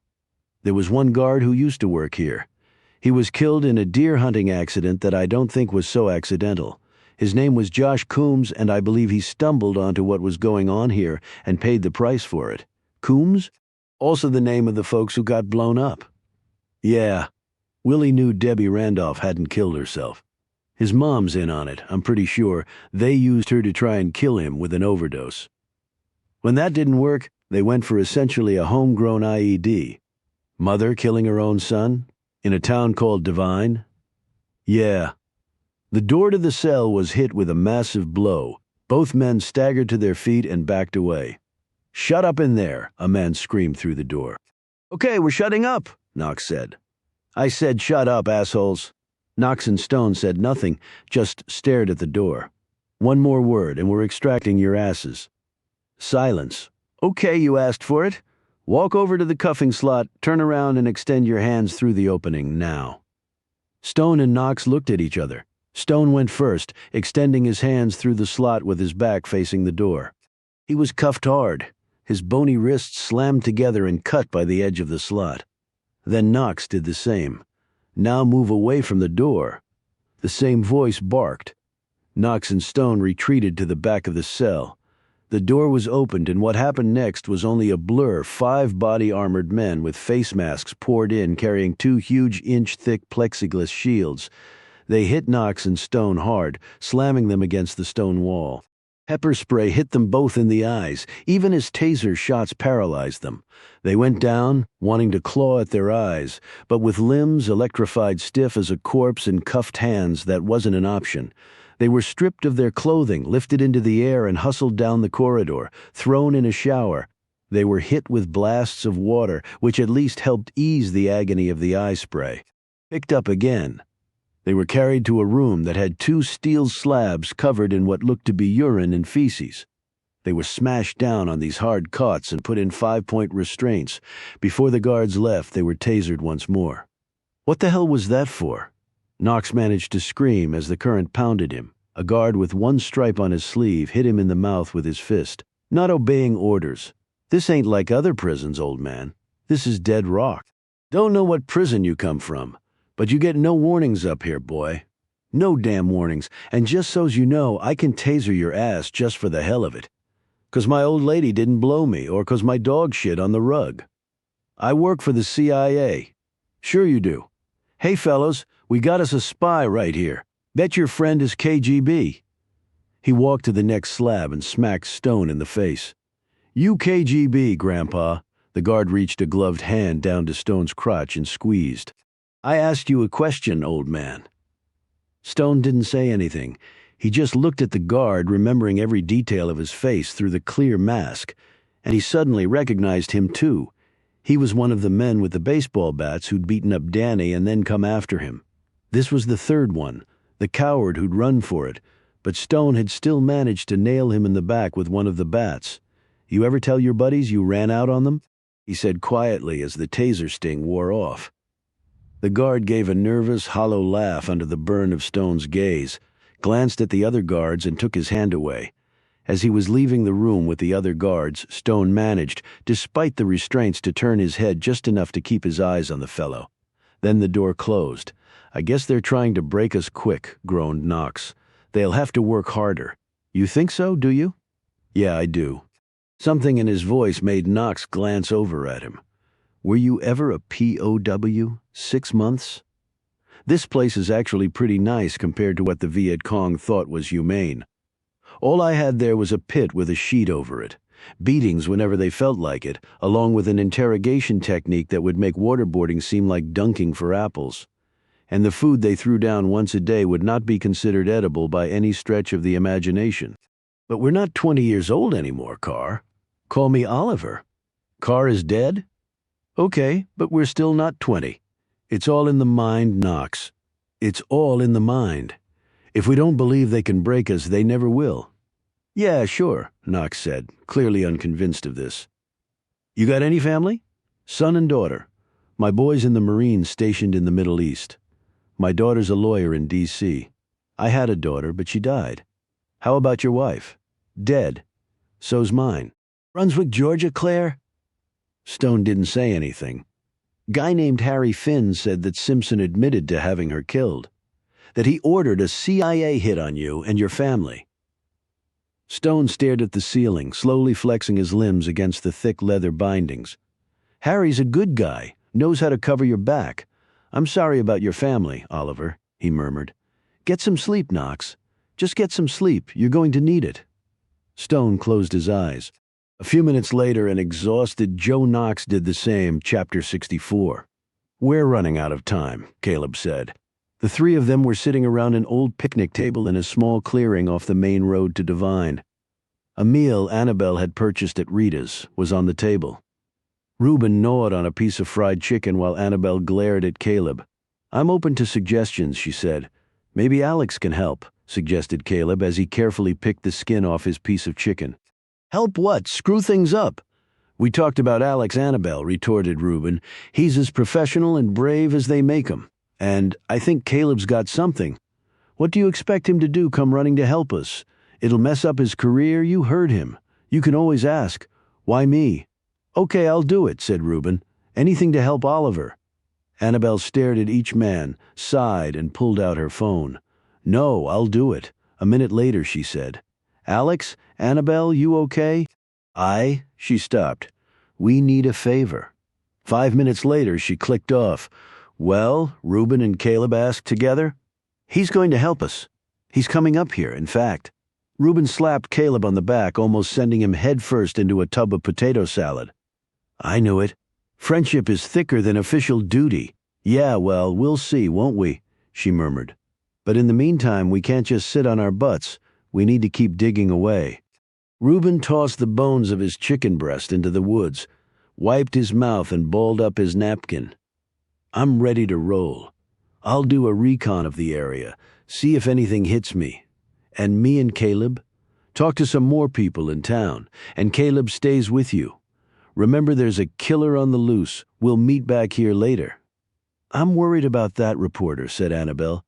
Even if we find Oliver, that guy could screw it all up. I didn't like his look. It was like he just suddenly figured something out. Caleb said, Well, maybe we have to convince him it would not be in his best interest to follow any of that up. Annabelle considered this suggestion. I think you might be right. Reuben drove off on his Indian while Caleb and Annabelle headed back into Devine. When they reached the main street, Annabelle had Caleb park near the courthouse. The sheriff told me that Willie Coombs' mom works at the courthouse as the clerk. I want to see if I can get a word with her. Caleb looked around, and his eyes brightened as his gaze fell on the library. I think I see something I can do, he said, but if you need a bodyguard, I can hang with you. Like Reuben said, there is a murderer on the loose. She gave him a gracious smile. I appreciate the offer, killer, but I think I'll be fine. The sheriff's office is just right next door. Caleb headed off, and Annabelle went inside the courthouse. Shirley Coombs looked up from her desk when the door opened. Annabelle introduced herself and said why she was there, though Annabelle couldn't know it. Shirley Coombs looked as though she'd aged several decades. I'm really sorry about your son, Shirley eyed her suspiciously. Did you know Willie? No, but Sheriff Tyree told me what happened. Parents aren't supposed to outlive their children, she said in a hushed tone and then lit up a cigarette. Her fingers shook so badly she was barely able to work the Zippo. No, ma'am, they're not. Lost my husband, too, in an accident, she said quickly, and my daddy in a mine cave-in. God, that's awful. Yeah, life is just awful, ain't it? She said sarcastically, What can I do for you? I was hoping you could tell me something about my dad. I never met him, she said immediately. Annabelle studied the woman closely, without appearing to do so. Okay, that was a lie. She looked over at the stack of boxes, Shirley said. Got a lot of work to do. I'm sure. I'm really worried about my father. Somebody told me he was heading out of town. Who was that? Don't recall. Probably heard it over at Rita's. You're friends with Abby Riker? At that moment, an interior door opened, and Judge Mosley ambled out. He wore a suit and held his driving cap in one hand. Shirley, he broke off when he saw Annabelle. His smile was instant. Well, who is this? Annabelle shook his hand and felt his fingers linger just a beat too long on hers. She explained who she was and why she was here. Ben seemed to be a very interesting man, said Mosley. I wish I'd gotten to know him better. I hope you find him. Well, I have to be off. Up to the prison, Judge? Said Shirley. That's right. He turned to Annabelle. I go up there once a week and resolve disputes between the prisoners and the guards, and there are many, I'm afraid, I'm sure. Rehabilitation is the key, he said. Although not many of the folks at Blue Spruce will ever see the light of day as free men, they still deserve some respect and dignity. That's what Josh thought, blurted out Shirley. They turned to look at her. She reddened. My husband, he was a guard up there. She glanced at Annabelle. He's the one who died in the accident. He thought you should treat folks with respect regardless of what they've done, prisoner or not. Exactly, said Mosley. I would be the first to admit that Howard Tyree is not exactly sold on that concept, but that's why it bears repeating, and my weekly presence, I hope, lets everyone see that common ground in fact can be reached. Howard Tyree? Said Annabelle sharply. He's the sheriff's brother, answered Shirley. The warden up at Dead Rock. Mosley smiled at Annabelle. Its official name is Blue Spruce, but folks around here call it Dead Rock. Shirley snapped. They call it Dead Rock because a bunch of miners got trapped in a cave-in. Never could get to them. Sealed up in there, and they built a damn prison on top of them, and one of them was my daddy. Tears smeared Shirley's mascara while Annabelle and Mosley looked politely away. The judge finally said, Mining is a very dangerous business. I can see that, replied Annabelle. Well, good day, ladies. After he'd gone, Annabelle rose. I guess I'll let you get back to work. Sorry, I couldn't help you, Shirley said gruffly. Oh, you already have, lady. Chapter 65, Stone and Kennox were kept in the restraints for nearly 6 hours and slept the whole time. The guards who came to take the pair back to their cells seemed chagrined that they'd navigated the ordeal so easily. They were dressed back in orange jumpsuits and hauled back to their cells. Each man had to exercise considerable self-control in the face of the guards' taunts.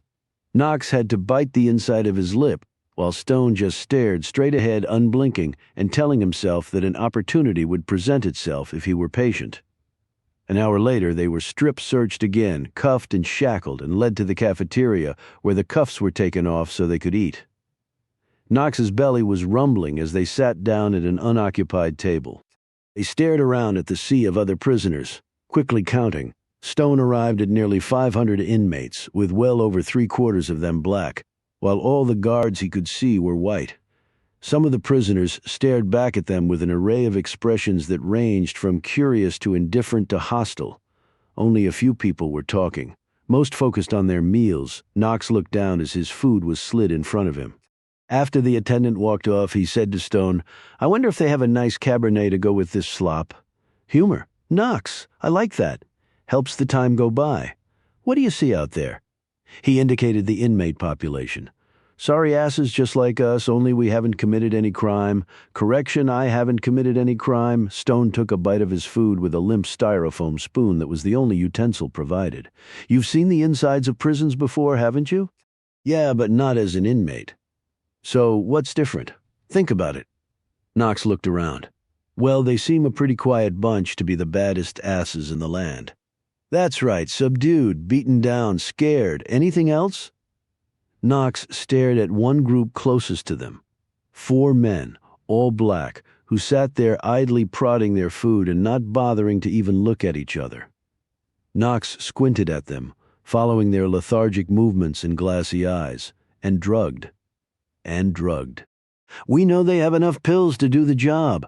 Do you think that's where the pill shipments are coming? Here? No. That stuff was all for street sale, probably in New York, Philly, Boston, D.C., and other big cities up and down the East Coast. They probably just use a little overflow to knock these guys down. Drugging prisoners involuntarily. That's got to violate about 1 million rights." Stone suddenly bent down and started shoveling food in his mouth. Sensing why, Knox immediately did the same. The footsteps came up behind them and stopped. "Manson, are the new prisoners adapting to our routines?" Howard Tyree said to the burly guard standing next to him. Manson had an eye patch over his right eye, and as he glanced up, Stone knew why. Manson was the one he'd hit in the eye with his belt. "This is just getting better and better. It's taking some work, but we'll get them where they need to be, sir." Stone watched as Manson curled and uncurled his fingers as he stared at Stone with his one remaining eye. The man's look was one of unconcealed homicidal intent. He lifted his billy club out of its holster and stuck its end against Stone's jaw and pushed. "This one here will take a little extra work, but we'll get him to understand our ways." "Good man," said Tyree. When Manson pulled the club back, he did it in such a way that a jagged edge of the wood tore at Stone's face. It started to bleed, but Stone didn't make a move to wipe it away. Tyree said, "At most Supermax prisons, the prisoners eat in their cells, and recreation time is only done 1 inmate at a time. But here at Blue Spruce, we're a little more liberal than that." He surveyed the deadly quiet room. "Here we allow our inmates to experience some human touches, a nice meal together, some camaraderie." Tyree placed a hand on Stone's shoulder and squeezed lightly. Stone would have taken the bite of the rattlers in the mine over this man's repulsive touch. Yet he didn't flinch, and Tyree finally released his grip. "And because of our compassion and understanding on points like that," Tyree continued, "sooner or later they all learn our ways. But I'd be the first to admit that the route can get bumpy at times." As he walked along with a wall of guards, every inmate stared down at his plate as though it was the most wonderful cooking they'd ever seen. "These guys are not only drugged, they're terrified," thought Stone, "because they know this guy will kill them, and there's nothing they can do about it. He can kill me too, and probably will, unless Manson gets to me first." Only when Manson and Tyree had left the room did he wipe the blood off his face with his napkin. Chapter 66 after the meal. They were allowed 30 minutes outside. Outside being a floor of concrete in the middle of the prison courtyard with a sheet of razor wire as a roof and a lone and netless basketball hoop and patch ball as apparently the sole recreation. So much for the liberal human touch, thought Stone. Some of the prisoners slowly jogged in tight circles. One bounced the ball, yet most just stood there staring down at their shoes. Up on the tower walks were the guards. their AK-47s, shotguns, and sniper rifles at the ready and clearly visible to every man down in the pit. Stone noticed that there was a blue line that ran around the concrete field. You cross that line, put one toe over it, the man up there shoot you.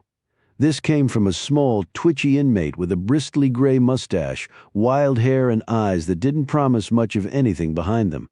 "Thanks for the scoop," Knox said.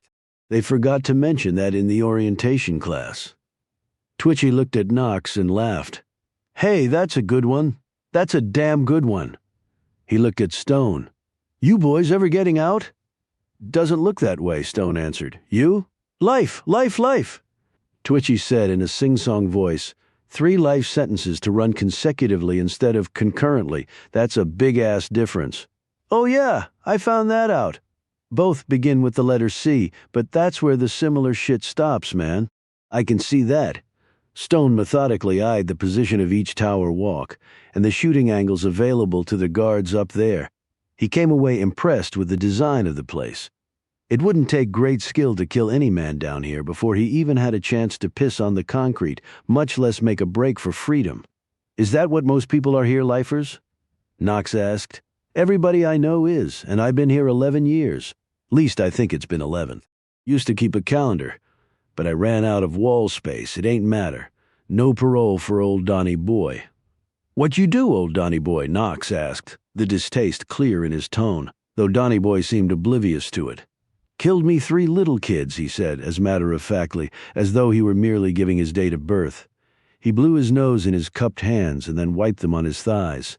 "And why the hell would you do that, Donnie Boy?" Knox asked, as his fingers curled into a fist. "'Cause the bitch told me to. That's why. They was her kids from her second marriage, man. Insurance money. Least that's what she said. Seduce me? That's right. Gave me some ass. High on shit when I killed him, too. You'd think that'd be a defense, wouldn't you? But hell no, it ain't. I was robbed, man, robbed. I mean, where the hell is the accountability?" "Accountability?" Knox said incredulously. "Yeah, man. Lawyers, judges, bitches giving ass to make you do shit. Nobody wants to take responsibility for nothing no more. It's a damn disgrace. God bless America, but we need to get our shit together in this country." Knox clenched his teeth. "Did she get 3 life sentences?" "The bitch. Hell no. Blamed it all on me. And she's married again and sitting pretty with all that insurance money while my ass rots in here. Called me a maniac at my trial, and we had cocktails together, man, I swear to God. Sounds like you needed a better lawyer. But then again, I think you're right where you need to be, Donnie. Now why don't you go find another corner to hang out on?" Knox said, taking a menacing step toward the man. Before Donnie could move, Stone hooked him by the arm, even as one of the tower guards stared down at them, his hands perched on the trigger guard of the AK. "Hey, Donnie, you been in many prisons?" Stone asked. "Me? Hell yeah. This here's my 4th one and my 2nd Supermax," he added with pride. "Why'd you get sent to Dead Rock? Hit a guard. They ain't like it when you hit them, but they sure as hell don't mind busting our asses, do they?" "Yep, life's real unfair," Knox exclaimed. "I bet you're a guy notices stuff. Notice anything weird around here," Stone said. "Notice stuff, man. We only get 1 hour out a day, half for chow, half for this recreation shit. 23 hours and 2 meals in the old 8x12 after that. Ain't much time to notice stuff." While they were talking, the man bouncing the ball let it get away from him. It rolled past the blue line. He went to get it. "Oh, hell," said Knox, who had just noticed this. "Hey, buddy, the man either didn't hear him or didn't care. He crossed the line and the bullet hit him right in the back. He went down face first. Stone and Knox started to run toward him, but other shots were fired and they pulled up. As they watched, 2 guards sauntered over and picked the man up. There was no blood. Stone noted. Donnie said, "They use those damn dummy bullets if it's your first time. Hurt like hell, knock your ass out, but it ain't kill you. Now if it's your 2nd time, well, you ain't gonna be around for a 3rd time. Get my drift." They returned to their corner as the unconscious man was carried away. Stone continued their previous conversation. "What about the prison library classes, workshop? You notice anything there?" Donnie snorted. "What, you been watching reruns of Escape from Alcatraz? Look around, man. Ain't no Clint Eastwood round here. They've been promising a library the whole time. My ass has been here and I ain't seen one damn book yet. Supposed to have GED classes on TV too, but they say it keeps breaking down. Ain't no workshops, ain't no nothing. Get a shower 3 times a week for 5 minutes, and they stick a damn poker up your butt every time they do that, like you're gonna pull a bazooka out your ass somehow and blow 'em away. I'd rather stay dirty. Ain't like I got nowhere to go. He popped a piece of gum in his mouth and chewed it hard with the few teeth he had. Visitors? Phone calls home, lawyers? Donnie chuckled. At Dead Rock, you got to earn your visits. Get a max of 2 a month. You screw up the least little thing. Guess what? You ain't getting no visitors. And guess what else from what I hear? Ain't been nobody earn a visit at this place in the last 5 years. I sure as hell ain't not like there's many folks lining up to come see me, but still, and you gotta call collect if you even get near the damn phone, and not even my damn mama is gonna pay for a collect call from me, and ain't no lawyers coming up here, ain't no more appeals for these boys. Everybody's forgotten us. We ain't anybody no more. We Dead Rock. Gonna die here, just the way it is. Better get used to it. He swallowed his gum and hacked up some phlegm. Stone looked around at the other prisoners. People seem a little mellow here. He eyed Donnie. Little too mellow. Donnie cracked a smile and drew closer. You notice that too? Most of these boys ain't never caught on to that crap. So what drug do they use? Ain't no, but it's pretty strong. Do they put it in the chow? Donnie nodded. Which meal? Lunch or dinner? But that's the thing. You never know which one. So, why do you seem so chipper? Donnie's eyes twinkled. I could let you in on my little secret, but what you gonna gimme me for it? Now that's the $64 zillion question. Stone started to say something, but Knox broke in. Tell us, and if I ever get out of here, I'll take you away from old Dead Rock. Right shit you will. And besides, you ain't never getting out of here. I'm a Fed, Donnie. Assigned to look into corrupt prisons. You think this place is corrupt? Sure as hell is. But if you a Fed, why would you be getting me out of here? Feds can do anything, Donnie. You help me, Uncle Sam helps you, Stone added. And it's not like you have a lot to lose by doing it. Donnie considered this. Okay, not that I believe you're a Fed, but what the hell? His voice sank lower. Any meal you get, don't eat the damn carrots, just flush 'em down the toilet and then practice your dumb shit look for the boys with the billy clubs. A guard started to move their way, and Donnie skittered off. Knox said, well, that was informative, but not particularly helpful except for the carrots. You believe him? Maybe. He gazed once more up at the walls. They designed this place well, Knox. I don't see many weaknesses. Day gets better and better. A horn sounded, and the prisoners started shuffling in. Stone said, the only way I see. The shot hit the cement right next to him, shards of concrete splattering up and slicing Stone and Knox in the lower legs. Both men grabbed at their calves even as another shot hit close to them. These were clearly no dummy bullets. Get your hands up, screamed a tower guard through a bullhorn as the shooter stood next to him, his scope crosshairs dead on Stone's brain. They both whipped their hands in the air as the blood trickled down their pants and into their shoes. What the hell? Said Knox. Ain't walking fast enough, boys? Donnie cackled over his shoulder. What the hell happened to the dummy bullet for first offense rule? Knox snapped as they hustled after the group. Apparently that doesn't apply to us. Yeah, Knox snarled. A female nurse came to their cell later. They were stripped, searched, and then shackled while she stood and watched, surrounded by guards. Through the open door and into the hallway outside, Stone could see a video camera bolted to the wall. He gauged that whenever a cell extraction was done. The camera was perfectly positioned to, at best, capture a nice shot of the guards' backs while they pounded the crap out of the unseen inmate. Invisible for sure. The nurse cleaned their injuries and bandaged them up while the guards made snide comments about sissy wounds. Neither Stone nor Knox said a word. However, when the nurse was finished, Stone did say, "Thank you, ma'am." He was instantly hit in the mouth with a toweled billy club, the blow felling him. "You don't talk to the lady, asshole?" screamed Manson, the one-eyed guard, as he leaned down into Stone's bleeding face. The nurse smiled graciously at her defender as they headed out. Knox helped him to his feet. "We've got to get out of here, Oliver, or we're dead." I know," said Stone, as he wiped fresh blood off his face, and then he froze. The guard was looking in at him, his hand curled around the cell door as he was closing it.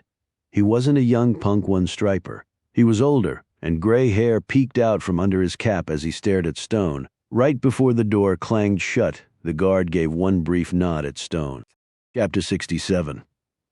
When Reuben hooked back up with Annabelle and Caleb later that day at the campground, the big man didn't have much to report, yet he did have one observation.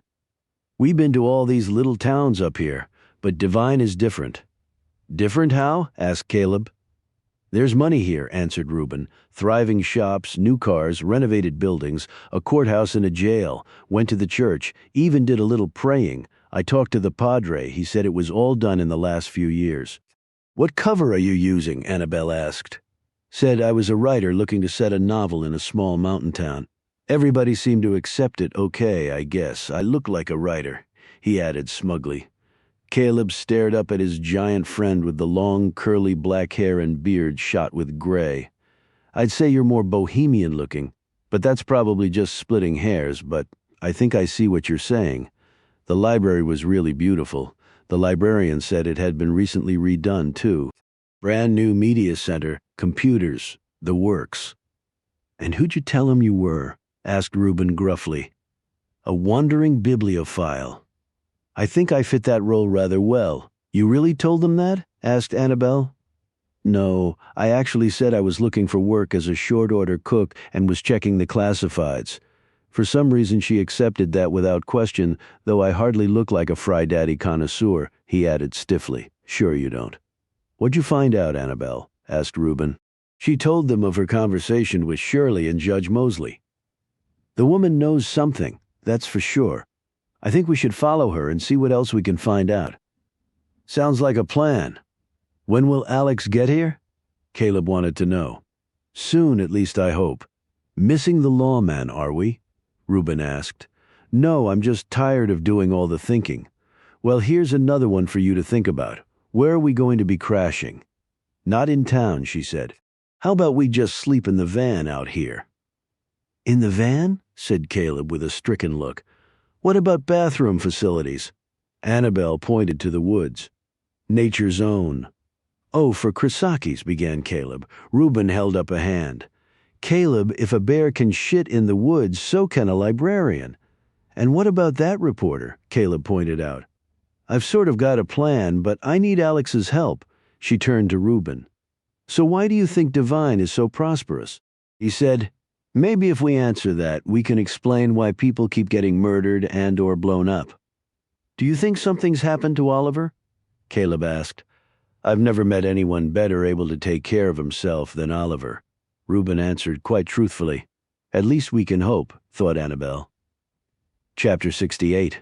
When Shirley Coombs left the courthouse.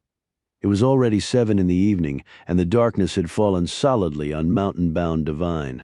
She stopped at one store, and when she came back out, she toted a plastic bag full of wine bottles. She put this in her car and then walked into Rita's. When she came back out a couple hours later, she climbed in her late-model red two-door Infiniti, where it was parked behind the courthouse. Apparently so absorbed was the woman in her thoughts that she never saw the white van behind her as she pulled onto the road and sped off. She arrived home and went inside, staggering slightly.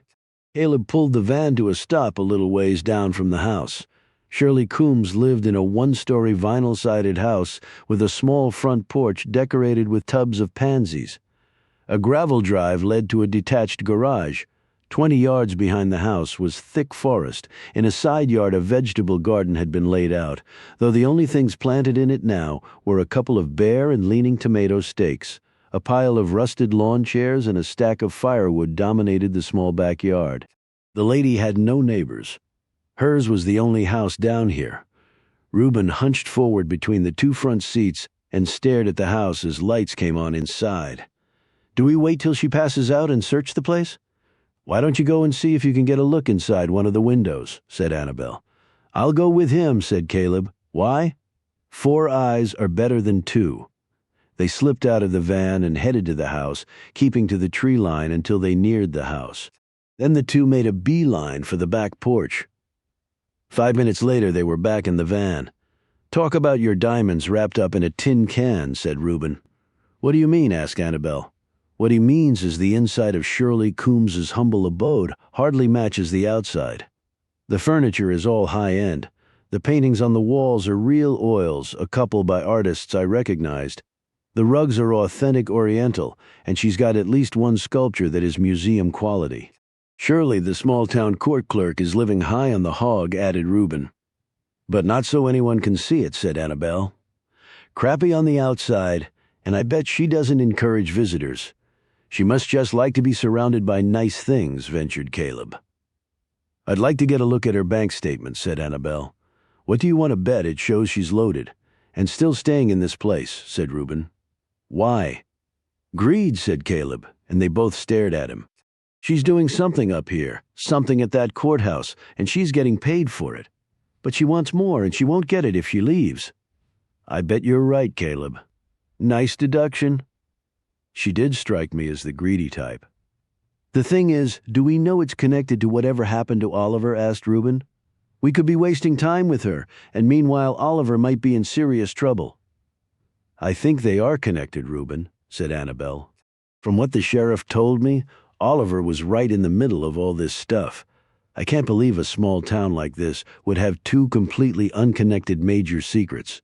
Whatever Shirley's got going on has to be tied to all the other stuff. It has to. It's the only thread we've got."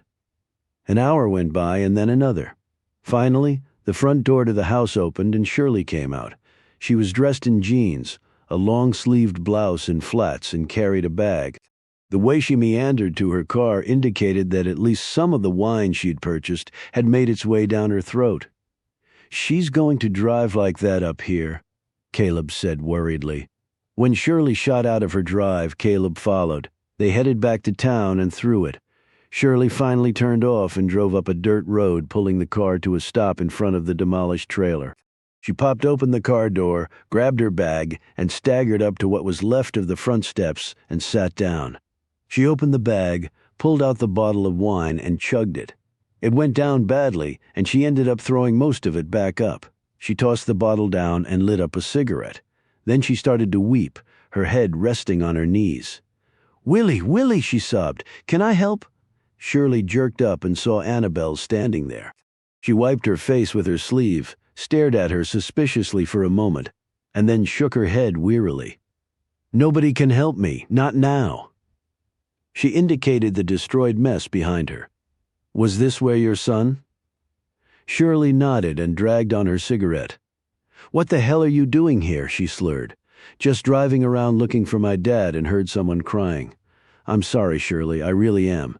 I know how you feel, the loss and everything." Annabelle sat down on the steps next to her. "Why come here?" "The sheriff told me my dad had helped Willie." "I don't know. I thought there might be some clue here at this point. I'm basically grasping at straws." With this earnest explanation, Shirley's suspicious look faded. She flicked her cigarette away and rubbed at her eyes. "He was curious about what happened to Willie," she said slowly. "Came to see me about it." "He did?"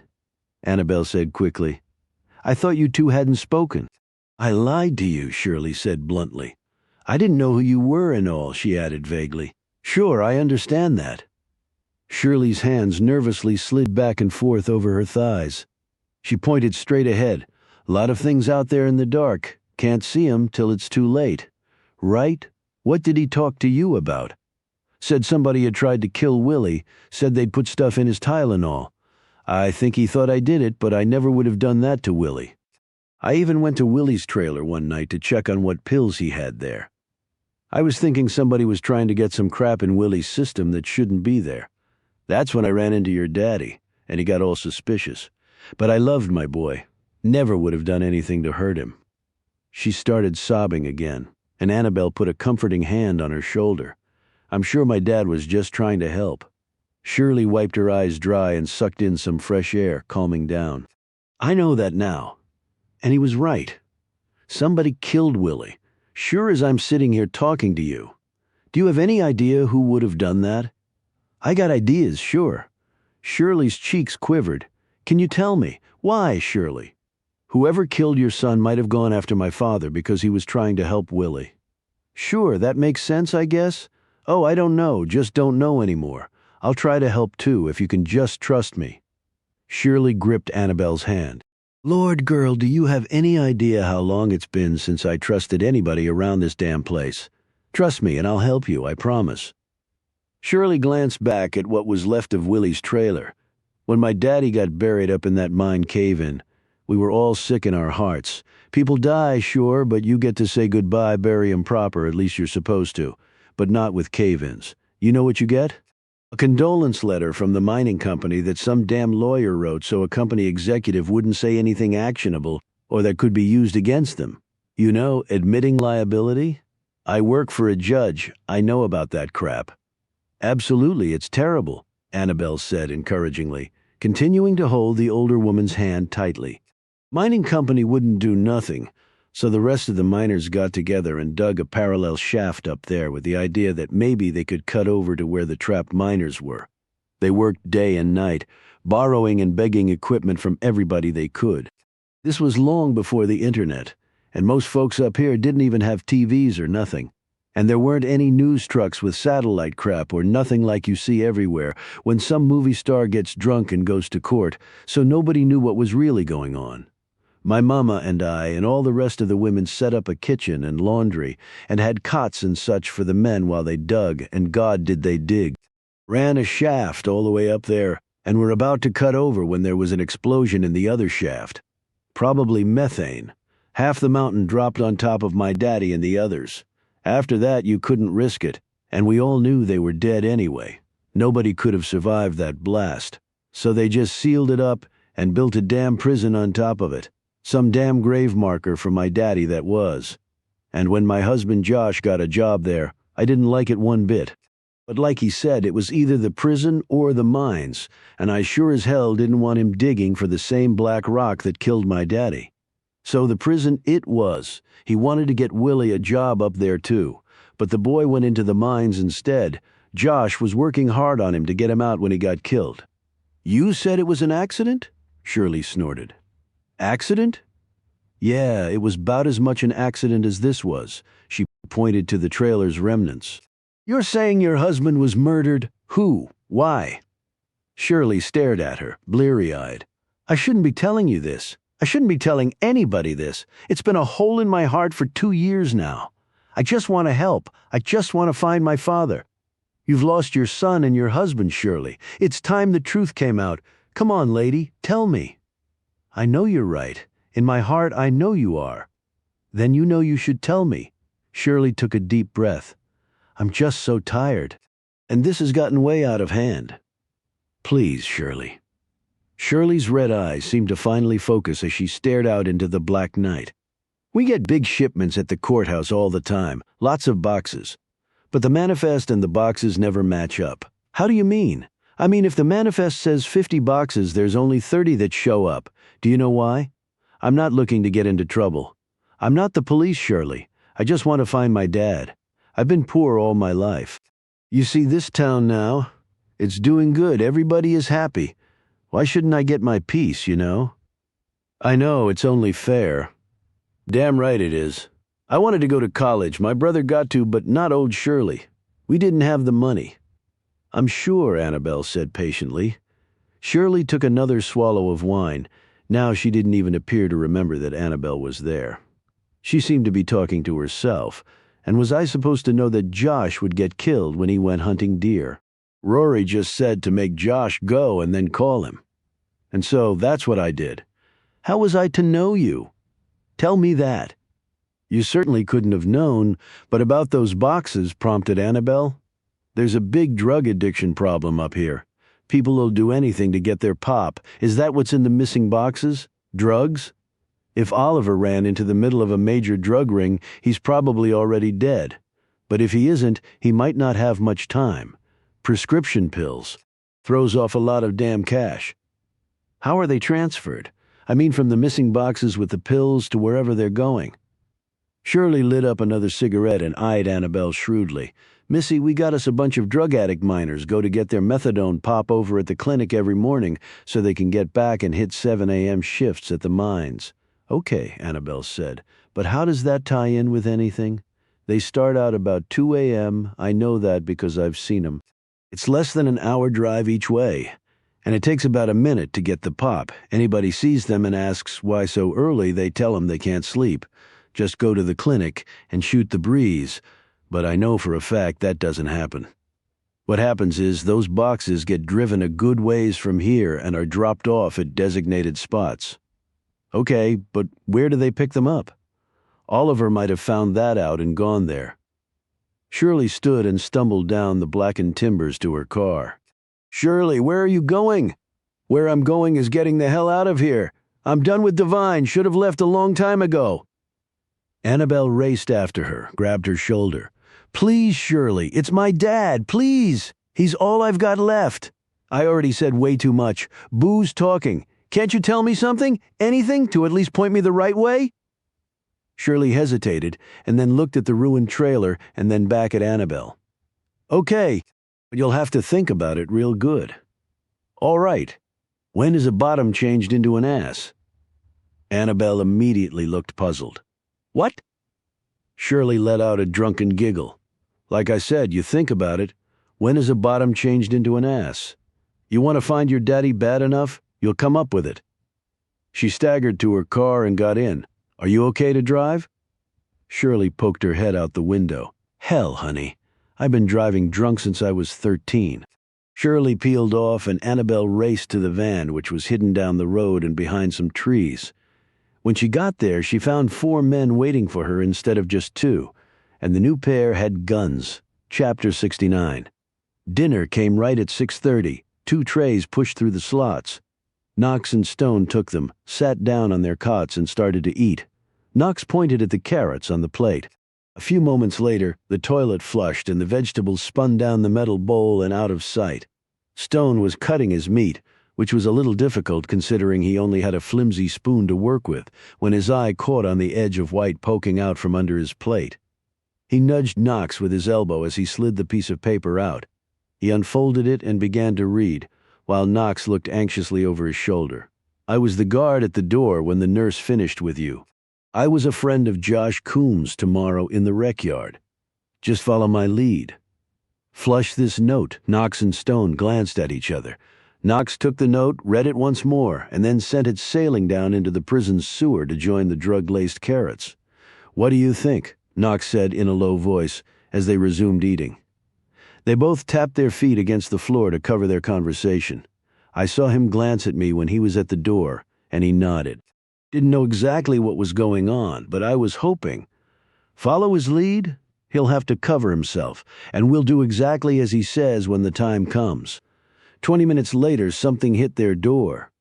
Trays bellowed a voice. They pushed them through and sat back on their cots. Why do you think they're even keeping us alive? Knox said. They don't know that folks won't show up for me. Anybody comes near this place, they'll know long in advance. Then they either kill us or hide us. Plenty of places to do that here. So why not kill us now? Not that I'm glad they're not, he added hastily. Stone thought about being left in the mine with the snakes. He was certain now that it had been Tyree's handiwork. Killing is fast, a second of pain and then it's over. We're free of this place. That's apparently not good enough for Howard Tyree. He wants to control us every second of our lives. I'm sure he'll kill us at some point. But in the meantime, he's looking forward to making our lives as miserable as they can possibly be. Guy sounds like a serial killer. He is only on the wrong side of the bars. Knox stretched out on his steel cot. So now we wait. I don't see another option right now, do you? Their door was hit with a hard object. Hands through the cuffed door, yelled a voice. Oh, shit, what now? Moaned Knox. Stone whispered, just remember that we've been drugged, so act punchy. I'm so tired I won't have to act. They were cuffed, stripped, searched, and probed. This had quickly become almost as natural as taking a piss. Both men hung their heads and acted as listless as possible without overdoing it.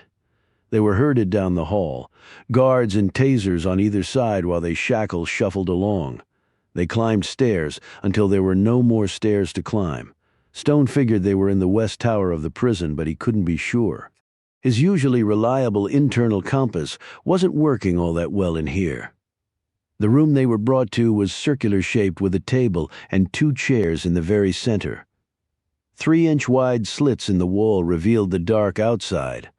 A fluorescent light bubbled overhead. They were placed in the chairs and the guards stood back waiting. So were Knox and Stone with apprehension. They didn't know what was coming, only that it would be painful. The door opened and Tyree walked in, followed by 4 more guards, including the one who'd grabbed Stone by the balls and Manson, the one eye. "Gentlemen," said Tyree, "we need to talk." Stone stared up at him with a dull expression. Knox kept his gaze on the table as though he hadn't understood the man. One guard whispered into Tyree's ear. He nodded. "Right, of course. Give them a pop then, because I need their undivided attention." A guard pulled a syringe from a black bag he carried. Stone was swabbed and then injected in the upper arm. The needle was cleaned with alcohol, and Knox was hit next. Whatever they'd been given, the effect was immediate. Stone could feel his heart racing, and every nerve he possessed was on overdrive. He glanced over at Knox and saw he was having the very same reaction. "Good," said Tyree. "Now get him hooked up." A duffel bag was opened, and out of it came 2 thick leather belts with black wires attached. They were placed around each man's middle and padlocked down. Tyree was handed a black box with buttons on it. He depressed one of the buttons and a green light came on. He stood in front of the men and then turned his attention to Knox. "All right, Mr. CIA, does anyone know that you came to the town of Divine?" "Yes." Tyree depressed the button and Knox stood straight up screaming as the voltage entered him. Tyree released the button, and like a marionette that had lost its handler, Knox slumped back down in the chair, panting and swaying. Tyree looked at Stone. "What is your real name?" "Oliver Stone." A second later, Stone was involuntarily on his tiptoes, feeling like both his brain and his heart were going to explode. Tyree removed his finger, and Stone dropped back down, missed the chair, and hit the floor. The guards grabbed him and slammed him back in his seat. Tyree turned back to Knox. "Does anyone know that you came to the town of Divine?" "No." The blast hit him again after he was slumped back in his chair. He barked. "What the hell answer do you want?" "The truth." "Well, one of those answers had to be the truth, you dickhead." Tyree held the button down so long that Stone feared Knox would not come back. But he did, sweating and swearing. Tyree turned to Stone. "Oliver Stone? Okay, buddy, let's see if you can take it as well as you can dish it out." Speaking as steadily as was possible after having his organs fried, he said, "My real name is John Carr. I used to be a government assassin decades ago, tasked to a special division of the CIA so classified not even the president knew about it. I had a falling out with my superiors. I've been on the run ever since. Agent Knox is one of the best men the intelligence community has. He was assigned by the President of the United States himself to hunt me down because they believed that I murdered Senator Roger Simpson and Carter Gray. I'm sure you heard about that. Well, Knox is as good as his rep because he found me. Now we're here at Dead Rock being beaten and tortured by a bunch of drug dealers masquerading as prison officials." He glanced around at the guards. "But I'm sure you have nothing to worry about. The president will probably just forget the matter and do no follow-up. I doubt they care what happens to me, or one of their best agents." Stone could now see just the reaction he was hoping for.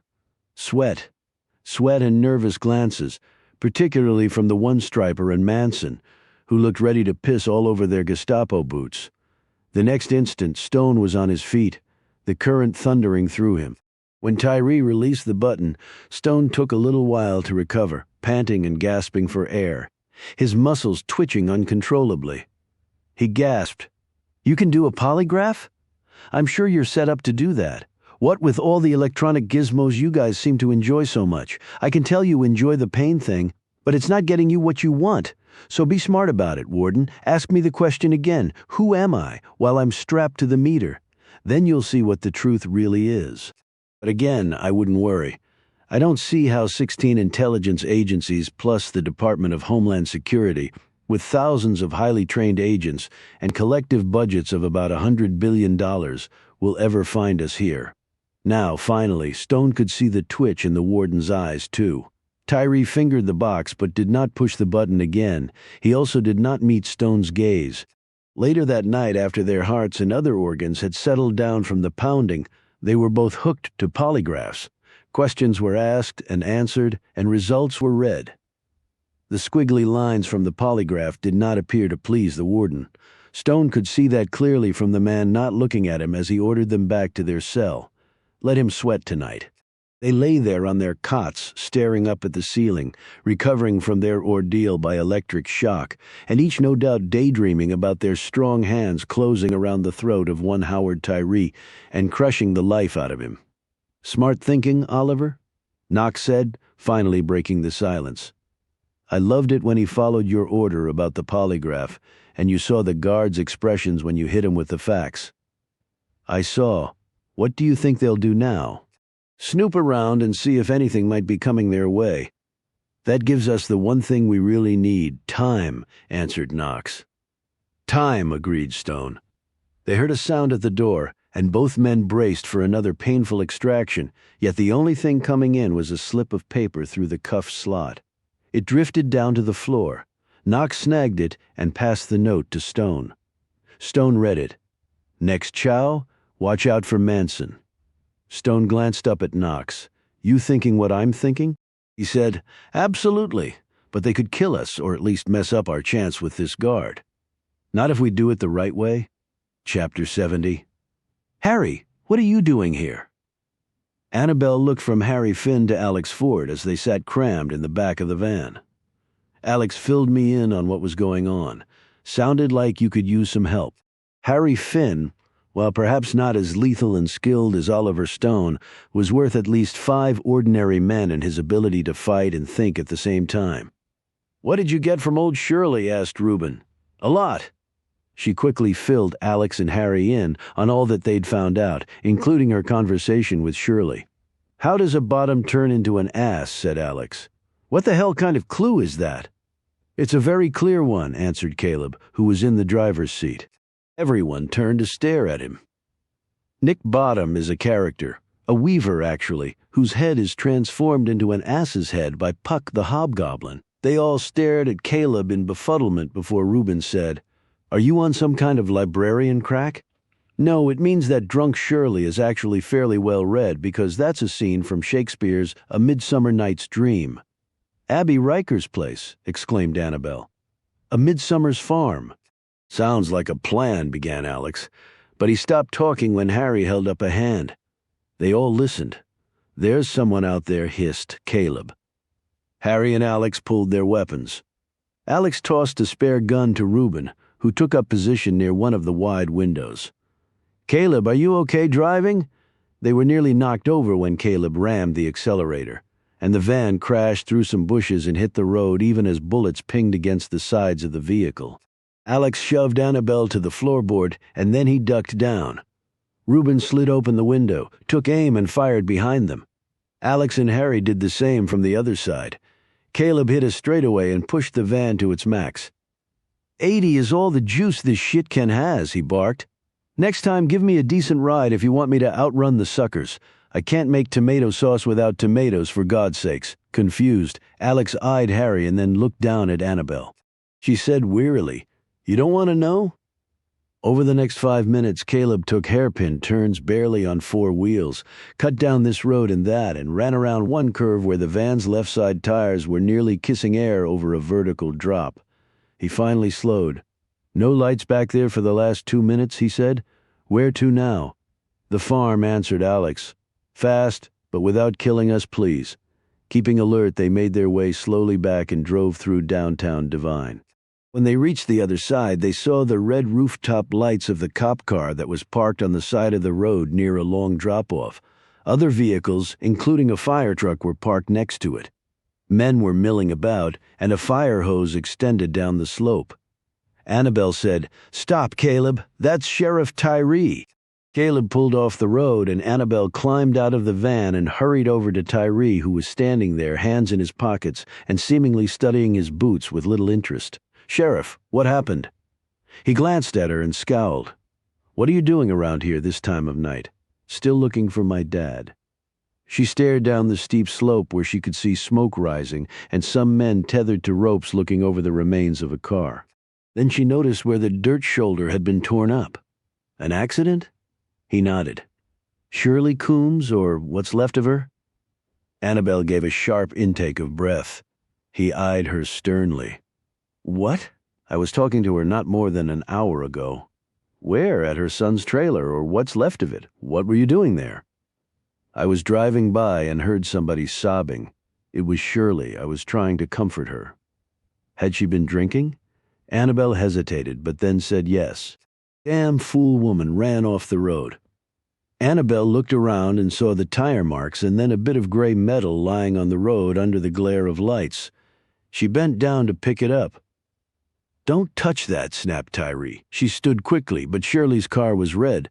Tyree grabbed her by the arm and hustled her away from the accident scene and across the road while several of the men looked on curiously. She exclaimed, "Sheriff, what is going on? That wasn't an accident. Someone hit her car." I know that. I just don't want other folks to. But why? Because I said so. That's why. Now, what did Shirley tell you that would get her killed? Annabelle nervously licked her lips. Shirley had made it clear that she trusted no one in this place, so how could Annabelle? Ma'am, I want to get to the bottom of this whole thing. It's my town, and I need to make things right. Annabelle had a great BS meter, and it was making no noise. Come over here. She led him to the van and opened the back door, revealing the others inside. She introduced them one by one and said, "Sheriff, you got some time to hear what we know. It's going to take a while. Let's get on over to my office then. Too many ears round here." An hour later, sitting in Tyree's office, the lawman rubbed his face, stood and glumly stared out the window. So he's not your father, but he did work for the government and has been underground for years. And you and your friends are FBI agents tasked with bringing him safely back? That's right, said Annabelle. She'd of course made no mention of Joe Knox being after Stone for the murders of Simpson and Gray. Yet she had told the lawman as much of the truth as she could, which for Annabelle was a new way to operate. You lied to me once and now I'm just supposed to believe you. How about I call the FBI in D.C.? Will they know who you are? Alex stood and held out his ID. I'm not FBI. This is a joint task force. So how about you call my headquarters in D.C. and verify I am who I say I am? We'll wait here while you do. But if you're going to do it now. We need to find him fast. Tyree eyed Alex's creds and then shook his head. I believe you. He stepped back to his desk and perched on the edge while Annabelle shot Alex a grateful look. And you think it has something to do with Abby Riker's farm? The clue clearly referred to her place, said Caleb. But you're not saying Abby has anything to do with it? That's crazy, Annabelle said. I'm not accusing anyone of anything, but her son is missing. A drug ring operating out of Devine, said Tyree. And if Shirley said the boxes were coming to the courthouse with some missing, the judge must be in on it too. Pretty slick, because who's going to check legal documents going to a courthouse and using the minors going to get their methadone? Who the hell thought of that? There was a knock on the door and a man came in. Charlie Trimble was dressed in khaki pants and a striped button-down shirt. I know it's late, but I saw your light on, Sheriff. He broke off when he saw the other people with him. I'm sort of busy, Charlie. Trimble looked keenly at Annabelle. Ah, the daughter, still looking for your father? Annabelle did not like the emphasis the man put on the last word. No, he's actually not my father. She turned to Alex. He's the man I was telling you about. The reporter looking to make a fast scoop. I see, at the expense of national security. I don't think so. National security? Said Trimble, taken aback. He glanced at Tyree. What are they talking about? Apparently Ben isn't who we thought he was. I know that, said Trimble excitedly. But I think I do know who he is. I've got the story all ready to go, but I... He shut up as Annabelle shoved her ID in his face. Alex did the same. Trimble, she began. You're not going to print one syllable of anything having to do with this matter? Trimble said in a defiant tone. Don't think you can intimidate me. We're not trying to intimidate you. Just give you a fair warning, said Alex. Warning. About what? If you print your story and something happens to our guy, your butt will end up at the castle. The castle? What castle? Leavenworth? Leavenworth? That's for military crimes. I'm not in the military. Actually, said Alex, barely able to conceal a smile. It's also for national security crimes, and just for the record, you're anything I want you to be. What about the First Amendment? Reuben towered over him. What about the Second Amendment? He said menacingly, the pistol in his belt clip clearly visible. Nothing. Annabelle hooked him by the arm. Trimble? Yes, he said shakily. Go home now before you get hurt. The journalist nearly shot out of the room. She turned to Tyree. I think it's time we go to see where a bottom turns into an ass. Chapter 71. Tyree led the way in his patrol car with the van behind. About a quarter mile from the farm he pulled off, and the van slid in behind him. Getting out of the car, he said, We'll make the rest of the way on foot. Don't want to spook anybody. We got time before the miners come. They threaded their way through the woods until they came to the outskirts of the farm and set up an observation post near the house, which was dark. Abby's pickup truck and the Mini Cooper were parked out front. Tyree said in a near whisper, There's another back road into the farm that leads to an old barn. We should probably post some folks there too, just in case. Reuben.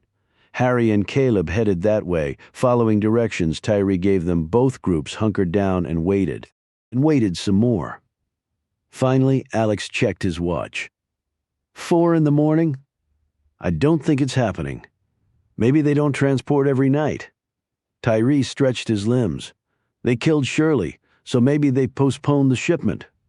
At that moment, Harry came hurrying up to them. Did you see anything? Alex asked excitedly. Not a person, but we did see something. Come on. They hurried after him. When they reached the spot where Caleb and Reuben were waiting, Harry pointed to the woods at a spot right across from the entrance to the barn. You can see somebody's gone crashing through there. Brush and low tree limbs all busted up. Let's follow it, said Tyree, taking the lead. He pulled out a flashlight and slipped another off his belt and handed it to Alex. Never worked with a Fed before. It's sort of a first time for me too, Sheriff, Alex said wryly. They came to a dirt road in the woods. Look, said Annabelle. It was Joe Knox's truck. They ran to it and looked inside. No, rental docks, said Tyree. Any idea who it belongs to? Annabelle glanced at the others, her thoughts moving rapidly. Does this have nothing to do with the drug dealers? Has Knox gotten to Oliver, killed him already? But why would Knox's truck be here then? Has Oliver killed Knox? No, she said. Tyree saw the bloodstains in the woods a bit later. There and over there, he said, making stabbing motions with his light. That's not good, Caleb said quite unnecessarily. Annabelle's spirits sank further. It seemed like one of the men had been hurt or killed. But which one? They followed the trail across the road and up the slope. There were more bloodstains here. They moved across some more ground and then stopped. There were lots of footprints in the soft mud and more dark stains. Annabelle's gloomy expression changed now, and she became more alert. As they followed the marks, they came to a spot where it appeared as though the people had marched in lockstep, or carrying something, or somebody. Alex deduced. They followed the trail back down to the road, but at another spot. There were more dark stains here, and also what looked to be a slick of oil. It looks like someone was put in a car or truck, said Harry. A truck, noted Tyree. He flashed his light on the asphalt. Tire ran over some of that oil and left a mark. That's a tire tread from a truck. Maybe we can track it that way. As the edges of the night began to lift around them, they hustled down the road, desperately looking for more clues. Reuben was the first to see it. The truck cut across here. He pointed to the smear of oil on the road and went into that field. They rushed into the open space. It was quite easy to see the ruts the truck had made in the soft earth here. As they got to the middle of the field, Alex swept his light in a wide swath. Harry said, "Stop, hold it right there." Alex did so, and Harry knelt down and grazed his hand along the top of a long depression in the dirt. He looked up. "That's a mark from a chopper's skids." He eyed Tyree. "Who has a chopper around here?" Tyree's light was square on this mark. His features were very grim. "Tyree, does anybody you know up here have a chopper?" Alex said, tugging at the lawman's arm. "Yeah," he said slowly. "My damn brother." There was a buzzing sound. Tyree reached in his pocket and pulled out his phone. "Tyree?" The tall lawman's legs buckled.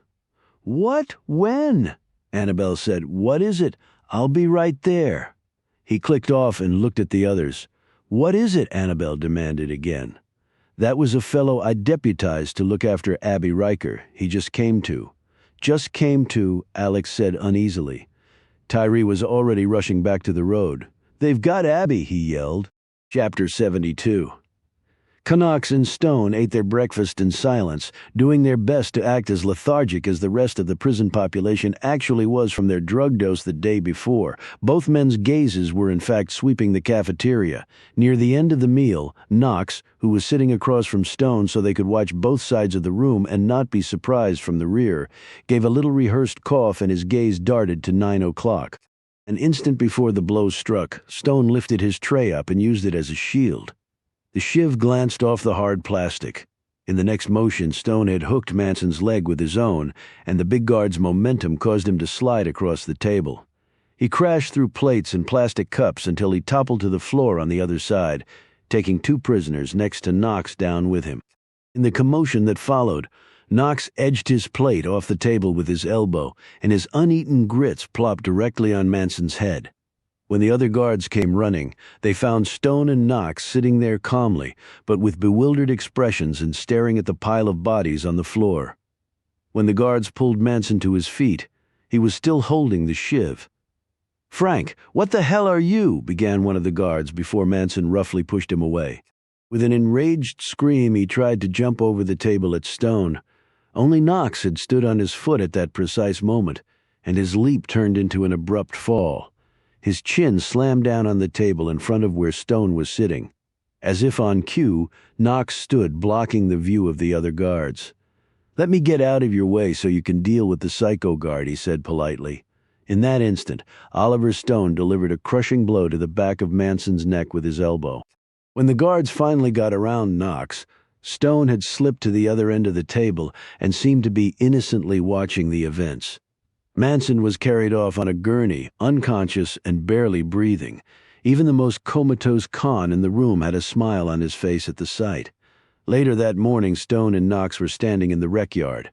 No one had come after them about what had happened to Manson, though Stone had been popped once in the head for apparently chewing too loudly. "How hard did you hit him?" Knox asked. "Hard enough. I like your style." Donnie Boy smiled at them as he passed by. He gave a stupid thumbs up to Stone. The guards on the pod towers were making their rounds, eyeballing the gaggle of cons with binoculars and scopes on stationary tripods. And the guns. The guns were always front and center. The power, the deterrent. Stone thought this as he leaned against the cement block wall and wondered how the older guard was going to accomplish it, whatever it was. Knox kept checking the periphery without seeming to do so as he stood next to Stone. One inmate was bouncing the ball. He made a layup, caught the rebound, and went back for a jumper like most of the inmates Stone and Knox had seen. He was black, young, tall, and muscular. He seemed to have all his wits about him. So maybe Donnie had let out his secret to others about the carrots. He missed the jumper, and Stone stiffened as the black guy jogged to get the ball that had rolled past the blue line. Before he could get there, though, another inmate crashed into him, knocking the man across the line where he landed on the ball. The two men got up and faced off. A horn sounded, and the rifleman on the towers took aim. A shot was fired, but it didn't come from the tower. The guards looked everywhere for the source of the round. As if on cue, one inmate hit another inmate, sending him down with a bloodied nose. Another shot was fired, whistles erupted, horns blared, and a cluster of cons in the middle of the concrete playground bolted, screaming. Two guards who ran up to stop this human stampede were run over, their caps and billy clubs disappearing beneath the tidal wave of fleeing prisoners. Hands closed around Stone's and Knox's wrists, and they were pulled forward. "Back to your cells now," barked a voice. Stone's gaze fell on the older guard, the one who'd nodded at him. He was pushing Knox and Stone toward one of the entrances into the prison. As they passed a throng of prisoners standing there watching the melee, Knox spotted Donnie, who was smiling and cheering on the fighters. Knox sucker punched him, and old Donnie Boy, the killer of 3 kids, slid unconscious to the cold concrete lawn of dead rock. "Now, that's what I call accountability," Knox muttered as he followed behind Stone. Inside the building, the guard herded them up a set of stairs and into a small room where he closed the door. Turn around they did so, a little hesitantly. He quickly cuffed and shackled them, then spun them back around to face him. "We don't have much time. I was Josh Coombs' best friend. I heard you helped Willie?" "I did. He's dead now, I guess you heard. Bob, too, blown up." The guard nodded. "Any idea what's going on?" "Drugs." Stone gave him the 30-second version and ended with, "And Josh was murdered because he'd found out." "I kind of figured something like that. I've heard things, seen some weird stuff, but nothing I could prove.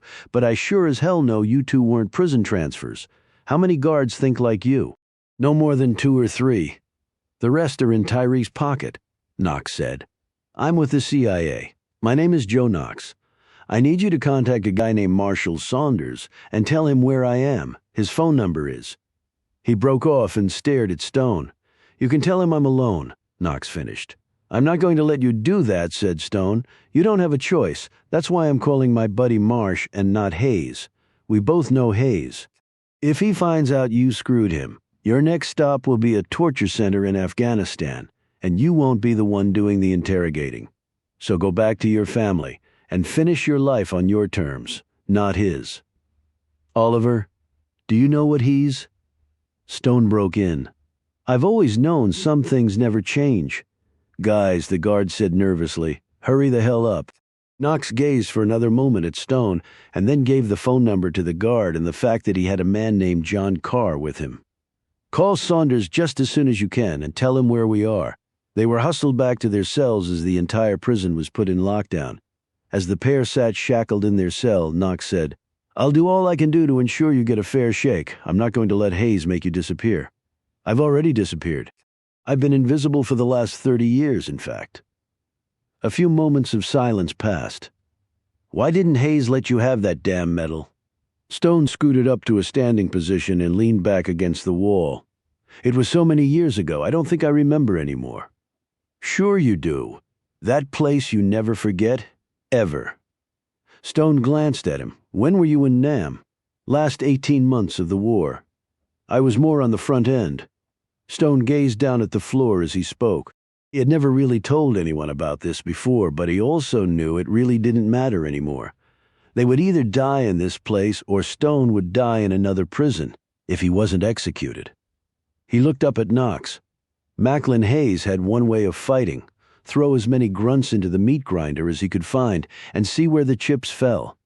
But regardless of the outcome, he saw to it that the reports that went up the line all detailed his brilliance on the battlefield. Although I believe the closest he ever got to actual combat was the occasional dust-up in the officers' mess. I had some brass just like that. Talked a great game but never wanted to come up to bat. Hayes believed that I cost him a fast promotion to lieutenant colonel, and maybe I did. How?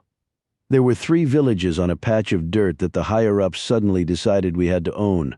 I guess so they could make it seem like we were winning the war back home. They gave the assignment to Hayes, a nice little carrot for his next bump up the line to the 1-star. He ordered 3 companies forward, 1 company to hit each village. The night before we were going in, Hayes called a meeting of all the sergeants.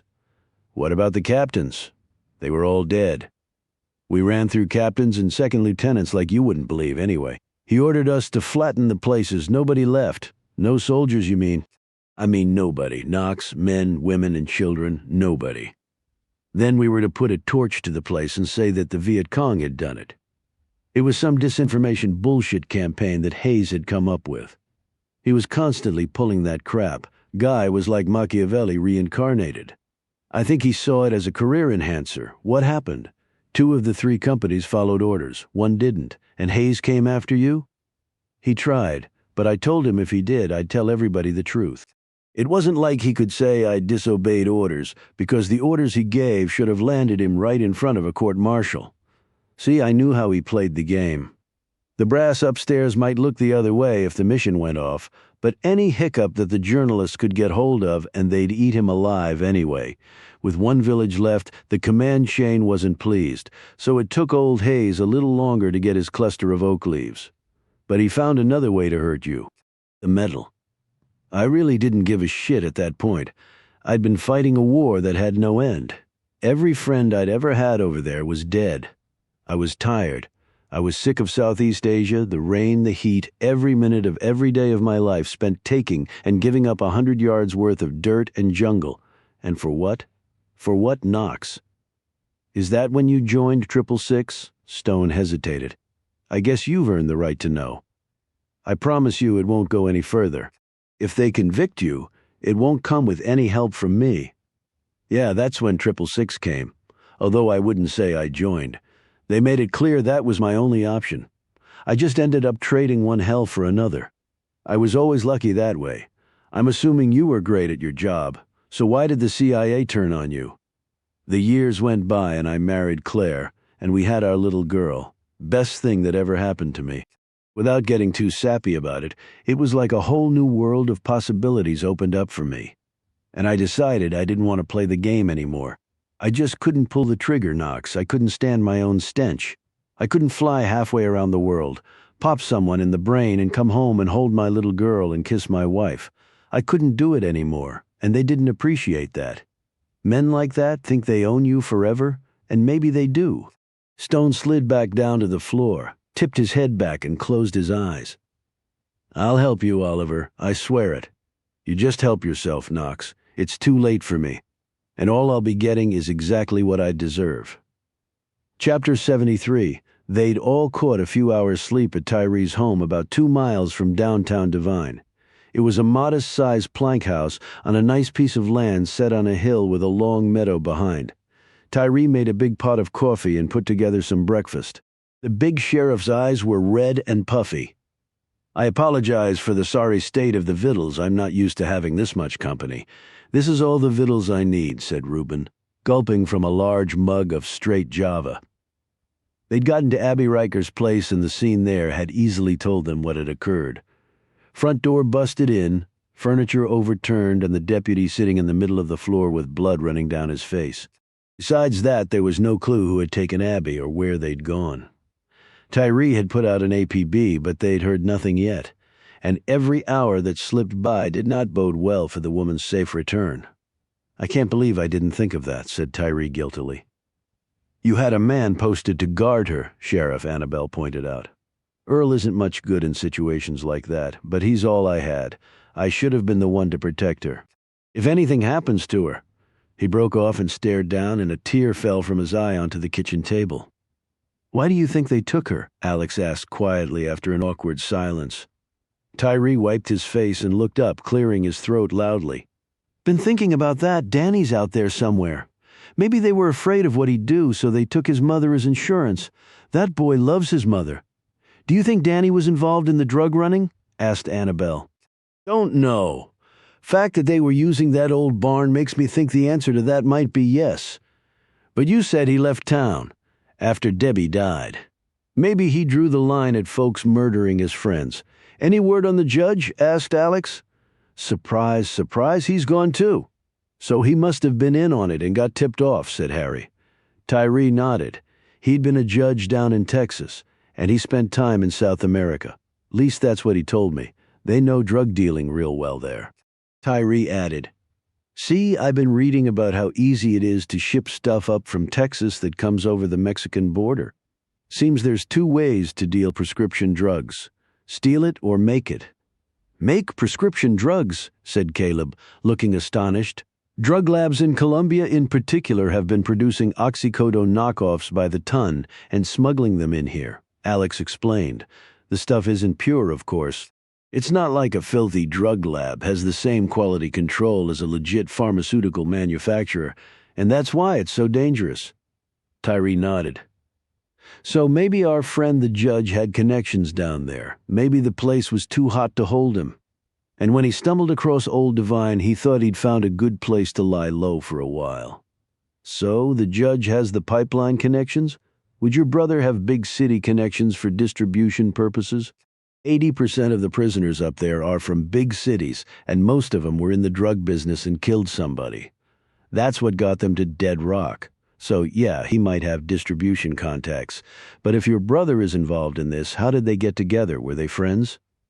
Mosley went up to the prison once a month to mediate. I thought that was right funny when I first heard about it. Why?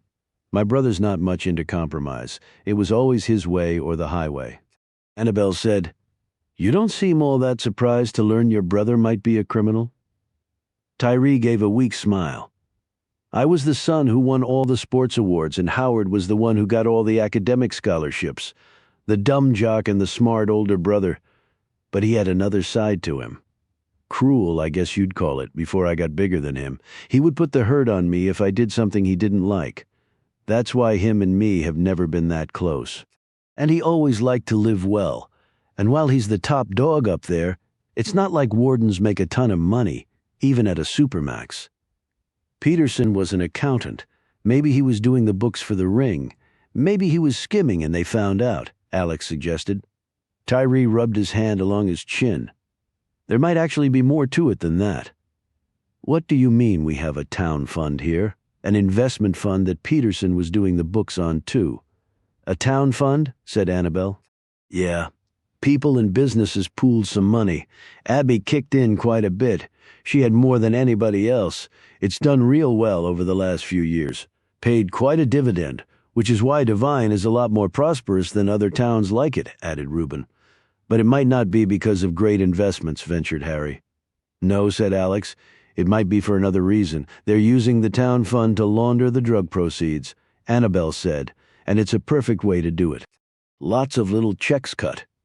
A town in the boonies. Who'd suspect? The cash comes out pure white," Tyree said. "What if your guy is up at that prison? How do we get to him?"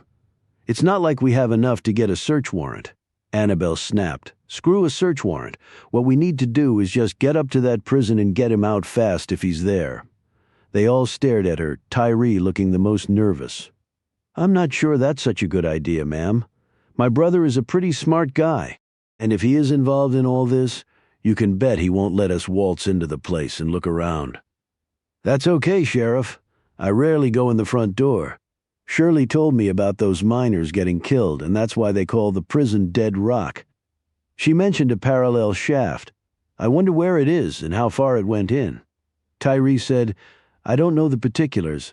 I can check at the local library," Caleb offered, "and find out everything you can on Dead Rock Prison," she added. She looked at Tyree. "And I'd appreciate everything you can tell me about the place, too." "I'll be glad to, but there are lots of places to hide folks up there," Tyree pointed out. "I'm sort of counting on that," said Annabelle. Chapter 74. There was another chopper in the vicinity of Devine, and it soared along the treetops before landing in the parking lot of Blue Spruce Prison. Only one man got out of the bird. He walked unhurriedly toward the prison. It took a few minutes of processing at the front entrance and a phone call. And for such a special visitor, the warden himself came down. Macklin Hayes shook hands with Howard Tyree. "What does the CIA want here?" Tyree said in a surly tone. "I think you have one of my men here," the CIA chief answered pleasantly. "I have no idea what you're talking about." "All right, we'll play the game for now anyway. His name is Joe Knox. He's about 6'1", 220, with slicked back salt and pepper hair. He should have another man with him. A little taller, leaner, white hair cut short. Answers to the name Oliver Stone or John Carr depending on the day and the situation. There's no one here who fits that description. Now, I'm going to have to ask you to leave. This is a supermax prison, and unauthorized visitors are never welcome even from the CIA. Tyree's men clustered behind him. Hayes looked slightly alarmed. "You seem to have me outnumbered? My goodness! What was I thinking?" He put the slim briefcase he was carrying down on a table, popped it open, and drew out a slim file from it. He took several slips of paper. "Drug running, was it?" "Yes, that's right." He gave a mock shiver. "I'm sure you all are suitably tough and dangerous, so I must watch my step." He pressed his long, bony fingers against the pages. "These documents are awaiting signature by the Attorney General to authorize a lockdown of this prison and all personnel here." "On what grounds?" "On the grounds that your drug-dealing operation is funneling monies to terrorist organizations that have infiltrated the United States." "That's ridiculous." "Actually, we already have the proof ready to go, this document," Hayes continued imperturbably. is an arrest warrant for Joseph Knox, John Carr, and Howard Tyree. You can see that it's duly signed. The warden didn't even bother glancing at the papers.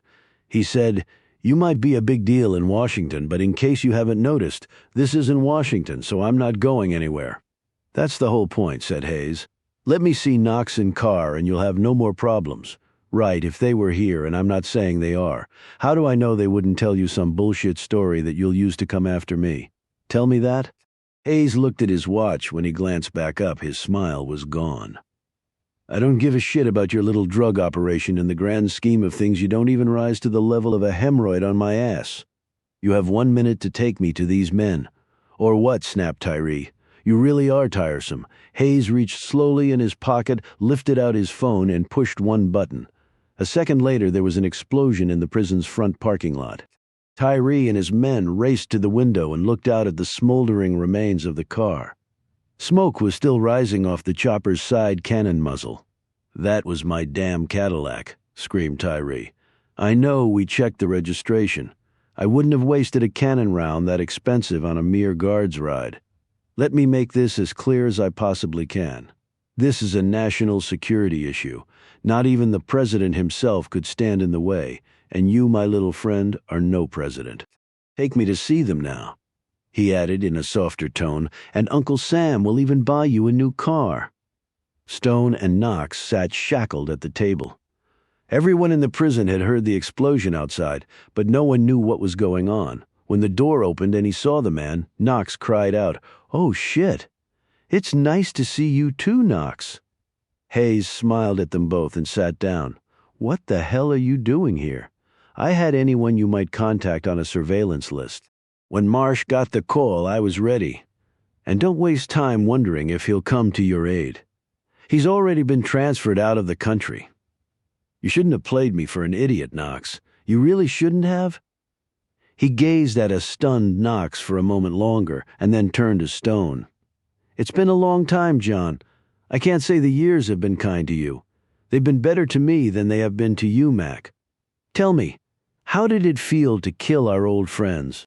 Did your chest puff with pride when you finished them off? That's right. You wouldn't know how it felt to kill somebody.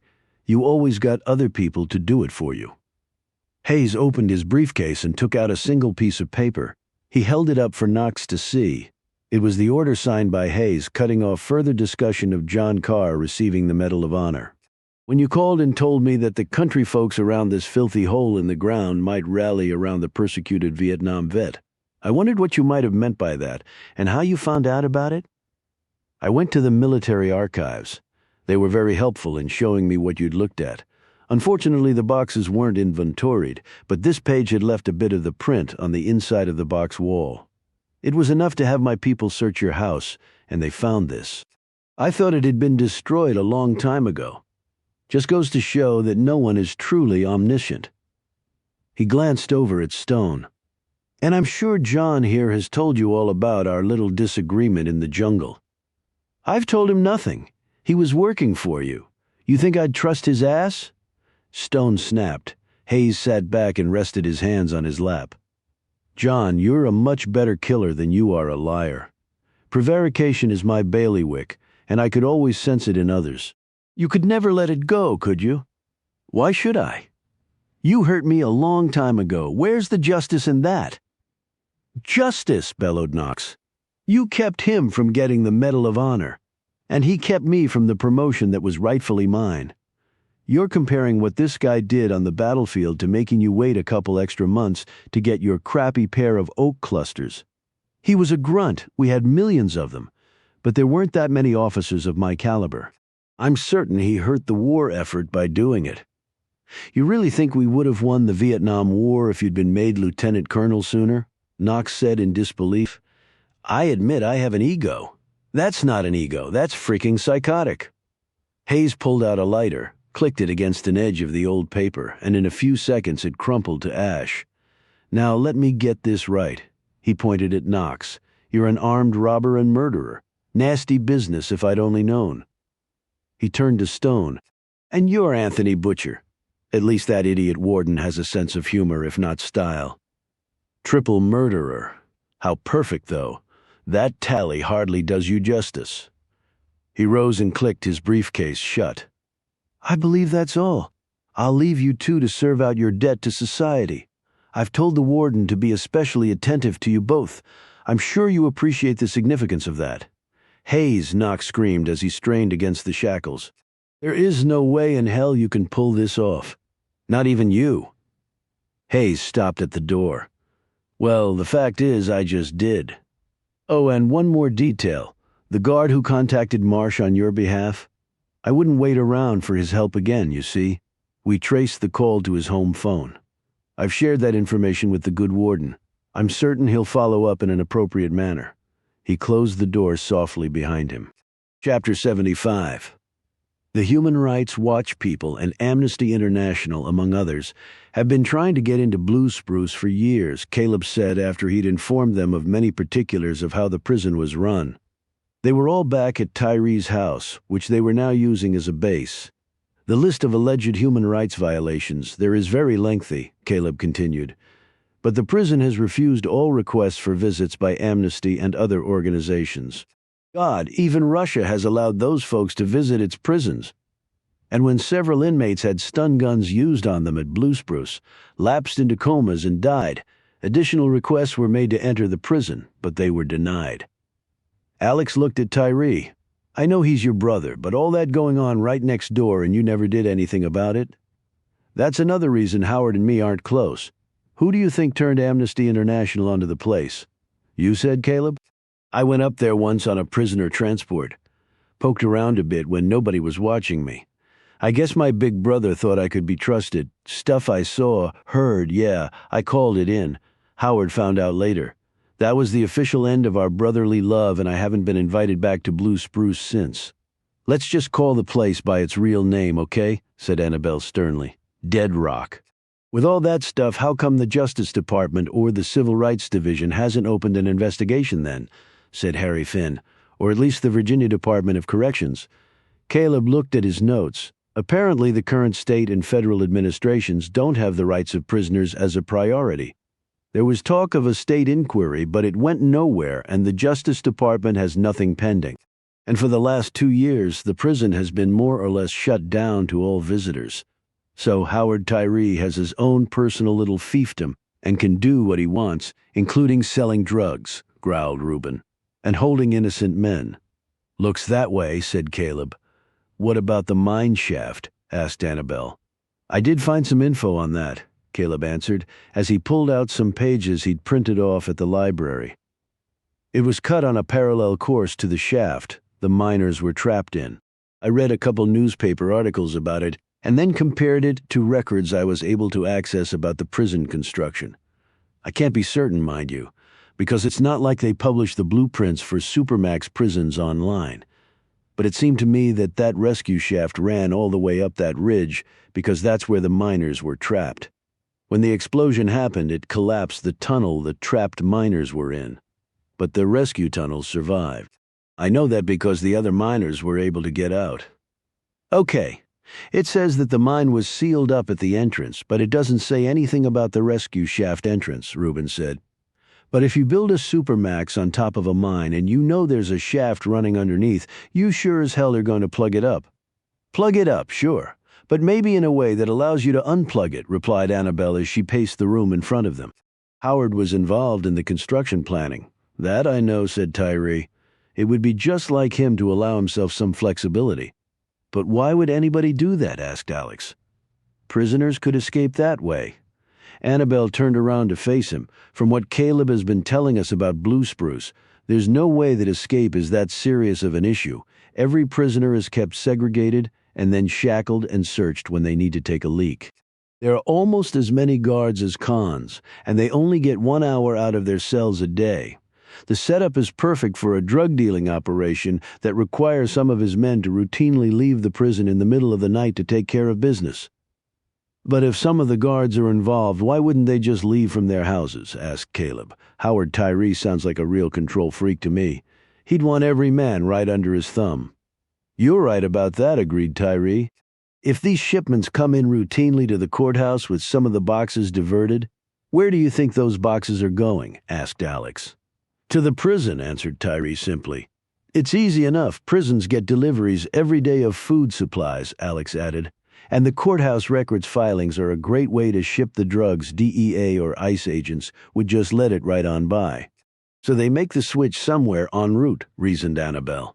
And the diverted boxes go to the prison until they're ready to be shipped out using addicted minors as couriers, which brings me back to my point. You're not going to have a bunch of guards walk out the front door every night with boxes of illegal pills, and you can't fly the chopper out every night because people will start wondering, Harry said. So you go out the back door? You go out the back door, echoed Annabelle. Which I believe is that mine shaft. Alex looked at her incredulously. So we're going to find this mine shaft entrance, get in somehow even though it's been sealed, and then somehow make it through there alive, and then break into a supermax prison where there are guards armed to the teeth and who also happen to be drug dealers. Sounds like a plan, said Reuben eagerly. It sounds like suicide, shot back Alex. Actually, said Annabelle, you're both wrong. Chapter 76, I swear, if it's the last thing I ever do. I'm going to kill Macklin Hayes, Knox muttered to Stone. The two men were back in their cell, and many hours had passed since Hayes had come to put the proverbial nail in their coffins, but that would be against the law, and people will come and hunt you down and put you away, said Stone, as he peered out the slit the prison called a window. It overlooked the front parking lot, but it was very difficult to see through because of the opaqueness of the window covering attached to the bars. Yeah, I realize the irony, trust me, but I'm still going to do it. If we get out of here. Yeah, I also realize the impossibility of that at the moment. I think you might be wrong about that. Knox sat up. Really? Don't get your hopes up. It's for a bad reason, not a good one. What are you saying? Have you noticed that ever since Hayes left, they haven't bothered to feed us or let us out of the cell? Yeah, my stomach is reminding me of that pretty much every second, so that tells me that our stay here is coming to an end? Don't waste food on corpses? How unlike our esteemed warden? There's no reason to keep us here any longer. There's always a chance that someone might show up and search the place. Why risk it? Where do you think they'll take us? I know from first-hand experience that there are abandoned mines around here. A drop down an old shaft, seal it back up. Apparently people up here are used to dead men being inside these mountains. That's how this place got its name, in fact. Stone pressed his face against the wall, trying to wedge it between the edges of the slit so he could see out better. He squinted and could see the outline of the mountains in the distance. They might as well have been on Mars. 3 feet of concrete, 100 yards of open space, killer wire, and a battalion of snipers with aggressive trigger fingers was all that stood between them and freedom. No way out, Knox said. You get into this business, you know any day your number could come up, and you deal with that, but you keep going because it's your job, a job you swore to do to the best of your ability, serve your country to the end, or until your country screws you, amended Stone. When I was assigned to come after you, I really didn't know what to expect. I knew you were a dangerous guy, but figured you'd just gone bad like some do. But the more I found out, well, if anyone ever deserved an apology from his country, you sure as hell do. Funny, I was thinking the same thing about you, Knox. My friends call me Joe Oliver. Stone turned back to look at him. Knox was standing and holding out his hand. Stone took it, and the two condemned men shared a brief but heartfelt handshake. When do you think they'll come for us? Tonight, Stone looked out the slit again, and best as I can tell, that's about 6 hours away. He stopped talking and then desperately tried to squeeze his head into the slit. He was barely making out a group of people climbing out of a car and heading to the prison entrance. Yet one tall, bushy-haired gent stood out from the others. It has to be. What is it? Knox said, "What do you see?" Stone turned to look at him, a smile spreading across his face. "I see hope, Joe. Damn if I don't see hope." Chapter 77. "Mr. Tyree, I think you better come down here, sir," the guard said into the phone. "What is it?" barked Tyree as he sat behind his large desk with a bird's-eye view of his little kingdom. "I'm busy." The guard turned to the group facing him. He said he's busy. Alex Ford yanked the phone out of the man's hand. "This is Alex Ford, United States Secret Service." I'm here with a joint federal agency task force, and we have some questions for you, Warden. And if you don't get your butt down here, the next person you'll be talking to is a U.S. attorney as he reads the charges against your ass. In his office, Tyree nearly dropped the phone. I have no idea. Get down here now. 60 seconds passed, and then Tyree walked stiffly into the front entrance area. Alex flashed his creds before motioning to the others. Reuben, Caleb, and Harry Finn wore blue FBI windbreakers. Annabelle had on a DEA jacket. Agents Hunter, Kelso, Wright, and Tasker. "What the hell is this about?" said Tyree angrily. Alex looked askance at him. "You really want to do this out in the open? Wouldn't you prefer some privacy? Or is every son of a bitch here in on it?" "In on what?" Tyree said indignantly. "Tyree, you can't be that stupid. In fact, I've got a file on you an inch thick that says you're a pretty smart boy." Tyree glanced at the nervous-looking guards and hurriedly motioned Alex and the others into a small room off the main entrance. Alex shut the door behind them. "Okay, your little drug ring is falling apart." "What drug ring?" Alex looked at Annabelle. "Agent Hunter?" Annabelle walked up to the diminutive Tyree, towering over him. "I thought you'd be a bigger guy. I rarely see shrimp like you in charge of an op this large. I'm the warden of this prison. You will address me." "Screw you. You're lucky I'm not cuffing your scrawny ass right now. We have the shipments coming up from down south, either the real oxy or manufactured pills. They're addressed to the courthouse, which gives them cover. That's where the old judge came in. The old judge on the run. When we find his ass, he'll turn government witness faster than I can say lethal injection. And you can kiss your butt so long unless you killed him too, like you did Shirley and Bob and Willie Coombs. And let's not forget Debbie Randolph and your bean counter in crime, Rory Peterson. How much did he skim off the top before you stopped him? You're a lunatic. I'm just getting warmed up. Then you'll see how crazy I can really be when I have your ass with a grand jury indictment painted all over it." "So where was I?"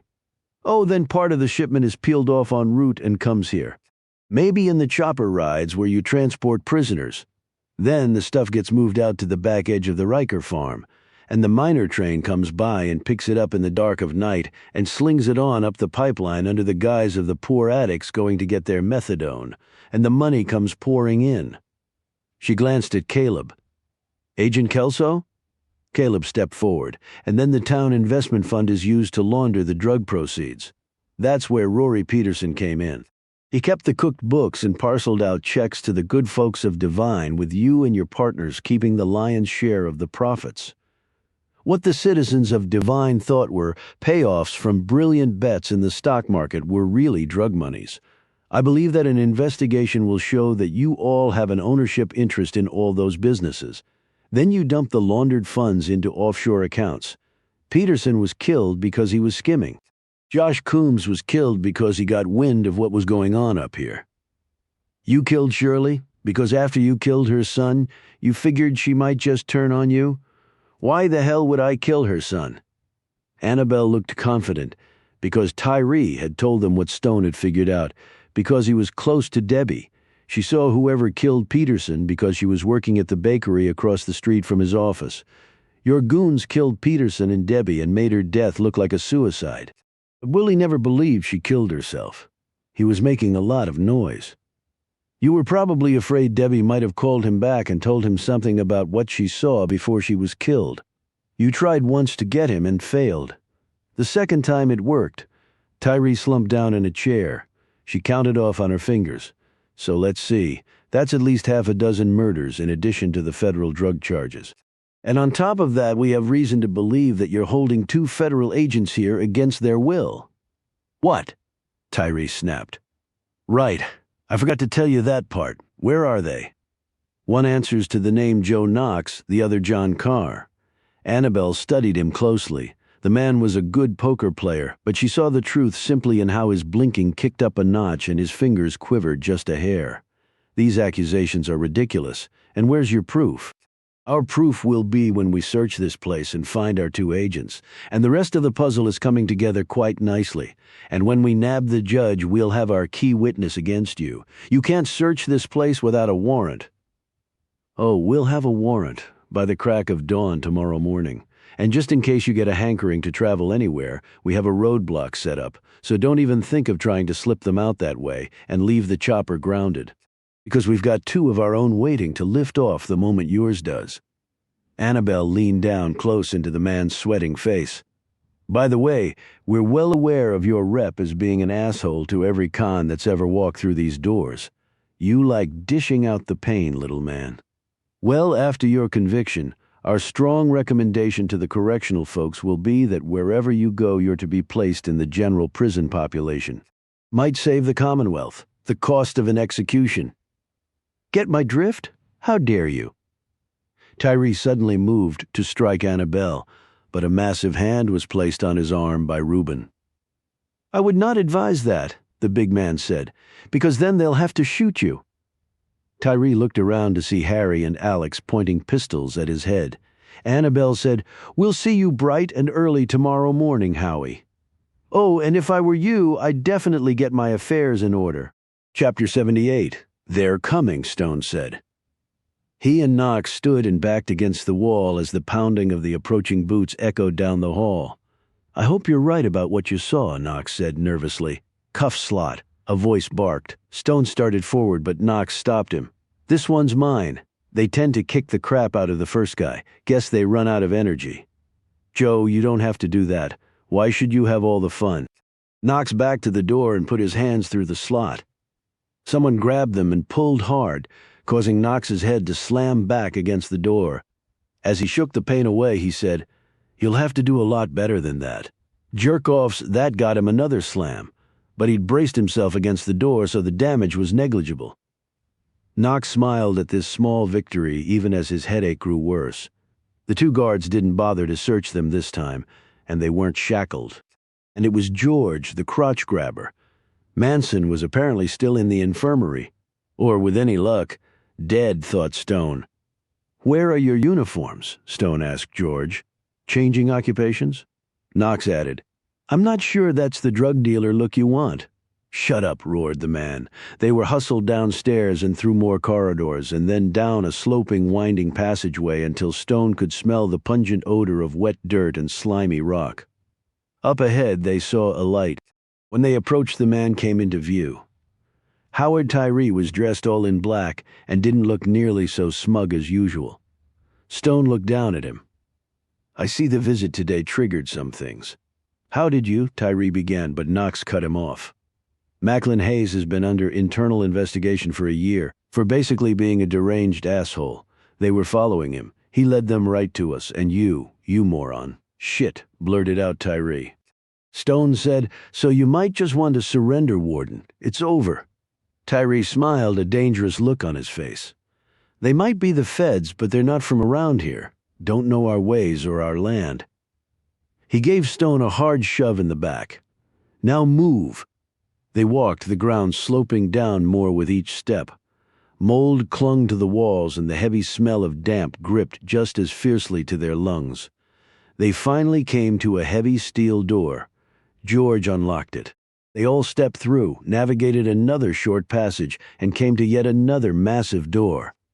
This was unlocked, and they stepped into what had to be a mine shaft.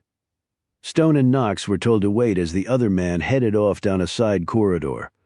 Stone looked around at the long tunnel and brace posts in the dirt floor and beams and thick wire across the ceiling holding back the rock. It reminded him of the place with the snakes. And there were rattlers with him tonight, too, just of the human variety. Low ceiling, dirt and rock, massive beams holding back the mountain along with the tonnage of the prison. It was claustrophobic, all of it. Stone didn't know which was worse, the cell or the mine. Maybe, in a way, they are the same. His philosophizing stopped when he saw the guard coming back and leading another person with him. Abby? As she grew closer, Stone's rage swelled. In the beams of the flashlights carried by Tyree and her guard, Abby's face clearly showed the beating she'd endured. Stone lunged at Tyree, but with his hands behind his back, he was easily subdued. "I will kill you," he said quietly to Tyree. "I see it the other way around," the warden replied calmly. They walked on Abby next to him while Knox shot curious glances at them. "Abby, what happened?" Stone whispered to her. They came to the house and got me. Maybe killed the man Tyree had guarding me. I don't know for sure. Why would they want you? Something to do with Danny.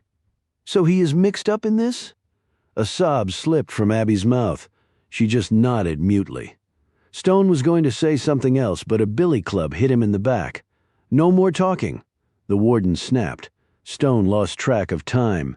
Minutes or hours he couldn't tell down here in the black of a mountain's bowels. He couldn't imagine spending his life down here on his hands and knees digging out rock. Digging his own grave. Knox, Stone, and Abby were suddenly grabbed and told to stay still. The two guards ran ahead and Stone could hear scraping sounds, large things being moved and the grunts and curses of the men doing that heavy moving. Up ahead the darkness suddenly turned a bit lighter. Tyree pushed them forward. Stone and Knox exchanged a glance. Neither knew exactly what was going to happen in the next few seconds. Stone kept as close to Abby as he could. If need be, he would shield her with his body. He strained against the cuffs, trying to free himself. They probably only had a few seconds left. They ducked down and came out into a moonlit night. Freedom at last from dead rock, except for the cuffs and the men with guns surrounding them, and except for the fact that their lives were about to end. Stone could hardly believe that what many men with special skills had tried to do and failed, a pudgy warden from a backwater hole in the wall was going to succeed in doing kill him, and yet as he glanced over at Abby, he felt far worse for her. The truth was, he should have been dead long ago. He had done things that he deserved to die for, but not Abby. It shouldn't end this way for her. And he told himself he would do everything in his power to prevent the woman's life from ending violently here on this high rock. Stone glanced around. They appeared to be in the middle of mountainous forest, but as his eyesight adjusted, he was able to make out a wide path that had been cut through the heavy brush. Tyree took a hold of Stone's arm and propelled him forward. He tripped over a rock and fell awkwardly to the ground. He rose to his knees and looked at the warden. They have this place completely locked down. There are ways out of here that I know that nobody else does. You don't think I didn't plan for something like this? Knox looked at the guards. Must have been more guys than this involved. You just going to leave the others for the feds? What do you care? You'll be dead, Tyree sneered. Would it sound really stupid if I said you'll never get away with it, said Stone. Yeah, it would. How about if I said it? Tyree and the others whirled around to see Alex Ford step from the shadows of the trees, his gun aimed at the warden's head. When the guards pulled their weapons, a bullet sailed over their heads and the men froze, a wisp of smoke floating from his gun's muzzle. Harry Finn moved forward while Reuben leveled a shotgun at the men. Annabelle and Caleb stepped out of the woods and stood next to Reuben. Tyree suddenly pulled Abby toward him and leveled his pistol at her head. He said, "You folks better back the hell off, or this lady is dead. Put the gun down, Howard." Tyree jerked at the sound of the voice and then looked for its source. His gaze stopped and held as Lincoln Tyree stepped from the tree line. "Put it down, Howard." A smile eased across the warden's plump face. "You know you were never any good at telling your big brother what to do. Now why don't you stop playing detective and just go on back down to your little town and pretend you know what you're doing?" "I know what I'm doing, big brother. I'm arresting you for enough stuff that you're the ones who's going to end up at Dead Rock." Tyree jammed his pistol against Abby's neck, causing her to cry out in pain. "Maybe you didn't understand what I said. If you don't back off, this lady is going to die." "Put the gun down," the sheriff said again. "Killing her gets you nothing." "It's over." "Gets me nothing? Nothing. I tell you what, it gets me satisfaction," Alex said. "Last chance to all three of you. Weapons down now?"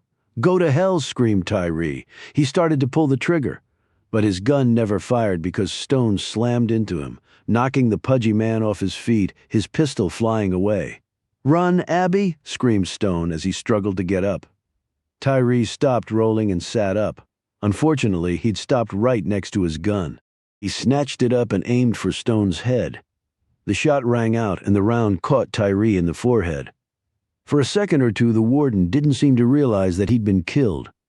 Then he fell on his back, his eyes staring up to the sky, the guard towers of Dead Rock visible in the distance, though he couldn't see them anymore. Alex shouted, "Where did that shot come from?" No one had time to answer that question because another man emerged from the tunnel and opened fire.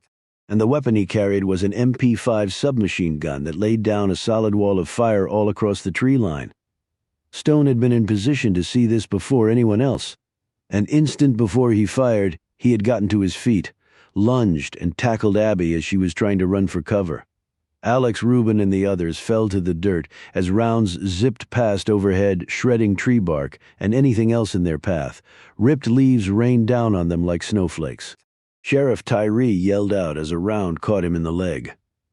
He fell heavily to the earth, grabbing at his thigh. Stone glanced at the mineshaft opening. It was one-eyed Manson wearing a neck brace now, along with the eye patch, trying to kill them all. God, I should have finished the son of a bitch when I had the chance. Knox had thrown himself behind a large boulder, while George and his buddy had run off toward the woods. His buddy didn't make it very far because one of Manson's errant rounds caught him square in the back, and he fell face down in a wash of blood. Stone got up and ran with every ounce of speed he had. He made a flying tackle on George, and both men went down hard. Stone was still handcuffed, so he couldn't hit him with his fists. He did the next best thing. He headbutted George flush in the face, and the guard fell limp under him. Stone flipped over and, using his cuffed hands, tore at the leather pouch on George's belt. His fingers closed around the key. He felt for the opening and unlocked the restraints. He grabbed George's gun but looked down in dismay. The pistol had landed on a rock and the trigger had snapped off. A moment later, Stone ducked down as MP5 rounds roared overhead and Abby screamed, "Abby!"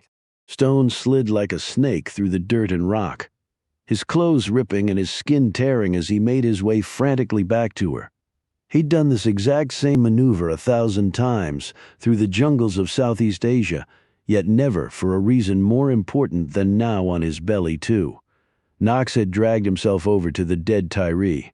He wrenched the gun from the dead man's hand and slid back toward where Stone was heading. Manson was barely 10 feet from Abby. He stopped again to slam in another clip. Alex, Harry, and Reuben opened fire, but Manson had wisely taken up cover behind a large rock outcrop.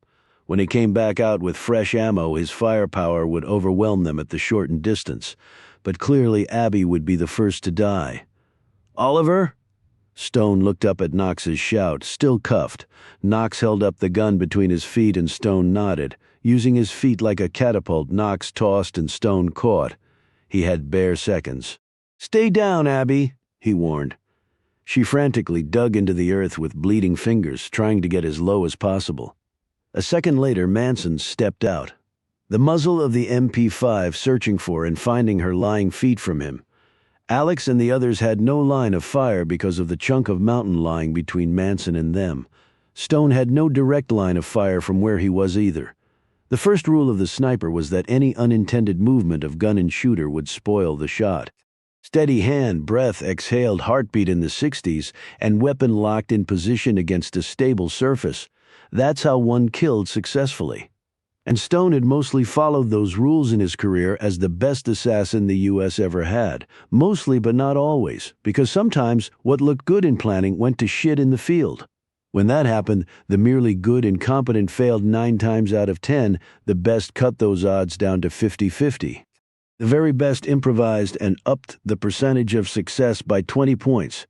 And then there was John Carr. John Carr, who had come back from the dead at least one more time to save a good woman who did not deserve to die at the hands of a maniac wielding a weapon of mass destruction. Stone leapt, his pistol arrayed out at the sharpest angle he could hold it and still get a shot off. Manson's finger closed on the trigger. Stone fired. Joe Knox would later claim that he had seen the damn bullet actually bend around the chunk of rock. No one argued with him. Manson pulled the trigger and the MP5 roared. But all the rounds went straight up into the air because there was a massive hole in the side of Manson's neck. The shredded arteries released their rich blood supply high into the air, and for several horrifying moments, a red rain poured down on the dying Manson. Then he hit the dirt, his one eye open, but now as unseeing as the other. Chapter 79. Stone raced to Abby and helped her up. She was scared, but okay. Alex and Harry Finn were putting a tourniquet on Tyree's leg using a stick and a piece of Finn's jacket. The tall sheriff was sitting up now, grimacing with pain. Stone and Abby came over to him, and she knelt down next to him, took his hand. "Tyree, are you okay?" He tried hard not to show the pain. "Hell, take more than this to get me all worked up." The shout made them all turn toward the woods. Caleb was running back to them. "Hurry, hurry!" They raced after him, Stone and Reuben in the lead. They plowed through the brush and vines. When Stone saw what Caleb was pointing to, he felt like he had just died. He rushed to the fallen man's side. "Danny? Danny?" Danny Riker was lying on his back, a scoped deer rifle in the brush next to him. Stone wasn't focusing on the weapon, but rather on the large splotch of red on Danny's chest. Danny's eyes focused on him. He managed to smile. "Don't think I ducked in time," he said weakly. Stone looked back over his shoulder toward where Manson lay. That first blast from the MP5 had hit right here. He turned back and counted no less than 3 bullet holes in Danny's shirt. They were placed at locations that Stone knew did not allow for survival, even if they could get him to a hospital in the next few minutes, which they couldn't. He had brought Willie Coombs back from the dead using the juice from a spark plug wire. There would be no such miracle for Danny Riker. Reuben squatted next to his friend and picked up the rifle. He was the one who took out the warden. "Damn right," Danny said, his voice growing stronger for an instant. "He killed Willie. Told the little son of a bitch what I'd do if he did that." His hardened features softened. "Get my ma, will ya, Ben?" Stone felt rather than heard the presence behind him.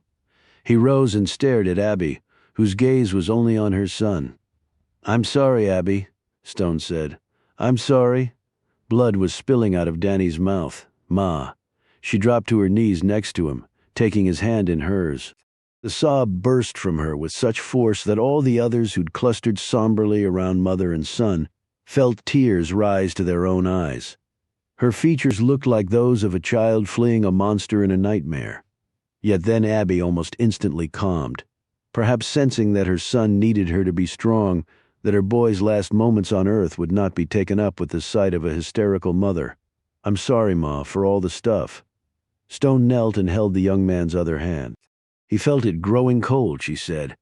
"I love you, Danny. I've always loved you more than I loved anything. Shouldn't got mixed up in all this drug stuff, but didn't want to work the mines and didn't want to take the death money either, you know?" I know, baby." Tears were spilling from them both. Didn't have nothing to do with any killing. Except the bastard warden.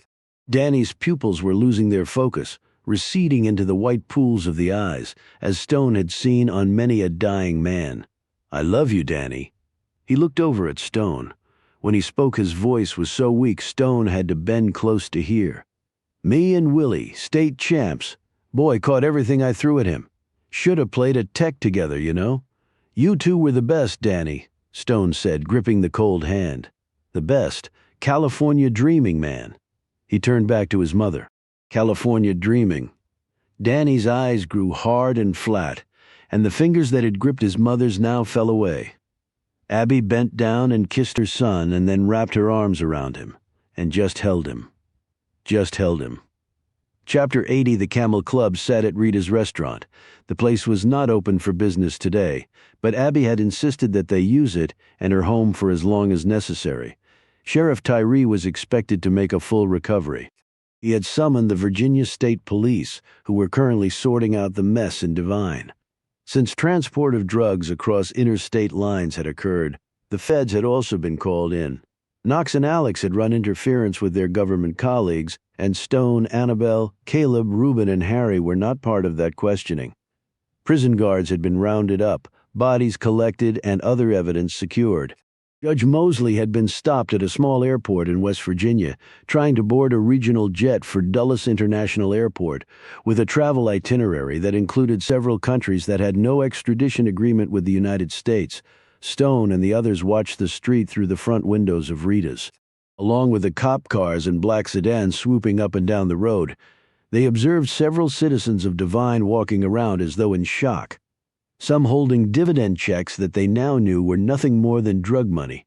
Danny's body had been taken to the morgue in Roanoke along with Howard Tyree's. Only when the police had zipped him up in a black body bag did Abby relinquish her grip on her son's hand. And even then she walked down the road after the slowly departing medical examiner's wagon. When everyone had had some food and coffee, Stone stood in the middle of the small circle of the best and perhaps only friends he had in the world. "I would like to thank you for what you did," he began, looking at each of them in turn. Reuben immediately piped in. "Oliver, don't go sappy on us. You would have done the same for any one of us." "You have done the same for every one of us," said Annabelle. Stone shook his head. "I know how much you risked. I know what you sacrificed to come here and do what you did." His gaze settled on Alex Ford. "I especially know what you did, Alex, even though it went against all your instincts as a Secret Service agent, and I appreciate it more than I can ever express." Alex could only meet Stone's heartfelt gaze for a few moments before he looked down at his shoes. When the door opened, they all turned to see who it was. Abby had changed her clothes and washed her face, though the imprint of the tears she had bled with Danny's death seemed to linger. Apparently no soap could reach that. When Stone rose and went to her, the others silently made their way out of the restaurant and out onto the street. Abby and Stone sat at a back table. When Stone handed her some napkins, she shook her head. "I've got no more left, no more tears." "Just in case then," he said. "What will you do now?" "You mean after I bury my son?" "Haven't thought that far ahead. He saved us, Abby. But for what he did, you and I would be dead. He was a brave man who tried to do the right thing. That's how you have to remember him. I told you I lost my husband, Danny, was all I had left. Now he's gone too. I know it's hard, Abby. It's harder than anything else you'll ever have to do. You lost your wife, but you still have your daughter." "What?" Stone said, startled. "That woman out there said she was your daughter." "Oh." Stone looked embarrassed. "That was a cover story, I'm afraid." "My daughter." He stumbled over what he was about to say. "My daughter died, like I said." "How?" "Abby, you don't. Please tell me. I want to know." Stone slowly looked up to see her gazing at him pleadingly. "She was shot right in front of me when she was an adult. And the thing was, she didn't even know I was her dad. The last time I'd seen her, she was only 2 years old. I found her again after all those years, and then I lost her forever." Abby reached out and took his hand. "I'm sorry, Oliver. But you do survive it, Abby. You never get over it, but you can keep on living. Because you really don't have a choice. I'm scared. I'm alone and I'm scared. You're not alone." She laughed half-heartedly. "What, Tyree, the wonderful town of divine me?" She sat back and looked at him. "You? How? I'm here now. But for how long?" Stone hesitated. He could not lie to the woman. "I have to go away." "Sure, of course you do. I understand," she said offhandedly. "I have some things that I have to take care of. Some wrongs finally need to be righted. Okay, whatever you have to do, Abby, I mean it. I will be there for you, even if I'm not physically here." He caught her gaze and held it with a pleading one of his own. "I want to believe that. You can believe it. When do you have to go? Soon, sooner than later. Are you sure things will work out for you?" "I won't lie to you. There are no guarantees." "The trouble you might be in?" "Yes." "Will they put you in prison?" "It's certainly possible," Stone admitted.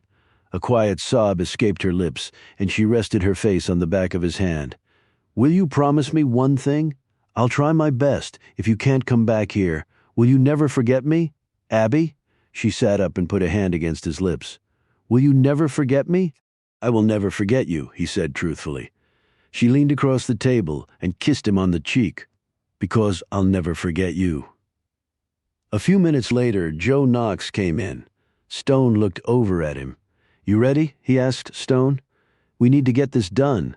Stone gave Abby's hand one final squeeze and rose. "I'm ready." Chapter 81. The front door to Macklin Hayes' stately brownstone in Georgetown was thrown open so hard it smacked the wall hard enough to make a dent in the plaster. "What the hell?" began the man as he half rose from his chair, the book he'd been holding falling to the floor. When he saw who it was, he sat back down, stunned. "Hey, sir, how goes it?" Knox said as he strode in. "Knox," Hayes began nervously. "How did you get past the guards outside?" "Oh, that. One of them is a buddy. I said I'd only be a few minutes. So they went down the street for a cup of coffee. A panicked look came to the general's face. "Knox, let me explain."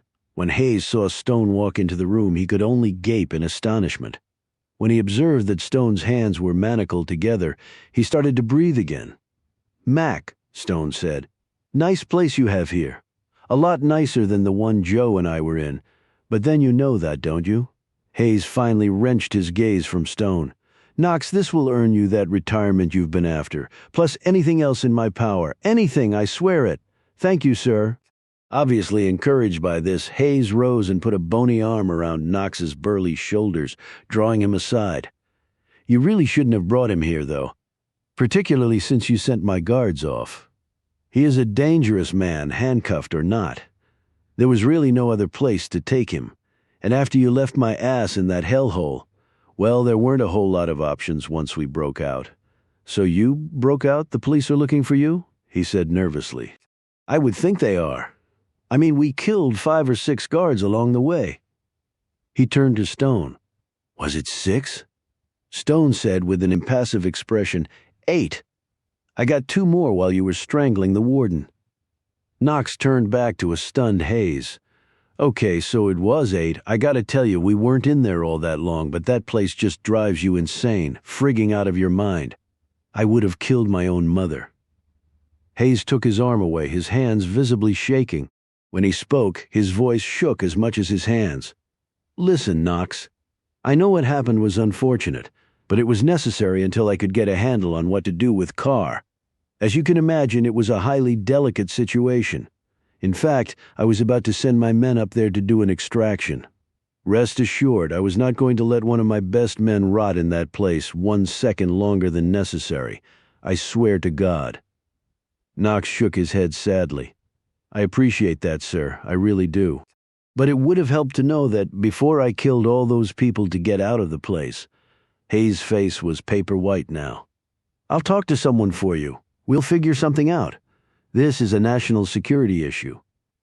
"I doubt that's possible now. In fact, that's why I brought Carr along with me." Hayes glanced sharply over at Stone. "I don't quite understand." "Well, I might forgive you, but he sure as hell isn't about to. So since we're both wanted for murder, I mean—" "What the hell are you saying, Knox?" Stone answered. "What he's saying is we've already done 8. Who the hell cares about 1 more? Especially if it's you." Hayes staggered back against the wall, his hand to his chest. "Knox, you can't allow this. I'm your superior. You were my superior, at least in rank. In reality, I've always considered you quite inferior. How dare you?" Knox uncuffed Stone and then slipped a knife from his pocket and handed it to him. Stone automatically gripped it in his favored killing position. "Knox," Hayes screamed. Stone advanced. "Do you know how many times I've done this on behalf of the United States government?" "Knox, for God's sakes. You should have given the man his medal," Knox said. Hayes screamed. "I'll give you your damn medal, Carr. It's yours." Knox sat in a chair and said, "You were a piece of crap for pulling the plug on it just because he wouldn't follow your order to slaughter an innocent village in Nam. I know that now. I'm sorry. I should never have given that order." Stone stopped next to the quaking Hayes and looked him up and down, apparently deciding on the best place to deliver the lethal blow. Knox added, "And you shouldn't have come up to that prison and made a deal with that warden to keep me there because I'd found out the truth?" Stone was now holding the knife against Hayes' throat. "I've dreamed about this for nearly 40 years, Mac," said Stone. "Knox," wailed Hayes, "I'm begging you. I'm sorry for what I did at the prison. I never should have left you there. I'm sorry. For God's sake, make him stop." "Okay," Knox said. "Oliver, go ahead and stop." Stone stepped back and flipped the knife to Knox, who pulled out a walkie-talkie and said into it, "Okay, come on in." 5 men came rushing through the door seconds later and strode up to the still cowering but confused-looking Hayes. One of the men said, "Macklin Hayes, you're under arrest for obstruction of justice, false imprisonment, war crimes, covering up a drug ring, conspiracy to commit same, and for using government property to blow up a civilian car in a public place, resulting in reckless endangerment." The man then gave him his Miranda warning. Knox pulled out a DVD from his pocket and tossed it to Hayes. "You can share that with your lawyers." Hayes looked down at it. "What the hell is it?" The place where you met with us at the prison and told us everything because you figured we'd never get out? It was an interrogation room, you dumb shit. Warden up there was real keen on surveillance. There was a hidden camera and it recorded every syllable you said. He looked at the men. Take his ass away, I'm sick of looking at him. As they pulled Hayes from the room in cuffs, he screamed, That man is John Carr. He killed Carter Gray and Roger Simpson. Arrest him right now. One of the men said, Shut up, and then pushed Hayes out the door.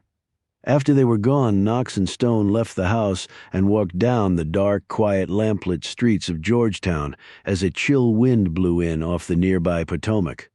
You know, Knox said, Hayes was the only one who was after you. I reported only to him. He was doing this on his own authority. It wasn't an agency thing.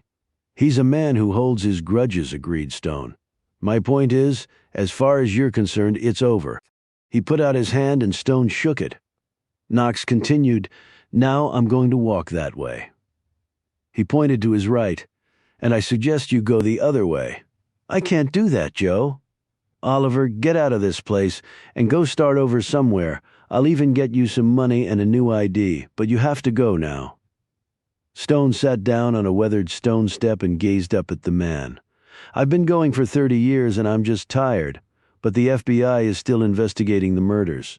And with Hayes out of the way, any impediment to them turning in your direction is gone. Sooner or later, they're going to knock on your door, particularly with Hayes screaming his head off about you. I know that. And what? You're going to just wait until they come get you. Stone stood. No, I'm not going to wait. I'm going right to the top on this. But first, I need to go get something. Get something. Where? At a graveyard. Chapter 82. The Secret Service examined the contents of the box that Stone had brought with him. It was the same one he'd hidden at Milton's burial plot before leaving Washington. Knox had driven him over to the graveyard where he'd gotten the box, called Alex Ford, and made the arrangements to be where the three men were now. The White House looked particularly impressive in the crisp morning sunlight. Alex knew the agents on duty today at the Northeast Gate entrance, and he talked to them as Knox and Stone went through the metal detector and security process. After that, Alex led them up the driveway and into the White House. They passed the guards stationed at that entrance. As they walked toward the West Lobby, the security badges issued to the three men bounced against their chests. They arrived at the small West Lobby and were cleared. Stone and Alex sat while Knox nervously paced. In a calming voice, Alex said, Down that hall is the Roosevelt Room. It's got a painting of FDR over the fireplace mantel and one of Teddy Roosevelt on the south wall. Straight ahead of that is the reception room, and to the immediate right of that is the Oval Office. The president doesn't actually work there. He's got another office nearby where he can get some real work done. Interesting, said Knox as he continued to pace the room, shooting glances here and there. All three men were dressed in suits. Alex and Knox had chipped in to buy Stone some appropriate clothes, and he looked distinguished, if uncomfortable, in his jacket and tie. You sure he's going to see us? Knox asked Alex. We're on the schedule, so unless war is declared or a hurricane hits somewhere, we're going to see the man. Knox let out a deep breath and slumped in a chair. Jesus. Joseph, Mary. As soon as he said the last name, a woman appeared and said, The president will see you now, gentlemen, in the Oval Office. President Brennan rose from behind the resolute desk and shook hands with all three, lingering over Alex, who'd taken a bullet while trying to prevent the president from being kidnapped in Brennan's hometown. Great to see you, Alex. You all recovered, I trust? Yes, sir. Thank you, sir. I can never express how grateful I am for what you did for me back then. Well, Mr. President, that's partly why we're here? Brennan looked confused. The schedule said you wanted me to meet some friends of yours. He looked at Knox and Stone. These gentlemen, I'm assuming? It's a bit more complicated than that, sir, if you could spare us a few minutes. The president motioned them to sit down in chairs set in front of the fireplace. Alex started speaking and didn't stop for over 20 minutes. Nor did Brennan, known for being an inveterate questioner, ever interrupt him. He just sat in his chair, absorbing what Alex was telling him about the events in Pennsylvania, and up to what had happened at Murder Mountain, and then on to the confrontation at the visitor center underneath the U.S. Capitol, where Milton Farb had been killed and Harry Finn's son rescued. Knox took up the tale from there, and though clearly nervous in the presence of the commander-in-chief, his voice was strong and his details meticulous as he took Brennan through his part of the story, including Stone being denied the Medal of Honor, their time in prison, and ending with Macklin Hayes' arrest. Brennan sat back. "My God, this is incredible, truly incredible. I can't believe this about Carter Gray. He was one of my most trusted advisors." He glanced over at Stone. "And you're John Carr?" Stone nodded. "I am, with this entity called the 666? "Yes, sir. It's amazing to me that we engaged in that sort of thing." "It wasn't amazing to me. I was just following orders. It was only later that my conscience got the better of me." "But to kill your family? To come after you like that?" "I'm sorry, Alex. It just doesn't sound like the people I knew." Stone held up the box. "Do you mind, Mr. President? I have something here that might convince you." Brennan hesitated, but then nodded. Stone opened the box and took out the small recorder. He hit the play button and a voice came on loud and clear. It was Carter Gray at Murder Mountain. "I thought you had to give that recording back to Gray," said Alex as he hit the stop button, "and Finn said they had a device there that could tell if it had been duplicated, and it hadn't. Before I gave the phone with the recording on it to Gray, I just held this recorder up to it and copied it. Sometimes people forget all about the low-tech ways." He hit the play button, and as they listened, they came to the part that Stone had particularly wanted the president to hear. When it was over, Brennan stared at them, his face flushed. "He was going to kill me. Carter Gray was going to kill me so he could start an all-out war with the Muslims." "Yes, sir," said Stone. "He was, and you were the one who saved me," he said to Stone. "That was your voice on there convincing him not to do it. After the woman was killed, who was she?" "She was my daughter, Beth." Alex quickly explained to the president how Roger Simpson and his wife had come to adopt Stone's daughter. Brennan sat back in his chair, his mind obviously whirling. "They killed your wife and took your daughter. The man who had your wife murdered and tried to have you killed took your daughter and raised her as his own. And Gray, what he did to you, what he almost did to me, it's beyond horrible, John. I'm rarely at a loss for words, but I don't know what to say. There's something else I need to tell you, sir." Knox and Alex both took deep breaths and then held them, their bodies tense as boards. "What's that?"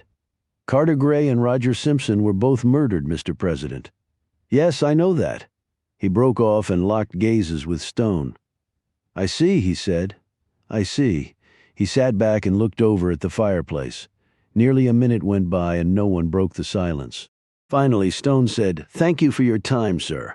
I planned to turn myself in to the authorities, but I wanted you to hear the story from me first. After 30 years of lies, I thought it was finally time for the truth." As Stone and the other two rose to leave, Brennan looked up at him. "Listen to me, Carr. You've put me in a difficult position, probably the most agonizingly difficult spot I've ever been in, and that's saying something for a 2-term president. And yet with all that, I don't think it approaches the pain that you've suffered at the hands of a country that should have known better." He paused and stood. "I tell you what I'm going to do. Since I wouldn't even be alive now, and this country would be in the middle of a disastrous war but for your efforts, I'm going to take this under advisement. I don't want you mentioning this to anyone, much less turning yourself in. Do you understand me?" Stone looked at Alex and then Knox and then back at the president. "Are you sure, sir?" "No, I'm not sure," he snapped, "but that's the way it's going to be. I don't condone vigilantism, never have and never will, but I also have a heart and a soul and a sense of honor and decency, despite what some of my political opponents claim. So until you hear from me, you are to do nothing except carry on with your life. Understood? I know you're no longer technically in the military, but I am still the leader of this country, and you will obey that order." "Yes, sir," said an obviously surprised Stone. As they turned to leave, Brennan added, "Oh, and it'll be a long term of taking it under advisement. So long, in fact, and with all the other issues I'm confronted with as president, it is highly likely that I may completely forget all about it. Goodbye, Carr, and good luck." As they closed the door behind them, both Knox and Alex exhaled in relief. "Holy shit, do I need a drink?" said Knox. "Come on, I'm buying." Chapter 83. Oliver Stone opened the gates to Mount Zion Cemetery and walked up to his cottage. The front door was unlocked, and when he went in, he saw that the changes Annabelle had made were no longer there. Everything was just as he had left it. He sat down behind his desk and ran his hand over the old wood, squeaked back in the chair and gazed over at his wall of beloved books. He made a cup of coffee and carried a mug with him as he explored the grounds of the cemetery, noting where work needed to be done that he would get to the next day. He was once more the official caretaker of hallowed ground. It was where he belonged. That evening, the others came by to see him. He hugged Reuben, Caleb, and Annabelle, thanking each in turn again for what they had done for him. Reuben brought a few six-packs while Caleb had a nice bottle of red wine. Later, Alex, Finn, and Knox joined them. As Knox and Stone sat in front of the fireplace, Alex and Annabelle were engaged in animated conversation in one corner of the room. She held a glass of wine and he had a beer. "Why did you really come to help us?" she said suddenly. "Friends don't let friends die by stupidity." "Gee, thanks." He drew closer to her. "Well, actually, I did it because it occurred to me that we had left things on the wrong foot. And I wanted to tell you that despite all the mean, nasty things you said about me, I'd still like to hang out with you on occasion." "Oh, is that right? That's pretty right, yeah. Is that the best please come back to me line Secret Service agents are taught? We're more the strong and silent types." Annabelle hooked her arm through his. "What you did was pretty wonderful," she said into his ear. "And I'm sorry for the things I said." She glanced over at Reuben. "He really set me right on things. Let's just start over and see where it goes." Reuben, who was watching all this from the other side of the room, along with Caleb, said, "Oh man, I'm going to puke." Caleb replied, "Don't be jealous, Reuben. He's younger and much better looking than you are, and besides, I don't have anyone either. I'm as big a loser in the female department as you are. I hope that makes you feel better." Reuben drank down his entire beer and stalked off muttering. Everyone looked over when Alex's cell phone began to ring. He answered it. "Hello? What?" He suddenly snapped to attention and almost dropped his beer. "Yes, sir. Absolutely, sir. I'll make sure he's there. You can count on it, sir." He clicked off and looked at the others in complete astonishment. Knox said, "Who was that? Not the president?"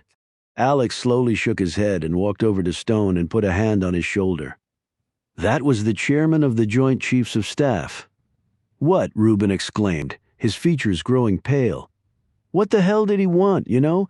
Technically, I'm not AWOL. It was a misunderstanding." "He called about you, Oliver," said Alex. Stone looked up at him. "What about me? We're taking another trip to the White House, tomorrow." "What? Why?" Alex smiled. "Something about a medal, my friend. A long overdue one. The top brass reviewed your war record, made the recommendation, and the president immediately accepted it." Reuben roared. "That's fantastic." He slapped Stone on the back as the others crowded around him, offering their congratulations. When things quieted, Stone said, "Alex, will you please call them back and tell them I appreciate the gesture, but I can't accept it?" "What?" exclaimed a stricken Reuben. Alex added, "Oliver, no one turns down the Medal of Honor. No one. Hell, a lot of soldiers who get it are dead. I'm not turning it down. That would be a dishonor to everyone who earned it, but I just want them to withdraw the offer. They made a mistake." "Mistake? Hell, you earned it," Finn said. "I read your record, Oliver. Maybe I did deserve it. Back then I would have accepted it, but I don't deserve it now, and for me to take it would dishonor the memory of every soldier who was awarded it." Annabelle said, "Oliver, please don't do this. Think about it. You'll be a part of American history. How many people get a shot at that?" "I already am a part of American history, Annabelle. I know what I did on that battlefield, and I did it because I couldn't let my men die. But I also know very clearly what I did after I left the Army. Very clearly. And that's the difference." "But you were just following orders," said Alex. "Sheep follow blindly. We're not supposed to be sheep." Caleb went over to Stone and put a hand on his shoulder. I never served in the military, so I can't really speak to any of that, but I do want to say one thing. I was very proud of you when they offered you the medal, but I think I'm even prouder of you for not accepting it. After they all left, saying they would be back soon, Stone took the box out that he had kept the recording in. It also contained two other items. He looked first at the photo of his baby daughter Beth, who had grown up and then died, never knowing that he was her father. Then he turned to the other faded picture. In this image, his wife Claire was suspended forever as a young wife and mother. In his mind every day it was Claire Carr who kept him going. In that prison while Tyree and his men were brutalizing him, it had been her memory to which he'd clung. He could never part with that image because in a visceral way it was the only shred of identity he had left. It was the one memory that kept alive the spirit of a young soldier, husband and father named John Carr. Not the assassin, not the killer, just him or who he used to be. With his fingers, he touched her hair, her face skated along the line of her mouth. She and his daughter had been the only good things in a life that otherwise had been filled with scars and hurt and violence. And yet memories of them were enough to take away all of it, gone, like the cleansing force of the purest water. He sat in the chair holding his wife and daughter, and at least for a few moments, everything again was all right. After he put the box away, he pulled out the new cell phone Annabelle had given him and punched in the number from memory. With each smack of his finger against the pad, Stone was growing more and more confident of what he was about to do. After all, how much time could a man like him really expect to have left? He told himself he could not afford to waste another minute of it. When the voice answered, he said quietly, "Abby, it's me."